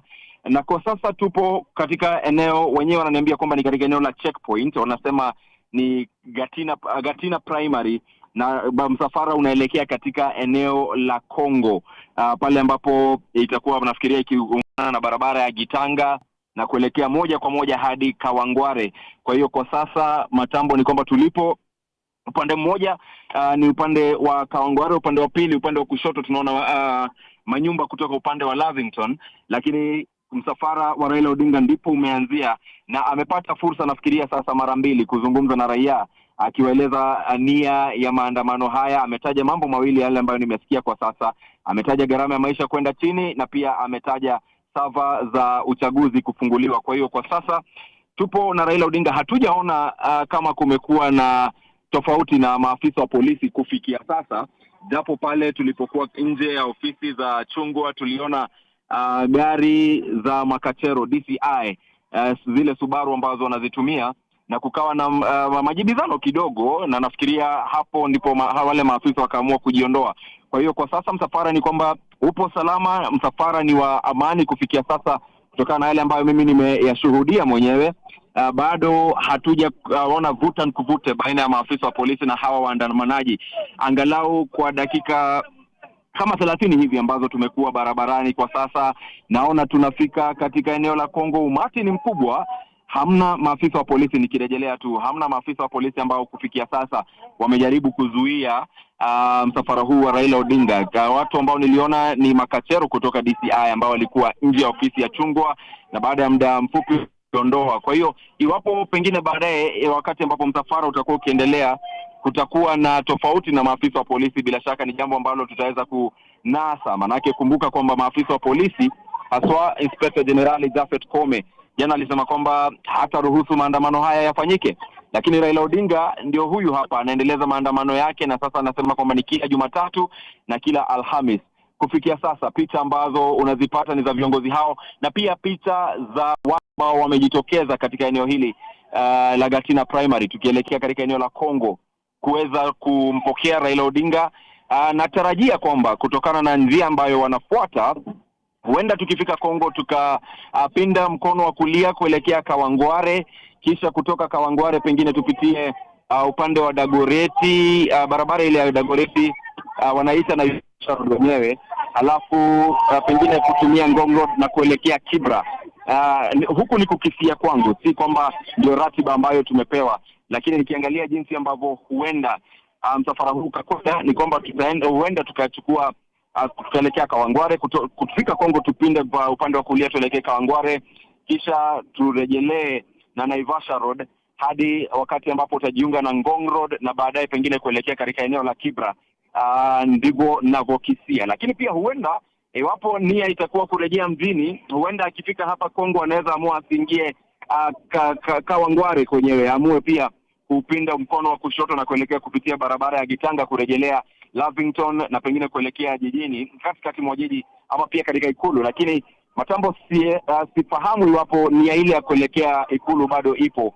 Manake kumbuka kwamba Rais William Ruto hayupo nje ya nchi, hayupo ndani ya nchi, yupo nje ya nchi. Kwa hiyo iwapo kutakuwa na mabadiliko katika mpango huu, bila shaka tutamwarifu mtazamaji. Lakini kwa sasa naona msafara umesimama. Nafikiria muda mfupi Raila Odinga atakuwa akirejelea tena kuwahutubia watu ambao wanajikusanya hapa karibu na mtaa wa Kongo. Kwa sasa narejelea ni kwamba tupo katika mtaa wa Kongo tukielekea Kawangware. Matambo mchungaji.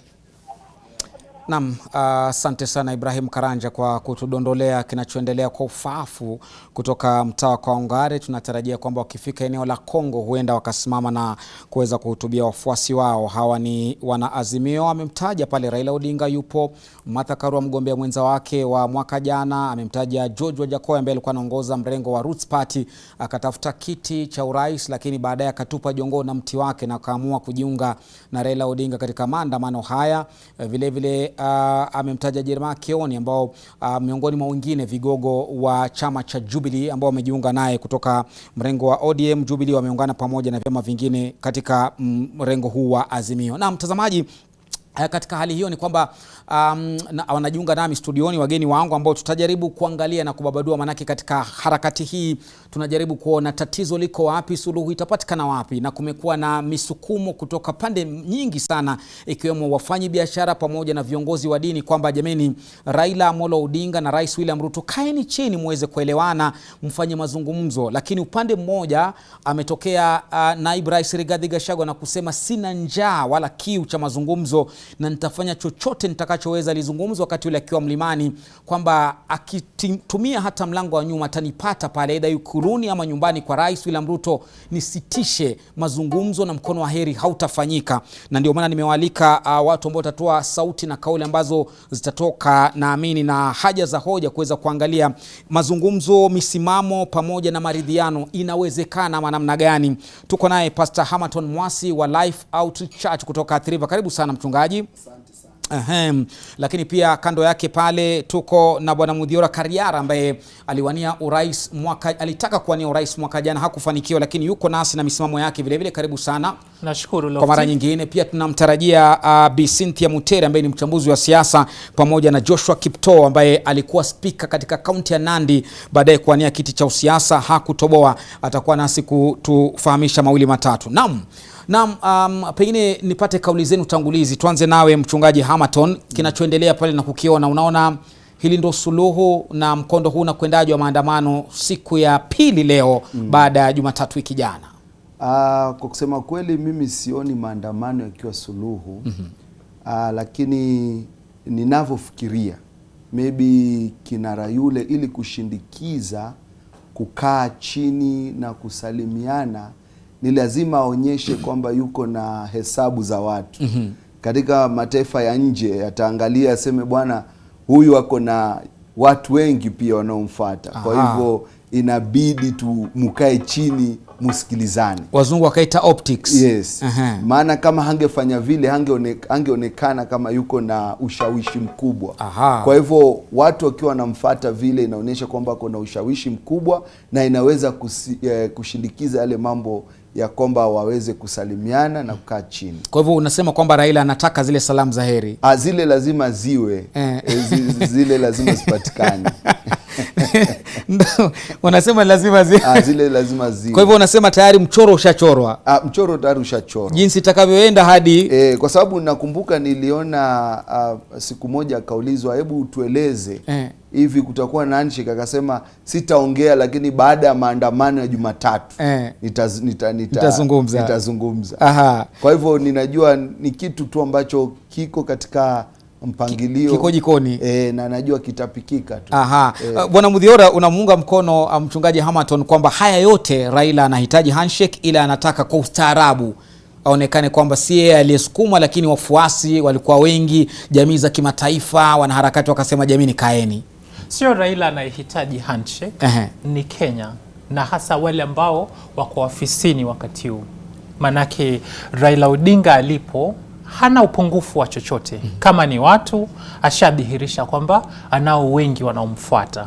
Kama ni cheo ashakuwa mpaka prime minister humu nchini. Wakati Uhuru Muigai Kenyatta alikuwa anatumikia awamu yake ya mwisho, Raila Odinga alikuwa co-president kwa njia fulani. Kwa hiyo anahitaji handshake hapa. Ni Kenya. Ili tuweze kutimiziwa ahadi ambazo hii serikali ilitoa. Si Rais Ruto ambaye anahitaji handshake ili aweze kuzuia kinachofanyika wakati huu, kwamba anapoteza ile social license ya kutawala. Ni muhimu waache kumbeza Raila Odinga ambavyo wamekuwa wanafanya. Kwamba yeye umaarufu wake umekwisha, yeye ni nguvu kwisha. Sio kweli. Kwa hiyo Raila Odinga hahitaji handshake kama Rais Ruto anavyohitaji na Wakenya pia. Mtazamaji, kuzuia kidogo studioni picha hizo za moja kwa moja kutoka Kawangware ni kitoa machozi ama vitoa machozi vimerushwa katika msafara wa Raila Amolo Odinga, na imekuwa hali ya mguni ponye kwa kiwango fulani. Inaonekana upande wa pili kuna maafisa wa polisi ambao wamehakikisha kwamba hakupitiki, hakuendeki, manake walipofika pale ndo ishara ya bahari ya Shamu. Iwapo wataingia katika bahari hii ya Shamu, basi wataingia ng'ambo ya pili ambayo labda ndo Kanani ya siku ya leo ya kwenda kukutana watu wao ambao wanawasubiri kule, ama kutoa kauli hitajika katika eneo ambalo wamelitafuta, lakini sasa maji hayapitiki. Hebu tusikize labda picha za moja kwa moja, alafu tutakujuza zaidi iwapo msafara huu uko salama kiasi gani.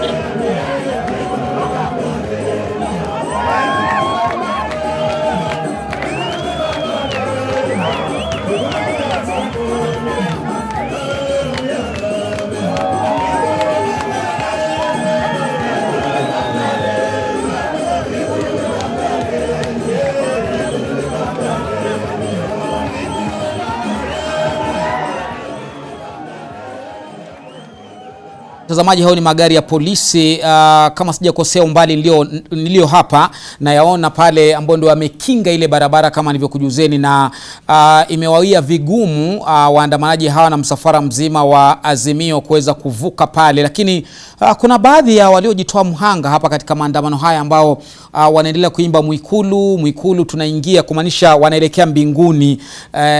Labda ni ishara tu kwamba si mbinguni halisia, lakini katika ishara kuelekea kwamba kunako wanakotaka. Mbele pale vitoa machozi vinarushwa na kulipuka mbele yao, lakini wanasema hatujali wala hatubali. Hawasikii hawa la mwadhini wala la mtekamaji msikitini, lakini wanachokitaka ni kwamba wafike kule ambako wametarajia kufika kwa ajili ya maandamano haya kuweza kutamatika.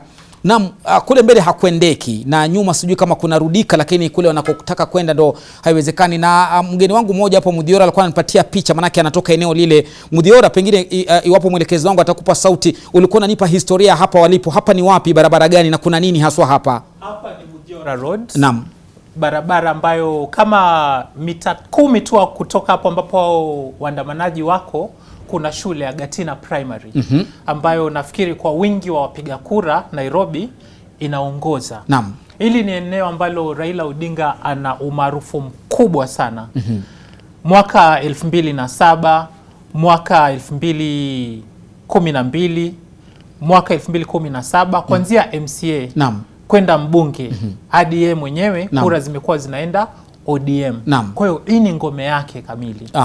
Na tatizo moja na ambacho kinafanyika hapa ni kwamba hii barabara ni one way. Kwa hiyo wakipiga vilipuzi ambavyo wanapiga, hawa waandamanaji hawana kokote kwa kupotelea. Ni barabara naona pale wanajaribu kurushia mawe askari, na kuna gari moja dogo la polisi ambalo limeingia upande wa kulia wa runinga yako mtazamaji.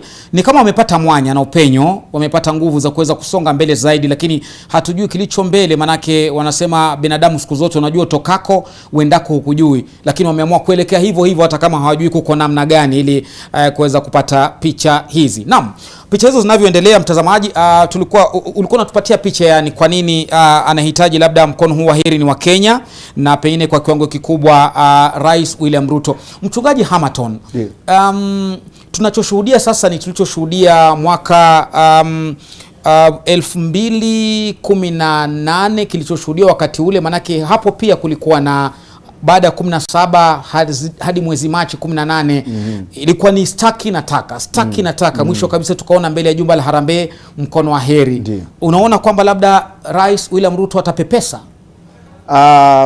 Kwa sababu yeye amejitokeza kuwa mcha Mungu. Nafikiri kile ni kitu ambacho lazima katika moyo wake anazungumzia. Lakini kile ambacho kinaleta shida sana katika hawa viongozi kufanya maamuzi ni wale watu ambao wamewazunguka. Kama sasa tumemsikia naibu wa rais Rigathi Gachagua akizungumza akisema hata kienda mlango huu nitakuwa nienda. Ile ni kwamba analeta misimamo migumu, mizito, mikali. Lakini kusema kweli hatutaendelea hivi. Kenya ni kubwa, nimesikia watu wakisema Kenya ni kubwa kushinda mtu binafsi. Na sote ni wa Kenya na tunahitaji amani. Sisi wote wa Kenya tunahitaji kufanya biashara.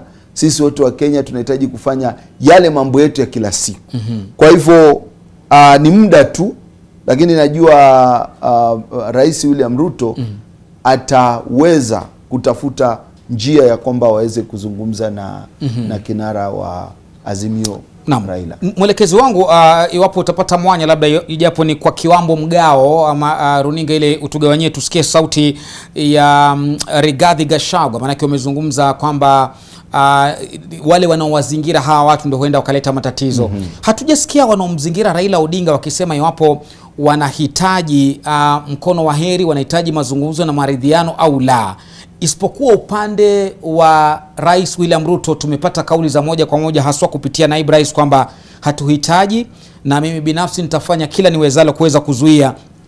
Kwa hivyo tunaposubiri kauli hii labda ili tuweze kuchukua mawazo ya wanajopo wangu, ni kwamba sasa ni kama msafara huu umekuja tena na kukongamana tena pamoja. Mtazamaji, unachokiona iwapo ndo unajiunga nasi kwa sasa hivi ni maandamano ya timu Azimio ambayo yaliitishwa na Raila Amolo Odinga kwa siku 2, akaongeza dozi kutoka mara moja kwa siku ama kwa wiki hadi mara 2 kwa wiki, ikiwemo Jumatatu na Alhamisi. Haya yote ni kuishinikiza serikali ya Rais William Ruto iweze kulegeza kidogo kamba, haswa katika ugumu wa maisha, na wengi wanajiuliza iwapo Rais William Ruto ako na mamlaka na nguvu ya kufanya vile. Maana kitu kimoja ambacho wanaazimio wamekuwa kilalamikia na kulia ni kwamba kwa nini akaondoa ruzuku ya bidhaa muhimu kama mafuta, kama unga na kadhalika, na wanaazimio wanataka iwapo na wajali wa Kenya basi aregeshe.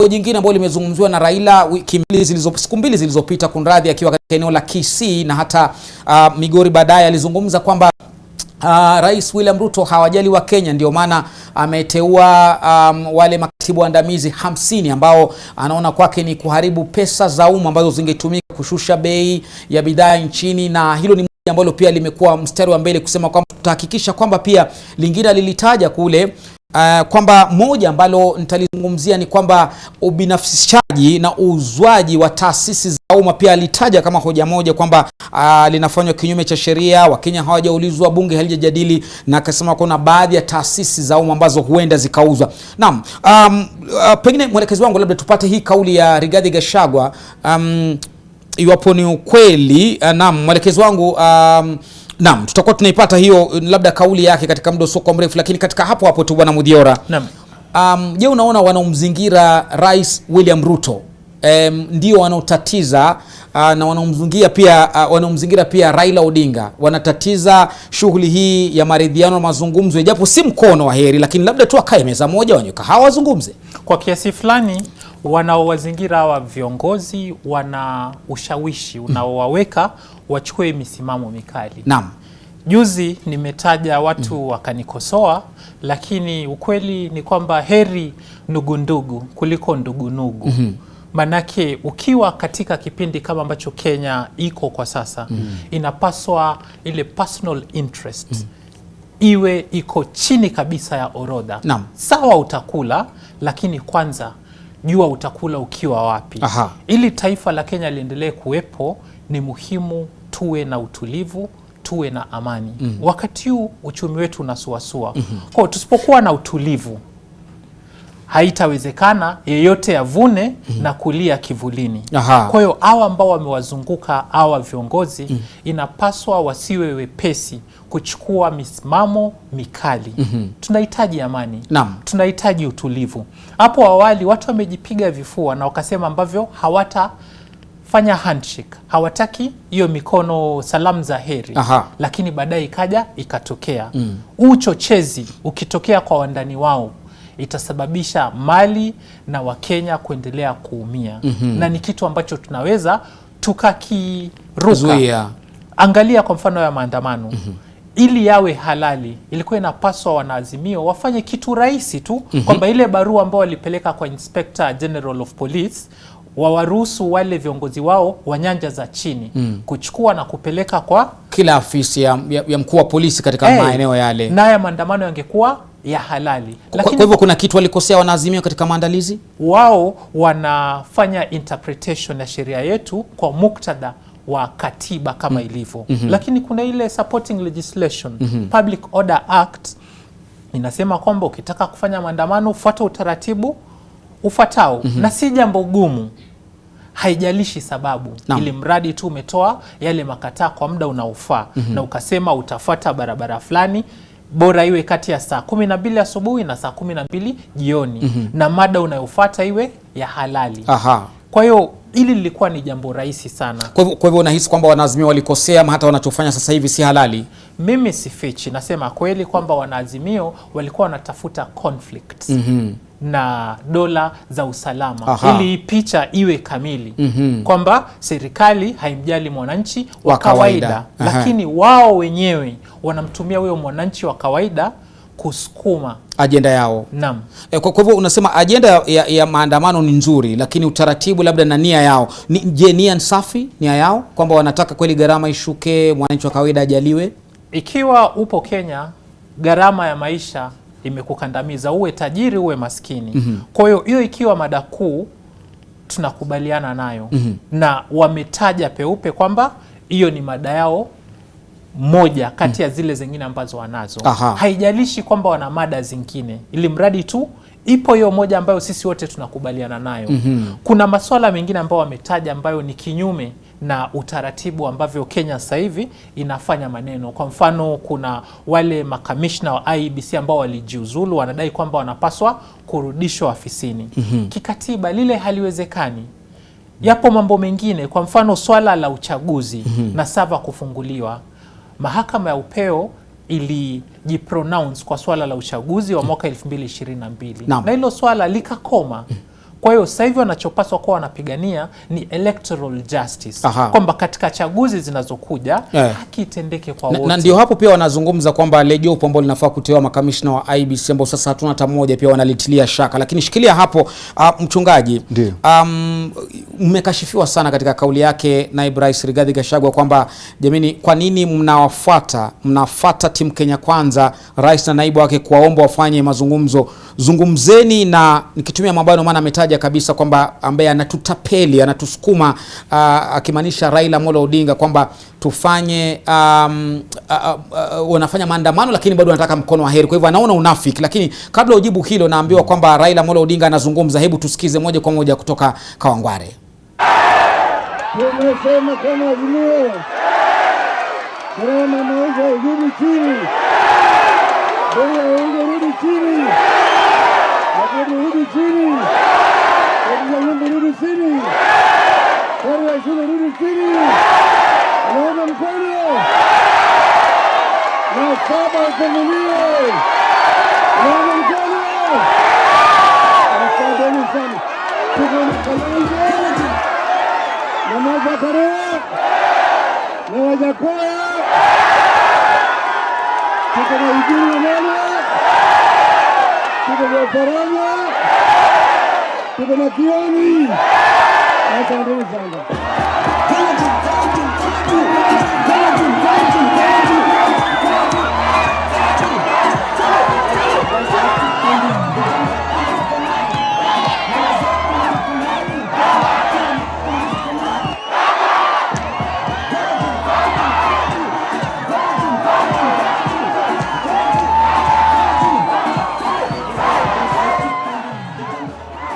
Maji msafara huo unaendelea katika eneo la Kawangware. Raila Amolo Odinga akiongoza wafuasi wake amewahutubia japo kiduchu, na kweli amepandisha mihemko yao na zile hisia ambazo ziko wazi, wakiwa wanacheza ngoma zinazomtaja Raila Odinga, mnataka nini, twataka baba, na kadhalika na kadhalika.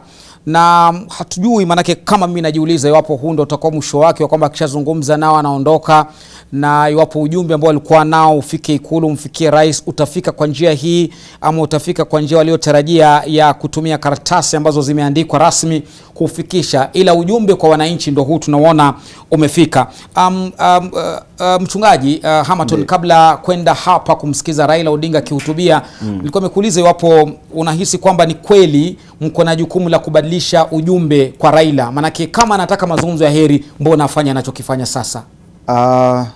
Kwanza niseme hivi, mtu ambaye anaweza ana uwezo sahizi wa kubadilisha mambo yalivyo ni rais. Yeye ndo ana nguvu, yeye ndo ana uwezo. Nitumie lugha ya kimombo, he's the big brother. Sahizi yeye ndo big brother kwa sababu yuko na nini vyote vya uongozi amepatiwa. Kwa hivyo wakati wachungaji wanaposema kwamba upande wa Kenya Kwanza ama rais ashuke chini na kitu kama kile, sio kwamba tunajaribu kubeba ajenda ya Raila, lakini tunajaribu kusema, kueleza kwamba nyinyi ndo mko na uwezo. Sahizi mkisema tunakubali, yule ni rahisi tu kuvuka sakafu na kuja. Lakini nyinyi mkisema hatutaki na muweke polisi barabarani, atakujaje? Unaona, haezi kuja. Kwa hivyo yale maridhiano ni kitu cha muhimu sana, na ningependa kusema kwamba hata kama kuna upande huu wa baba na yuko na misimamo yake na mambo yale, kwanza lazima upande wa serikali ukubali. Na mimi ningependa tu niseme hivi. Naam. Katika viongozi wa kidini ni wengi katika nchi hii. Viongozi wa kidini ni wengi katika nchi hii. Baba achague viongozi wa kidini wale angependa kuzungumza nao. Rais naye achague viongozi wa kidini wale angependa kuongea nao. Awaeleze ni nini anataka. Baba awaeleze ni nini anataka. Alafu viongozi wa kidini wakutane. Shikilia hapo mchungaji, manake mbali na viongozi wa kidini kukutana, waandamanaji wamekutana na maji ya mshawasha pale ambayo yanatupwa na maafisa wa polisi. Mpiga picha wetu amejaribu kuziba kidogo, kujikinga pale na pamoja pia kuikinga kamera yake. Mtazamaji, tulishuhudia kihoja kama hichi ama matukio kama hii pale Serena, ambapo Jumatatu iliyopita Raila alitaka kuwahutubia wafuasi wake ili aweze kuondoka, lakini hakuweza.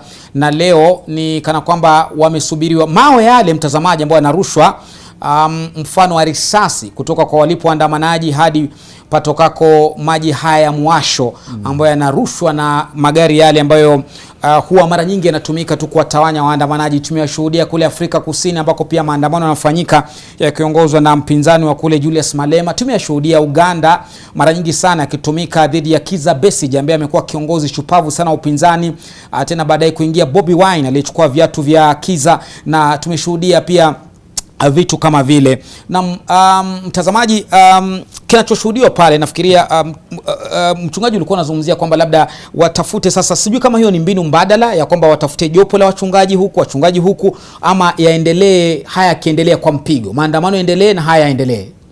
Wangesitisha maandamano kwanza, alafu wapeane opportunity ya wachungaji kuwazungumzia. Kwa sababu gani? Maandamano yanafanya kwamba hakuna mtu anafanya kile angependa kukifanya katika maisha yake ya kila siku. Wanabiashara hawafungui biashara. Watu wakitaka kusafiri hawaendi mahali kokote. Yani imekuwa tu ni kuna sintofahamu. Kila Jumatatu kila mtu anajifikiria mwenyewe, familia yake, watoto wangu wataenda vipi shule. So kila kitu kinasimamishwa. Kwa hivyo mimi ningefikiria wangeweza kusimamisha maandamano, tupatie muda mazungumzo. Tumeona hapo awali waliokuwa wanaongoza yale mazungumzo walikuwa ni wanasiasa. Lakini sasa tumejifunza kwamba politics ni interest. Inakuwa na interest. Hawa wachungaji ama hawa viongozi wa kidini maybe hawana interest yoyote. Interest ni Wakenya kuja pamoja. Kwa hivyo wangepatiwa ule muda ili waweze kuwaleta vinara hawa pamoja, wazungumzie, wajue huyu anataka nini, huyu anataka nini, wakutane lile jopo, wazungumze, waone ni wapi wataafikiana ili wawalete pamoja. Ili Kenya iweze kuendelea. Maana tunavyoendelea kama vile mwenzangu amesema, shilingi inaendelea kudorora na dola inapanda. Alafu tunasema kwamba dola haziko nyingi Kenya. Kwa nini? Wenye dola hawaji. Wakija wakituachia dola naye zinaendelea kujaa, kwa hivyo uchumi wetu unaendelea umezungumza vizuri kwamba sasa labda wabadilishe mbinu, lakini sijui Mudhiora kama unamuunga mkono mchungaji kwamba maandamano yasitishwe kwanza, ndo kama kuna nia na malengo ya mazungumzo yaanze. Unaje? Ukweli ni kwamba maandamano yanaumiza uchumi wetu. Leo hii watu walikuwa waamkie kwenda vibarua, wafanye biashara zao, wapate riziki ya kila siku. Hilo halijatokea. Nimetoka nje muda mchache uliopita, nikakutana na watu wanalia kwamba yani haya yote leo mpaka sijui nitawapelekea watoto wangu nini, ni kwa sababu ya mtu mmoja. Ikabidi nimkumbushe kwamba sio kwa sababu ya mtu mmoja, ni kwa sababu ya hali ilivyo. Swala kuu linalowasukuma wa Kenya si Raila Odinga, ni shida wanazopitia wa Kenya. Kwa hiyo misioni haja ya mazungumzo kwanza. Anachopaswa kufanya rais ni kulita jopo lake, wale economic advisors, hiyo council, waangalie ni mbinu gani wanaweza tumia kurudisha zile ruzuku ambazo zilikuwepo, wao wakatoa. Walituambia kwamba wameokoa bilioni 9.49 kutoka kwa ruzuku zile, kwa ruzuku ya mafuta kila mwezi. Upande wa chakula, ile ruzuku ilikuwepo ili unga uwe shilingi 100, ilikuwa bilioni 8. huwezi ukaniambia kwamba amani ya Kenya thamani yake ni fedha kama hiyo. Ruzuku itafutwe. La kwanza, Rais Ruto awape walala hoi nafuu ya gharama ilivyo kwa sasa. Alafu mazungumzo baadaye. Baada ya hapo itakuwa Raila Odinga hana kingine kikubwa. Maana alicholilia amepatiwa. Naam. Anacholilia atakuwa shapatiwa. Ni kwamba tusimamishe miradi mingine, tukubali kwamba Kenya wakati huu iko kwenye crisis mode. Naam. Watu wana njaa, njaa haijui kesho. Kwa hiyo leo tuwape wananchi wanachohitaji zaidi. Naam. Tuwape chakula. Aha, nilikuwa naangalia tushushe mafuta. Tushushe mafuta. Naam. Alafu mengine yatafuata. Nilikuwa naangalia baadhi ya mifano hapo. Tumeshuhudia sana, labda kabla kuingia uongozini, Rais William Ruto amekuwa mwandani wa karibu sana wa Rais wa Uganda Yoweri Kaguta Museveni, hadi kuna wakati alitaka kutembea kule akiwa naibu na akazuiliwa. Na najua marais wao wanafunzana, labda ukiwa rais unajifunza diplomasia na unapata wosia pale na labda sera za yule mwenzako. Kiukweli hatujaona mazungumzo kati ya Yoweri Museveni na wapinzani wake wote kutoka kina Besigye mpaka kina Bobby. Hapa Tanzania pia hatukuona kama Tundu Lissu alialikwa katika meza mazungumzo, mbali na kumiminiwa risasi alizominiwa wakati ule na mengineo. Sijui kama kutakuwa na mabadiliko, atalegeza kamba kiasi gani iwapo msukumo huu utaendelea, ama pengine kama amejifunza kwa wenzake basi atasema potelea pote, fanyeni mtakachofanya, mimi naongoza nchi yangu. Muktadha huwa muhimu sana. Uganda ni tofauti sana na Kenya. Uganda ni taifa ambalo limekuwa na mapinduzi, mageuzi ya wanajeshi ya kiimla. Kenya haijatokea. Culture ya Wakenya huwezi ukailinganisha pia na Watanzania. Unakumbuka wakati Tundu Lissu alikuwa jaribu kupigania mageuzi Tanzania, walimuinda binafsi, wakampiga risasi. Kenya wakati huu msimu tulioko hatutafuti suluhu za hivyo. Tunafanya mambo kivyetu. Raila Amolo Odinga amesisitiza kwamba yeye maandamano yake yatakuwa ya amani. Na kweli ukiangalia ambapo amekuwa, maandamano yamekuwa ya amani mpaka pale ambapo askari wanakuja kuvuruga, ndo wananchi wanaanza kurusha mawe. Na taifa la Kenya kulingana na ule uwezo liko nao, wanaweza waka-isolate au ambao wanazua rabsha. Kwa mfano, badala ya kumwagia maji au kupiga tear gas kwa msafara mzima, nenda wachukue hao ambao wanarusha mawe. Ama basi ifanye rahisi, mmeharamisha maandamano, nendeni mwakamate wale ambao wameandaa hayo maandamano. Lakini suliona wakikamatwa Jumatatu wiki jana, seneta wa Kilifi Stewart Mazayo, mbunge wa Kilifi Kusini Ken Chonga, mbunge wa Malindi Amina Munyazi alikamatwa pale, pamoja na Opiyo Wandayi pia walitiwa ndani. Lofty kwa mfano siku ya leo aliandika barua kwamba kutakuwa na maandamano ni governor aliyekuwa wa Kakamega, Wycliffe Ambetsa Oparanya. Huyo ndo anapaswa kuwa wa kwanza kukamatwa. Lakini hata huyo bado hiyo itakuwa ni decoy. Bado itakuwa the police are still beating around the wrong bush. Baba wa haya maandamano ni Raila Amolo Odinga. Na Mudhiara, kabla tuchukue pumziko, labda iwapo maandamano ya Jumatatu iliyopita yalikuwa haramu, maana walichelewa kupeleka labda notisi ya maandamano kwa mujibu wa msimamizi wa polisi Nairobi. Katika Jumatatu zijazo, iwapo watakuwa wanapeleka notisi mapema, yatakuwa haramu baada ama watayahalalisha? Na hilo ndo ombi langu kwamba wafuate utaratibu wote. Hata mimi mwenyewe nilipo nimekandamizwa na gharama ya juu ya maisha. Nitahusika katika maandamano ambayo yatapangwa ipasavyo. Kwa hiyo tukifanya hivyo, tupeleke makata kwa muda unaofaa, tupeleke kwa zile ofisi zote husika, naamini kwamba polisi watakuwa hawana lengine sababu ila kuruhusu maandamano yafanyike. Manake polisi hawana ruhusa ya kuamua kama utafanya maandamano ama hautafanya. Ili mradi umefuata taratibu. Na ndo ombi langu mpaka sasa, nasisitiza tufuate utaratibu uliopo. Tuingie kingi. Ili tuone Rais Ruto atajiwekea sababu gani. Manake hizi zimekuwa ni vijisababu tu.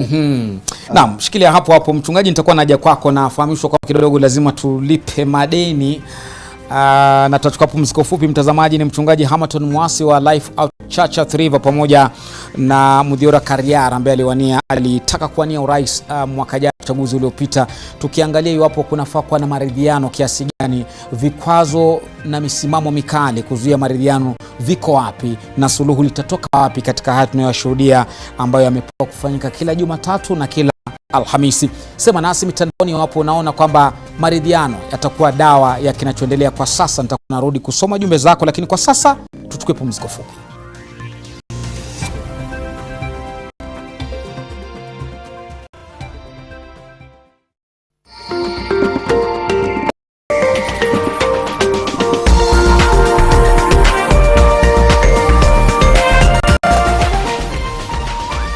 This is NTV. A winner of 15 major trophies as a player, Xavi Hernandez earned legendary status at Barcelona. Indeed, Xavi was a key member of the club's most successful era. Now Barcelona manager and poised to win La Liga title, Xavi may be about to lead another successful era and expand his status as a club legend. That moment when you start to get back to ordinary, and ordinary feels amazing. Whatever pain you're going through, release starts here. Is your business looking to expand to new markets? Welcome to the Democratic Republic of Congo, the solution country with consumer base of 100 million people, a capital city of 15 million inhabitants, the second largest city in Africa. The Nation Media Group, through the East African brand, is proud to present the East Africa Business Conference and Trade Fair on the 30th and 31st March in Kinshasa, DRC. Join us at this special event where businesses from across Africa will gather to network and build partnerships with enterprises in the DRC.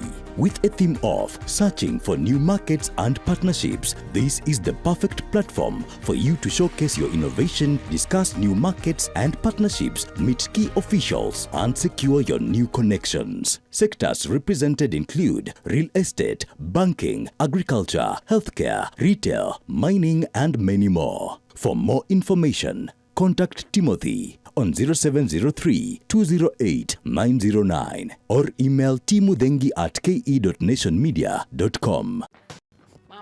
Ataenda kucheza nje na hii baridi yote.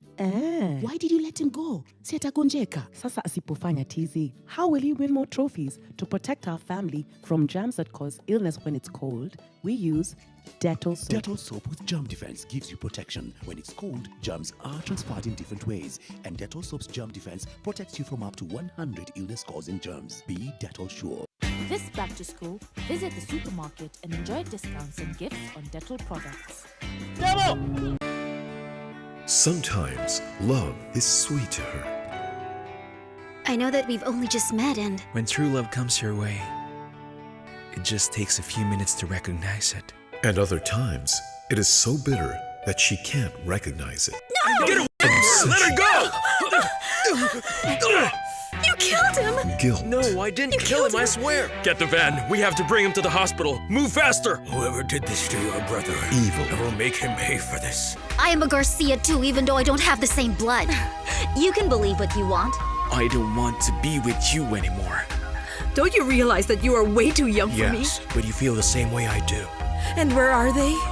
Natalia, be careful! Why do you always go with the first one that sweet talks you? I hate you, you good for nothing! Don't touch me!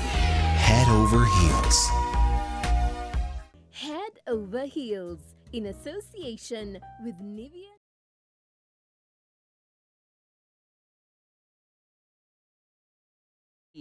Enriches your skin for 48 hours. It's time to show off your best skin. Wear your skin with pride every time with Nivea Nourishing Cocoa Body Lotion. Dettol soap with germ defense gives you protection. When it's cold, germs are transferred in different ways, and Dettol soap's germ defense protects you from up to 100 illness-causing germs. Be Dettol sure.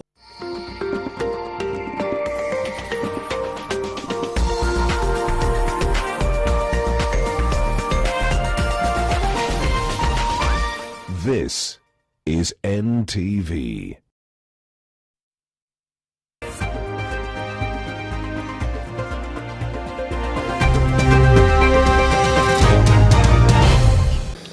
Mimi nauliza viongozi wetu wa kanisa, tafadhali don't request us to sanction blackmail and impunity, because what Raila Odinga is doing is blackmailing us into talks.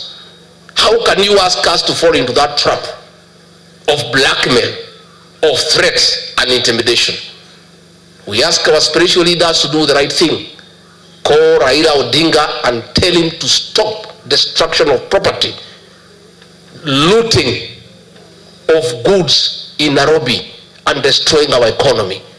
Call Raila Odinga and pray for him so that God can touch his heart to move away from the spirit of destruction and impunity. But we cannot. Hatuwezi sisi ati atuzie uoga. Atu wanasema ati mimi ndio nakataa. Mimi sikatai chochote. Ile mimi nasema ati mtu aharibu mali ya watu ati ndio tuketi. Inawezekana? Ati haribu mali ati ndio tumuite. Alifanya hivyo kwa Moi akaitwa. Akafanya hivyo kwa Kibaki akaitwa. Akafanya the same kwa Uhuru akaitwa. It will not happen again. Yeye akae kwake. Si yako na wajukuu. Akae huko. Tengeneze uji ya wimbi, kae na wajukuu. Angalie Family TV, afanye vile anataka. Kenya Kwanza has continued to claim that all we are looking for is a handshake. We emphatically refute these unfounded rumors that we are protesting to improve the lives of Kenyans because we want a handshake. This is an insult to the intelligence of Kenyans. We cannot and we will not participate in handshake with an illegitimate regime. Haya, misimamo hiyo mmesikia wenyewe. Mchungaji, sasa mmetumwa nyinyi mkapeleka ujumbe tofauti, lakini nani hataki sasa hapo? Maana pia mimi nachanganyikiwa. Nani hataki, nani anataka maridhiano? Maridhiano nitasema lazima yaanze na serikali. Hata naibu wa rais wetu Rigathi hata anapozungumza vile moyoni mwake anajua lazima maridhiano yaanze na serikali. Serikali ndio iko na uwezo. Ninajua kuna mambo mengi ambayo kwamba wao wamepitia individually. Lakini hatuwezi sema kwa sababu wewe umepitia kitu na mtu individually basi ni Kenya nzima imepitia. Hiyo hapo ni si sawa. Wao kama wako na tofauti zao wakutane watengeneze. Hao wawili. Sisi wa Kenya tunataka amani. Sisi wa Kenya tunataka vitu vibadilike. Sisi wa Kenya tunachotaka ni kwamba tuwe tunaweza amka tufanye vitu vyetu. Hata kama unga umekuwa juu na hautashuka kesho, mafuta yamekuwa juu hayatashuka kesho, basi tupateni nafasi ya kutafuta hiyo shilingi ya kununua hivyo vitu. Lakini ikiwa mnaweka misimamo mikali na pande huku kunakuwa na misimamo mikali, sisi tutakimbia wapi? Unaona? Kwa hivyo naibu rais ana ukweli pale kusema hatukukusubiri uharibu mali ndo tukae.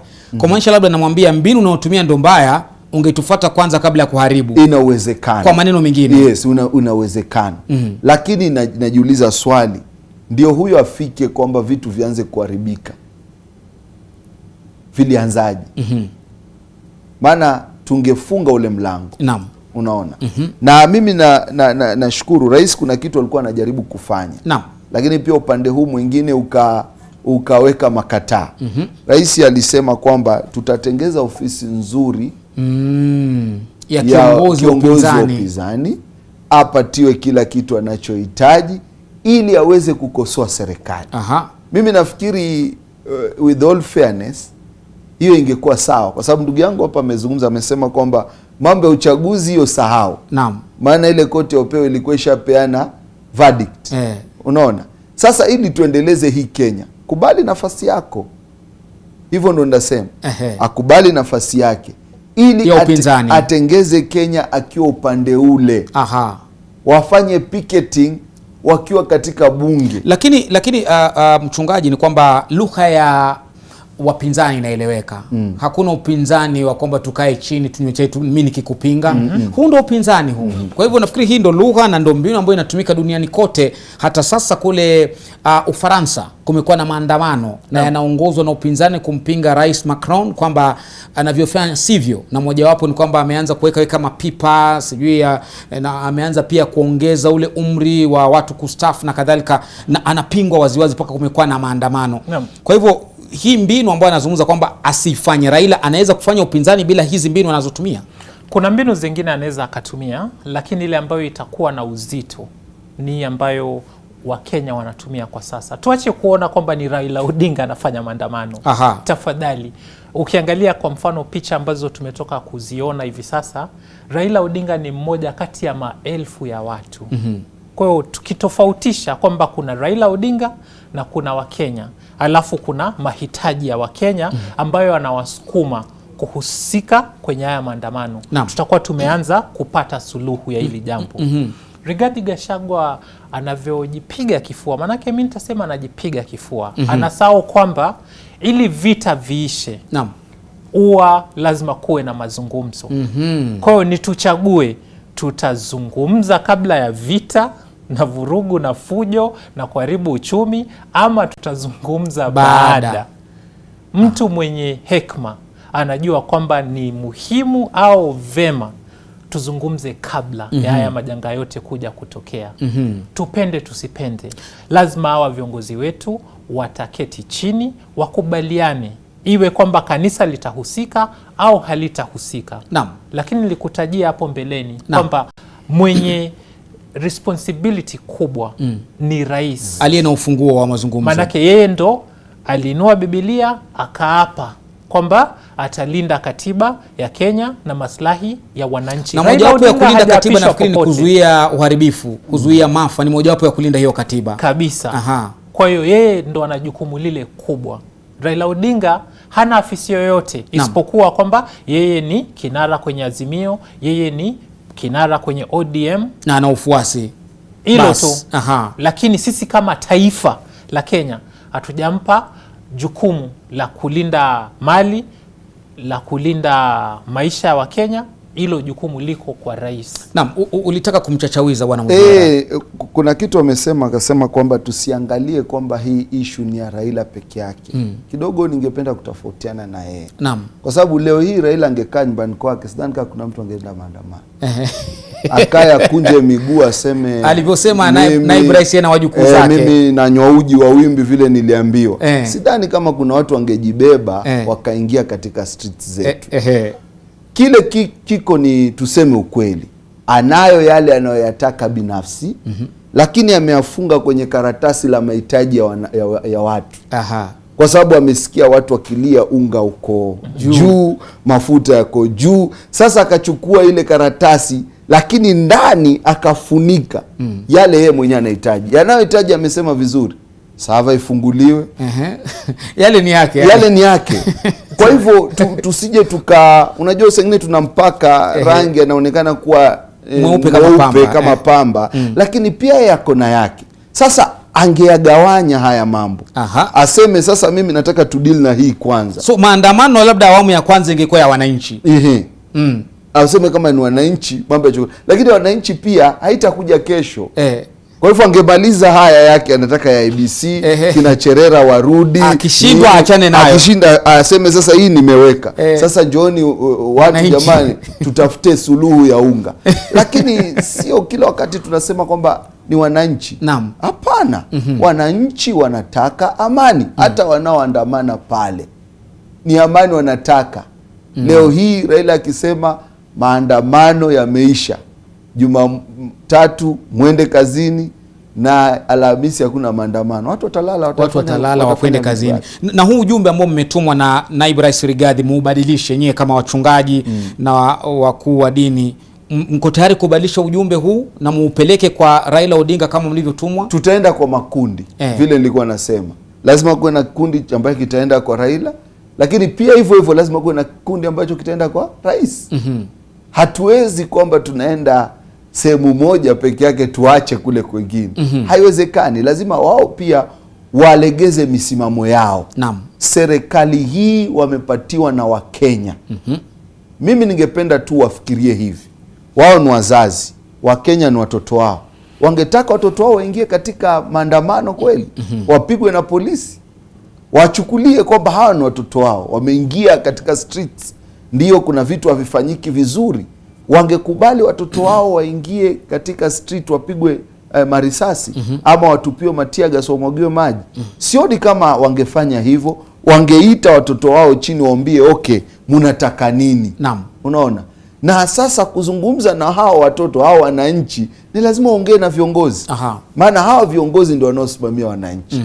Huwezi ita Kibira nzima State House ukaongea nao. Huwezi. Lakini kuna viongozi, kaeni chini mwambie hivi na hivi na hivi. Na mimi kitu kingine ambacho ningependa kusema, ndio wananchi wafike mahali ya kwamba wasikia wamefinyika, ni kwa sababu serikali haijajibika kueleza kila siku mikakati wanayofanya. Serikali bado inaunda serikali. Ndio. Kwa hivyo labda haijamaliza, alafu wangekuwa wanatuambia mafuta yameenda hivi kwa sababu ya hivi, lakini tumeongea hivi na hivi na hivi. Ikifika mwezi fulani jamani mambo yatakuwa. Unajua, kupatia watu hope. Hope ni kitu kikubwa sana. Lakini ikiwa imenyamaza na ina point finger inasema hawa watu wanaharibu, watu watapata wapi information? Watachukua ile ambao wanaipokea. Wanapokea ile ambao wanaipokea pale Kawangware. Na ile wanaambiwa pale, wanaambiwa unga umeenda juu, wakiangalia kweli wanaambiwa inchi inauzwa hii. Wakiambiwa inchi ni kweli. Wakiambiwa kweli hakuna kweli. Ni kweli. Baba. Unaona? Lakini serikali iajibike. Naam. Ipeane muda ya kuzungumza na wananchi wake. Iwaeleze kwamba mikakati yetu katika mwezi wa 5 tutakuwa tumesukuma unga umefika kiwango fulani. Hivi ndio votakao. Lakini wananchi wanasema hizo ni ahadi ambazo walipatiwa na wanasema hazitatimia. Lakini mtazamaji, tunapoendelea na mazungumzo haya na mdahalo mzima wa kuangalia misimamo iko wapi ile mikali, mazungumzo yatafanyika namna gani, maridhiano yatatoka wapi, picha ambazo unaziona kwa sasa mtazamaji pale ni kwa hisani ya runinga na mtazamaji, ni picha za moja kwa moja pale ambapo zinakujia kutoka Kawangware. Tutakuwa tunaitafuta sauti ile na picha safi ya karibu tena baadaye tukuletee ili uweze kusikia Raila Amolo Odinga anazungumza yapi na wananchi wale wa Kawangware. Bwana Mudhiora, anachosema ni kwamba serikali imewatelekeza wananchi wake, ndivyo nilivyomuelewa mchungaji. Haijawajibika, ama ni kwa sababu kuna msukumo mkali kiasi cha kwamba inalazimishwa serikali isahau wajibu wake, anze kupambana na maandamano na wanaofanya maandamano? Nani alaumiwe hapa? Wakulaumiwa hapa ni yule mwenye jukumu. Serikali ambayo ipo kwa sasa ikiongozwa na Rais William Samoei Ruto walituhakikishia kwamba leo hakutakuwa na maandamano, manake waliharamisha yale makataa ambayo yalikuwa yametolewa. Lakini tunaona maandamano yanafanyika. Leo kuna watu wataibiwa, kuna mali itaharibiwa, kuna watu tumeona wanapigwa na zile water cannons.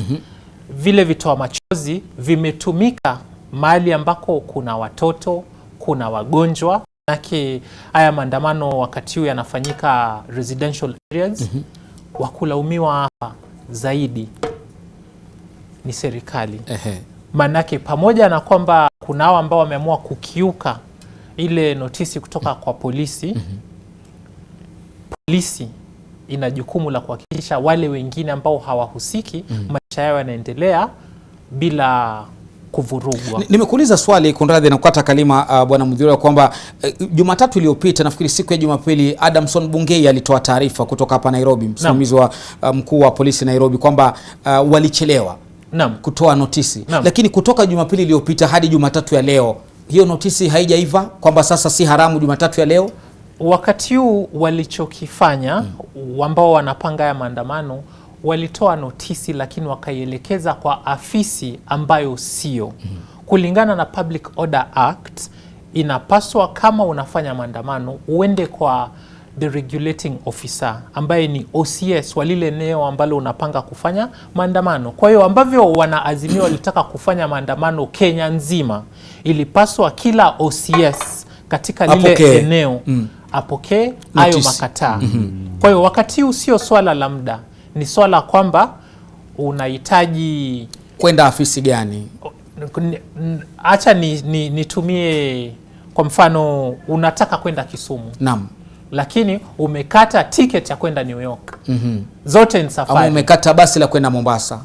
Uwezo kwenda Mombasa alafu ukachukua baiskeli, acha tumia New York ambayo kabisa ni usiku na mchana. Naam. Zote ni safari, lakini hazitakupeleka Kisumu.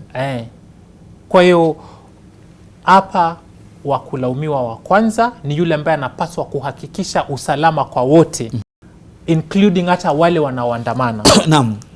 William Ruto na serikali yake. Alafu baada ya hapo twende kwa ambao wamewaleta hawa waandamanaji pamoja, ambaye nimesema kwamba mhusika mkuu ni Raila Amolo Odinga. Naam. Alimtuma kiongozi wake wa ODM Wycliffe Ambetsa Oparanya aandike barua na aikabidhi kwa dola za usalama. Akafanya hivyo. Kwa hiyo kwenye hiyo pecking order, kama tutafuata ambavyo wameorodheshwa kwa ile orodha ya Azimio, Oparanya ana jukumu. Ajukumike. Naam. Kwa hiyo tuombe kwamba baada ya leo kutakuwa na mafunzo.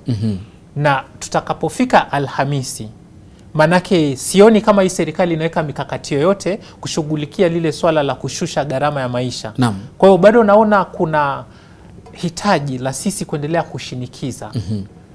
Alhamisi itakapofika kila kitu kio kimefanywa ambavyo inafaa, ili hivi vijisababu ambavyo serikali imekuwa inatumia kuwanyima wananchi haki yao ya kuandamana viwe vimeondolewa. Alafu baada hapo sasa tuone kama watasikiza malilio ya wananchi. Naam, mwelekezi wangu Jackie, tumesikia kauli za ule upande mwingine, manake ni kama kila mtu anatuma watu wake, na amezungumza Rigathi Gachagua aidha kwa kutumwa ama kwa kauli yake mwenyewe. Lakini pia kuna vijana ambao wanajiita jeshi la baba, wanajiita MDD, pia walitoa kauli zao kabla tu ya siku ya leo.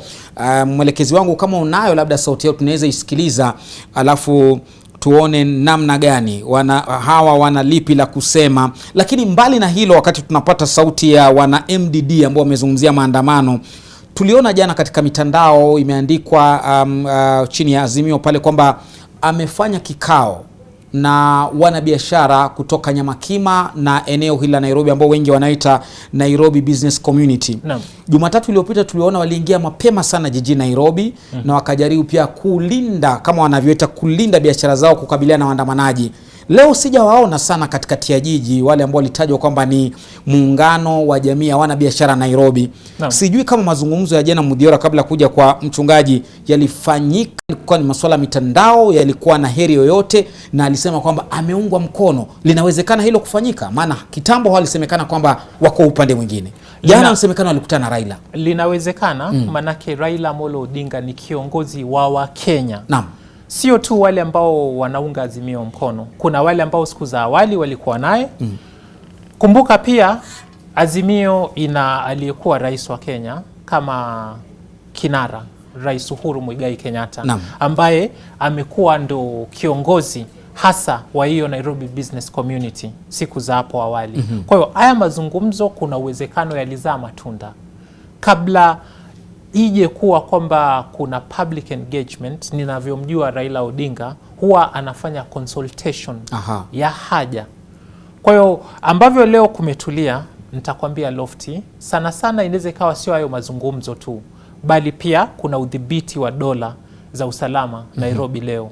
Sio ambavyo ilikuwa wiki iliyopita. Leo kidogo idadi ya maafisa iko juu, alafu pia kuna ile restraint. Unakumbuka nikija show hapa katika lango la NTV walipiga kitoa machozi.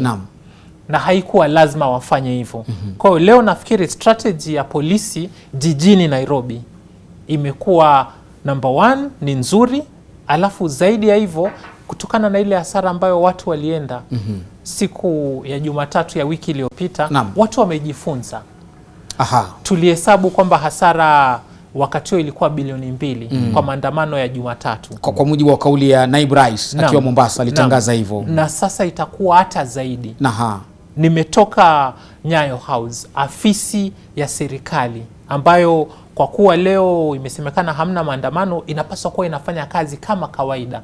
Lakini kwenye hizo afisi ambazo nilikuwa nimeenda kutafuta huduma, nimepata wale maafisa ambao ni maafisa wa serikali hawapo. Kwa hiyo wamefuata wito wa Raila kwamba leo ni siku ya mapumziko. Just imagine. Ama wameogopa kuingia, lakini shikilia hapo tu mchungaji. Anavyozungumza Mdhura ni kwamba labda Raila anatumia mbinu zote. Anauma huku, anavuvia huku kama ndumakuwili, japo ndumakuwili mzuri. Manake hapa anasema labda mazungumzo jana je yalifanyika kweli? Iwapo ndio, aliwezaje kuingia huu mrengo mwingine kuzungumza na wanabiashara Nairobi kwamba tulieni? Manake pia kulikuwa na fununu, na alivyoandika kwamba walisema pia hao wanaumia na gharama ya maisha, kwa hivyo wako tayari kumuunga mkono kila Jumatatu asubuhi hadi jioni. Linawezekana hilo? Kwangu mimi haliwezekani, kwa sababu sidhani kama kuna mtu anaezalia upande mmoja na akacheka upande mwingine. Kicheko na kilio hakiwezi kuchanganyika, haviambatani. Lazima kama ni kulia utalia, alafu baada ya kucheka utacheka. Kwa hivyo huwezi sema kwamba pande hiyo analia wanasema wanapoteza, alafu pande hiyo wanasema tunaunga mkono. Kwangu mimi nafikiri hiyo tu ni maneno ya kisiasa ya kuonyesha kwamba kuna makubaliano kwamba ili swala linafanyika limekubalika kote. Lofty, ningependa kusema hivi, biashara za watu kama tulivyoona wiki iliyopita zinaumia. Zinaumia sana. Na kama kweli hawa wanaoandamana walikuwa wanajali Kenya, kama kweli, sidhani kama maandamano ingekuwa suluhu. Kwa sababu gani? Wataandamana, unga utaendelea kuongezeka bei. Kwa sababu hamna pesa. Unaona, unga utaendelea kuongezeka bei. Lakini ikiwa wangesitisha maandamano kwanza, maisha ya run kuwa nomu, halafu wale wanao msupport Raila, na tuko na MP kadhaa wako katika nyumba zote mbili, washindikize serikali kuhusu haya mambo ya kuridhiana na kukaa chini. Kupitia mlango huo, nafikiri ingekuwa rahisi.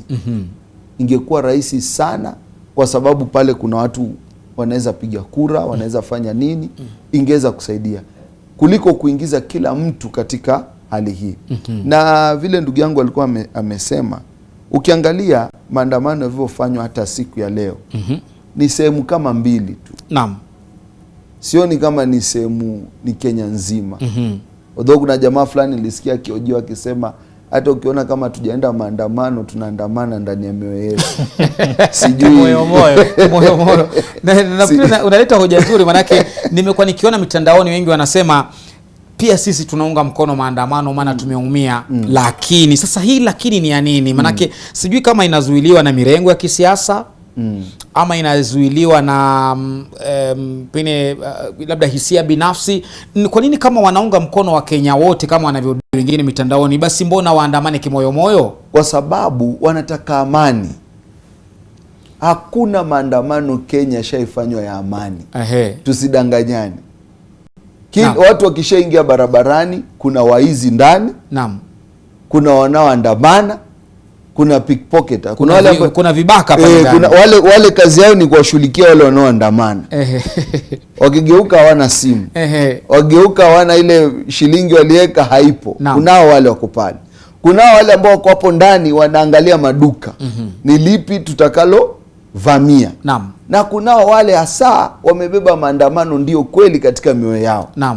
Hakuna siku nimeona maandamano Kenya kutoka nikiwa kijana mdogo hadi sasa. Wakati ule kina nani walikuwa wanaingia barabarani hawa marehemu babake Raila wakati huo, Jaramogi wakishindikiza kuwe na vyama vingi. Hakuja kuwa na maandamano ya amani.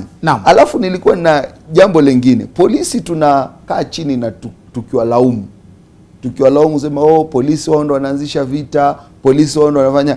Polisi hakutrainiwa kuja kupapasa mtu katika barabara.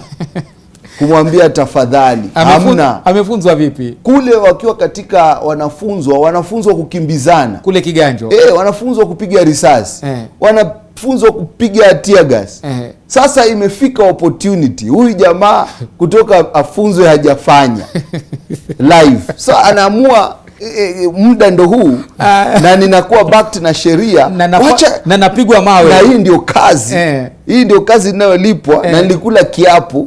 Kwa nini asifanye kazi? Kwa hivyo tusikae pia tukawalimbikizia sana lawama wale maafisa wa polisi. Walitrainiwa kuzuia uchafuzi katika nchi. Haya, shikilia hapo mchungaji. Afande Frederick Mwitire atakuwa anatujuza kama wamefunzwa nini na nini kule Kiganjo, mbali na haya ambayo yametajwa na mchungaji. Lakini zinazokujia katika runinga yako mtazamaji, picha hizo ni picha za moja kwa moja kupitia runinga yako kipenzi ya NTV mubashara kutoka Kawangware, ambapo mtazamaji, msafara huu umekongamana tena na wamefurika kwenye barabara za Kawangware sisisi mithili ya siafu kipenda mchanga bahari Hindi.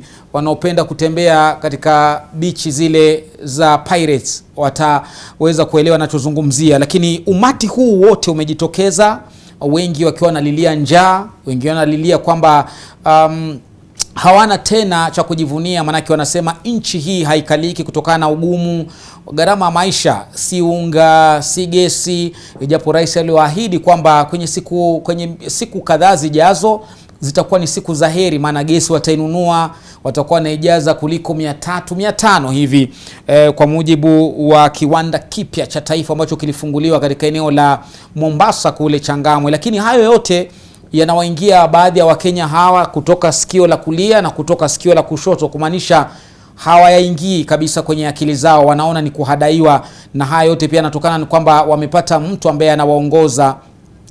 Naam, kwa hivyo mtazamaji, kwa sasa hivi hawa ni Wakenya ambao atakuwa anatujuza Ibrahim Karanja muda si mrefu wanaelekea wapi, lakini kiongozi wao ambaye ndiye Yoshua wao, ndiye Aroni wao, ndiye Musa wao ni Raila Amolo Odinga, ambaye ndio anawaongoza kuelekea maeneo mbalimbali akisimama kuwahutubia ili kuweza kupitisha ujumbe alionao. Kwa sasa hivi mtazamaji, niruhusu ni mlete katika runinga yako japo kwa njia ya simu Ibrahim Karanja ambaye yuko kitovuni mwa maandamano haya na matembezi haya yanaongozwa na Azimio la Umoja One Kenya. Ibrahim Karanja. Matambo, tupo katika eneo la Gitanga 56 na tunaarifiwa na wenyewe hapa kwamba ni Gitanga 56 ambapo tupo na tunazidi kufuatilia bahari hii ya binadamu ambayo ipo hapa katika eneo hili. Manake watu ni wengi kama unavyoona kwa picha ambazo zinawasilishwa moja kwa moja na Eric Sinta pamoja na Joffrey Nyongesa. Na kwa sasa ni kwamba ni ngumu sana kujua tunaelekea wapi. Manake awali nilikisia kwamba huenda tungebadilisha njia kuelekea Kawangware kisha kutumia Naivasha Road na kuelekea pengine Ngong Road na Kibra, lakini pia kuna uwezekano wa kuelekea Kangemi. Kwa hiyo kwa sasa ni macho tu kuangalia ni wapi haswa ambapo msafara huu ama maandamano haya yanayoongozwa na Raila Odinga yatakapokuwa yakitupeleka. Manake jambo ambalo wakati wa mwisho ambapo tukiwasiliana Matambo ni kwamba tulikuwa katika eneo la Gatina Primary, na hapo tukaona vuta nkuvute baina ya maafisa wa polisi na waandamanaji.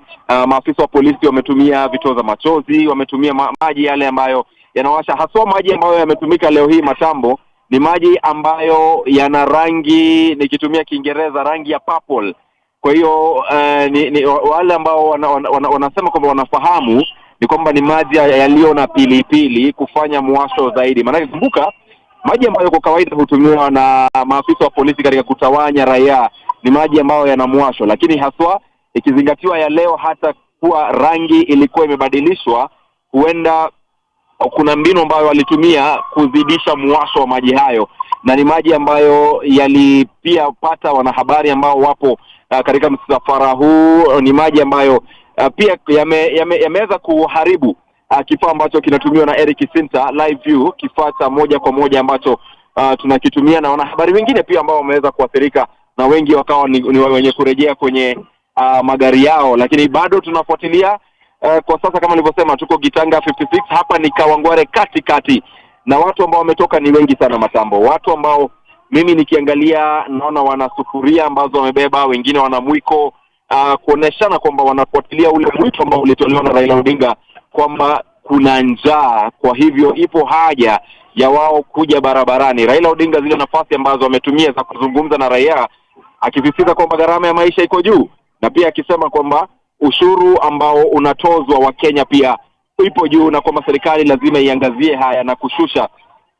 Kwa hivyo watu ambao wametoka ni wengi, kama nilivyosema, wametoka na sufuria, wametoka na mwiko, wengine wana ule wimbo ambao tuliusikia wiki iliyopita katika eneo la Mathare la Ruto must go. Kwa hiyo inaonekana kwamba ni watu kuweza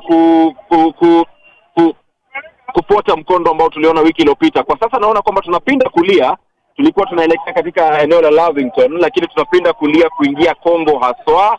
Hapa ni Kongo mbele, naona maafisa wa polisi ambao walikuwa wamekinga kidogo kuingia upande wa Lavington katika shule ya Braiban, lakini sasa tumepinda kulia na kuingia Kongo. Nafikiria huenda pia tukajiunga na barabara ya Naivasha.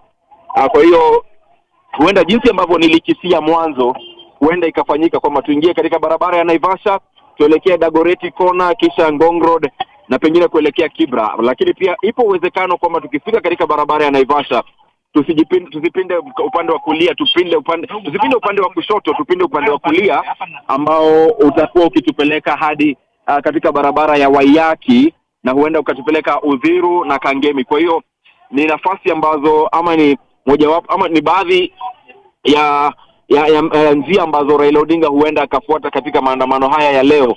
Bila shaka kwa maandamano ya siku ya pili, manake ya kwanza ilikuwa tarehe 20, maandamano ya siku ya pili bado hamna ishara ya kuelekea katika ikulu ya Nairobi. Japo matambo izingatiwe kwa hapa tulipo, tunashikanisha maeneo bunge mawili. Kwa hiyo tumetoka katika eneo bunge ambalo ikulu ya Nairobi ipo. Manake tunazungumza kuhusu eneo bunge la Dagoretti Kaskazini, eneo bunge ambalo linawakilishwa na Beatrice Aachi ambaye ni mbunge wa chini ya muungano wa Azimio la Umoja. Lakini pia tutakapokuwa tukijiunga na barabara ya Dagoretti, pia tupo katika eneo bunge la Dagoretti Kusini ambalo ni eneo bunge la John Kiarie, mwakilishi kupitia muungano wa Kenya Kwanza. Kwa hiyo wawakilishi wa eneo hili wanaonyesha jinsi tu eneo hili lilivyo na tofauti za kisiasa. Manake tupo katika eneo bunge ambalo ikulu ya rais ilikuwa, hilo ni eneo bunge la Dagoretti Kaskazini lake Beatrice Aachi. Iwapo Raila Odinga angeamua kuelekea kupitia upande wa Lavington, ingekuwa rahisi sana kuelekea katika ikulu ya Nairobi, lakini bila shaka maafisa wa polisi hawaruhusu haya kufanyika. Lakini ni kwamba kwa dakika kama hivi 20 ambayo tumekuwa katika maandamano haya, hatujaona maafisa wa polisi wakirusha vitoza machozi na hatujaona wakitumia maji. Manake maji walitumia mwisho tulipokuwa katika eneo la Gatina, lakini hapa ambapo watu ni wengi, naona tu maafisa wa polisi wamesimama pembeni, lakini ni kana kwamba wanajizuia kupambana na watu, lakini hatujui tunakoelekea. Manake bila shaka wameshasema kwamba maandamano haya ni kinyume cha sheria. Ulimsikia Inspector Generali wa polisi jana Japhet Kome akisema kwamba hawataruhusu haya kufanyika. Japo pia upande wa upinzani Azimio la Umoja na pia upande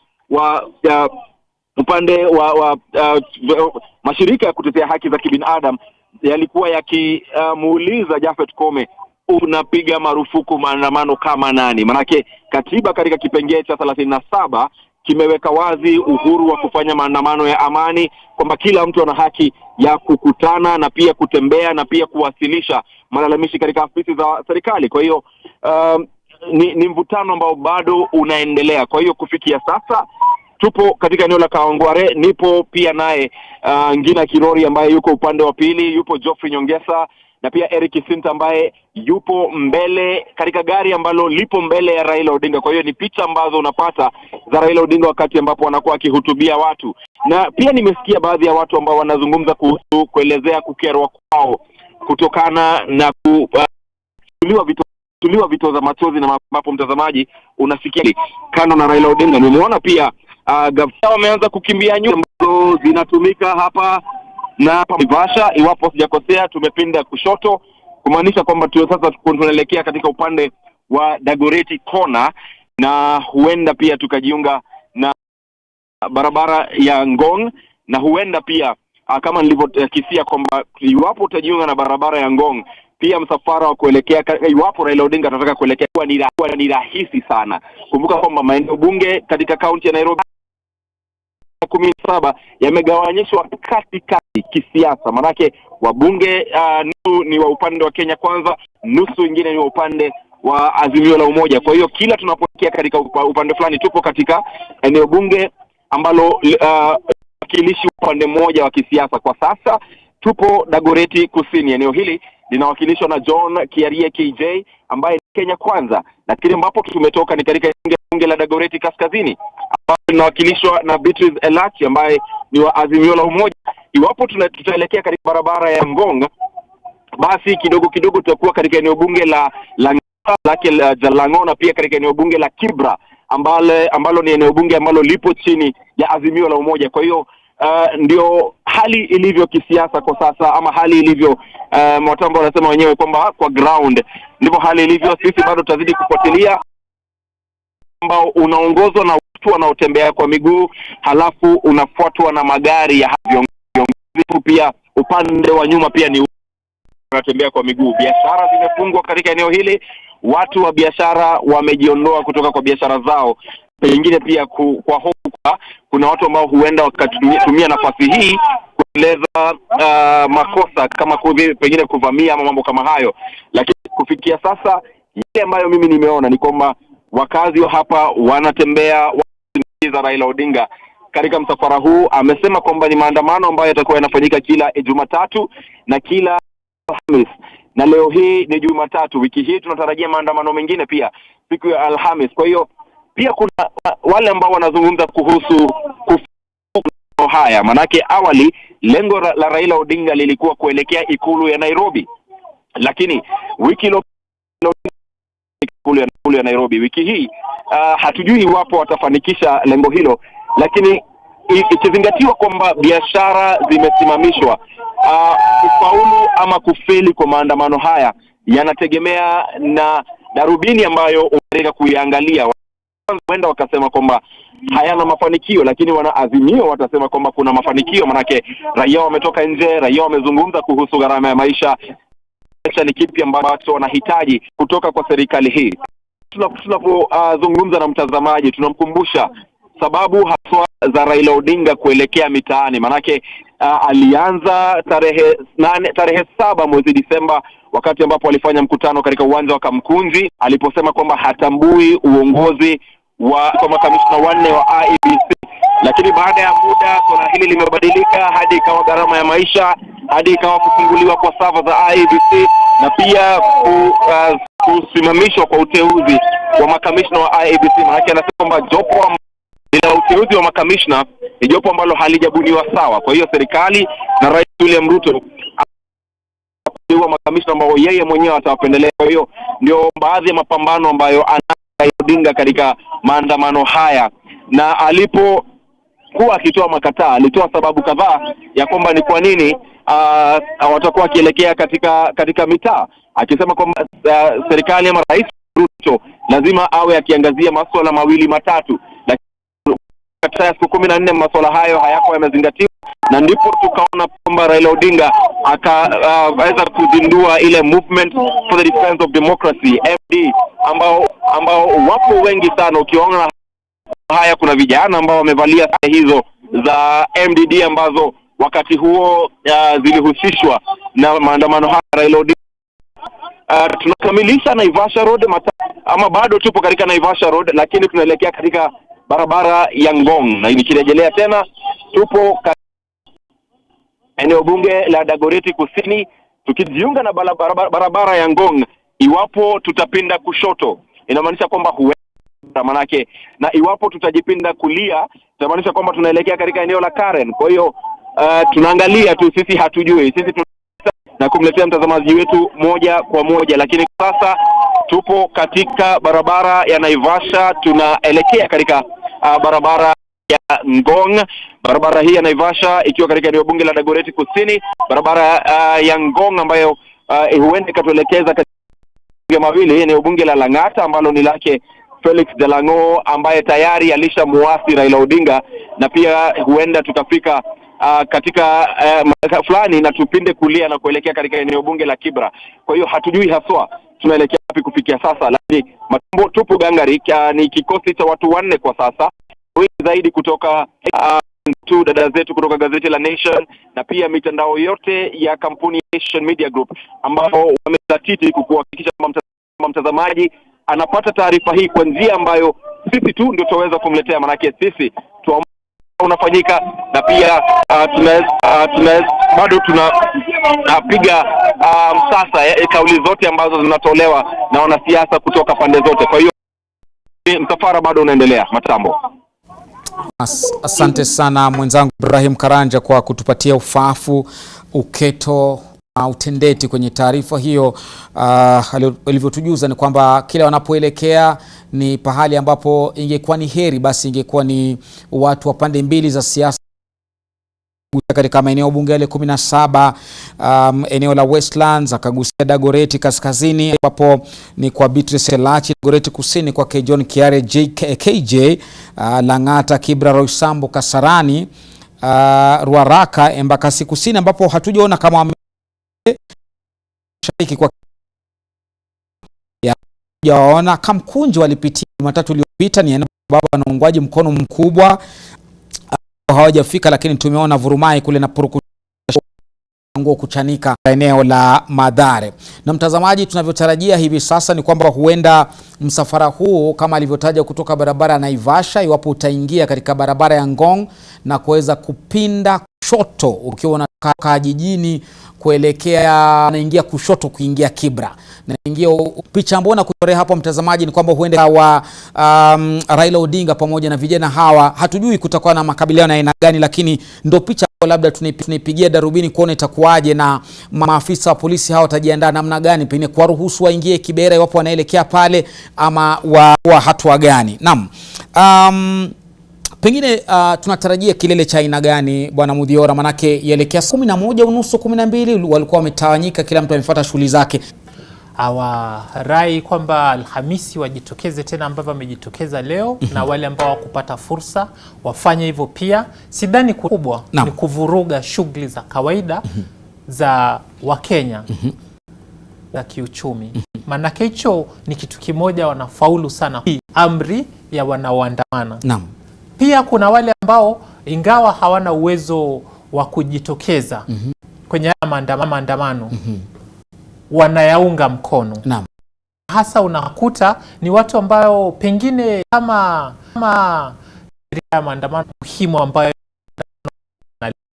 nalenga kutimiza, serikali haitaki kusikiza wanachokisema. Kwa hiyo tutegemee kwamba zaidi ya wa mali ya watu, zaidi ya askari kutumia nguvu kupita kiasi, hamna zuri ambalo litazaliwa leo. Naam. Asante sana Mudhiora. Unachoshuhudia ni picha za huu wote ni msafara wa kuelekea eneo hili ambalo tunabashiri tu watakuwa wanaelekea eneo ambalo limepakana Kibra upande huu ambapo ni kwa mbunge Mwalimu Peter Orero, alafu upande Odiworo kipenda Jalango wapi kufanya hotuba, maana haya maeneo yote ni maeneo ambayo wabunge walichaguliwa kwa tiketi ya ODM. Kwa hivyo kwa mantiki hiyo basi ni kwamba ni ngome zake Raila Amolo Odinga, labda ndo amechagua kwamba wacha nielekee huku, nitakuwa nakaribishwa, ijapo wanasema nabii ng'ombe akivunjika guu kimbilia zizini, ameamua labda arudi nyumbani. Manake hapa Odinga kwa miaka 20 kama mbunge eneo la Kibra, na watu wa Langata na Kibra enzi hiyo moja wanamtambua sana na ufuasi mkubwa, ijapo kidogo tulimwona Rais William Ruto wakati ule akiwa naibu rais akitafuta kura, alipenya sana hapa na kuvuruga nguvu na mshiko huo hili hadi wakati wa kuwahutubia wafuasi wake. Lakini Hamaton Mwasi, mchungaji, yes, unatarajia kilele kipi cha maandamano ya siku ya leo? Kile ambacho ninatarajia ni kama vile mwenzangu amesema, kutakuwa na hutuba ambao kinara atawaeleza kuhusu vile anataka maandamano yaendelee katika wiki siku ya Alhamisi. Naam. Siku mbili kutoka leo. Na pengine kuwatia moyo na kuambia mmefanya vizuri kuja heko, mumenitia nguvu. Lakini huwa tunasema mob psychology huwezi kuisoma. Wanaweza amua kwenda maybe State House. Huwezi jua. Na nafikiri ukizungumza hivyo mchungaji, pia naona jinsi wanavyokaribia wanakokwenda hiyo idadi inapungua. Picha ambazo tumeziona awali, kama picha ambazo ziko mkono wako wa kushoto katika barabara ya Ngong, ni kwamba kuna kitoa machozi kimetupwa ile nyoka mchangani, kuwatapanya tu ili wasiweze kuingia. Na kweli wameachana, hawako kwa wingi kama tulivyoona awali, na kukumbusha wana wa Israeli pale walipokuwa wako pale jangwani, kidogo waligawanyika kwa misimamo, hadi wengine kuomba kwamba afadhali turudi kutoka kule Misri ambako kulikuwa na vitunguu na makaburi, tukifuatwa zikana, hapa mmetuleta jangwani tufe bure. Lakini hawa ni kama wamejitoa mhanga kwamba jangwani kuwe na chakula, kuwe na amana, kusiwe na amana, wataelekea. Ijapo wamegawanyika pande mbili, na ndio maana picha hizo unaziona mkono wako wa kushoto na kulia, kuweza kuelekea kule. Na umezungumza kwamba hutarajii kwamba kutakuwa na jema lote isipokuwa uharibifu na pengine kupata muda kiduchu kuzungumza. Pengine baada ya tathmini ya leo mchungaji, na Jumatatu iliyopita, kutakuwa na haja labda ya Raila kufanya nini Alhamisi? Mimi ningehisi kwamba Alhamisi angetumia njia ya mbadala, asitishe maandamano kama vile mwenzangu alivyosema. Ujumbe ushafika. Kuna gari hapa kidogo mchungaji ambalo labda linakaribiwa na wanahabari wetu, pengine tupe macho zaidi na tuone ni kama wanajificha ama wanasubiriana ili waweze kwa wingi. Kuna vitoa machozi vimetupwa na nafikiri wainama ili kuona iwapo vitoa machozi hivi na moyo ule wa kutoa machozi utakuwa ni wenye kuzagaa kidogo, tena baadaye labda waendelee na safari yao. Na katika hali hiyo ndo wanapatana wingi, pengine ndo wapate nguvu za kuingia. Manake wasemao husema na wajua kusema, wanasema kidole kimoja basi hakitavunja, lakini wakiwa wengi itakuwa rahisi sana wao kuweza kuelekea kwa pamoja. Naam, kunao ambao wameamua watapenyeza katikati ya moshi na biwi lile la kitoa machozi ambacho kimerushwa, vitoa machozi ambavyo vimerushwa, kuweza kupenya na kuelekea wanakotaka. Ni barabara ya Ngong hapa kabla ya kufika junction, ndipo ambapo vurumai hizi zimeshuhudiwa. Naye kuna mmoja ambaye anaamua kushindana na mbio za gari, tuone atafikia wapi mwisho. Wametoka na upande wa nyuma, wanakuja pale ile eneo la Ngong ambao kunauzwa maua kwa wingi, pamoja na vile viungu vya kuwekea maua nyumbani. Kama unajua barabara ya Ngong utakuwa ni mwenye kutambua ni eneo gani hili. Na wanavyoelekea wanakuja upande huu wa mjini kama sijakosea, ili waweze kupita katika upande wa Jamhuri, upande huu wa kushoto ambapo ni eneo moja la watu kwenda kujivinjari, wengine kununua magari. Napoa maelekezo pale kwamba ijapo eneo ni lile ambalo nakutajia, huenda wamezuia kupanda juu, kwa hivyo kuna uwezekano wamebadilisha rada yao na dira yao na ramani yao, na wameamua kutumia barabara kuelekea Karen. Watakapofika kule, kumbuka mtazamaji, mbele kabisa watakuwa wanafika ile barabara ya mpando ambapo kuna barabara ya juu na chini. Huenda wakitumia barabara ile wakaingia Karen, na pengine watatumia barabara ya kuteremka kuingia na Lang'ata, hatujui. Maanake itakuwa ni barabara ya Lang'ata ambayo inakuja kutokea eneo la Galeria. Hiyo ndio njia pekee pengine ya kuingia mjini. Waache ya kuelekea Rongai.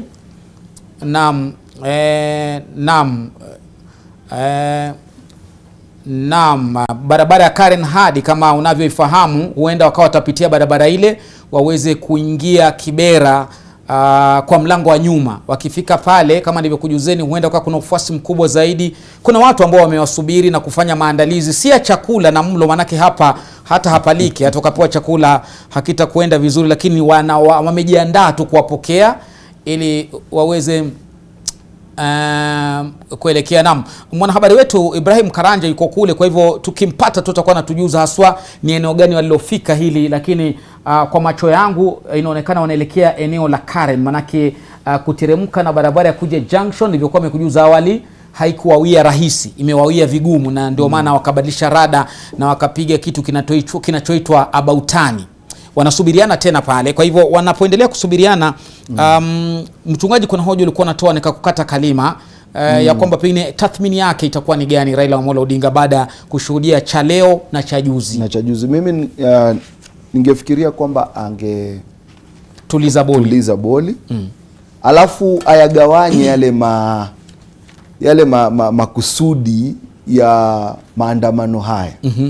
Kwa sababu nimezungumza pale mbele nikasema kuna yale yake matakwa, alafu kuna yale ambayo ni ya wananchi.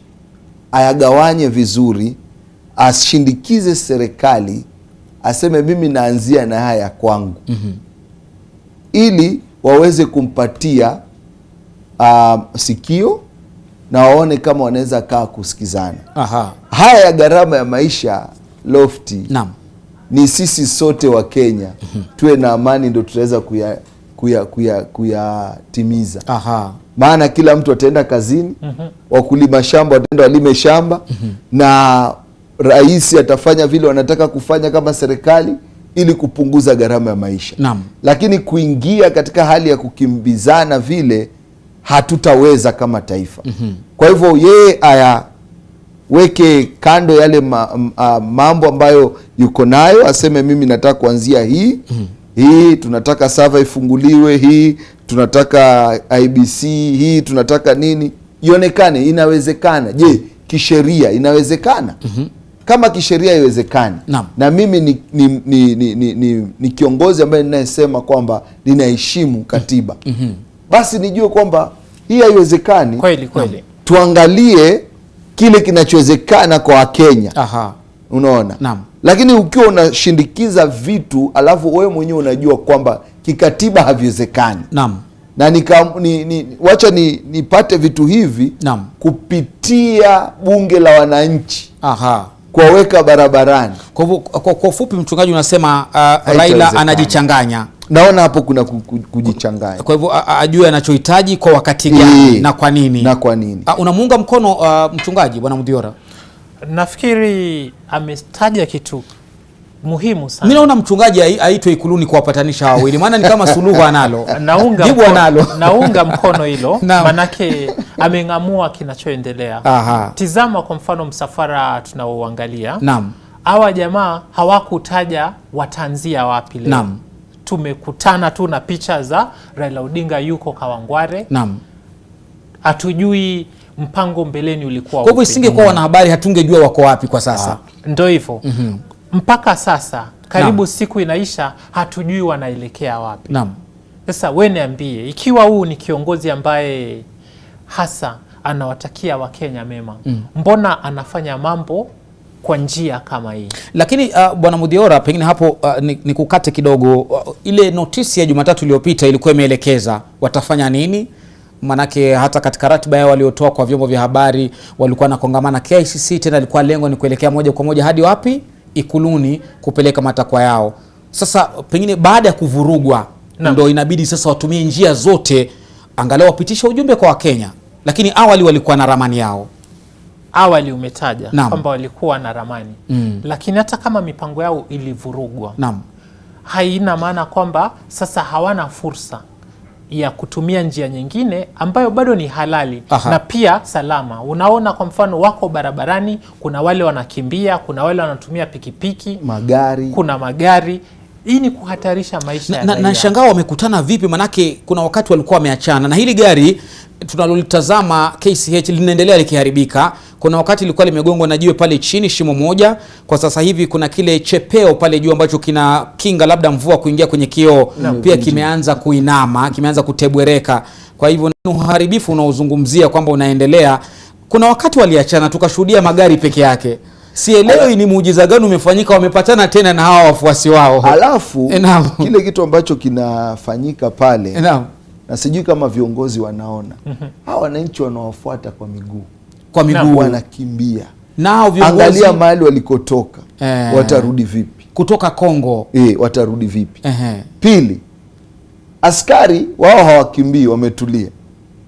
Hawa jamaa wakifika mahali wamechoka, itakuwaje? Maana hapo ndio ngoma nafikiri itaanza.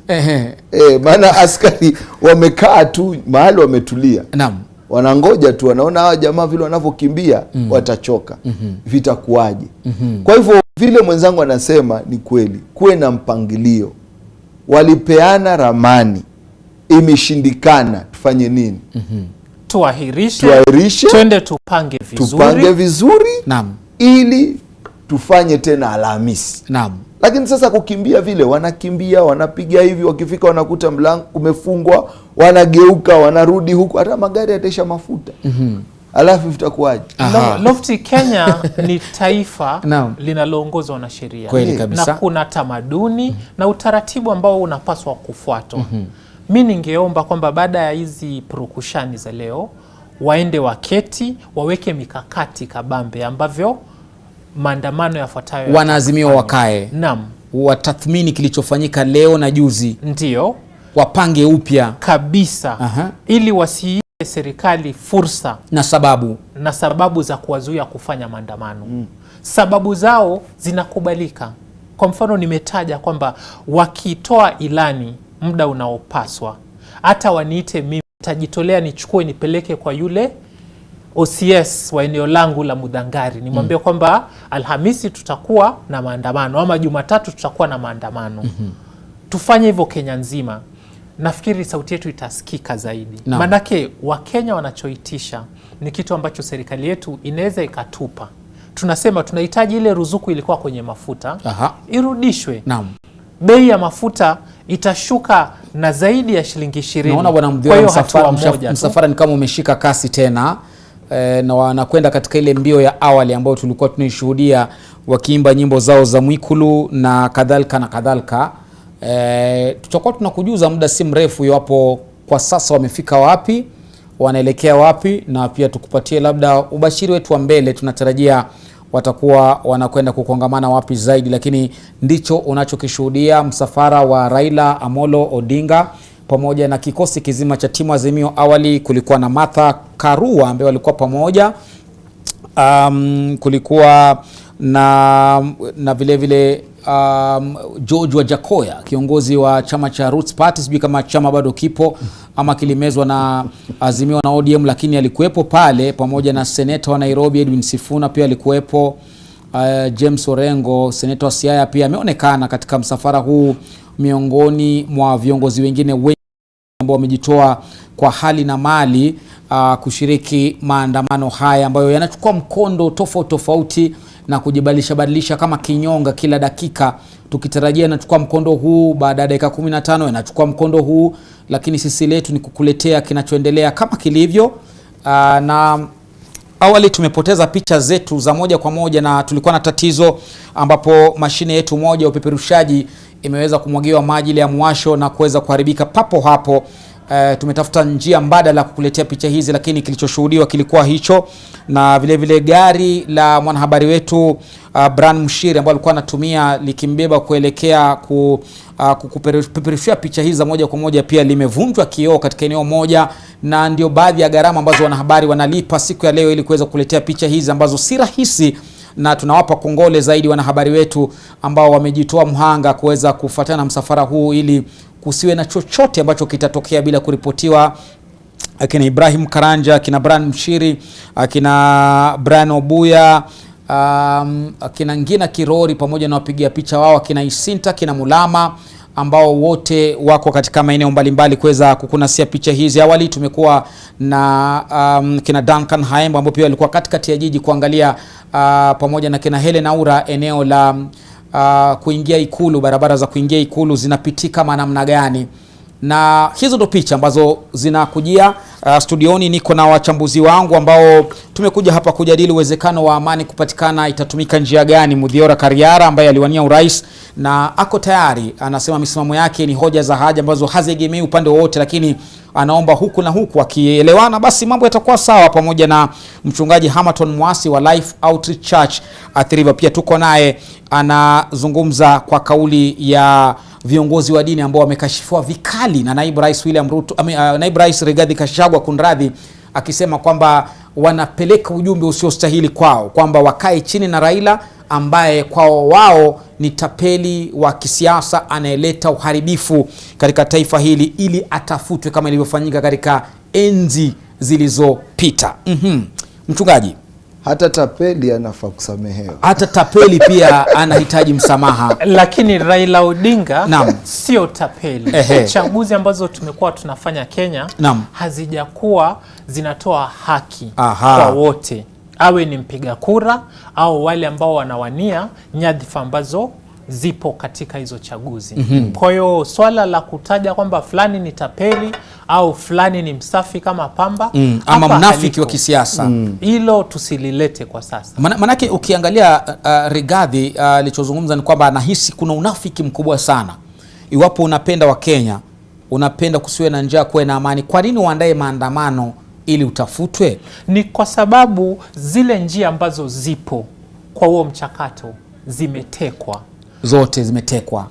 Kwamba rais baada ya kuapishwa alichokifanya mwanzo kabisa ilikuwa kutafuta wingi bungeni. Akavamia upande wa upinzani, akajinyofolea wale ambao walikubali minofu yake. Unanipata? Sasa wewe unahitaji na labda Raila angetumia bunge kuwasilisha hoja zake. Bunge halitoshi. Upande wake umenyofolewa. Kwa sasa. Sasa achana na Raila, rudi kwa mwananchi wa kawaida. Angalia kwa mfano swala la hawa mawaziri waandamizi. Ni swala ambalo limeenda mahakamani, likazungumziwa, mahakama ikakata kesi. Wosia ukaombwa kwa lile baraza la kuajiri wafanyikazi wa serikali. Tume ile tume ya PSC ikasema kwamba ajiri 23. Rais akaonelea 23 hawatoshi. Yeye akaweka wangapi? 50. Na tena uamuzi wa mahakama ulikuwa unasema iwapo mtateua basi mchakato uelekee paka msasani. Baada ya msasa ndo watakuwa halali kuhudumu. Hapo sasa. Ombi likatolewa kwamba waende wapigwe msasa bungeni. Bunge likasema sisi hatuna hatuna mamlaka. Wewe niambie, ikiwa mchakato ndo huu, wewe unabaki na option nyingine ipi? Isipokuwa kufanya maandamano? Manake pengine hivyo mwananchi exercise ile authority yake kwa njia moja kwa moja, labda atasikizwa. Kwa hiyo hii ni sababu moja ambayo nafikiri Raila Odinga anaangalia, naona badala ya kujaribu hizi zingine, acha tutumie hii, huenda wakatusikia. Lakini ingekuwa rais angesimamia executive ambavyo inafaa, aruhusu judiciary. By the way, Lofty nikwambie, hawa mawaziri waandamizi wakati walikuwa wanaapishwa, makatibu waandamizi, makatibu waandamizi, unajua judiciary haikuhusika kwenye kula kiapo. Walijitokeza kujitetea, maana walikuwa wamekashifiwa kwamba walifuatilia mchakato huo na wakajibu kwamba sisi hatukuhusika. Na unajua kwa nini hawakuhusika? Manake kuna kesi mahakamani kuhusu uteuzi wao. Ile kesi bado haijaisha. Lakini rais alienda mbele na akafanya nini? Akaamua wawekwe na waapishwe. Kwa hiyo ukiona kwamba sauti yako haisikiki kupitia njia ile ambayo inapaswa kuwa, unaangalia njia nyingine ambayo iko karibu na wewe. Na ndio hii ambayo tunaishuhudia hapo sasa. Lakini hata ukitumia hiyo njia nyingine haina maana kwamba sasa ukiuke sheria au utaratibu ambao umewekwa. Kwa sababu mchungaji unamuunga mkono kwamba Raila hana jingine isipokuwa hili, maana asasi zote ni kama zimetekwa na chombo cha dola chetu nchini. Mimi naweza sema kwamba njia ziko. Njia ziko nyingi sana. Walipokuwa wanatafuta kura wote upande wote walikimbia wapi? Makanisani. Ili waombewe. Kweli uongo? Kweli. Tukaona wengine mpaka wakateuliwa, wakamwagiwa mafuta, wakavalishwa joho, wakatiwa wakfu, na wakapatiwa mpaka Biblia ile. Kwa nini wasikimbie pale kanisani? Maana sasa imekuwa vinakuaje? Mbona sasa hivi tusiwaangalie wale watu tulikuwa tumewaamini wakituombea, Mungu atatupatia neema ya kuingia katika kiti. Kwa hivyo njia ziko, lakini kwangu mimi nafikiria walikosa kitu kinaitwa patience, uvumilivu. Akina nani? Upande wa Azimio. Kwa sababu gani? Miezi 6. Hata kama ungekuwa wewe ni bwana harusi, umeoa tu jana. Katika miezi 6 ndugu yangu, watu wanakuambia tunataka mtoto. Utamtoa wapi? Ndani ya miezi 6. Ndani ya miezi 6. Ndio mlikuwa mmeanza kujuana na mke wako. Naam. Sasa itakuwaje kwamba tunataka suluhu ndani ya miezi 6? Mimi mawazo yangu ndio wanafanya haki yao, lakini mngepatia muda hata angalau mwaka. Alafu tuangalie tuone. Kabla aende swala la pili, nirejelee tu hapo. Kuna masuala ambayo hayahitaji muda. Naam. Kwa mfano, angalia uteuzi ambao rais amefanya. Anza na baraza la mawaziri. Naam. Ukiangalia alichagua makabila fulani kwa wingi kuliko zaidi ya makabila mengine yote Kenya. Uende kwenye principal secretaries, hilo swala likajirudia. Twende kwenye hawa makatibu waandamizi. Uwezi ukaniambia kwamba ukimpa muda atarekebisha makosa kama haya ambayo anafanya. Nafikiri kwa makatibu waandamizi kilichojitokeza zaidi labda ni kuchukua pene vigogo wa ndani wake wa kisiasa, wazee, wazama. Nafikiri hicho kilijitokeza zaidi. Ndio hiyo, lakini bado ikafail ile suitability test. Angalia hawa jamaa, tunalia kwamba gharama ya maisha iko juu. Badala ya kupata 23 tukapewa 50. Tukalazimishiwa 50. Zaidi ya hapo, mshahara ambao walikuwa wanapata wakati wa serikali iliyopita, na unakumbuka hata wakati wa Kenya walilia sana, wakati mshahara wao uko hata juu zaidi ya wabunge. Kweli.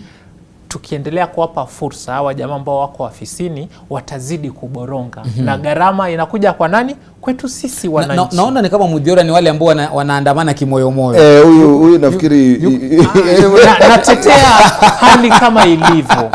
Kwamba tukizidi kuwapa nafasi, tayari wameonyesha dalili ya kwamba wameanza kutoka kwenye target ambayo waliahidi, kutoka kwenye rada. Sasa lazima warudishwe. Kuna uwezekano. Naam. Na sisemi hivyo ndio ilivyo. Lakini kuna uwezekano pia. Kwa sababu ya kupigana na serikali vile wanataka kupigana na serikali, wakaamua sasa kama mbaya na sisi wacha tuchukue njia hii. Ya kwamba serikali pia ina retaliate. Inaamua kusema nipe nikupe. Nasema sasa ukijua mimi ndo nimekaa kwenye kiti. Unaona? Ambayo pengine hawangeenda njia ile, serikali ingekuwa inafanya mambo tofauti. Lakini Mudhora anasema tukiendelea kusubiri ndo mambo yanaharibika. Unasikia kabisa ugali wachomeka pale chunguni. Lakini unasema ngoja kwanza nitaingia jikoni kuangalia. Anasema Mudhora anasema wakati ni sasa. Ndio, ugali unaweza kuwa unachomeka, lakini shida ni moto uko mwingi. Haimaanishi kwamba sima imeiva. Basi tuipue, tupunguze moto. Sasa hivyo ndio Wakenya wanasema. Kuipua ni kusema tustopishe maandamano.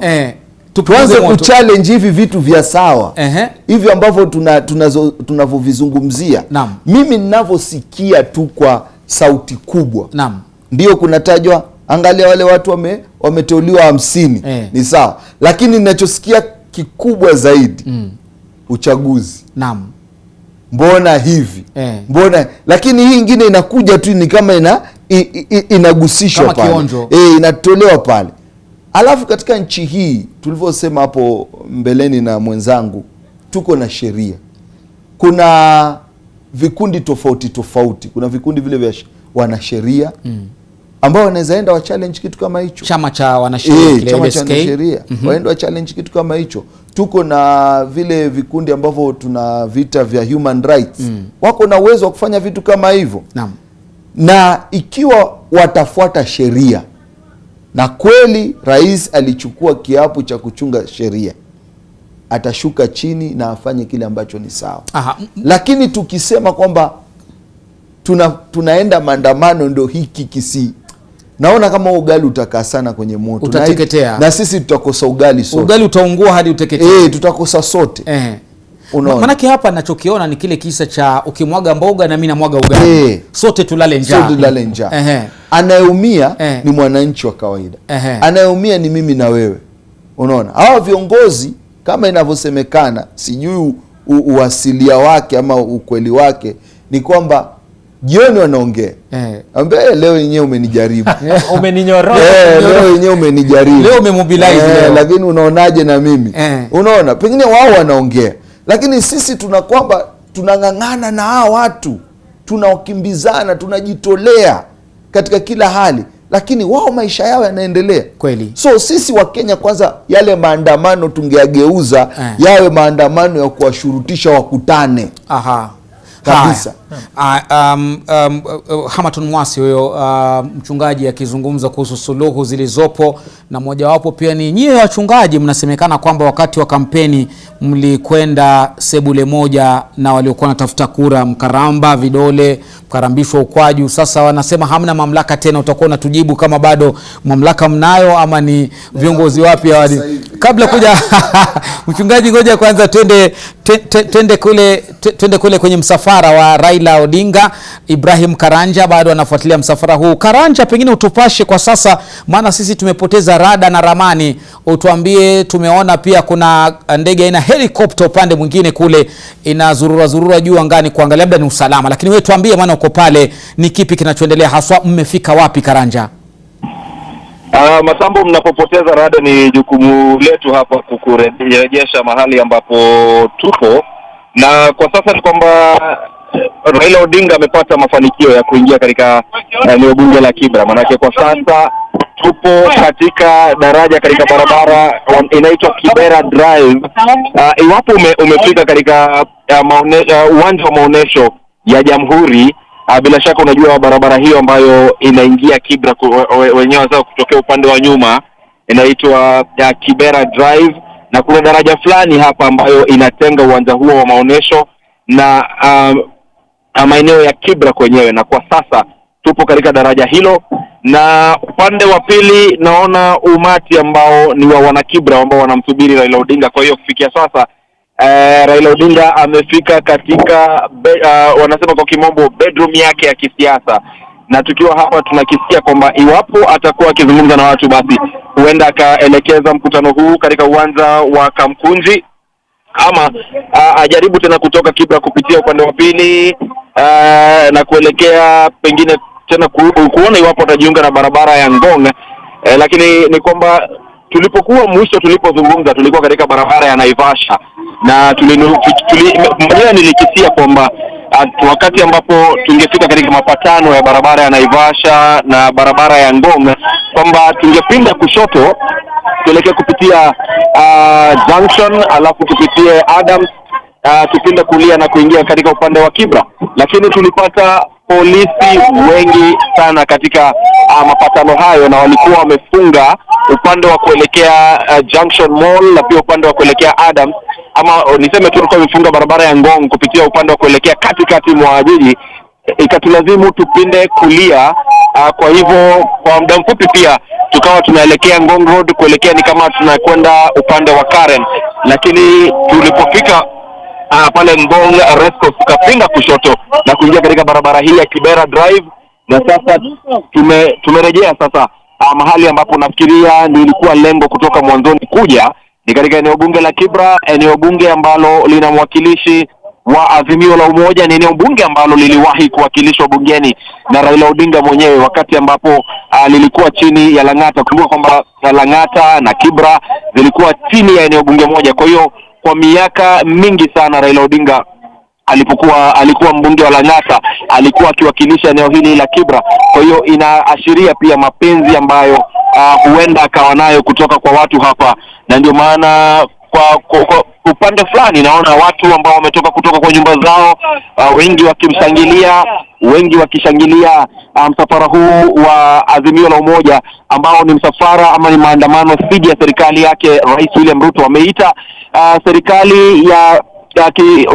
serikali, nikikumbuka tu maneno ya Martha Karua, serikali ya kimabavu nafikiria, ambayo amekuwa akitumia, lakini kwa sasa ni kwamba wanatafuta kwamba serikali hii, kulingana nao, serikali ichukuliwe na raia. Kwa hiyo ndio lengo la kuelekea Ikulu, ndio lengo pia la kuwasilisha malalamishi kupitia kipengee cha 37 cha katiba ambacho wanasema kwamba watatumia kuwasilisha malalamishi yao. Hapa katika eneo la Kibra, picha unazozipata ni kwa hisani ya Eric Sinta pamoja na Geoffrey Nyongesa, ambazo tutaendelea kukupa. Wenzetu pia wanajiunga nasi kutoka upande wa pili, ambazo nafikiria tutakuwa na kamera katika uwanja wa Kamkunji ambao utakuwa unasubiri kuona msafara huu ambao unaelekea kama ni nyoka hivi, manake ama niseme ni gari moshi pole pole, lakini ni msafara ulio na umati wa watu, umati mkubwa sana. Namuona Eugene Wamalwa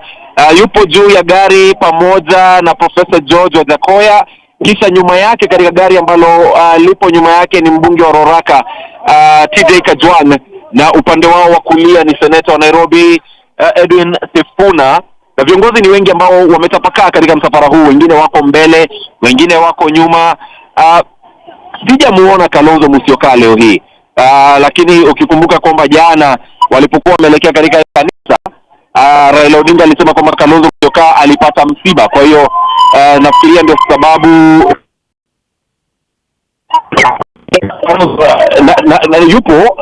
yupo kweli katika msafara huu. Mwenyewe sikuwa nimemuona, lakini alikuwa kwamba yupo. Kwa hiyo kunradhi mtazamaji wa pengine habari hiyo, lakini jana hakuwepo katika ile ya kanisa, na Raila Odinga alisema kwamba ni kutokana na msiba ambao ulimfika. Lakini Martha Karua yupo, Eugene Wamalwa yupo, Jeremiah Kioni ambaye anawakilisha chama cha Jubilee katika muungano wa Azimio. Na kumbuka kwamba Raila Odinga anapozungumza kwamba ni kwa nini ataendeleza maandamano haya, anasema kwamba bunge huenda wakapigwa mnada. Ndio maneno yake Raila Odinga ambaye alitumia jana, ndio maneno ambayo pia alitumia siku ya Jumamosi alipokuwa pia katika eneo la Nyaribari Chache huko Kisii, kwamba watu kufanya maandamano hapa ni kutokana na kipengee cha kwanza katiba ya Kenya ambayo inasema kwamba mamlaka yote ipo na raia, na kwamba raia wanaweza kutumia mamlaka hiyo moja kwa moja ama kupitia wawakilishi ambao wanachagua. Kwa hiyo Raila Odinga anasema kwamba kwa sasa raia watatumia mamlaka yao moja kwa moja, na viongozi ambao wamewachagua wanaweza wakapigwa mnada. Nafikiria alikuwa akitoa mfano ya wale wabunge ambao walichaguliwa na chama chake ama muungano wake wa Azimio, lakini kufikia sasa wameelekea kufanya kazi na upande wa serikali wa Kenya Kwanza. Kwa hiyo hapa katika kaunti ya Nairobi, wabunge hao ni kama mbunge wa Lang'ata Felix Odiwuor anayejulikana kama Jalang'o, ambaye alivuka sakafu na kuelekea upande wa pili, ambaye na pia kumbuka alichaguliwa kwa chama cha ODM. Ilikuwa kwamba katika eneo hili lote, kumbuka kwamba Karen ipo katika eneo la Lang'ata, Kibra ipo katika eneo bunge kivyake eneo la Kibra, lakini maeneo bunge haya mawili ambayo ni majirani yote yalikuwa yakiwakilishwa na wabunge wa ODM. Vile vile kuna eneo bunge jirani la Dagoretti Kaskazini ambalo ni la Biti Zalachi pia wa ODM. Kwa hiyo katika eneo hili ambalo tupo katika leo hii katika kaunti ya Nairobi, wengi wa wabunge ambao walichaguliwa ni wa ODM, lakini tayari mmoja wao tayari kishavuka sakafu na kuelekea upande wa serikali, na pengine ndio maana Raila Odinga anasema kwamba wabunge ama viongozi waliochaguliwa wanapigwa mnada. Kwa hiyo ndio watu watachukua mamlaka wenyewe na kutumia mamlaka yao moja kwa moja. Tupo nje kwa sasa, mtazamaji, ili nisikupoteze, tupo nje mwa kanisa Katoliki la Our Lady of Guadalupe. Tupo nje ya kanisa Katoliki la Our Lady of Guadalupe katika eneo la Kibra. Hapa katika eneo bunge la Kibra, msafara unakwenda pole pole. Maafisa wa polisi mwisho tulipatana nao walipoturushia vitoza machozi katika mapatano ya barabara ya Naivasha na barabara ya Ngong, lakini kufikia sasa hadi tulipoingia hapa Kibra hatujapatana na maafisa wa polisi. Ndege ambazo ulitaja bado nazidi kuzisikia juu, lakini pengine kuna helikopta ambayo ulitaja matambo ilikuwa ikizunguka, lakini pia kuna ndege tofauti zinazoendelea na shughuli zake. Kumbuka uwanja wa ndege wa Wilson haupo mbali sana na hapa. Kwa hiyo ni shughuli ambazo zinaendelea hapa jijini Nairobi. Ni kueleza mambo ambayo nayaona kwa macho yangu, kando na yale ambayo unapata kupitia kamera. Ni kwamba kwa sasa msafara umesimama kidogo. Nafikiria ni hotuba ya Raila Odinga ambayo anatafanya kwa muda usiokuwa mrefu. Msafara sasa unaelekea pole pole.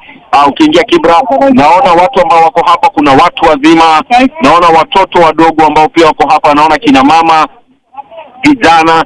Kwa sasa nimeangalia katika upande wangu wa kushoto, naona kijana mmoja ambaye amevaa kofia ile ya maroon kwa Kiingereza, ambaye ni kofia ya Movement for the Defense of Democracy. Kwa hiyo kulingana nao ni kwamba mapambano haya ni ya kutetea demokrasia. Mapambano haya ni ya kutokana na uchaguzi wa mwaka uliopita ambao wanasema kwamba haukuwa sawa, haswa wakiegemea kauli yao kutokana na yule mpiga firimbi aliyejitoa alijitokeza na kusema kwamba la hasha, Raila Odinga alikuwa ameshinda kura kwa zaidi ya kura milioni 8, lakini na William Ruto kushindwa. Kwa hiyo kulingana nao, haya ndio baadhi ya mambo ambayo yanalazimisha kuelekea mitaani na kusema kwamba server za IEBC zifunguliwe. Anapozungumza Raila Odinga anasema kwamba server za IEBC zilikuwa katika maeneo kadhaa, kwamba kulikuwa na server katika Anniversary Towers, pia kulikuwa na server hapa industrial area, na pia kwamba kulikuwa na server nyingine ambayo ilikuwa nje ya nchi ambayo ilitumika katika kubadilisha matokeo ya uchaguzi. Kwa hiyo anasema kwamba kilichokuwa katika kituo cha kujumlisha kura cha kitaifa pale Bomas ni portal.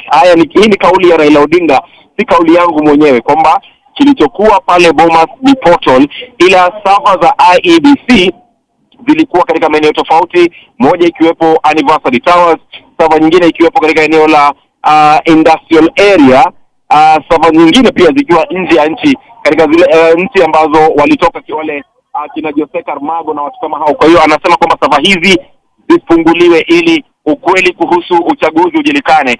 Tupo katikati mwa Kibra, watu wa Kibra ni wengi sana. Kwa sasa naona wanawasha magurudumu ambayo yanawashwa katika barabara tofauti tofauti.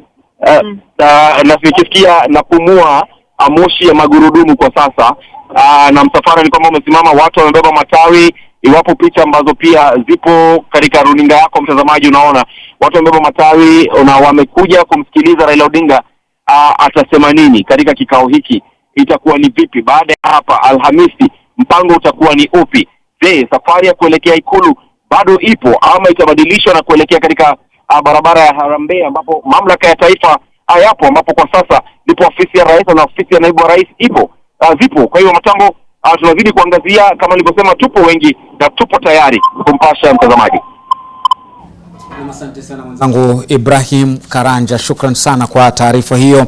Katika hali ya kumalizia, maana tumesema tuko hapa kutafuta suluhu mbali na kinachoendelea, na nafikiri wageni wangu Hamaton Mwasi pamoja na Mudhiora Kariara, asanteni sana. Lakini pengine kauli za mwisho, na kuna maswali yametumwa na watazamaji, nilikuwa nikipitia jumbe zao, na mawili yanakulenga mchungaji. Mmoja anauliza iwapo unahisi katika hali hiyo kusema kwamba ni mapema hata bibi harusi bwana harusi poa miezi 9 ndo azae mtoto, unahisi mama mboga na mtu wa mkokoteni wahisi kuhadaiwa au la? La pili, rais alisema nikiweka Biblia chini tu hivi ndani ya siku 100 bei ya unga na kadhalika zitashuka. Hilo limeulizwa, kwa nini unasema bado ni mapema? Unajua mwanasiasa ni mwanasiasa tu, huwezi mlinganisha na mhubiri.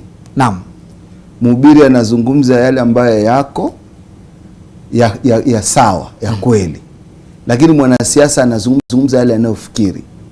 Mimi sitaki kuonekana kana kwamba ninavutia sana upande huu ama upande huu. Naam. Lakini vile ninavyohisi wakati alipokuwa anapeana ahadi ya kwamba nikiweka Biblia chini mambo yatabadilika, pengine haku explain kusema kama pesa ziko.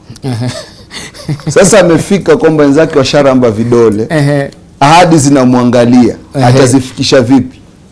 Unaona, amepiga kelele ndio, jamani nimekuta kapu halina kitu.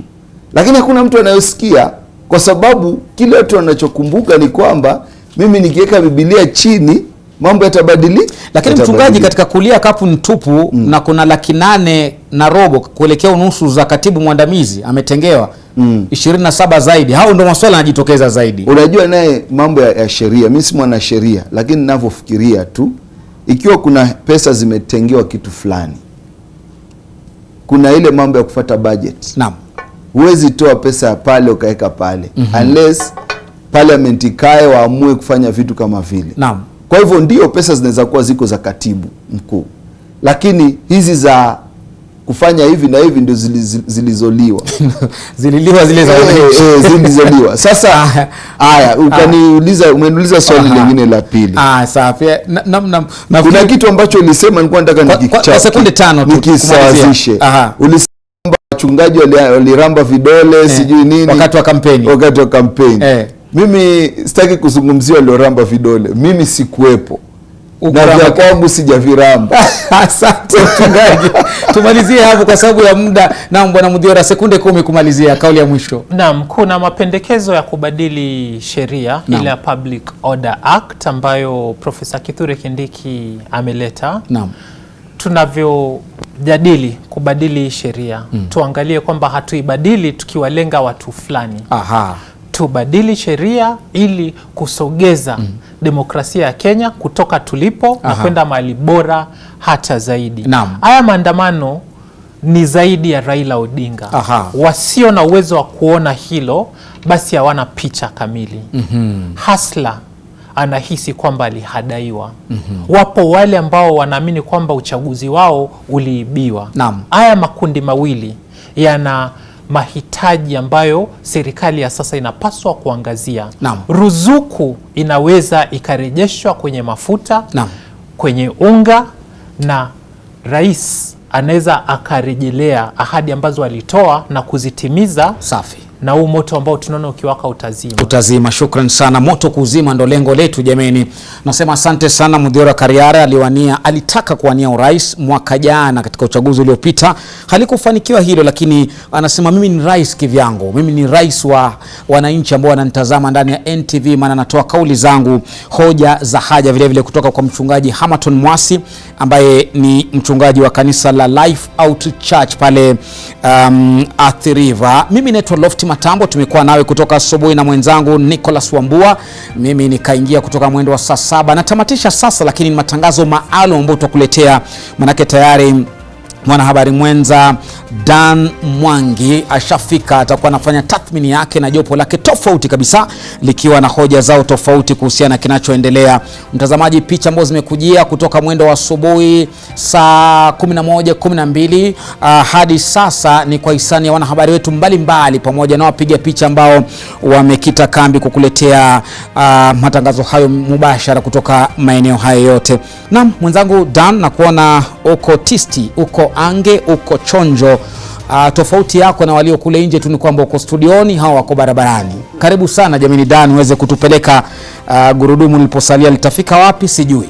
Asante sana Lofty, na kusema kweli sijui umetoa pia maneno ya tofauti yetu yangu na walio nje. Lakini angalau hapa hewa ni safi. Kuna wengine ambao kuna vitu machozi vinawasumbua. Tumejifunza leo Dan kwamba kuna baadhi ambao wanaandamana kimoyo-moyo. Kimoyo-moyo. Wengine wanaandamana Twitter, wengine wanaandamana kwa kupiga tu kelele kwa nyumba. Wengine wanaandamana kwa sababu hawataki maandamano. Hayo ni mapya hayo. Asante sana Lofty. And yes, we are going to be having about 2 hours or so of conversation, because the official time when any kind of demonstrations are meant to be happening comes to a close at 6 p.m. legally, and we shall be here with you just taking you through what is left of that time, and in case anything happens we shall be updating you. But in the meantime, we are going to have a conversation here, and we are going to speak to some of the people who have been directly affected. This is the small business persons in different parts of Nairobi. We have a mechanic who will be joining us. We have a boda operator and the chairman of the Bunge la Mwananchi in Nairobi.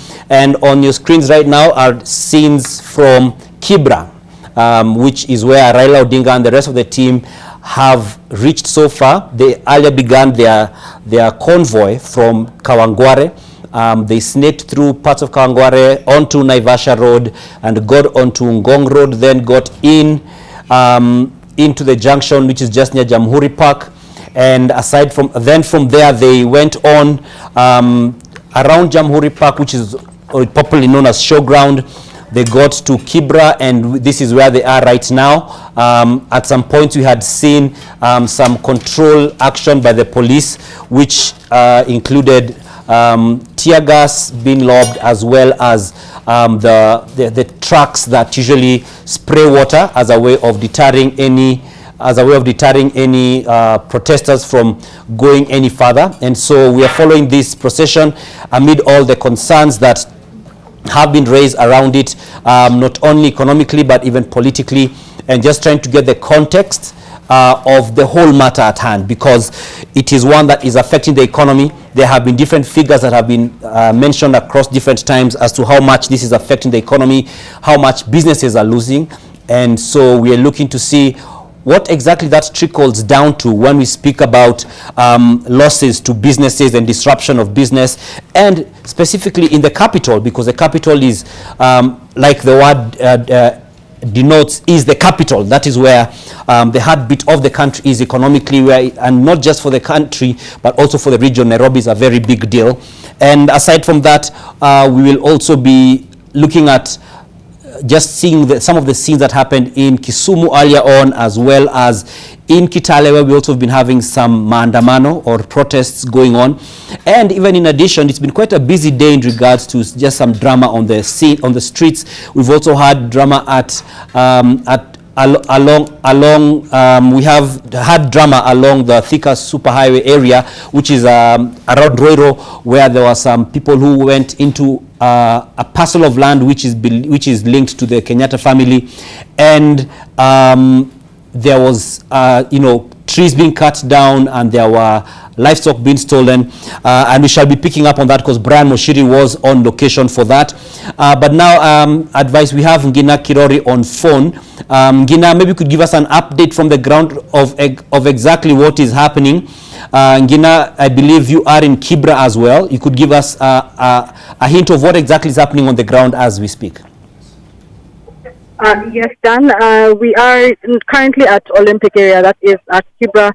We're just following the convoy that consists of ODM leader Raila Odinga. We've also seen a couple of other notable faces in the midst of the convoy such as Mr. Wajakoya. We've also seen Eugene Wamalwa, the former cabinet secretary. And it's been quite hectic because we started following them all the way back from Lavington, where ODM leader Raila Odinga had left his personal office and then decided to, sneak his way through to the neighboring area of Kawangware, that is at Congo, where tear gas started to be thrown into the crowd to, disperse them, as well as the convoy.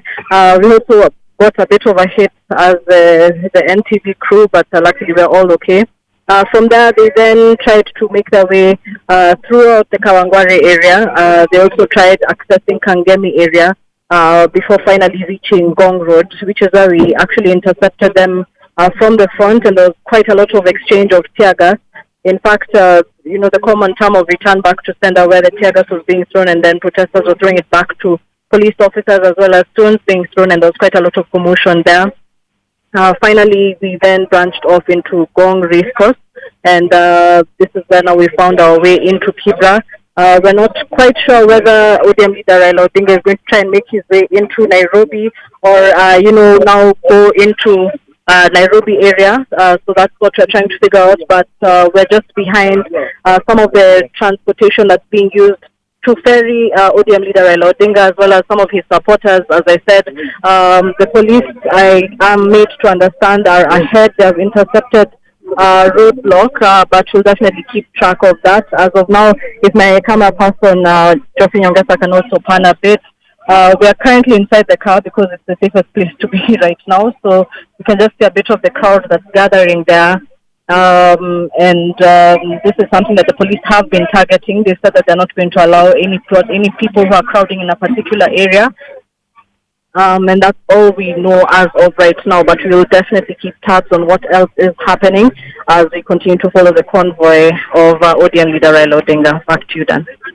Much Ngina Kirori, who is in Kibra and is keeping us up to date with the details. We had seen there was some scuffle, or there was some unrest in Kibra earlier on, and our reporter Vincent Oduor reported to us that he was unable to stay in Kibra because they were being chased away, not only by the police but also by some of the protesters, and so he had to just give us an update from closer to closer to Langata area, but right now these are live pictures. Like Ngina said, this is around the Olympic area, should be around the junction to Karanja Road, if I'm not mistaken, and we can see the heavy police presence. They are just looking to bar the cause of unrest, and also presumably to avoid the convoy that has the Azimio leadership as well as their supporters passing through and getting beyond there. The government has been very firm in its statements in regards to how they're going to handle the situation. And so, as we can see, this paints a picture of a number of disruptions when it comes to businesses and business operations. The ordinary business operations have been disrupted, as you can imagine, in this area and in many other areas, which is partly which informs, the discussion I'm going to be having in studio right now with the gentlemen who have joined me in studio, even as we monitor the situation there, where we are the camera crew that we are watching are currently stationed around Olympic. You could see a matatu there. Around this area is usually a bus terminus, so you could expect matatus turning around and the like. So we shall keep monitoring, just keep updating you, not only from studio but from the ground, from the team that is on the ground, that is giving us is going to be giving us updates, and they are doing their job and doing a great job at it. And so at this point, I'd just like to introduce my guests on this panel. I have Mr. Henry Muchwenge, who is a boda operator. He's also the treasurer of the Boda Association Nairobi chapter, if I'm not mistaken. Yes, and we've had him before on News Court. We also have Michael Ngoge, who is a mechanic at Toy Market, just near. He's the chairman of the mechanics around the area, which is near Winners Chapel, around that part of Woodley Estate. And we also have Bwana Joseph Mkoko, who is from the chairman of the Bunge la Mwananchi Nairobi chapter. And these are people whose businesses are directly affected when we have this kind of protest, just to understand from where they sit how things have been, and what their sentiments are. So maybe I can begin with you, Joseph. And for you as Bunge la Mwananchi, for the benefit of those who don't understand, kuna wale ambao labda waelewi exactly what Bunge la Mwananchi linafanya, what do you do and how did the Maandamano disrupt your operations? Yes, thank you, Dan, for having me here this evening. Well, Bunge la Mwananchi is an amorphous group that was formed way back in 1990 to actually critique and praise the government in matters economics, socio-economics, and of course political issues. Yes. Now, Dan, it is quite unfortunate that as Bunge la Wananchi, we are witnessing this kind of situations happening in the country at the moment, when our economy has been battered by the COVID and also fluctuation of the dollar in the international market. As Bunge la Wananchi, the chaos you are seeing today, or the Maandamano you are seeing today in quotes, have really disadvantaged us, because if you are a Nairobi resident, you know that mostly at this time, to around 7 o'clock, is when we gather and discuss on current affairs and decide on what to praise and what to critique as far as the government functions of the day-to-day functions of the government is concerned. Yes. Okay, and just before I go to Ngoge, I'm told we have Vincent Oduor, who is on standby to give us an update from the part of Kibra he's at. Vincent, good afternoon, or is it good evening? You had earlier, stated that you were unable to stay in Kibra owing to the hostilities. Where are you right now, and what is the situation where you are? Now, right now we are at Kibra DC grounds here. Along or besides Ring Road, whereby right now Azimio leader Raila Odinga and his political brigade are at an area called 42 inside Kibra.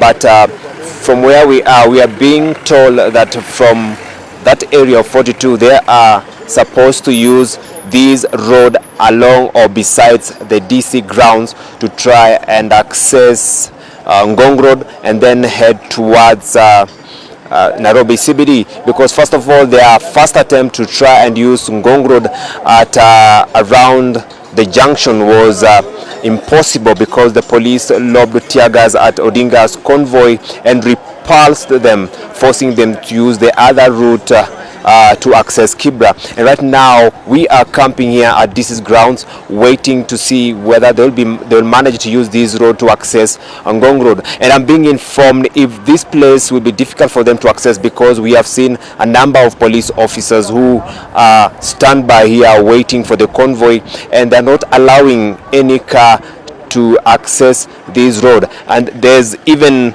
a water cannon parked here directly facing this road, waiting for the convoy to appear. And this is going to be something difficult for the convoy to access this road so that to be able to access Ngong Road. But I'm being told if this place would be impossible for them to access, then they are going to look for an alternative route to use the bypass to get out of Kibra constituency.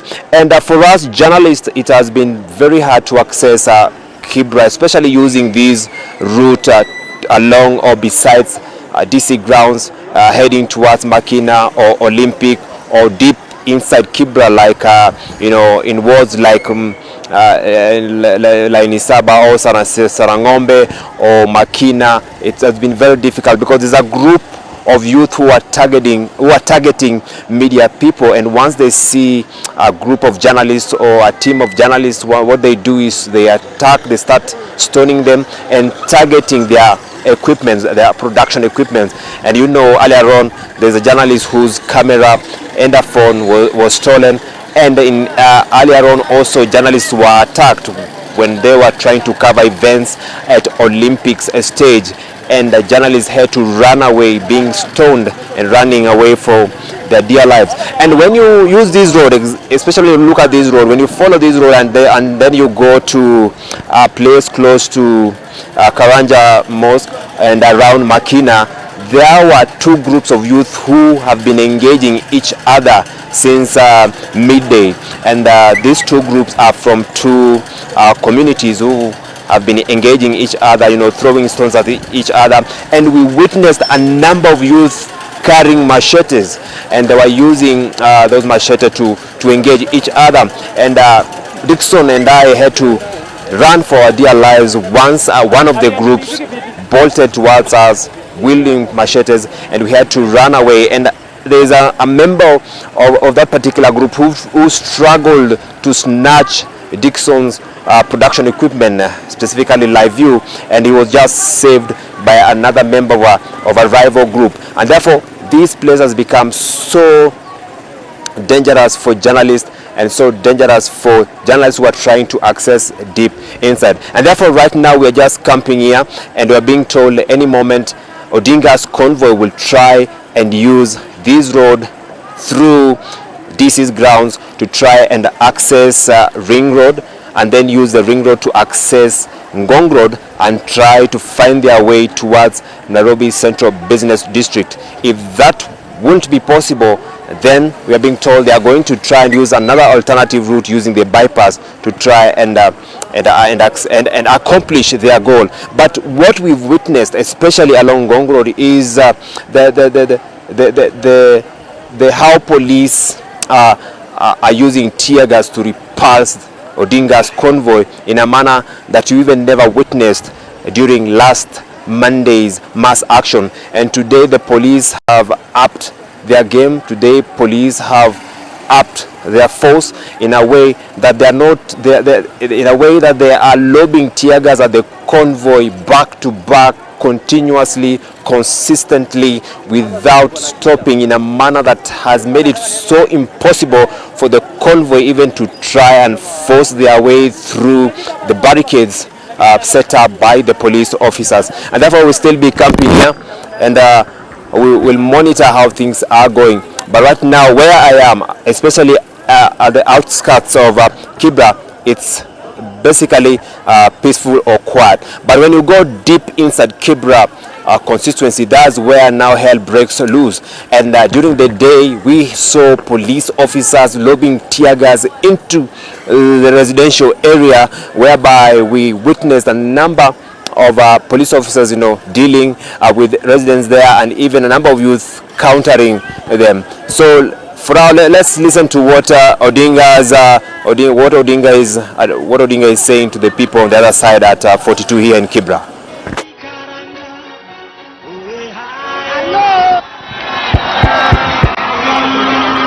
Hello, Kibera oye! Kibera oye! Mimi nataka muelewe, hawa walagai wako na mpango ya kushika baba. Wakimugusa watakuwa wamegusa Kenya. Mimi nawaomba wakikaribia baba, tutatoka sisi Kenya yote. Hatutakubali. Wawe tayari kutuua sisi sote, na tusilegeze. Lazima Zakayo ashuke, na lazima bei ya unga irudi wapi. Kwa hivyo tuendelee mpaka tutoboe hii safari. Asanteni. Niko tayari kulipa gharama. Vijana, tumesema gharama maisha mpaka irudi wapi? Bei ya unga, bei ya mafuta, bei ya sukari, kodi ya nyumba, karo ya shule, alafu sava ifunguliwe. Wangapi wanasema sava ifunguliwe? Nione mkono hapo. All right, so they are addressing Those are the sounds. First was Martha Karua, who was the running mate to Raila Odinga in the Azimio camp, and Raila Odinga then was the one who you had speaking last, and they are still agitating for the reduction of the cost of living, the price of basic commodities. And Martha Karua has alleged that there's a plan to arrest Odinga, and has gone on to expound on it, and we shall be looking into this later on in our broadcast as we process the information and package it appropriately.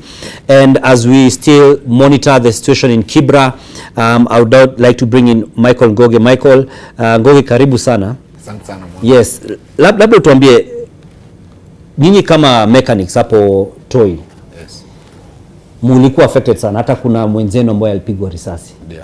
Labda tuelezee what happened on Monday. Last week. Yeah, last week. Yeah. ni kuliendelea ni wakati watu walikuja kufanya maandamano. Vijana walikuwa wametoka huko Kibra wakuja kama wafanya maandamano, nao polisi wakawa disperse. Katika hiyo harakati kijana mmoja wetu akapigwa risasi hapo. Na sasa yako wapi?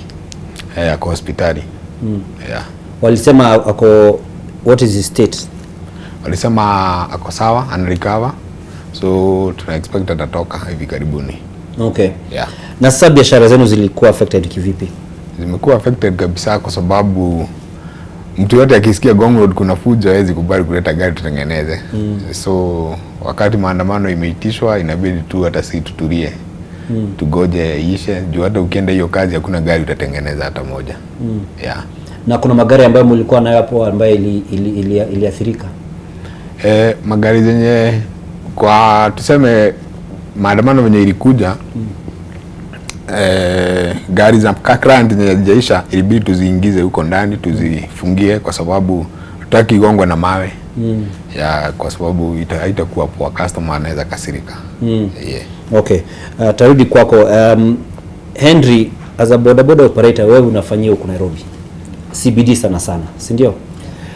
What has your experience been with maandamano?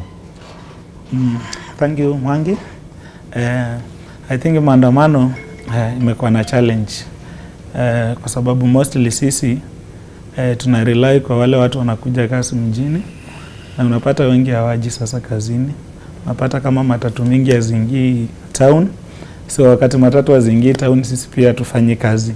Alafu pia kuna ile intimidation, as in ukiangalia kwa kamera vile unaona watu wa bike, hata mtu ule amepata client kidogo, unapata maybe ulikuwa unampeleka mahali unaambiwa rudi, so utakuwa umewaste.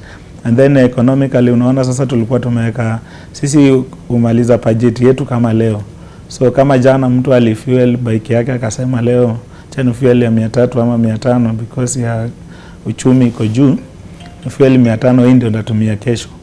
So unapata asubuhi ameamka akiwa na ile 500 kwa gari, lakini sasa hiyo 500 hairudi.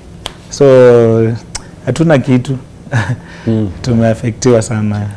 So kwa siku huwa mnatengeneza kama pesa ngapi? Averagely tunatengeneza kama shilingi 1,000 averagely. Kuna ule anaweza tengeneza zaidi ama kuna ule anaweza tengeneza less, lakini averagely ni 1,000. Kisa sasa ukiangalia hii muda wote wa maandamano kuanzia tarehe 20 mpaka sasa, mtu hata kuweka 500 kwa mfuko ni shida.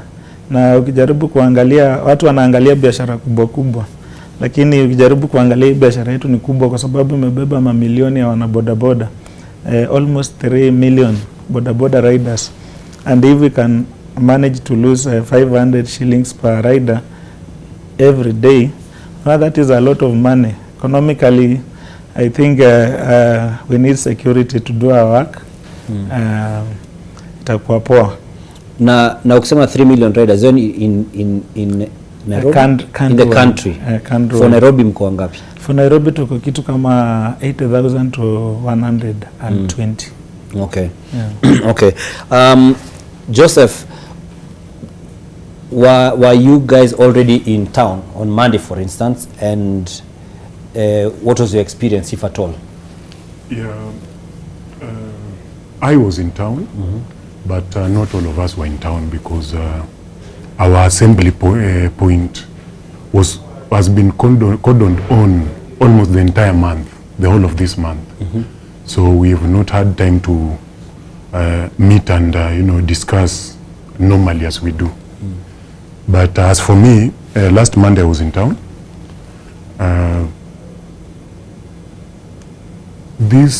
When these Maandamanos began, they were slightly peaceful. But I think as time went by, they now went from peaceful demonstration into anarchy, what I could call anarchy. Yes. Okay. And were any of your members caught in the middle of the whole chaos? Yes. We have members who are in hospital who are injured. We also have around 18 members who were arrested. Yes. And were they released? Some of them have been released. Our lawyers have tried as much as they can. There are some who have been released, but there are some who have not been released because some of the charges that the police is charging them with includes robbery with violence. And as a group, we only interfere when it is something to do with peaceful demonstrations and such like kind of things. But when it takes a criminal turn, then as a member you are on your own. Yes. Okay, so how many are still arrested so far? At the moment, around 8 are still arrested. Okay. Around 8 of them, yes. Ngoge. Yes. Vile tumemuuliza Henry, kwa siku ndio tuweze kuelewa uzito wa hii hasara. Ni kama pesa ngapi ambazo mnaona sasa zinapotea kwa sababu ya kosa hiyo kazi? Tuseme an average good day amekanika katengeneza 1,500. Sasa kama hujafanya hiyo kazi, hata hiyo kupeleka chakula nyumbani ni shida. Na unajua tuko na watoto wanatutegemea. Tunalipa fees na wapea chakula. So maandamano ikiendelea inafanya kazi yetu ziumie. Client hawezi leta gari. Akisikia Gong Road kuko na shida yote ama Kibera kuna shida yote, hawezi kanyanga huko, hawezi leta gari. So tunaenda nyumbani bila kitu. So leo mmefungua? Leo nilikuwa huko nikafungua, kuna client hata alikuja, kabidi nimefunga. Uzuri client mwingine kaniita nitengeneze gari kwake nyumbani, akasema hasa haiwezi leta garage. Yeah. Na so huwa mnajipangaje ili by the time inafika Monday ama certain unajua wanasema pia Thursday kutakuwa na maandamano, ilipi mnafanya ili muweze kujikinga, ama inafika tu mmekubali mmesema tutakuwa tunafunga biashara Monday na Thursday? Okay, mahali tunatengenezea gari, kwanza kitu ya kwanza, kama kuna gari tumetengeneza haijamaliza kutengenezwa, tunaitafutia mahali safe, tunaenda tunaiweka. We have the garage huko ndani, tunazifungia huko. So tukishazifungia huko ni kumaanisha huku nje hata watu wakikuja maandamano ataweza kuharibu gari ya mtu yenye imekuja kutengenezwa. Yeah. Okay. And Henry, we have seen amid all the the chaos and the likes and the processions even, tunaona pia kuna watu wa boda boda. So unajua mara mingi inasemekana na tunajionea that boda boda operators wanatumiwa sana kwa kisiasa, na wengine wanaona pia wanaingia katika vurugu. Is that something you've experienced yourself? Ni kitu cha ukweli ama mmewekelewa? I think it's true, but not all of us. As you can see, things are there open. Now in this digital world, it is very difficult to tell lies on things that can be seen. We have got some of our members who also joined the Maandamano or demonstration. But this is, I think I was telling somebody else somewhere that, every people with this character and people have got their maybe mindset. At me now, for Raila Odinga, others are for William Ruto. And there's somebody who is Raila Odinga's dyad. So, and we cannot purport to say that now all boda boda are Raila Odinga's dyad or William Ruto. So we cannot manage to tell our boda boda 100% of them not to join Maandamano. But we have sat down with them. We have told them the effect of Maandamano on our business, on their lives, and I think if you look into a screen, you can see the character change. There are not so many. There are just few. And we really congratulate ourselves because we are coming from somewhere and we are heading somewhere. It's not necessarily that I should go and join the Maandamano to be a full supporter of Raila Odinga. I can refuse to go to Maandamano because of my life. I can refuse to go to Maandamano because I want to get a single cent that will feed my family today. But that doesn't mean that now I don't support Raila or I don't support William. So it's not necessarily that you are seen to be heard. You can do your things elsewhere, but you are with them. Okay. Joseph, especially for you who involve yourself when you talk about Bunge la Mwananchi, that has a lot to do with discussing the politics, the issues, and the likes. What does Bunge la Mwananchi feel about this Maandamano? Well, the feeling of Bunge la Mwananchi is that the demands of Azimio, the demands are true. True in the sense that it is obvious that the cost of living is high. That is true. But now the problem is the people who are championing this truth are not genuine. What makes you think so? What makes me think so is because the moment Azimio came out with the cost of living as the main card on the table, everybody said, at least we have somebody who can speak for us. But they later came with another card. They want their servers opened. I don't know, there are so many demands that they want that are political by nature. And we know in Kenya is a political country. Without political goodwill, nothing can move. So what Azimio is telling us, if you are somebody who has been in the political circles in Kenya, is that the moment there is satisfactory in the political card, that is the end of these demonstrations. The cost of living will be there. And if you go back to history, it has happened. The moment the handshake, somebody will, the hand will crop up of Harambee House. The price of unga dan, I'm telling you, will remain the same. everything will remain the same, nobody will be on the streets. That's why we are saying there's truthfulness in some of the demands, but those people who are championing the demonstrations are not genuine. There is a hidden card that they want to play. So are we saying that the Maandamano then is useless? Because if say there was a point of agreement between the opposition and the government, yes, and you know, like you said, after that siati certain party unga imeshuka to 150. Yes. So is it useless to have the Maandamano? Maandamano is not useless. In fact, if picketing and demonstration would have been something that is useless in Kenya, it would have not been in our constitution. We have seen other players demonstrating, doctors, teachers, and at the end of the tunnel, there's a light. You can see maybe if it is salary increment, there's negotiation and they get something out of it. But the moment demonstration turns political, then what we are seeing is that at the end of the day, there's only one thing that will be achieved: the political gain, the political side of Maandamano. That is it. Okay. Ngoge, Yes. nyinyi kama mechanics hapo ambao mnafanya kazi hapo, Yes. if it was up to you, mungetaka nini ifanyike? Kwangu hiyo maandamano kweli itusaidie. Kwa sababu saa zile imekuja, unaona tunaenda nyumbani bila chakula. Na kitu ya kwanza tujarikawa kutoka COVID, kwa sababu si kama mechanics watu wako wanaleta gari walikuwa wanaogopa, wanasema mechanics are dirty. So they can't bring the cars. So after tumeanza kurikava kidogo kidogo, tena maandamano imekuja inatufanya tusifanye kazi. Kwangu ningesema, cause according to my view, venye niliona to the previous wakati kulifanya handshake,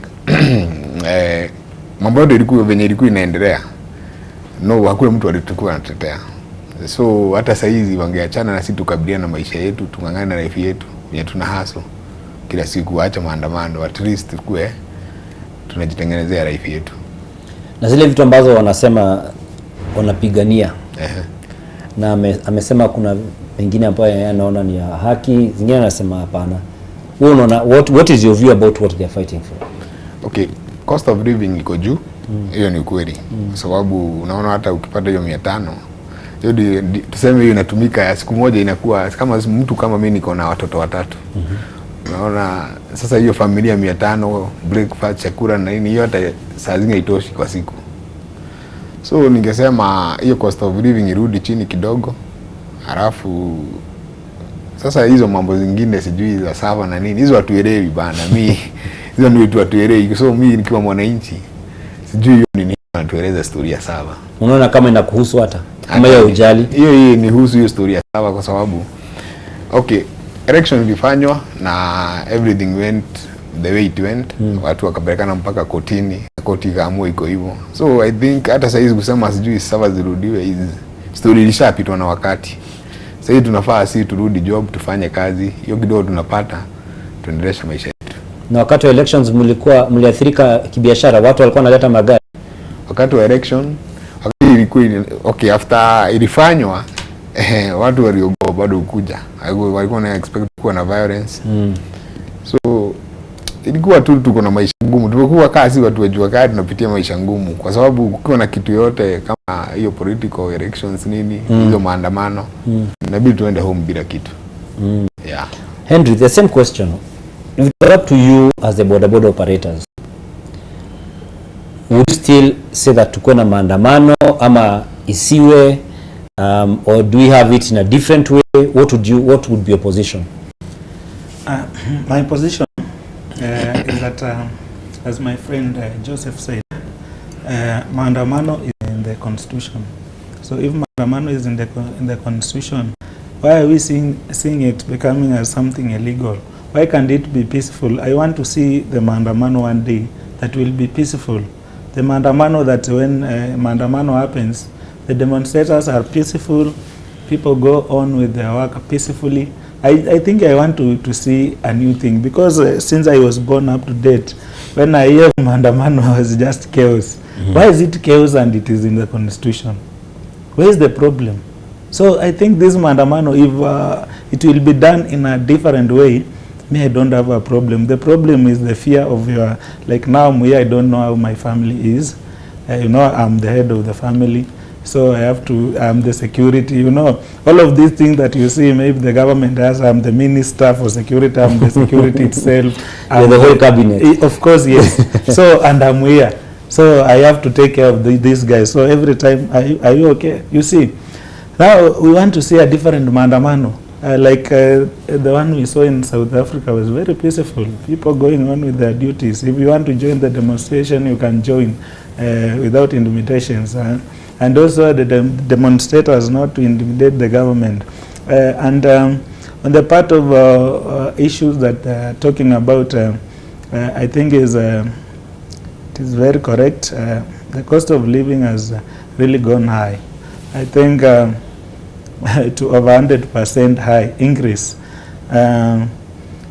If at all we can have the cost of living go down, it will be good, because nowadays when you go to work, it's just like you are going to work for the supermarket, the petrol station, and your family, and you remain with nothing. As a man, as men, we are really going through tough times, because even it is hard even to buy a cloth. You know, to be precisely, even the underwear, the inner garment. You see, it is very difficult. We are going through tough times. All the money we are getting is just for expenditure. We don't have anything to save. So as we want, like me, I want to tell Mr. President, when he was campaigning, he told us this government is for the borders, and this government is for Mama Mboga. And we don't have any ill motive about him, because he's still planning maybe, but we want to tell him that as things are started, it's like he's forgetting us. He's like forgetting us, because I was feeling like maybe we could have one of us, maybe in the cabinet, but that one aside, we just want our business to be operational in a manner that is respectable, in a manner that we have security, in a manner that we can get something at the end of the day, take to our family and remain with something for development. Because, you know, as human being, the Bible tells us not to think about tomorrow, but as we think about tomorrow more and today and yesterday. We want to have something that maybe tomorrow, if anything happens, I think my family will get something to eat. So me, on the part of the demonstration about the high cost of living, me, I'm okay with that one.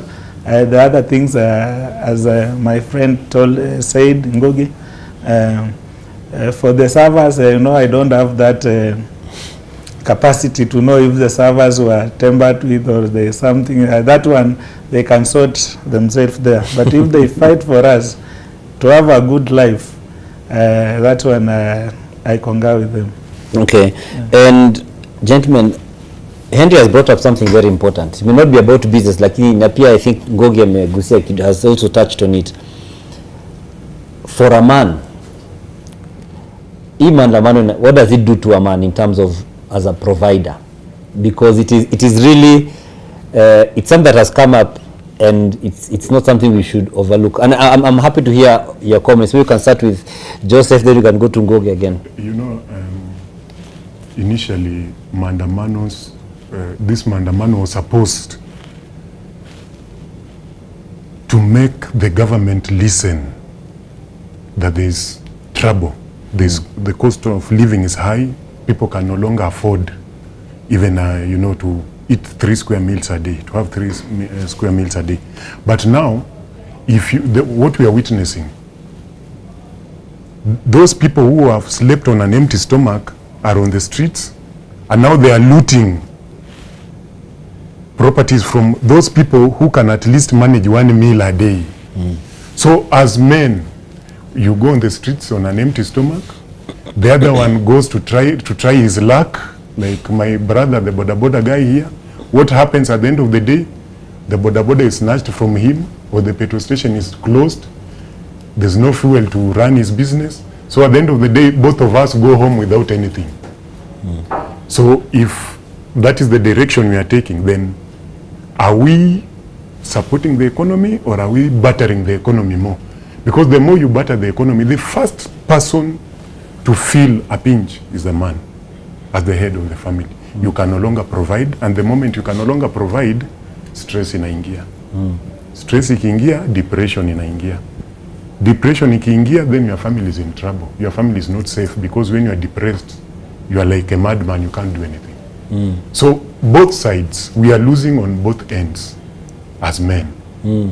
Yes. And what then does that mean? Because there's some people who are going there, they are men. Yes. Wanaenda kutafuta unga pale, wengine labda wamelipwa. Yes. Pia wanaenda kutafuta unga. Yes. There are some who will do it illegitimately. So wengine watasema wako kazi. Yeah, obviously. Uwezi toa, you cannot bring somebody from Kayole to town, trekking from Kayole to town, then expect that guy to go back trekking without fending for his family for that day. He will try as much as possible, even if it is to loot 2 packets of unga, so that his family can be fed for the night. So at the end of the day, these people you are seeing, some of them wako job. Okay. Wako kazini. Na the more wako kazini, mmoja atachukua unga 2, mwingine achukue unga 2, lakini wote watachukua kwa duka ya mtu mmoja. Sasa unajua huyu atakula usiku peke yake, ule akule usiku peke yake, alafu tena huyu wa duka naye harudi zero. So sisi wote, kwa sababu cost of living ama bei ya unga hatuitaki kwa sababu ya chakula ya jioni peke yake. Tunaitaka ikue kwa muda hii yote. Isikue ya siku moja. So kama tutachukua unga kwa duka ya mwenzangu hapa leo, sisi watu 1000, kesho tutakuwa na chakula, na pia tutakuwa tumecreate mtu mwingine pia sasa tatujoin, kwa sababu yeye pia hatakuwa na chakula. So at the end of the day, tunaendelea tukididimia. We are going down. Okay, Ngoge. Yes. As a man, Jusai tumeanzia hapo, na sote hapa ni wanaume. Hii maandamano inakuaffect aje as a man? Najua ni mfanya biashara, lakini yes, wakati maandamano imekuja, kitu ya kwanza ni kuwa huwezi fanya kazi. Kwanza hiyo barabara ya kwetu, mtu yote akisikia Ngong Road kuna fujo, gari haiwezi kuja huko. Hiyo ni one thing, hatuwezi fanya job. Hiyo kitu kingine ni kuwa tukienda home, hiyo familia inakutegemea as a man. Na wewe huku join maandamano, maybe umeshinda kwa nyumba. Sasa itabidi kwanza niulize Mwangi best yangu uko wapi? Uko aje? Nirushie hiyo 200 nunue unga, takusort nikirudi job baadaye. Inakuwa saa zingine ni hard, kwa sababu hata watu wale uko na expect wanakurushia kitu, unamuitisha kitu anakuambia dai yako chupli. So maisha hajakuwa rahisi. Kwanza si watu wajua kari, mtu atie mwenyewe ndiye tegemeo kukura kwake, alipe rent, anasomesha watoto. Maisha hajakuwa rahisi. So maandamano ikikuja, hata hiyo kidogo ulikuwa unapata, unakuwa haijapatikana. Yeah. And for you as the mechanics, what apart from hata maandamano, ni changamoto gani mko nazo hapo in regards to your business? Our business is okay. First of all, ile challenge tuko nayo ni kuwa miaka iko hapo mbele tulikuwa na mahali tulikuwa tunafanyia kazi. If you remember, on the opposite of the Winners Chapel, yes, there was a big place there we were working. Na kuna watu walikuja wakatufurusha kwa hiyo kiwanja. Sasa usiku tulipata hata polisi walikuwa wengi sana, hatungeweza kukabiliana na wao. Na tulitolewa nje na hakuna mahali tuonyeshwa tunaweza fanyia kazi. So most of our mechanics tuko huko nje tunafanyia kazi kwa barabara. Hiyo ni challenge moja kubwa. Kwa sababu wakati tulikuwa na hiyo garage, hiyo mahali tulikuwa tunafanyia kazi, hata ilikuwa na space kubwa na everybody, hata gari ikikuja kulikuwa na space ya kupark hizo gari uweze kutengeneza mzuri. So saizi tuseme unatoa gari na una specific place, inabidi uende ukomboe mahali uweke gari utengenezee hapo. So hata hiyo kidogo inabidi tena imeenda. Yeah. Okay. Na bei ya vitu kama parts imebadilika over the past number of months? Yeah. vitu mingi zimeongezewa, mpaka oil, engine oil, kila kitu. Ukienda kununua unapata imeongezwa na 300, 400. Kuna zingine zinaongezwa mpaka na 1000. So wanasema venye dola imekuwa, shilingi yetu iko, yani dola iko, yani hazipelekani vizuri. So inafanya mpaka wao watu wanatuletea vitu za mpaka engines, vitu wanaenda kuchukua Dubai.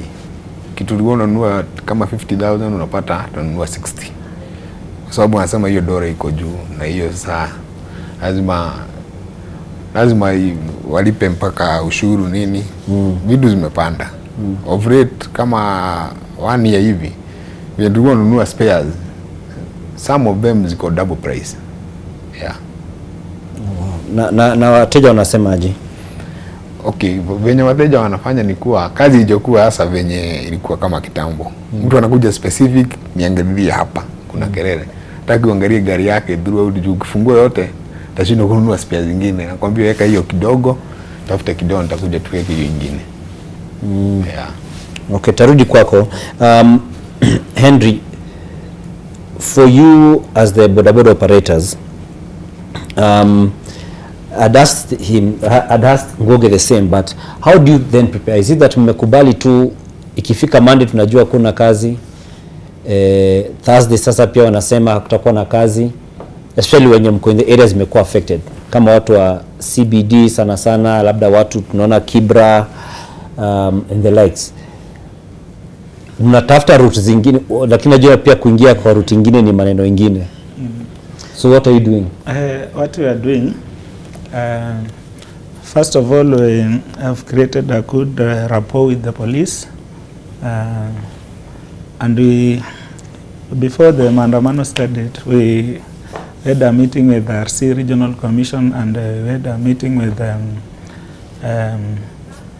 traffic police, Nairobi Police Commandant, Mr. Bungei, and what we asked them to just give our people security, because our business, as you usually see, you cannot get from one point to go and operate from the other point. It is very difficult. First of all, we have accepted there is a Maandamano, but we have told the police not to disturb our people, because when you disturb them, now they will maybe decide to join the Maandamano, or these guys will not have another option of getting something. So we ask them to give them security. When guys are in the stage and there is nothing, they're just waiting for clans. At least they enjoy that monopoly of doing business without, sometimes back we are seeing them, maybe they find you in a group and they are seeing bikes, they throw a tear gas. Now we are not seeing that. So we are just prepared to do the work. If the work comes, is okay. If you don't find one, then we tell you that is, we call it the day. Don't have anything else to do, because it is beyond us. Now 2 days in a week, what would that mean for you? 2 days in a week, that one means a loss. And as I did a calculation for you, in a day, for instance, we can make like 1,000. If we multiply by 3 million, that is 3 million. It is a loss of 3 million and above.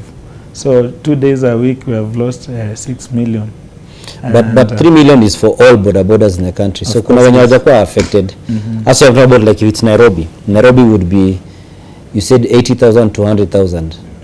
But not all of you again are disrupted. Then to bring you to speed, you know, I think I was here in 2007, been here in 2017 and other years.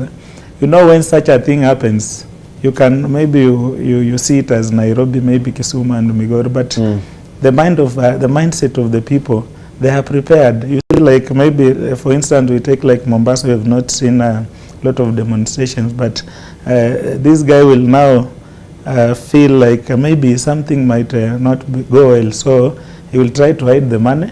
He won't use it. He won't spend it on the motorbike. This guy, maybe the money that is in the pocket, he'll keep for the future use. This guy will try to make sure that the family has got sufficient food, because you can never know. Raila will say today, you can say, now I'm flying to Mombasa, and that is it. business will be disrupted, because if Raila flies to Mombasa now, he has got supporters and demonstrations will go on.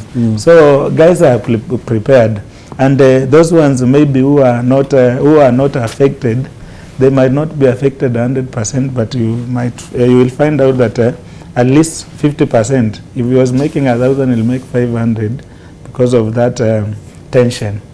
Yeah, so we affected, all of us. So it means that you have to prepare your family. You look for some food, you look for some things that maybe if it comes Thursday, if I don't get something, at least my family will get something to feed on as I wait for Friday to go to work. Because us, we are the guys that you are being told we work from hand to mouth. So there's nothing you can do beyond that. There's no way we can cheat that I will do something else for the day that has been disrupted. Okay. And Joseph, when you think about the issues that are being brought here, and we've touched on some of them a bit, you find that, actually as Henry mentioned, we work together, all of us, but me support person A, you support person B.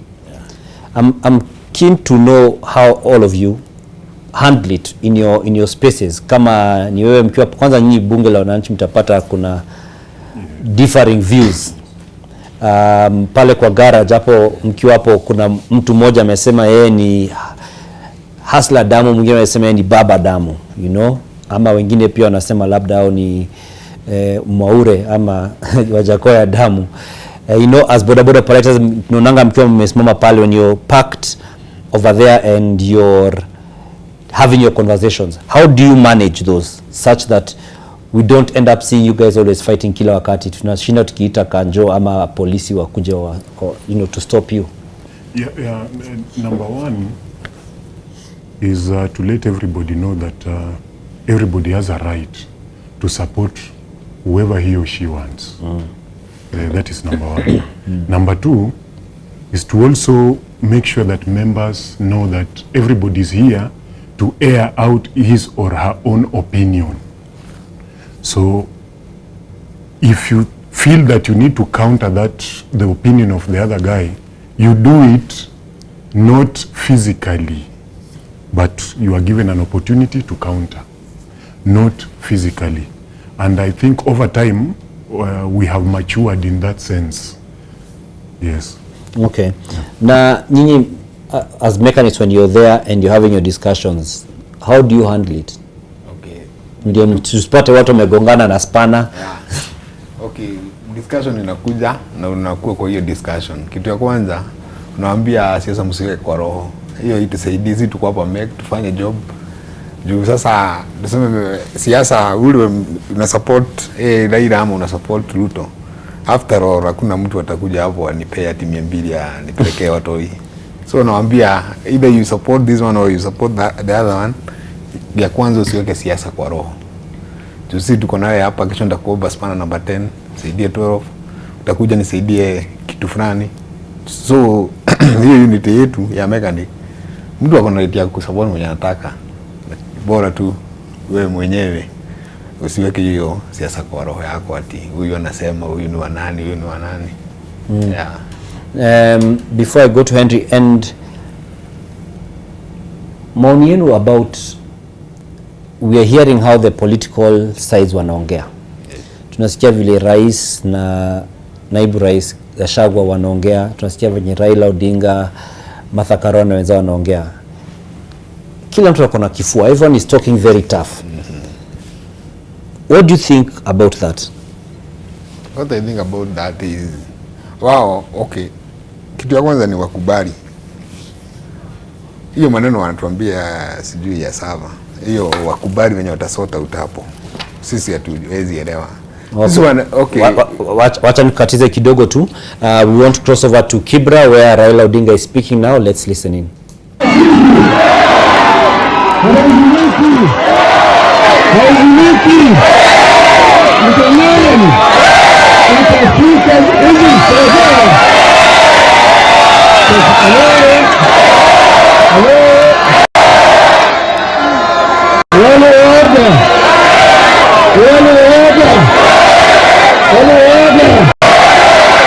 leo wametuma majambazi katika shamba la Uhuru Kenyatta kule Nairobi.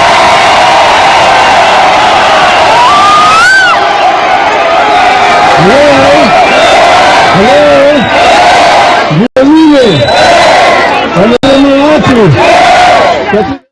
wametuma majambazi katika shamba ya Uhuru Kenyatta kule Madini.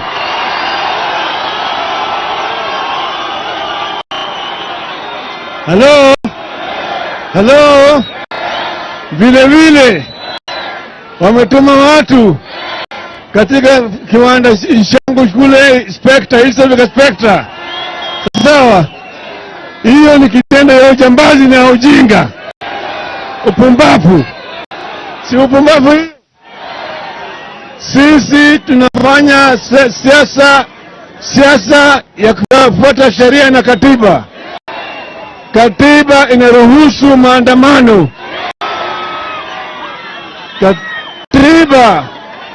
Katiba inaruhusu Wakenya kukutana, kutembea, kupeleka kumbukumbu, fanya maandamano kwa njia ya amani. Sawa. Wale wanakwenda kuvamia shamba mengine na viwanda, wale ni waoga. Bwana Gachagua, Bwana Gachagua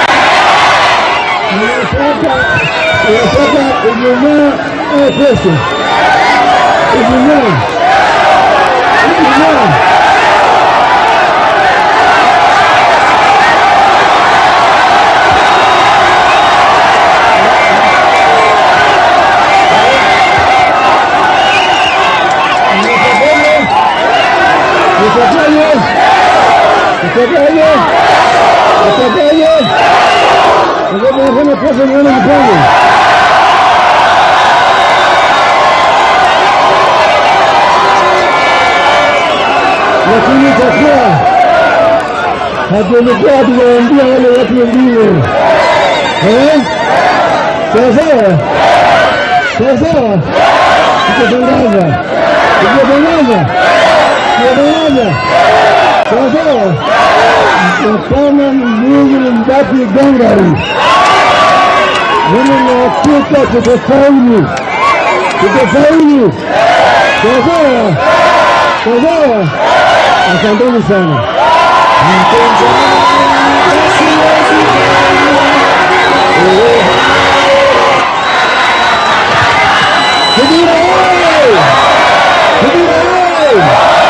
Walisema hatuwezi fika, si tumefika. Walisema hatuwezi fika, si tumefika. Walisema baba hawezi toka kwa nyumba, si ametoka. Hizi tunasema baba akisema kesho tuende, si tutaenda. Na tunasema bei ya unga ishuke chini, ishuke. Isiposhuka wale washuke chini, si washuke. Subira leo. Tunasema baba, hapa ni barracks yako. Na ukikuja ujue vijana wako wote hapa wako gangare. Na sisi tuko nyuma yako. Ukali unakanyaga ndio tunakanyaga. Asante sana. Kuna kibali zaidi. Halo. Kibara huyo. Mimi leo msamaha kesho ni. Sasa tuambie hawa. Sisi hatubaliki. Sisi hatutarudi nyuma. Na wakimgusa baba,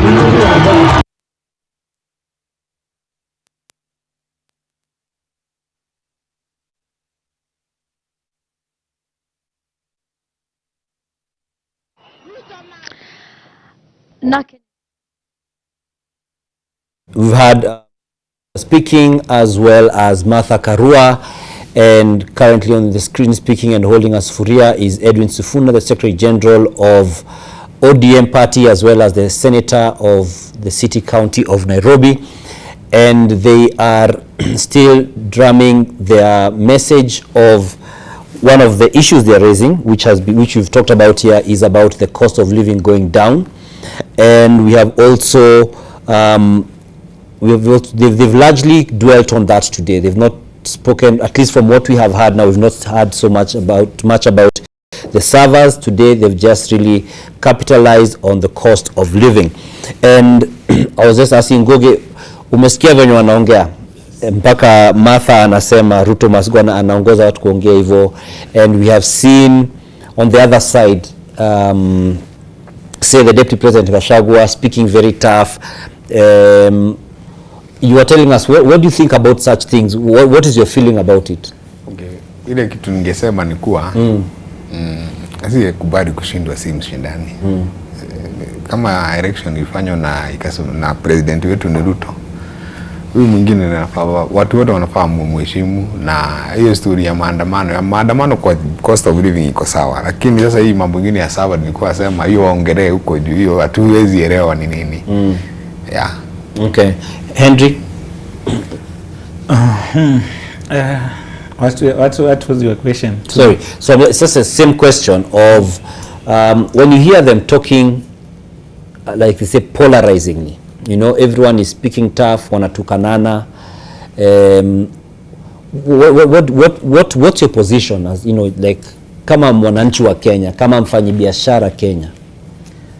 My position is that it is not going down well to us as business men and women, and I think Raila Odinga is wise, and William Ruto too is wise, and there are ways of solving disputes, and one of them is through negotiations. I was feeling that if everybody can bring down his ego, call it ego, and they accept to speak.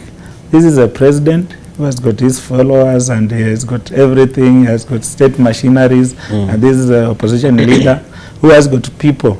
So the president with these machineries, and the Raila Odinga with these people, why can't the president come down and call this man and they talk? I think that one will be okay. Although, as my brother Joseph mentioned, when they speak, and now the cost of living will still be high. So we just want to ask them, if they come to an agreement, they don't forget us. Raila Odinga, when you have an handshake with William Ruto, of which I know it will happen, just remember us. We are still having that burden of hunger. So when you meet, that is my prayer, that we'll meet, so that maybe the country, the tension goes down. Both of you should remember us. Raila Odinga to remember the cost of living, and William Ruto to remember the government of the Boda and Mama Mboga. That is only my message to them. Okay. Joseph, when you listen to our leaders as they are speaking, very tough statements. Some would say that these are polarizing statements. What does that, you know, make you feel? What does that bring to your mind? You know, Dan, when you see a man speak the way we have just witnessed, when you see a man being emotional, just know that his interest is at stake, not your interest. His interest is at stake. And you have, the leader of Azimio has published it, front page. You have seen, he has mentioned, people have invaded Uhuru Kenyatta's land. People have invaded the leader, the Azimio leader's company in Mombasa Road here. Automatically, it tells you that these people are championing for their own interest. And then let me tell you, the day Wanjiku herself will go on the street without having a head that is a political head, this country will change. And look around. Look at what happened in Tunisia. Ordinary people went on the street.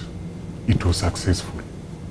The government will now ask the government will ask a question. Who is the head of what we are witnessing on the streets? Is it Joseph? Is it Raila? Is it Dan? The answer will be no. Then if there is something that the government has been withholding from the Kenyan people, that day it will come out. But the moment we continue putting political leaders or we having a political solution to an economic issue, we will never get it right. We will never get it right. That one I'm telling you for free. And do you feel that the leaders we have are representing us the way they should? You know, Dan, Kenya is a purely capitalistic country. And in capitalism, the first thing is you look at your own interest first before you look at the interest of the people. But now when you go to negotiate, we're looking at your interest first and the interest of the people. The other side, they are in a capitalistic environment, the other side will always be armed by either your interest or your fears. So the moment the head is on the negotiating table, then the other side brings out a card, and this card is the card that your head is fearing. That is the end of negotiation. Or this card that the other side is bringing on the table is the card of your interest. Nobody will look back the way my brother is saying that let them remember us. And you see, history is here to judge us. They say that history does not repeat itself, but historical events do repeat themselves. This is not the first time you are seeing these things. They have been there. At the end of the day, negotiation comes, deals are brokered down the table, things, status quo remain. So my feeling and my take, Dan, will be, I don't think Wanjiku's problem or problems will be solved by this Maandamano simply because of the head. Yes. If Wanjiku took the baton by herself, then Wanjiku would have been heard. So are we saying that all these people we are seeing here are just being used? Dan, they know that they are being used, that's why there's looting. My brother has just given an example. Why is it that in South Africa, people went for very sober and organized demonstrations on the street? Is because they felt that what Julius Malema is saying is true, and they have a belief in Julius Malema. But in Kenya here, the people you are seeing, they know I'm the chairman of Bunge la Mwananchi. Some of my members will call, some of them I will even see them on screens, and I'll call them and they will tell me, tumekuja kujilipa. What does that mean? Automatically it means we are following this guy, but at the end of the day, lazima nipate kitu yenye penye ningeenda kibarua, since sijaenda, nitajilipa namna gani? And that's why you saw the other day somebody ameangalia ameshindwa kitu ya kuchukua, anachukua signpost ya Tomboya Road. Kini ilikuwa kitambo kidogo. Hata kilikuwa kitambo kidogo. Hiyo ukipeleka kwa scrap metal, wakipima kwa kilo, hiyo ni shilingi 200. Hiyo ndiyo akili yenye iko hapa.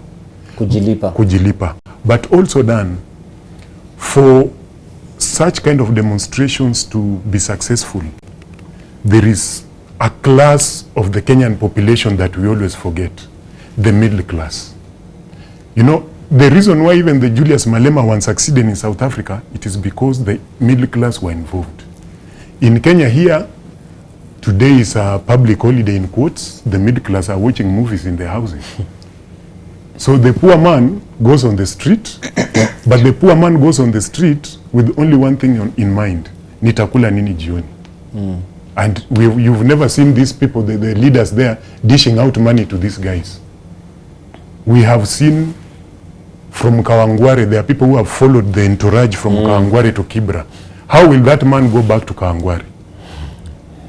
he knows how he will go back. He will have to get something from somewhere, so that when he goes back to Kawangware, he sells and gets 1,000 bob.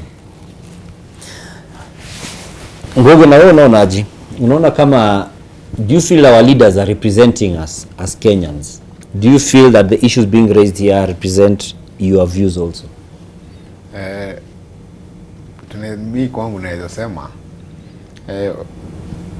bado hajashughulikia maneno ya mwananchi, kwa sababu mwananchi mwenyewe ni huyu walisema mama boga, huyu bodaboda, huyu mekanika, watu wadogo hapa chini.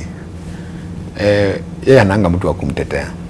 Mr. Dan, if you remember, mahali tulikuwa tunafanyia job, tulitolewa hapo tukiwa watu wengi sana, lakini hakuna mahali tuliambiwa na gava afanyeni kazi hapa. So ni kumaanisha huyu mtu mdogo hana mtu wa kumtetea. Tujaribu kujitetea, tukajaribu nini, lakini hakuna mahali tunaonyesha tufanyie kazi, unaona. So mwananchi mdogo, hawa watu wako huku juu wakishajitetea wenyewe waongee, hata wakishaongea sahihi, hakuna mtu anakuja kushughulikia story ya unga. Sahihi ikifanyika sahihi, huyo hao wana Mr. Raila Odinga na president wafanye sahihi, waongee na hiyo maneno ishe. Utasikia tena story ya unga, hata ikiko itatemka ama itanini itaende juu, utasikia mtu yote akiongea story yetu. So sisi wananchi wadogo tunabakingi hapo tu. So ile kitu muhimu ni sisi, wewe ujue utajisaidiaje kimaisha yako, ujue utaweka bidii aje, utaenda kutafuta pesa aje. Sasa zile tuseme maandamano imekuja, ufanye kazi, ujue venye utaongea na clients wako, kwa wapi nikuja, hata hiyo job tulikuwa tufanye, wacha nikuje nifanyie at least kwako, at least tupate unga. Yeah. Okay, Henry, do you feel that our leaders are representing the concerns of the people, both sides? I think then before I answer that, there's a question you asked my brother about the cost of working. Yes. But you forgot to ask me. Sorry. So on that, I'll tell you that the cost of working as a boda rider has become very high. In 2013, when the Uhuru and Ruto are taking over the government, the bikes were averagely going at, the expensive bike was 83,000.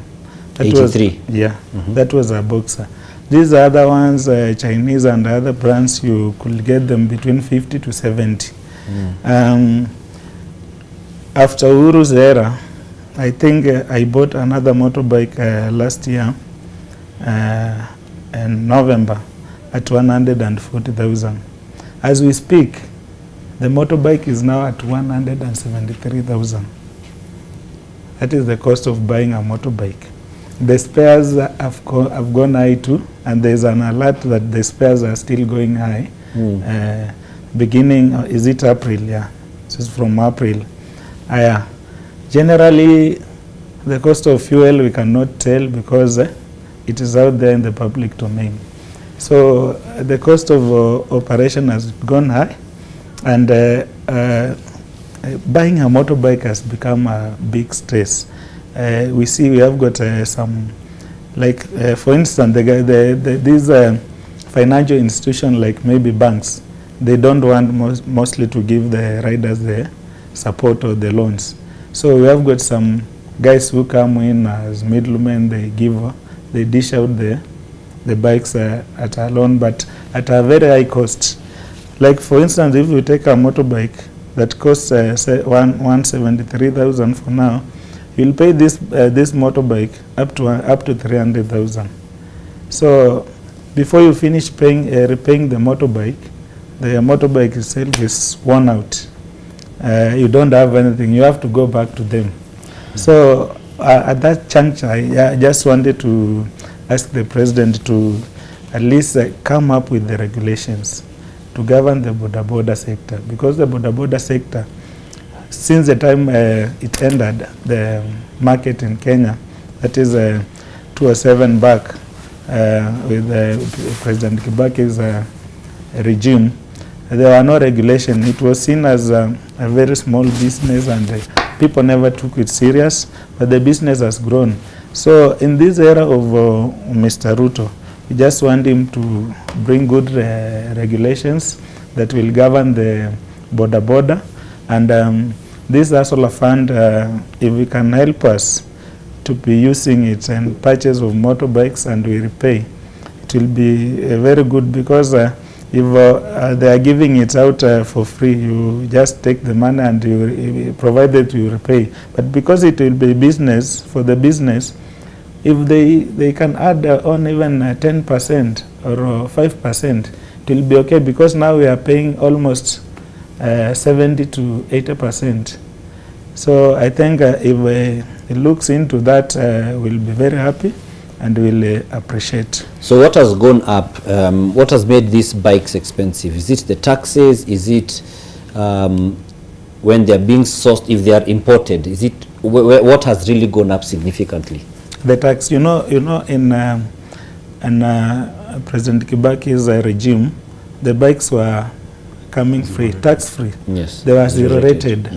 So, but now from Uhuru's era, the bikes were added up to tax. There was a tax being charged. So I think this tax is the one that is making the cost of a bike to go very high.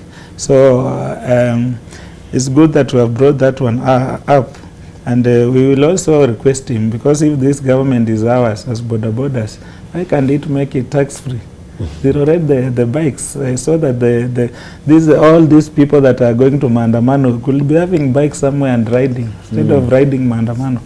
So I think that one will be something good. Okay. So if we can zero rate the bikes, I think they'll come to 100 or because I think life has gone up, and it won't go back to 83, but it will be like 100 or 110, and we'll thank him very much.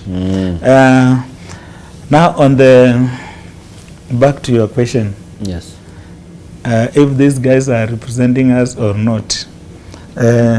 First of all, I will say that we usually say that Kenya is a democratic country, but I think we have not reached democracy. If Kenya was democratic, I think people will be representing us. But now, as Joseph mentioned, people are representing us, but at the same time, they are representing themselves. And you cannot kill two birds using one stone, but sometimes we usually tried with that catapult. You try to make sure that it passes through the head of the other one to the other one, but it's not easy. It's not easy. So, as Joseph mentioned, we need a sober mind, sober guys who will have our interests at heart. What we are seeing in the streets, I think, is just ideological differences, and the ideological differences doesn't mean enmity. So people should come back, sit down, talk, and represent our interests. As I mentioned, when they come together, they don't forget us. Okay. Yeah.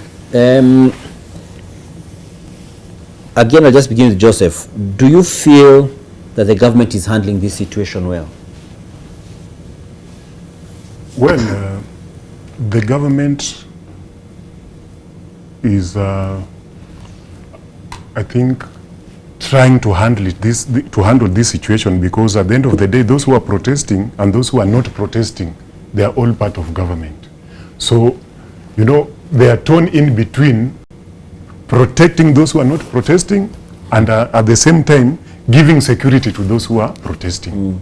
Yes. So I think it is a question of who is where is the lesser evil? Yes. So I think they have tried. If you look at the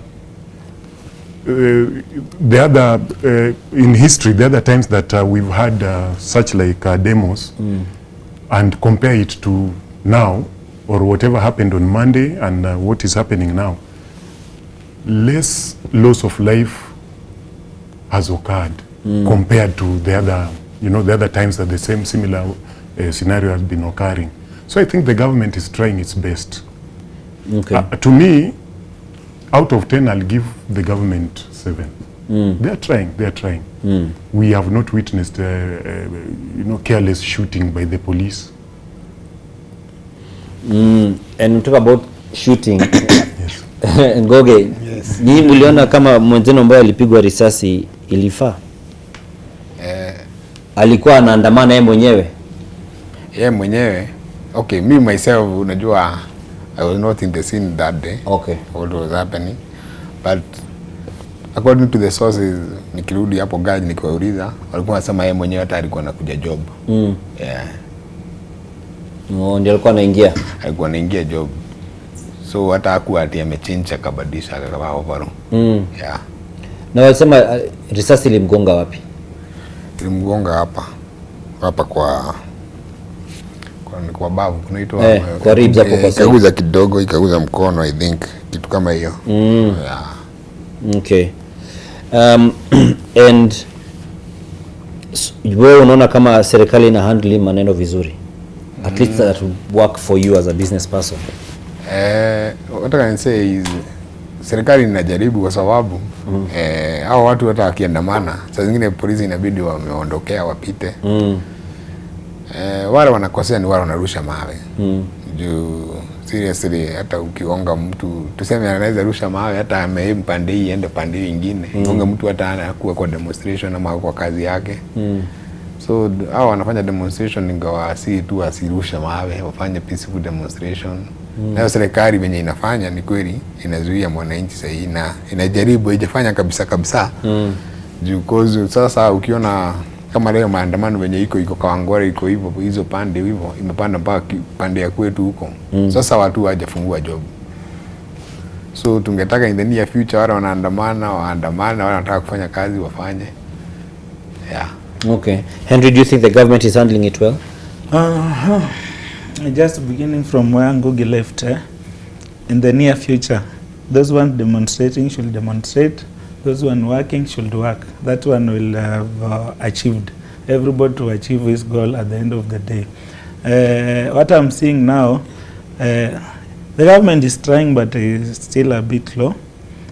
Because as I told you, I want to see, as Ngugi said, people should go to work despite demonstration. So me can give the government maybe 5 out of 10. They should up their games, leave these guys to demonstrate, give us security, which is NTV au maskari wanajazwa huko, wajazwa kwa milango ya kazi, watu waende kazi. Ukiwa kwa maandamano na unasikia kunywa soda, kwa nini usiingie supermarket ununue? Tukikuona wewe mmoja unataka kuiba kitu ya mtu, we single you out. And you know for that hakuna mtu ata complain ati Dan Mwangi ulishikwa ukiiba. Ulishikwa na makosa yako. So I think they should do it in a style kama ni state house imekatazwa, funga state house. Ukifika mahali fulani you cross that line, we know that one was crossing to state house. Let things be clear. Wewe kuja kwa barabara fanya maandamano, after all utashikwa na njaa, utataka kukula. Wewe ingia pale kwa hoteli kwa mkahawa kula. So nalipa pesa. Bila ametuambia anaenda kutafuta maybe kulipwa, lakini mimi najua utalipwa, lakini bado kama utalipwa jioni shauri yako, make sure tumbo yako imejaa. Usikuje kuiba kitu ya mtu. Wewe kuja ufanye maandamano yako, enda kwa nyumba salama vile ulikuja. Kama utakuwa na njaa, we don't care because hata sisi tuko na njaa zetu.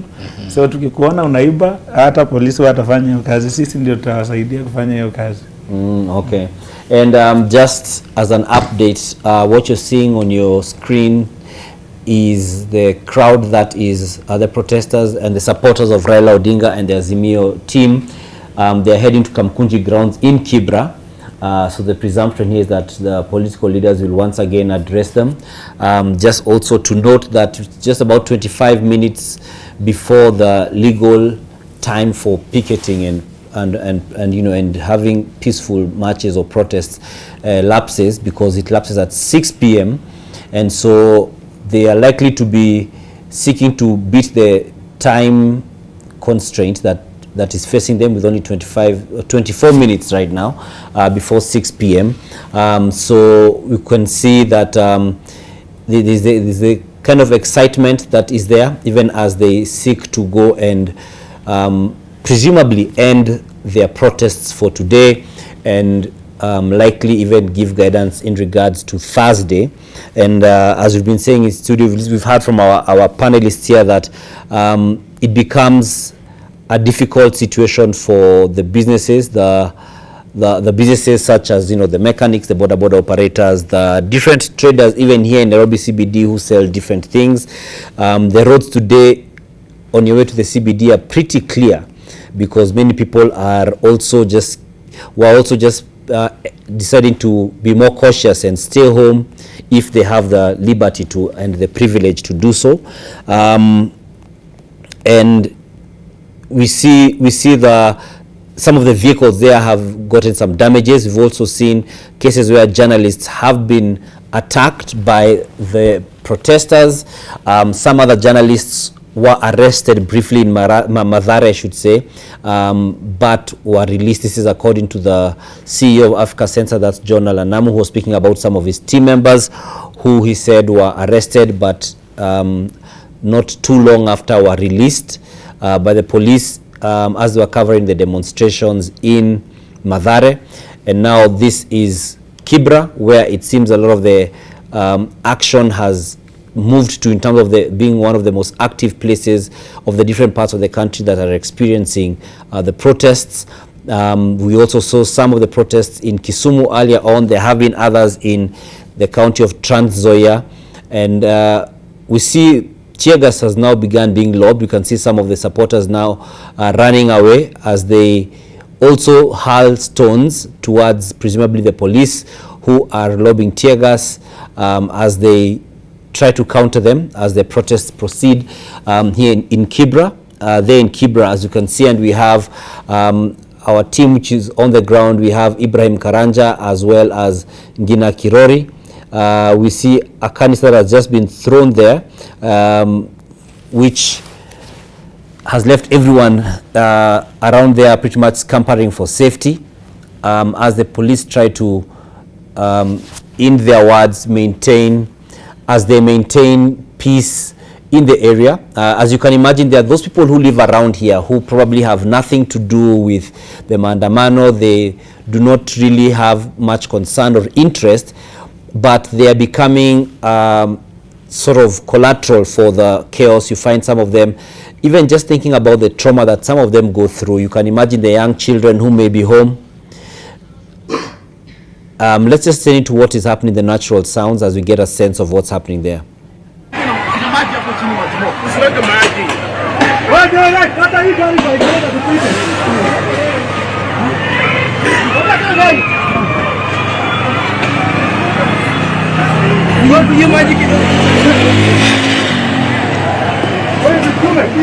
Aya, tusukume hii gari.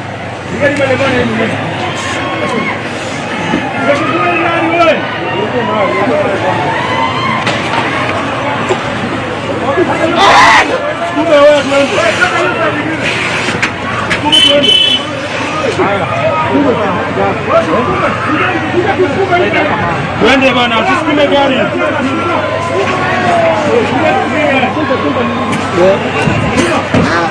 Aya, tusukume. Twende.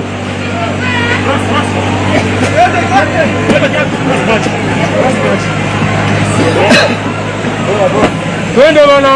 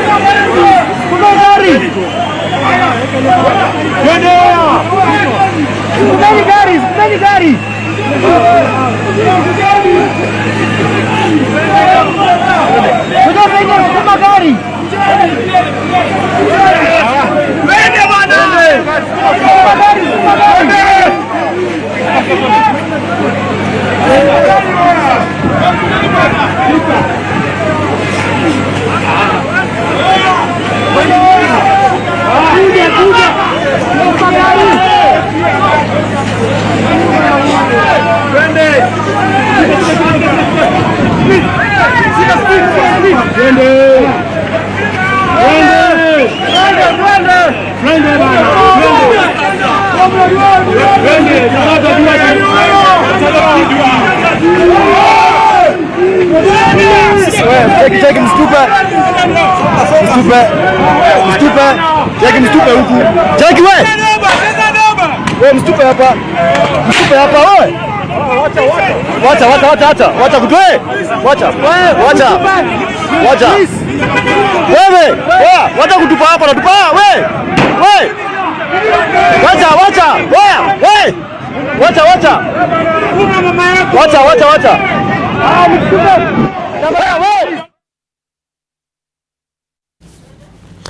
We're now joined by Ibrahim Karanja on phone, who's going to give us an update from the ground. Ibrahim, you can see some chaos there. We can see there has been tear gas being lobbed and some stones being hurled. Maybe you could give us an update of what exactly is happening from the ground. Well done. This is still happening in intervals. We see moments of peaceful, or let me say calm, demonstrations. Then later on, we see, after minutes, tear gas canisters being lobbed. What I can see right now, I'm not sure it's the live pictures that we are getting, because we are in Lindi. This area is called Lindi in Kibra constituency. The route we are approaching is the Southern Bypass, where the Southern Bypass is. But I can see we are smack in the middle of Kibra. There is a railway line that separates one end to the other. And I can see, of course, a crowd approaching from the other end, perhaps to engage the police, because the police have just lobbed tear gas canisters on the protesters from this particular end that we are in. Water cannons being used. Like I said, it has taken long, let's say about 20 to 30 minutes since we last saw a tear gas hurled at us. That was around the time we were leaving Junction. But right now, it is chaos here in Lindi. More people running from the police, and also returning the police action with stones, and the police trying to disperse the crowds. I can see the people indicate that the vehicles can proceed. I think because the police are in a route where this particular convoy is heading to, so we are sort of locked, because we are coming from Kamukunji grounds where Raila Odinga addressed his supporters. Then on the other side where we are approaching, the police had blocked and started lobbing tear gas canisters. But I can see vehicles now moving. The people indicating that it is safe for us to move. But just to give you a recap, at Kamukunji grounds, Raila Odinga was able to speak to his supporters, and largely he has actually spoken about what is happening today in terms of what we have seen in terms of the invasion in Uhuru Kenyatta's land, as well as the invasion at Spectra Limited. These are companies that are owned by Uhuru Kenyatta or the Kenyatta family and Raila Odinga himself. And Raila Odinga says that is a cowardice act. He says that this government is participating in illegalities. That is what he told the people at Kamkunji grounds, where he got a chance to address them. Quite the pictures we are having, like I said, I'm not sure if this is what... I can see Makadara Member of Parliament, George Alado, on a motorbike, trying to escape what is happening. This is chaos. We are told to move, but it is sort of a steep place, so the vehicles are not able to move, to quickly move. I can see a vehicle reversing towards us, towards the vehicle we are in here, and more people. It becomes difficult for the vehicles to take the very steep road that is ahead of us, because very many locals are hanging on the vehicles, making the vehicles not move as fast. I am sure these are pictures that the viewer may not be seeing right now, because we are not at the very position with our camera crew. Geoffrey Nyongesa is on a different side, and Eric Isinta is also on a completely different side. But this is what I'm seeing right now, and it poses danger, because even on our own vehicle, even on our, of course, Dan, you can hear on the background people being told mushuke kwa gari, because the vehicles are unable to take the speed, and this may spell danger, Dan, just in case tear gas or an exchange happens. I can see a vehicle, I think belonging to the Nation Media Group, actually, not able to go up the steep, because it has, I can count more than 15 people on it, and they are refusing to come down. So a whole convoy behind us right now is stuck, because the vehicles are not able to take the steep place. We hope that from this we'll be able to go out and catch up with the rest of the convoy. But then for now, allow us to handle this particular situation, even as we later on update our viewers on how the situation is done. All right. Thank you very much, Ibrahim, for that, and just some very good explanation of what's happening and the road that the vehicles are on right now. They have left Kibra. This is the link road between Ngong Road and Langata Road. So they're about to get to Langata Road. For the pictures on your screen right now, they are just about less than a kilometer to Langata Road, the roundabout where this road joins to Langata Road. And on their left is the Langata police station. The slowing down there, I believe, is because of a bump. There's a speed bump there, yes. So they are currently sandwiched between the police station and the Langata cemetery. So that is the current location of the entourage from the pictures we are seeing right now. And that means, question is, in light of the time, 13 minutes to go before the official time for the end of the Maandamano or any picketing by law, will Raila Odinga turn right and head home to Karen, or will the convoy take a different direction altogether? You could see there is a police vehicle stationed there at that junction. So to the left where the police vehicles are blocking, they're blocking the way towards town. So the road that you see is the way towards town. Then we have the other vehicles. There's traffic jam which has been caused for those who are going towards Karen. So you could see, and that is not too far from the barracks, from the Langata barracks. So the road that now the vehicle that has the camera team on now, it is now heading towards the Bomas of Kenya direction, Galleria direction. To the left is the Kenya Wildlife Service, the KWS Park, which is on the left. So that is the gist of the direction that is being taken. We could see tear gas again has been lobbed behind there at the roundabout, and the vehicles here are carrying a number of people who are hanging on them quite precariously, which is a risk in itself, because and God forbid somebody falls off, and you can see the vehicles next to them are not too far off, so it's quite a risk there. So we look to see where the convoy leads to, and as Ibrahim has said, we can see so many vehicles which are overloaded with people hanging illegally or precariously, something that is in itself an illegality. So this is Langata Road. This is Langata Road. They are heading towards the roundabout. We usually have the interchange between Magadi Road, which leads to Rongai, and to the right it's towards Bomas of Kenya, and straight on goes to Karen area. So we'll be keen to see whether this is home time for Raila and the rest of his leadership team. And like Bwana Joseph here has said, after the leaders here go home, those who have been following the entourage from Kawangware, presuming they are still there, what happens afterwards is also a matter of concern, because in some cases, as has been said, it is when we find quite a lot of looting happening.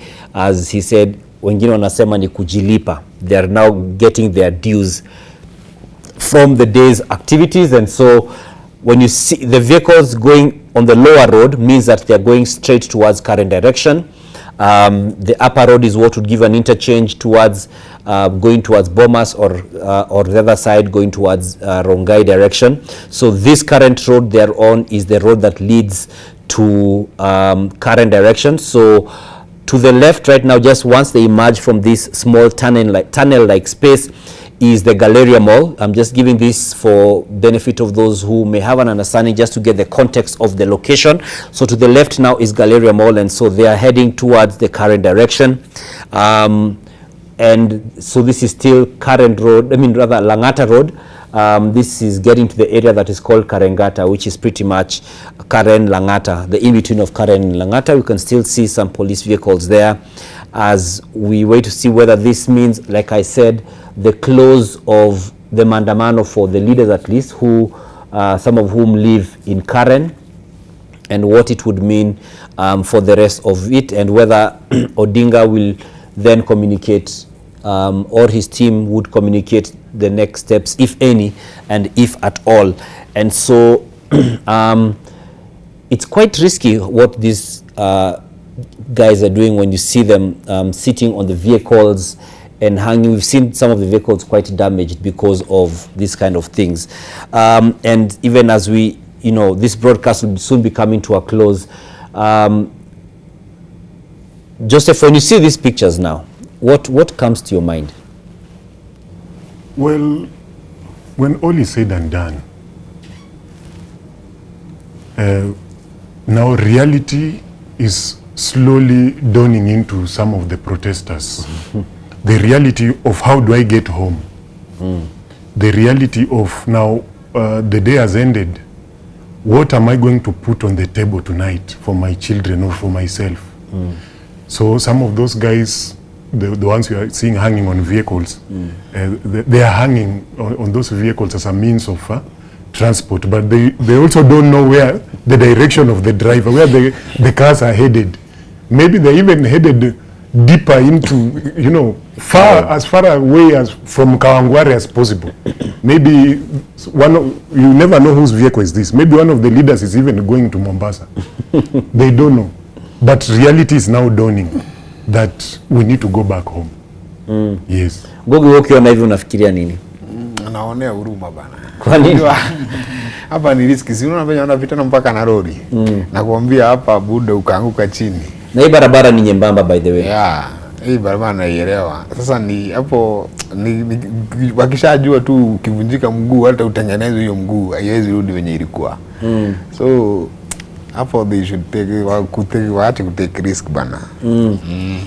And Henry, for you ukiona hivi, what do you think? What I think something has come to my mind. At Thika Road coming to town, there is an underpass. Yes. Another one, now we come straight to town, and there is another one going to Forest Road. To Forest Road. Or Wangari Maathai Road nowadays. And people do make fun of that. That they say that is a separation between the poor and the rich. So now the time for the poor and the rich to separate has come. Everybody is going to his bed, to his home. If your house was a Mabati one, if your house was now the one lavish in Karen, that is where you go. At the long last, you'll just go back home. Home is the best.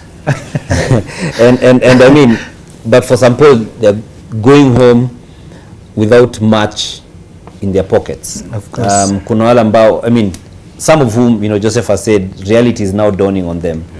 But there are also those, who, like yourself, you've said sometimes you end up going home without the money because your business has been disrupted. Yeah.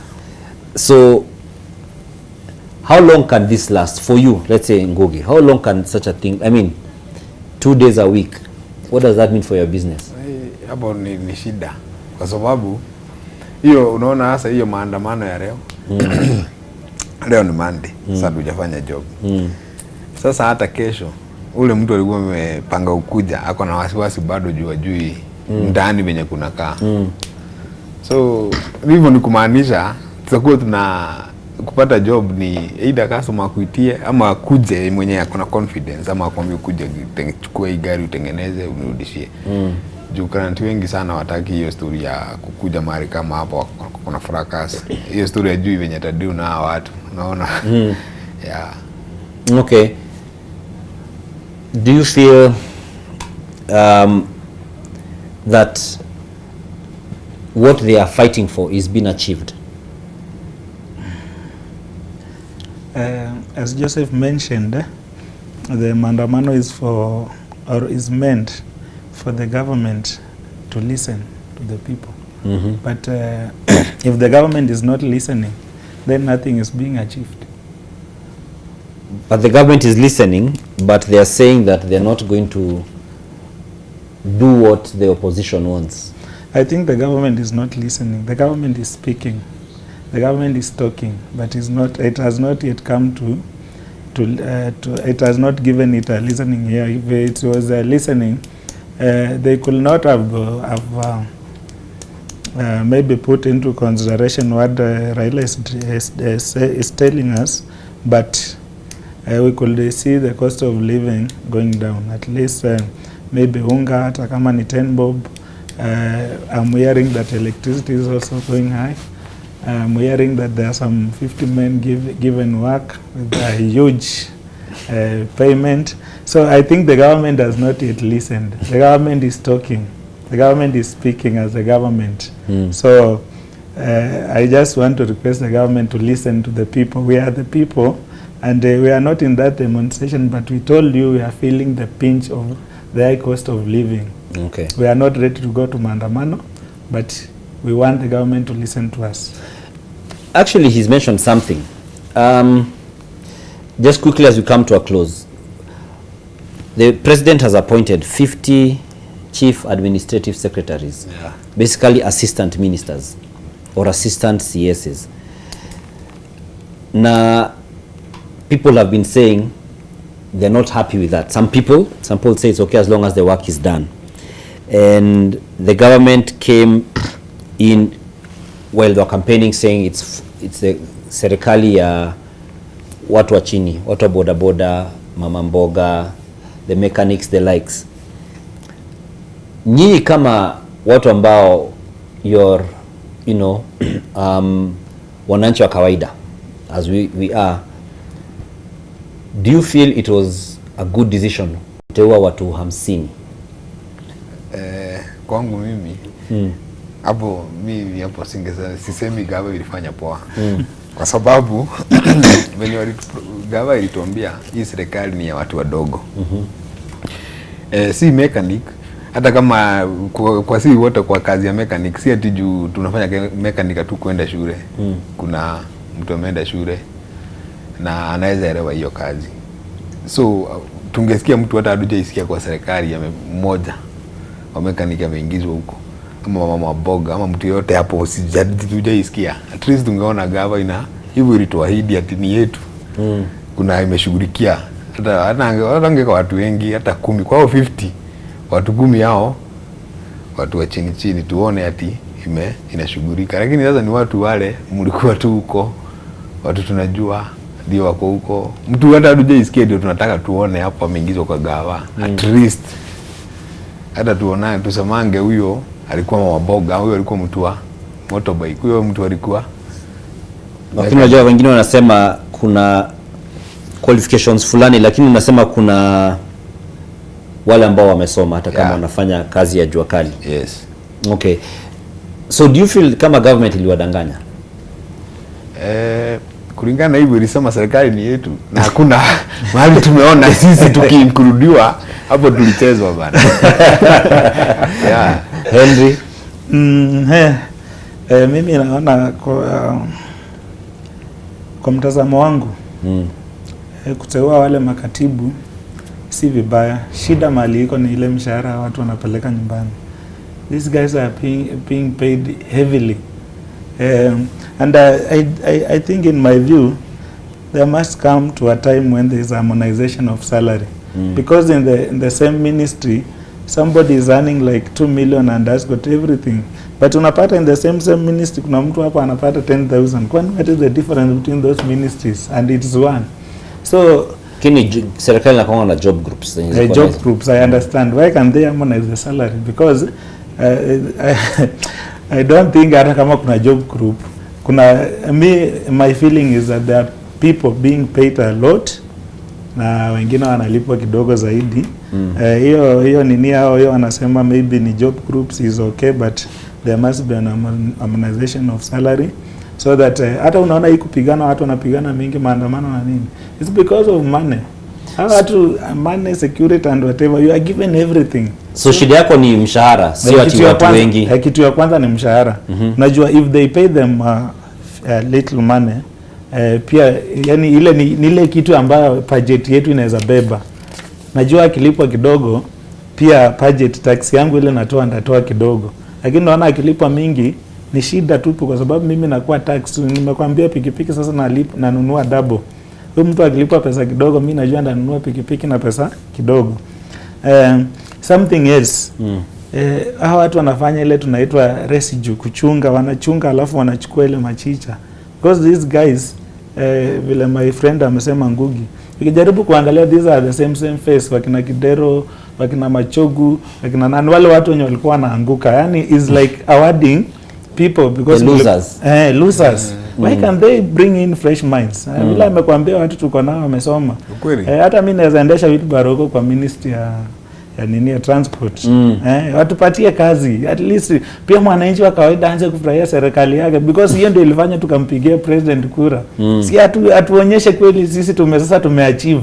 Si ati kazi yenu ilishia kwa debe. Kazi yetu ilishia pale kwa debe. Alafu kitu kingine ningetaka kumuomba saa hii akisikia because tulikuwa tunakutana na yeye akiwa angali anatafuta kura. Sisi kama watu wa bodaboda tunamuomba atutafute sasa akiwa president. Tunataka kumuona bado. Natamani kumuona kama vile tulikuwa tunamuona. Deputy president alikuwa anapita pale which sasa ni president anafungua akiwa anatusalimia, tunafurahia. So sasa hizi tunataka tupate ile tu enjoy. Tukue na ile maisha alikuwa anatuambia, hata kumsalimia tu make sure at least yako na mkutano na hawa watu wa chini.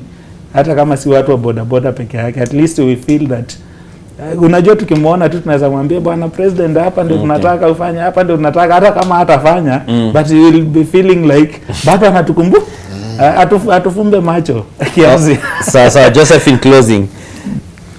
Yeah, my closing remarks are one, I want to correct my brother here that you know when William Ruto says hii ni serikali ya mama mboga na bodaboda, serikali sio waziri peke yake.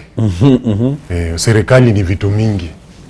Hata policy, akileta policy yenye na guide vile ndugu yangu amesema kuwa Kibaki alizero rate ushuru wa bodaboda, pia itakuwa inaonyesha serikali ni ya bodaboda, inakujali. Si lazima uende ukue waziri ama mama mboga enda ukue waziri ndio ikuwe sasa serikali inakujali, kwa sababu ukikumbuka vile nimesema hapo mapema, huyo mama mboga akitolewa hapo aende kule, interest zake zenye ata champion huko tena zitabadilika, si zako. Unaona? Number 2, kwa kufunga Kenyans, let us be very careful on whom we trust to champion our interest. Not everybody who listens to your cry has a solution. Some of them might take advantage of your cry to champion their own agenda or their own interest. Things being what they are done, as I close, the common man is suffering, Wanjiku is suffering, basically because of the cost of living. And there was a time I was on another show and I said, the solution to Wanjiku's problem is very simple. Do what our founding fathers promised us on the day of independence, that they will fight ignorance, hunger and disease. The people you are seeing running around, if you can solve those 3 things for them, then they are home and dry. Okay. Yes. Asante sana, and we have been having this discussion for the past 2 or so hours with Joseph Shitanyo Mukoko, who is the chairman of the Bunge la Mwananchi Nairobi chapter, as well as Michael Ngoge, who is a chairman of a group of mechanics who operate near Toy Market, just near Winners Chapel, and Henry Muchwenge, who is a boda operator in Nairobi CBD and is also the treasurer of the association. And they have been sharing their experiences, their views, their feelings in regards to the Maandamano, the protests, as well as other issues affecting them, which are pretty much at the heart of the discussions and the concerns that have been raised in the protests, and also giving their reservations about some of them. And as we come to a close, we just like to acknowledge a comment from one Boniface movie from Kiserian, who says that he's glad the balance, the panels that we've had in studio are balanced, especially this one, because we have chosen to represent the views of the most affected people. And so we appreciate your comment, Boniface, and we'll endeavor to ensure that we give you a 360-degree view of the issues that are happening, not just from the policy, but peer, like they say, qua ground, because there's what can be said at policy level and at analyst level, but there's also what is happening on the ground. And gentlemen, asanteni sana, thank you very much for making time and coming to just share so that we can also get the country and the world, because nowadays kwa internet, we'll get a sense of the situation, and more meaningful and effective change can be pursued based on what you're saying. Na tunaombea all the best even as you continue to go about your business despite the disruptions of the maandamano, and we hope for some solution to come soon. That's all we had for you for the day's coverage of the Maandamano, or Maandamano Monday. Some have called it Machozi Monday.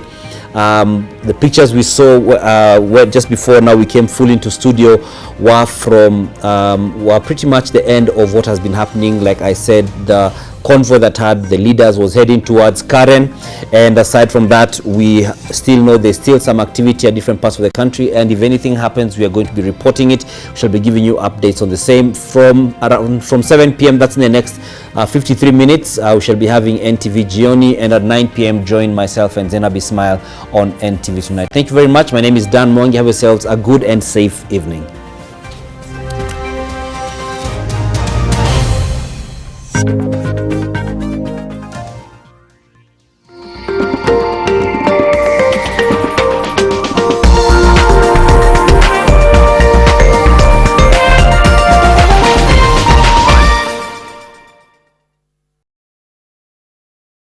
Jik cleans and kills 99.9% of illness-causing germs and COVID-19 in your home. Jik, your family's guardian against germs and COVID-19.